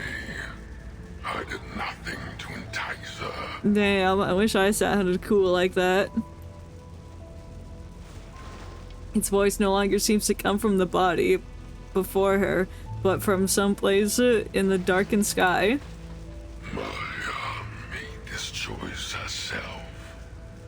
Her hands have long been soaked in blood. A demon growl that anyone can do. It sounds funny coming from a game. You mean I can't go that low? I can only go. No, but he'd say words. I just give it. And yet, she has never been troubled by that so-called guilt of yours. I've come to adore her for that. That's scary. How dare you? Perhaps it is true that this path of carnage shall save many lives, but why? I pray must it be thee who walkest it? If we were here to try to stop me, you're gonna have to die. Growl, you beast. Growl. Do it, just pokes him with a stick. Growl, do it. Our blood beareth an impurity like no other. To kill so many is to will thyself to the bottom of the abyss, never to return. I mean, you do have a point, but we have to kill everyone down here. The 10,000 thou art soon to kill. Consider, I pray, how many among them are innocent victims of deception and coercion. At least 2. The weight of so many lives shall weigh upon thee. But they're no longer like themselves. They're just mindless beasts, most of them.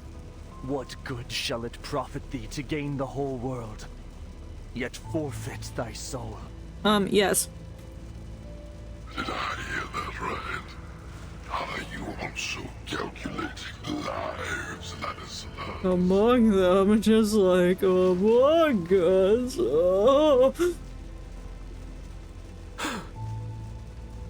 Oh. Speak no more of thy filthy words. Oh, you silly, stubborn child. Oh no. Yeah, no, get away from him, stop. I have to kill him, it's my duty. The demon approaches Ladislas with the sharp, graceful steps. What art thou? Oh, wicked demon! No, they're killing him.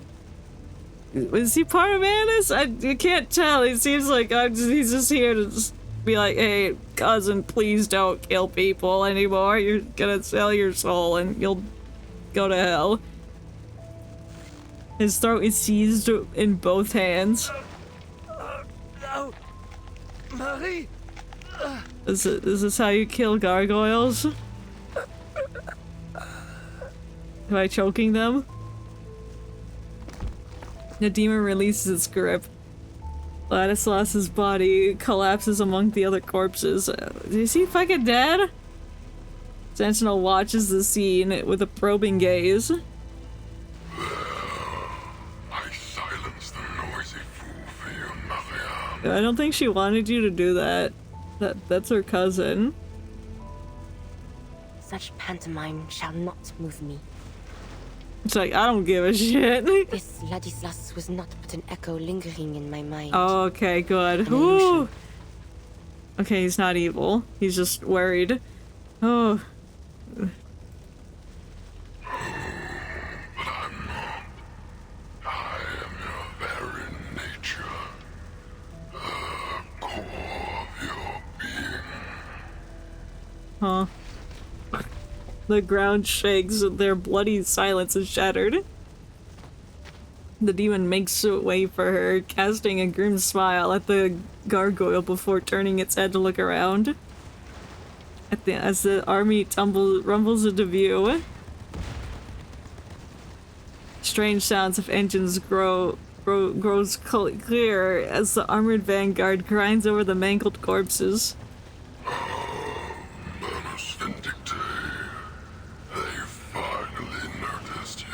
Uh-huh. The demon turns his back to Sentinel. How dare you? That's kind of rude. They don't stand a chance against our ferocity. Do they, Marianne? She grips her gun, neither joining the demon nor turning away.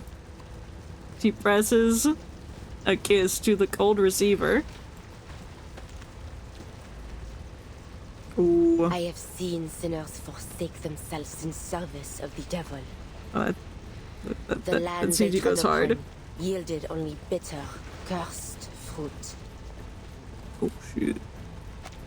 That's very dynamic. I do like that. Oh no, I will not. Don't shake come at me, please. Stop that. Thank you for stopping your shaking. But the hour for repentance has long since passed. You gonna say come again? Oh shit, we got the pentagram and the upside down T, so you know that he's a demon. Very, very nice. Very creative. Brimstone and fire. Let's kill them all. There's one last thing we need to do before the Aranova. Come.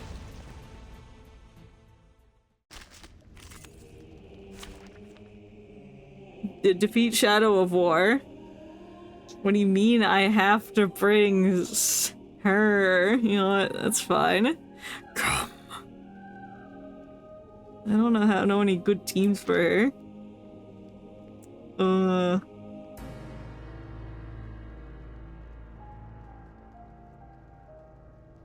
Yeah, I don't know. If she can come, I guess. Why not? Oh no, I'm fighting a giant tank, and it looks angry. With giant color-coded missiles. These things are pathetic. I could almost laugh. I probably should have brought Capernia instead of Voyager or something. I don't know. You'll rip their throats out, won't you, Marianne? Yeah. Every last one of them. Yeah. Shut your mouth. Yeah. That was pathetic. You can do better than that, scrub. A tank. Here. Look at you, Marianne. So tiny and pitiful on the face of that monster. Oh, just because the thing's big doesn't mean that she can't take it down. Cease your endless words.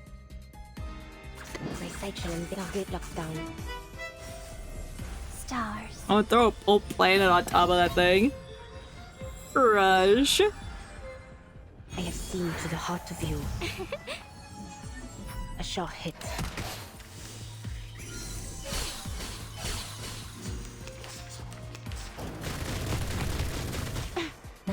time for repentance. The Hmm. enemies of peace shall be stamped out. It just has a like that just has a normal dude voice. Or maybe it was the guy in the tank that's like, load AP rounds. Not again. I always argue. Saxophones and a bandura? Is this truly what As we've you been wish. searching for? Ridiculous. Eating. My next She at my pee till I round. Well, I blew up the tank. I blew up the man. I blew up the man. I won. I defeated the- oh look, I got bones. That's pretty nice. I got 66 bones. It's not enough. Everybody uses bones somehow. Ooh, that was a nice transition. Hi, Marcia. You're not real. Marsha? No, it's the horse. It's not gonna be real. Marcia stands beneath the windmill, her black war horse. Her? It's not hers. That is not her horse. It's not hers. Stop that. I think you mean Charon's black war horse is pacing idly in the grass. I don't think I'll ever forget this windmill. The calm of this field.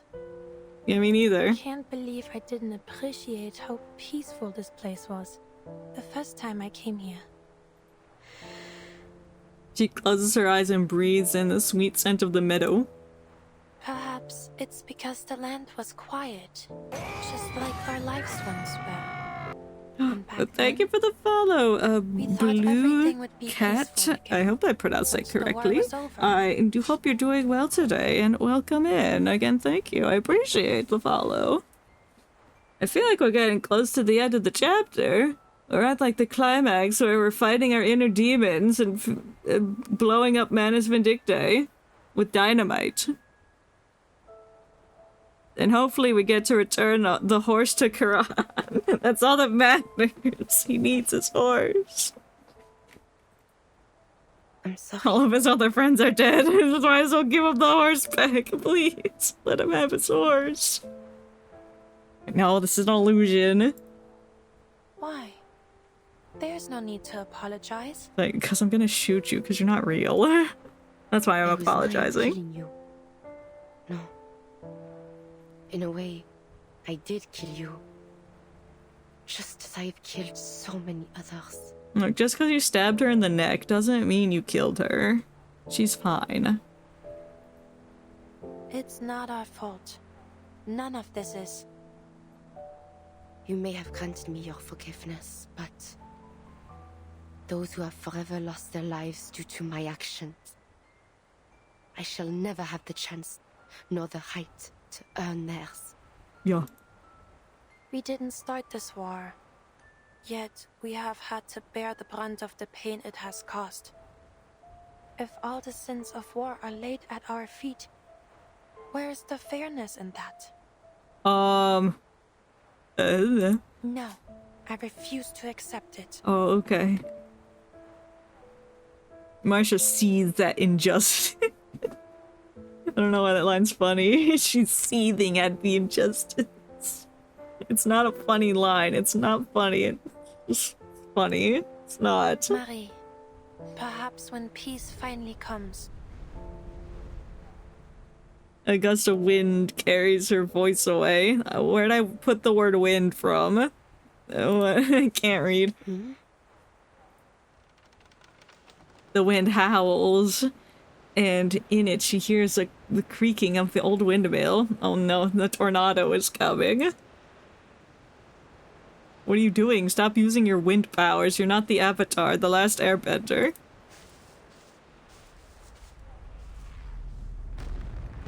Oh, she blew up the windmill! No, what have you done? Until the scene's torn apart by gunpowder, I missed a line. A sentinel walks along the path, wanting to stand closer to her. Okay, until they all exploded. Marsha! You're not concerned about the horse? I Oh, ooh, that's cool. I don't know what that I just saw, but that was cool. Ah! Stop burning my eyes, please. Wreckage is strewn over no man's land. The last of the assembled forces falls with gurgling screams that ushers in the silence of death. Stop that.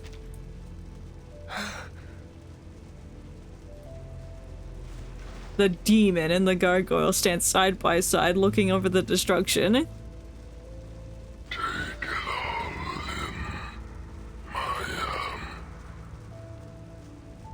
Pools of blood, the piled corpses that lingering echoes of the dead, their whimpering, desperate cries. What the hell is the demon? I'm confused about that. Like her inner sins that are manifesting into a dude with demon voice number 1. Nuh-uh. You slaughtered every last one of them. Well done.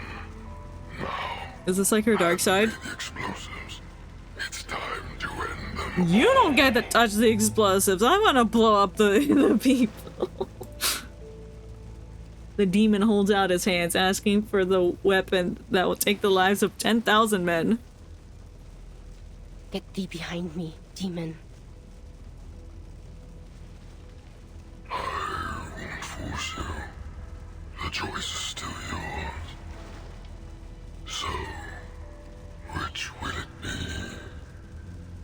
The weight of 10,000 lives, or one that is 10 times harder to bear? Good thing there's subtitles. I don't think I would be able to understand a word he feckin' tells me. Their blood will be on your hands, that's for certain. But the responsibility won't rest on you alone. Your soon-to-be blood-soaked hands have been forced. Soon to be? Nah, I'm already blood-soaked, bruh. These are the only choices you have left. No, I choose option C. None of the above. I always hated those answers on tests. It's like, oh, all of the above or none of the above. I'm like, well, I know it's definitely A, but I don't know if it's B or C. But if I think it's A and B, then I don't know what to pick. Because it's not all of the above, and it's not none of the above. It's definitely 2 out of 3, so therefore it should be all of the above if I think it's 2. And then it's none of the above. The cargo, whatever, what was I talking about? I don't remember. The cargo removes a bundle of heavy explosives and grasps them as tightly as they were prayer beads. I am powerless to cleanse the filth that muddies my blood. Just as I am powerless to erase the sins I have already borne. Yeah. I have descended into the depths of hell. I know that. And this ancient darkness has already taken root in my soul. Yeah. But if sacrificing 1 can save 10, yeah. If sacrificing 10,000 can save 100,000, if someone must make that impossible choice, yeah, then I am willing to bear that sin. Damn. She hands the explosives over to the demon. That's the spirit.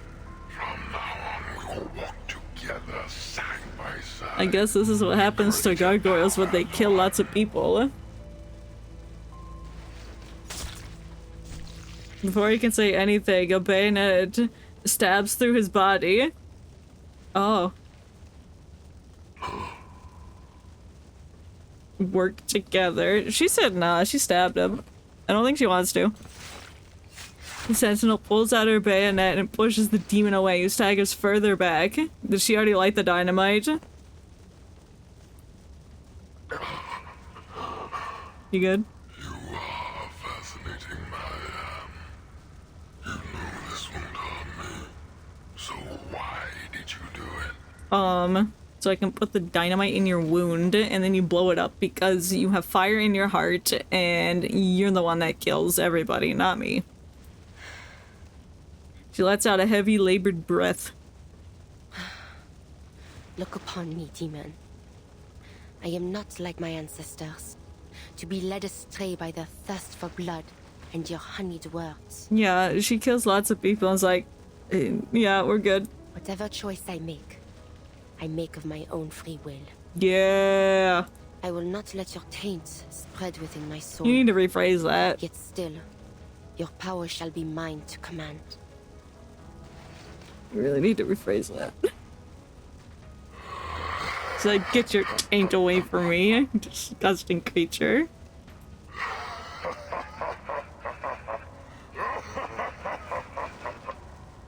Okay.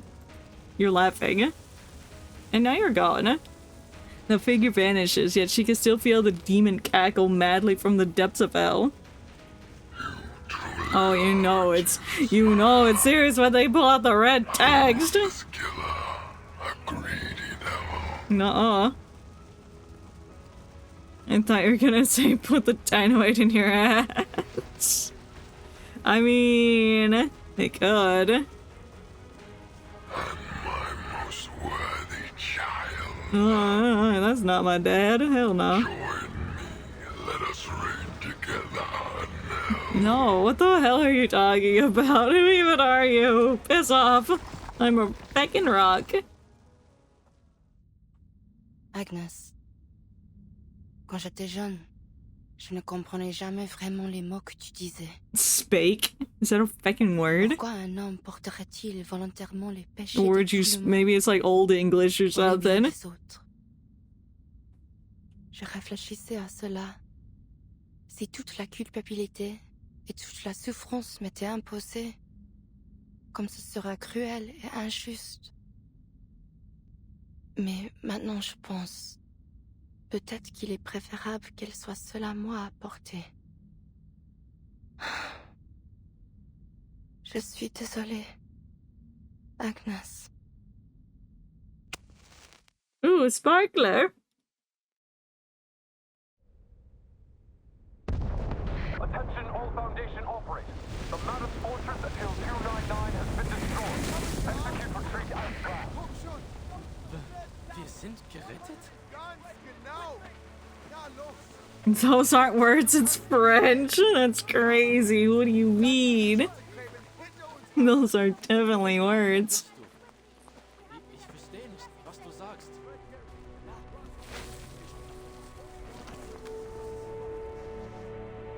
She lived the explosion. GG's. You did it. You blew up an entire mountain. Beep boop. The Mammoth Fortress has been destroyed, and the soldiers have been led in retreat to the rear. I understand. Thank you for your support in this critical time, Mr. Ironeye. Yeah. To be continued. Woo.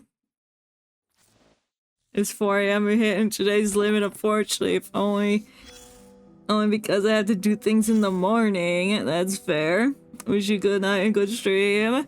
Thank you for hanging out all this time. I think we shouldn't have much more left. At least 1 or 2 more. Not the point in laugh. Undelivered letter. Blah blah blah blah blah blah blah. Okay, but have a good night, Daryl. Thank you for hanging out. I do appreciate it. What's this? Oh. Well, let me turn those cases in. Burn, blah, blah, blah. I did it. Okay, and now, because it's ad break time, you know what time it is? It's Wordle time. Oh boy, I have no fucking idea what this word is. Ugh.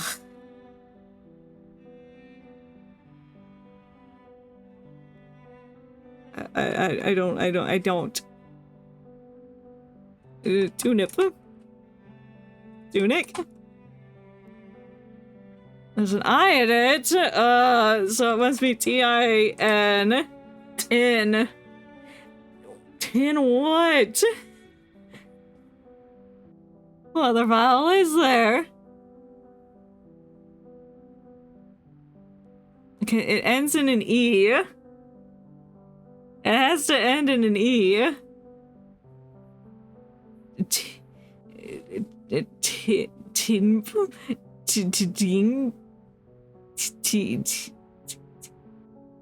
This is not a word. What the fuck is it? Yeah, tins.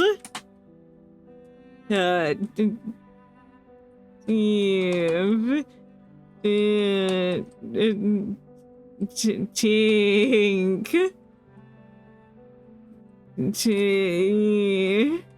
Tinge? Oh, I guess that is a word. Tinge. What's a tinge? A tinge of what? What does it mean? Word of the day, tinge. A mass of white blossom tinged with pink, colored slightly. Tendency toward or trace of some color. Okay, this is a tinge. Just a tinge. Tinge. Tinge. Tinge. Tinge. Tinge. Yeah, I know I can spell tinge. Fuck you. Tinge. Okay, well. Oh, did I finish that? I don't think I did. I have 15 seconds to add any other details to it, but I think it's done, so I'm going to save that. I don't know, body. Me with 2 eyes.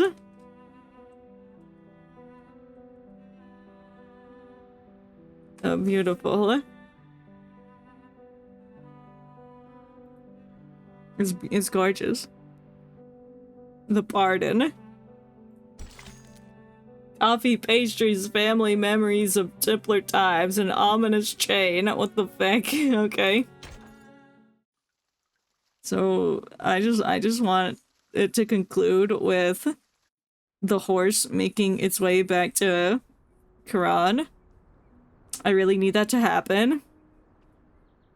Yet another night passes. The hidden chapel once again welcomes the light of day.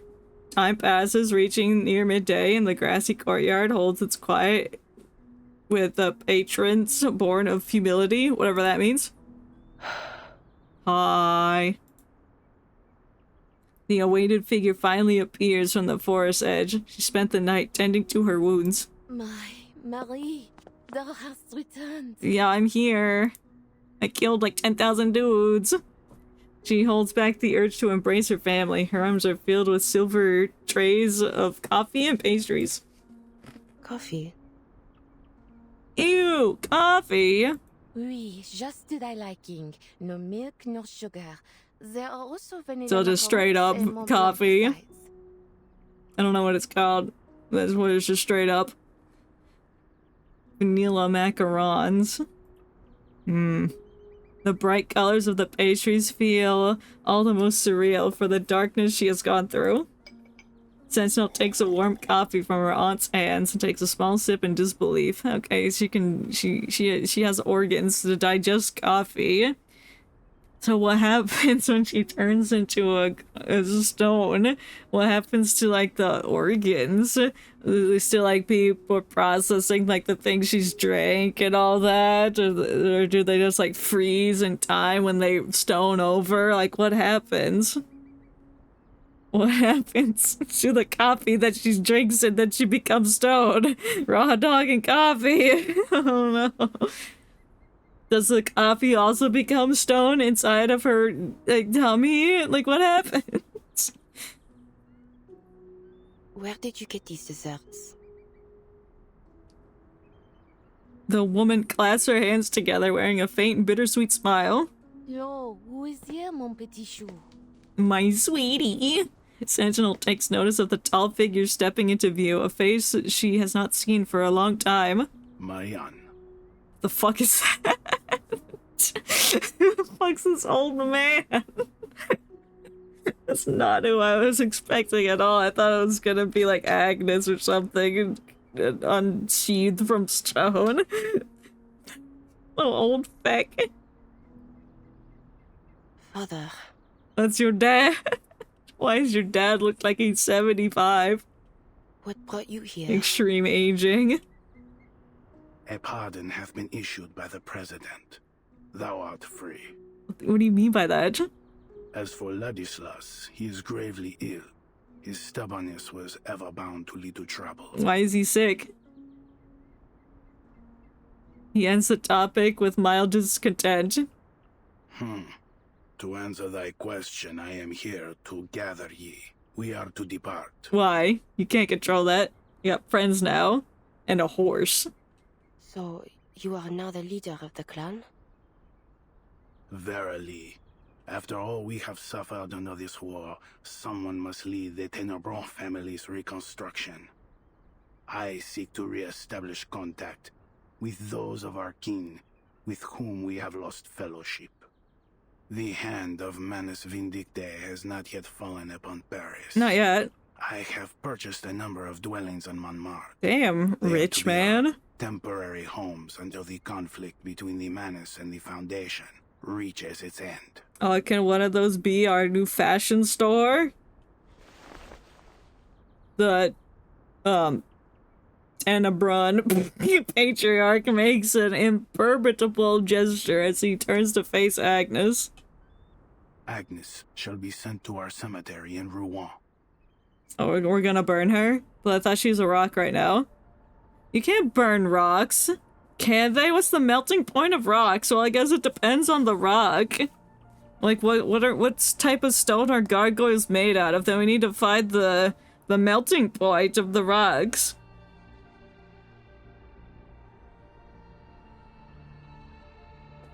I assume, like, I know they can be made out of marble, but I don't know if these don't look marble. They look like, you know, like stone. What stone are gargoyles made from? Limestone. Okay.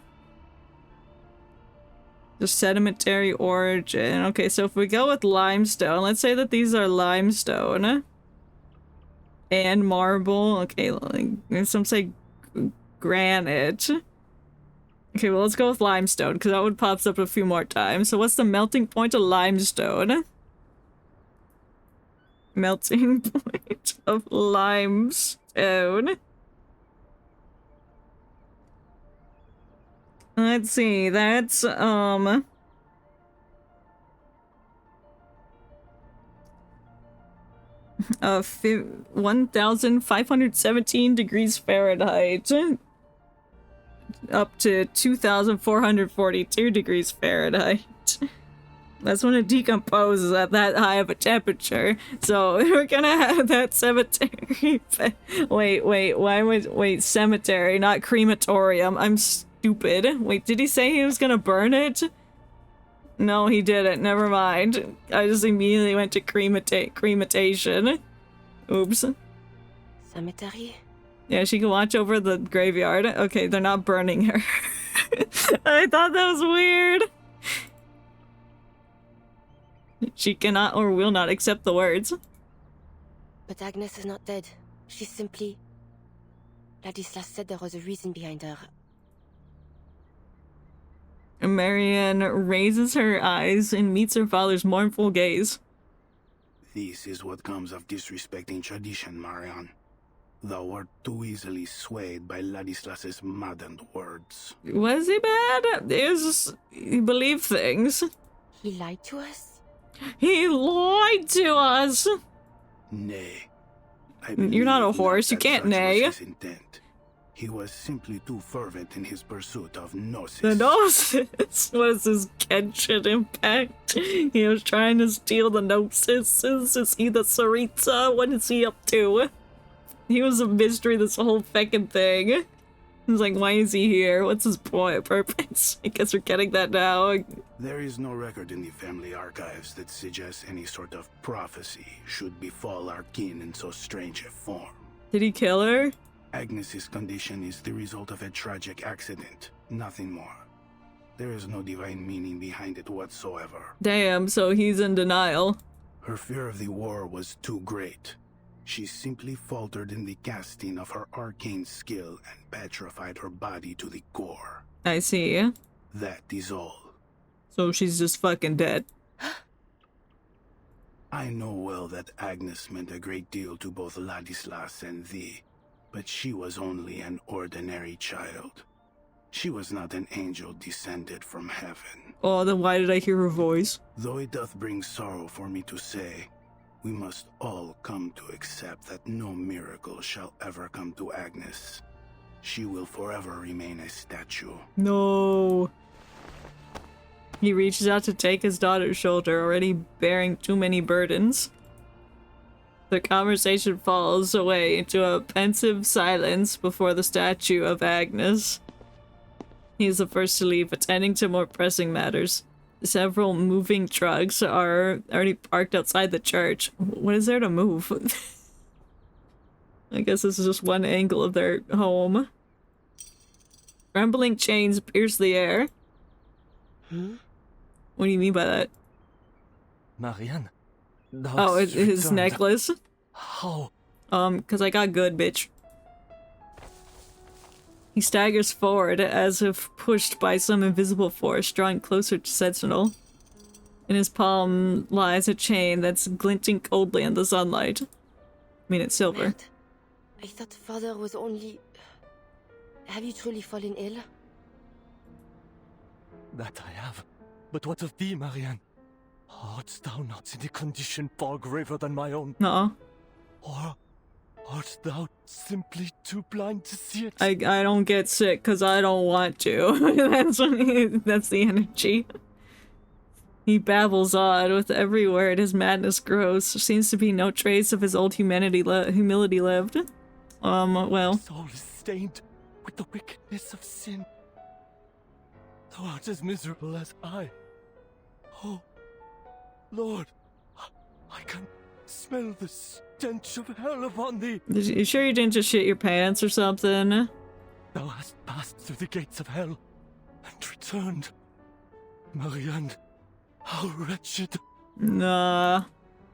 You are ill, Ladislas. Gravely so. Take a moment's rest in the quiet of a sanatorium upon reaching Paris. Won't you?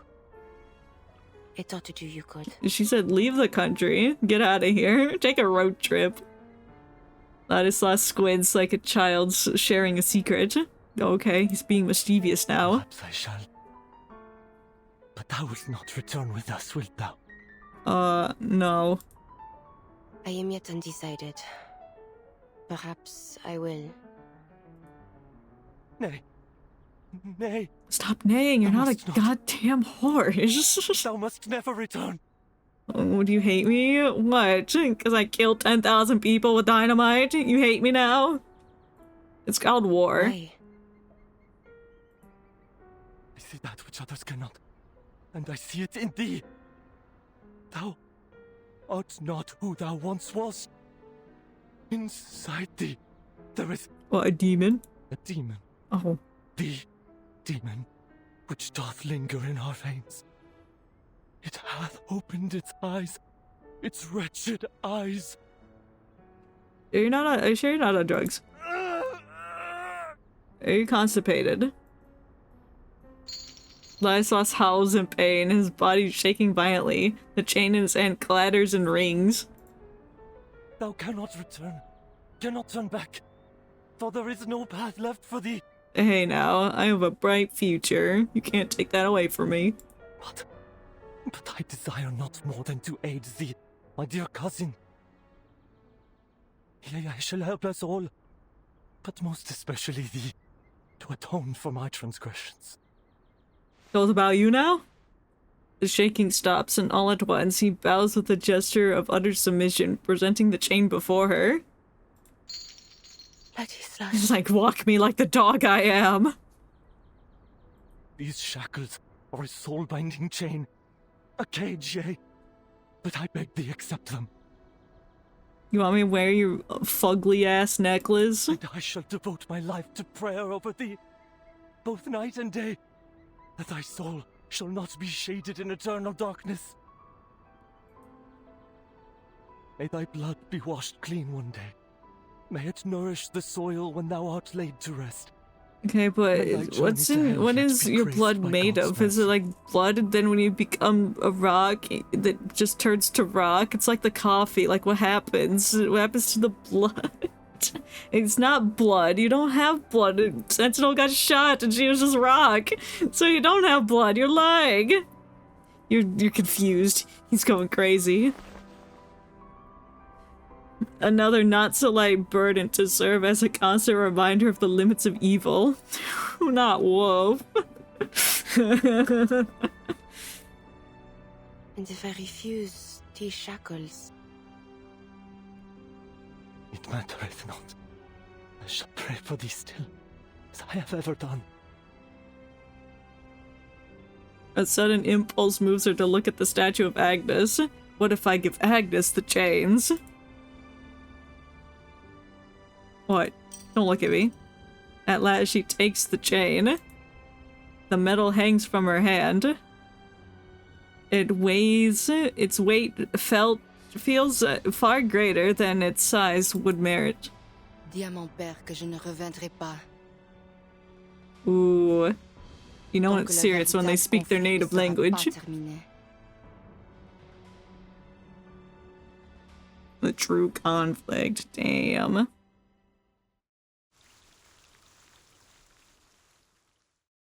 Damn. The hill. Oh, give me that. Mine.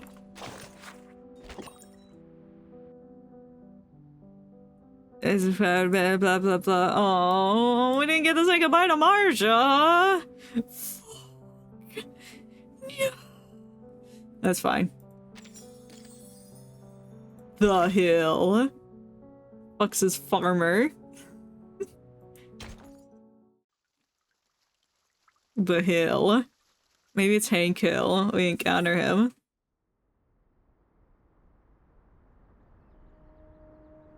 Oh my god.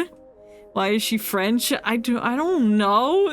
She is just French. I don't know. Were the French involved in World War I? They must have been. I'm sure that surely they were. Why are gargoyles like French-made creatures? Are they prominent in France? Gargoyles in France. There's Reds. According to the internet, one of the most famous and iconic gargoyles are in Notre Dame Cathedral in Paris. So maybe that's why she's French. What country did gargoyles originate from? Gargoyles originated in 13th century French Gothic architecture. So that's why she's French.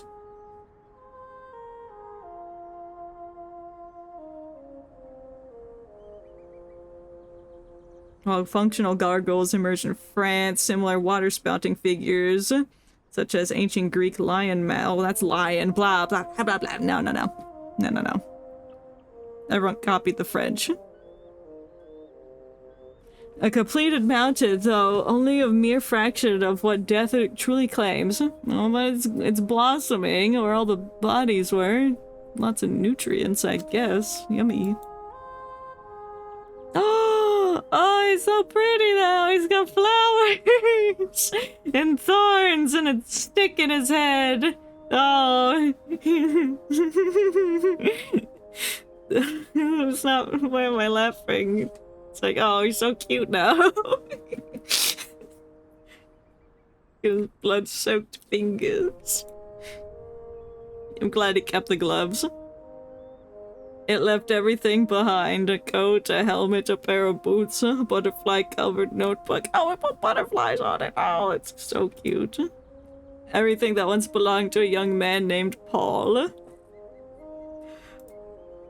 Your war is over, Paul. That's right. His belongings are fittedly buried in the last grave beside the major who died atop the hill. Oh my god. Gonna fucking cry. Go! The horse! Go! A clatter of hooves approach from the road.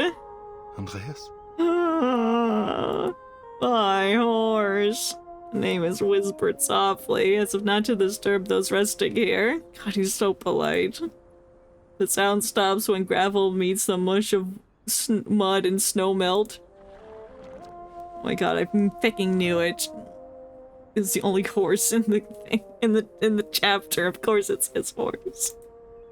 A black horse breaks the veil of mist and approaches. The horse exhales in comforting snort, leaning in, yearning for his hand. Oh. Good boy. Oh!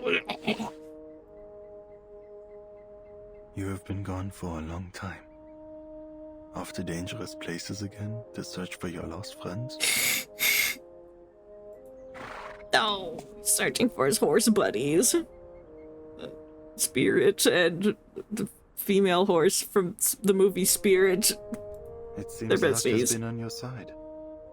You have dodged danger time and again amidst the slaughter. But I cannot help but worry that one day a stray bullet will pierce you, or a poison gas will choke you. These are valid concerns. No, the horse is not evil and intimidating. He's not. He's a pecking horse. He's a kind horse. Kind, just like Charon. The horse lowers its head. Harshness is not my intention, Andreas, but I am grateful that you have returned to my side, hale and whole. That's a whole horse. Ha. JoJo reference. They look eastward, towards the rising sun, where ominous clouds gather. Es ist Zeit. The next destination is a distant one. Your help will be appreciated. Oh my god, ride your horse. It's a gorgeous horse. I like that. I like how they designed the mane. Andreas tilts its head to one side, signaling its master's attention to the youth who's arrived behind him. Get out of here, Hank. He'll back off. Mr. Charon, is this your horse? Oh, what are you doing here? I don't trust you. What the hell are you? You don't seem like management dictate. I don't know what you are. I don't trust you. Get away from the horse. Can you say the horse is in one piece?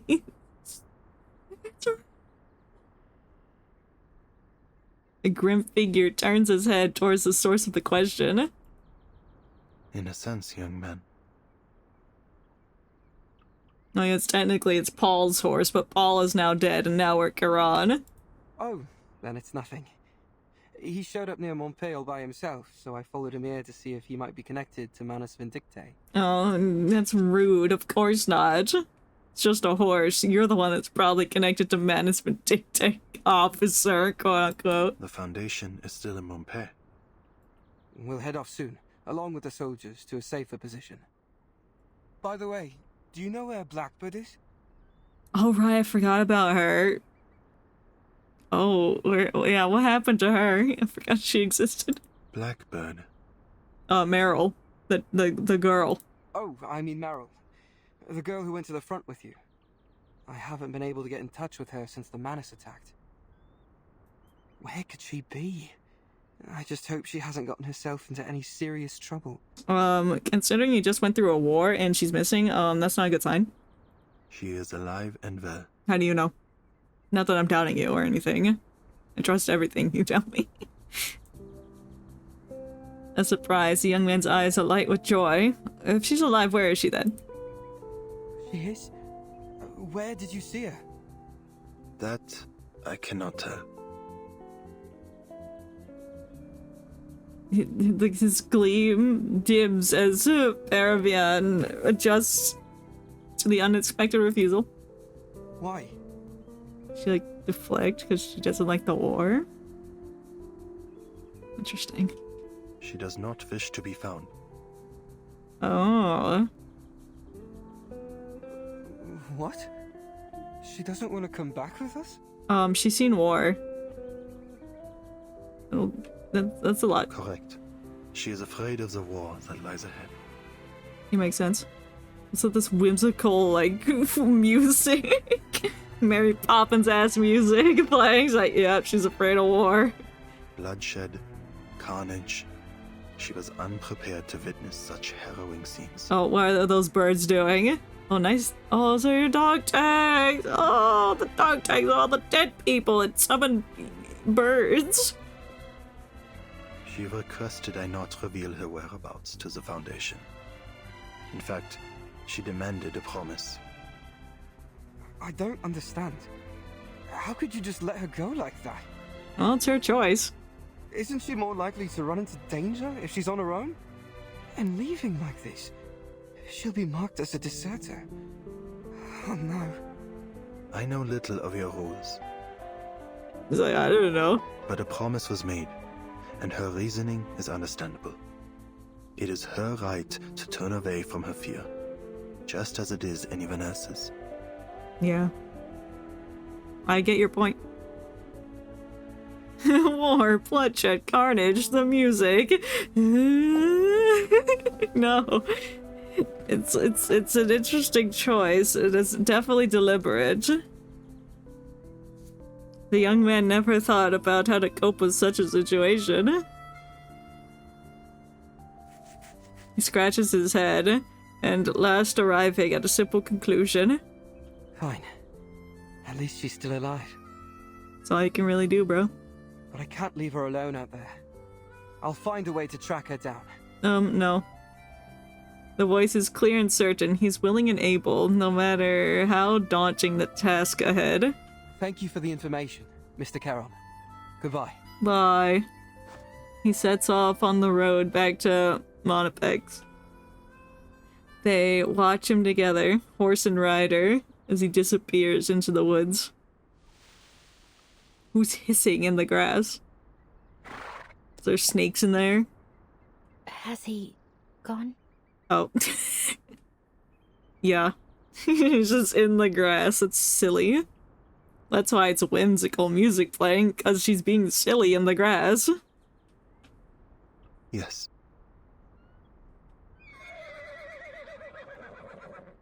Thank you, horse, for your input. How'd he not see her? Because she's in the tall grass. That grass is very tall. Look at how tall this grass is. Of course they're not going to see her. And she's camouflaged so well. She's grass colored. Why did you tell him that I'm still alive? Because it's the truth. You did not request that it be kept a secret. Got her. You have to be specific. Fine. He nods his assent and begins to shuffle away. Me and I'm like, what? Why didn't you just tell him that I was dead? You didn't say not to. Shuffles away comedically. Andrea snorts as it circles between them. Meryl pats the horse's cheek like its ass. Charon. What? Huh? Actually, I wasn't serious, you know, when I said I wanted to become a gravekeeper here. Oh, are they gonna have an adventure together? Making a nice cemetery? That's cute. The dead need no company, and every tombstone will one day fall to decay. In the end, Ancient kiss, they should not. Into the sea. They should not. She then is a child. She is 16, and this is I don't know how old this man is. But he's dead. Pretty much. I don't think she would want to do that anyway, even if she was old. I think his face is like a void of nothing, so I don't know if there's anything there to kiss, in theory. Nothing in this world is immortal. Yeah. The young girl scratches the fabric covering her face. The tension of being a deserter seems to make her skin itch. Right. Well, Anyway, the Gravekeeper joke was a bad one, I admit it. But what I'm trying to say is, I'm not sure where to go next. I mean, who else can I depend on Oh my besides the god. Foundation? Can Charon be her dad? I definitely don't want to get caught by Manus Vindictae, that's for sure. Trust me. You don't want to know what they were doing in Antarctica. Yeah, I saw. Terrible things. Oh, not the Antarctica in this era. The one from before. Anyway, my point is, I can't deal with them on my own. So you're gonna need a dad, a dad friend, and a horse. But I can still do something. Like dealing with troublemaking critters. Oh, in the long run, that's not really gonna help much. So, if you need that kind of help, maybe we can travel together. I trust you. I trust him more. My path will have little safety. That's fine. That's alright. I'll just run off when danger comes. You hide in tall grass. That can only work so many times. In that case, follow me. It didn't take much convincing. We will take a detour to avoid entering territories under the Foundation's surveillance. He retrieves the familiar chocolates from its coat. They're unmelted and cool to the touch, despite having been kept so close to his body. Can he generate heat? I guess he kinda can, I suppose. If you're hungry, these can be returned to you. Andreas will carry you, should you go tired. Oh, he's so nice. The soldier who has at least escaped war nods with joy. Got it! No.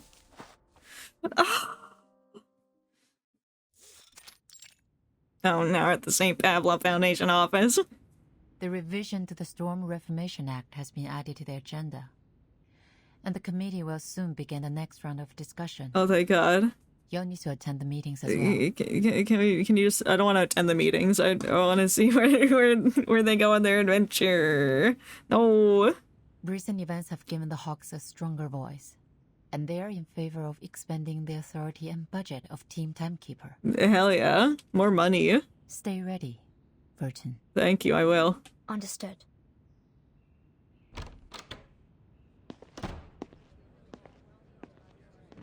Foundation staff and committee members hurry through the hallway. Just as they exit Madame Z's office, they're met with a familiar voice. Timekeeper. Oh, hi. Were you waiting for me? Are you part of my team? No, just a happy coincidence. No, you're not. I'm glad You have to your know own that you team. remember me. Yeah, of course. Who could forget that hair? Of course. Your decisiveness saved the lives of many soldiers on the battlefield. And killed many enemies. I also heard that the Doves agreed to further implement your frontline contingency plan after the Monpay crisis was resolved. That was a very reckless plan, but yes. I'm surprised to see you're interested in politics. It's not really politics. Well, I guess it kinda is. I'm not interested, just informed. Yeah, there's a difference. Korea's brushed aside the topic without comment. I've been wanting to speak with you since our last meeting was cut short. You know, can you put the gun Certainly away? isn't the place for a proper conversation either. Contact me if you're interested. I have some very valuable information for you, I'm sure. Oh. Both about the Foundation and about The doctor. Oh my god, yes. Mama. Mummy. Mama. Seeing the expected reaction, he smiles and hands over an envelope. I look forward to hearing from you. Oh my god. I'm sure we will make excellent collaborators. Okay, well, can you talk now and tell me about Erd, or are you just gonna leave me hanging for next chapter? Excuse me, Timekeeper. No, I was gonna learn about my mom, Sonetto. Go away. Piss off. Sonetto rushes over, looking at the red-haired man with a mix of suspicion and confusion. There's only one redhead that can be near Burton, and it's me, bitch. Just drop kicks him. Mr. Creus, Do you have an urgent matter you'd like to discuss with the timekeeper? I can... No need for that. I was just saying hello. Are you sure? Until next time. Timekeeper. Miss Sinetto. Bye. He gives a nod, slight but confident, then takes his leave. Timekeeper, is there something wrong? My mom. It's nothing. You seem a little anxious, Sinetto. What's the matter? Sinetto takes out her communicator. Timekeeper, you need to look at this. It's an important message. Oh, about what? Sent from... Lilia? Oh yeah, I forgot we saw her for like 5 seconds before she neumed away on her broomstick. I've been on a mission on the Eastern Front, under the direct orders of Admiral Som. I don't know who Admiral Som is. Guess what I found? Capitan. An Xeno outpost without...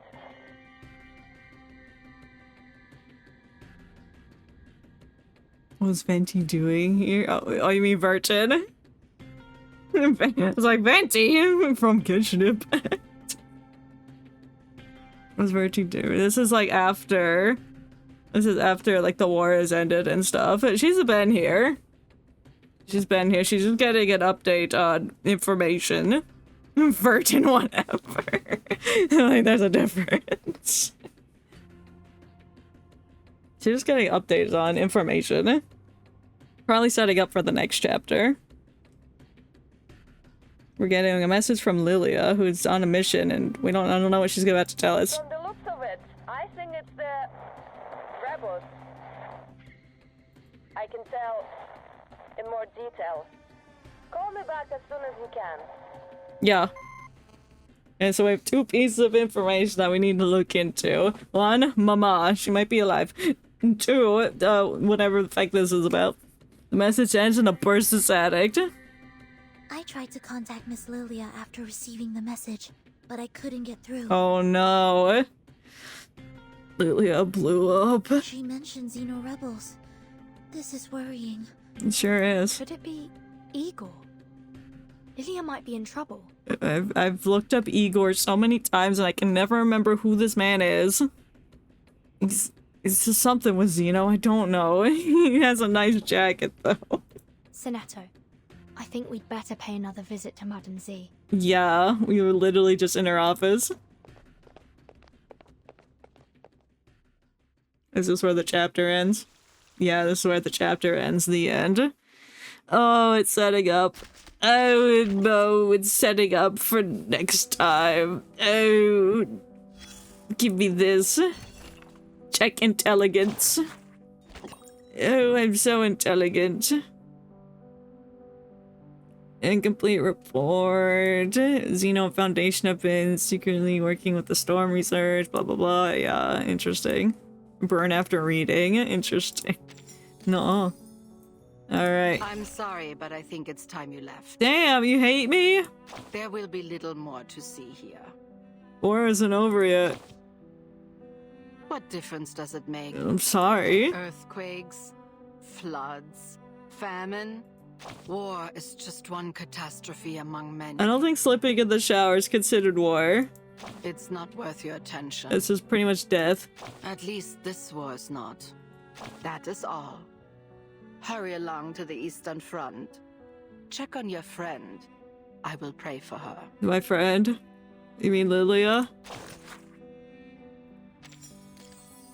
Yeah, this was a short and concise. Give me these things. 200 drops. I'm fucking rich. I got bullets. Oh, it's connecting. Okay, too many bullets were entering my inventory.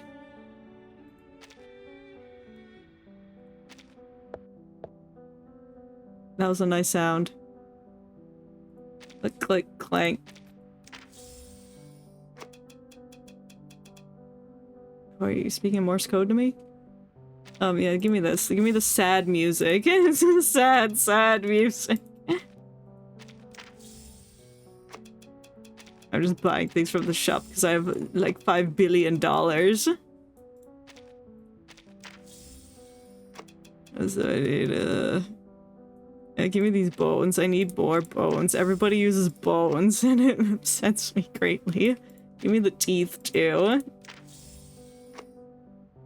Give me these lumination. Yes, yes. And give me these fig Newtons on a stick. Can I have these too? These light bulbs. Oh, thank you. I have $5 left. Perfect. I'll grind for more bullets so I can buy more things. But that's for later.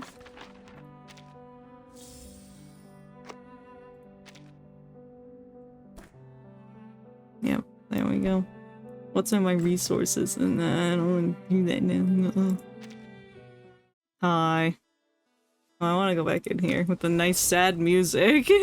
The sad music as we end off. Well, we have indeed finished chapter 11. I did like it. Although, getting up to, what was it? There's a certain point where it's like, I think it was like around around here. Like a lot of the things before it are like, okay, it feels like it dragged out a little bit. But just because maybe I'm not interested in the NPCs and they're talking about politics and all that. I just felt it was a little dragged out at the beginning, but when we got to like, oh my god, Sentinel and Marsha, they're friends, the war hit, the ceasefire didn't happen, and Manus attacked, and then I felt like it picked up a lot. Not to say that everything in the previous stages were drawn out, but of course I liked all the Charon content. I will be pulling for him. But you've only streamed it for less than 4 hours. No. My internet went out for 15 minutes. Oh, it's been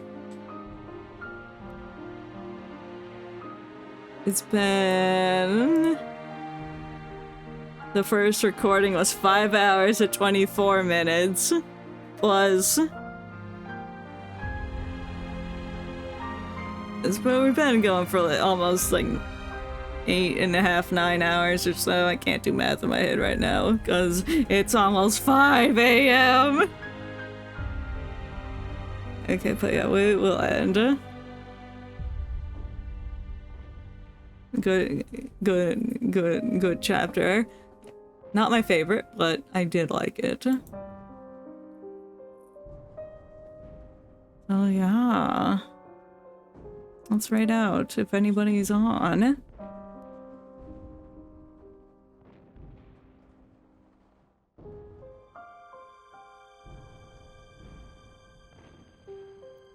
Let's see. No, let's look for the same category.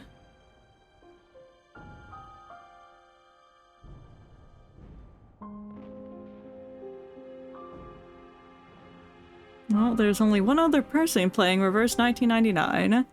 So let's see. Let's see. Oh, they're doing the new story, yes. Yeah, let's right into them. What's her name?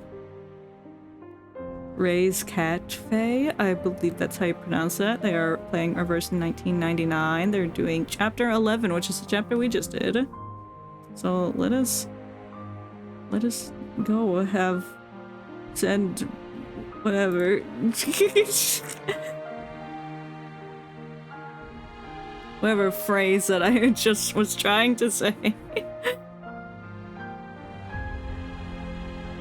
Yeah, thank y'all for hanging out. I very much appreciate it.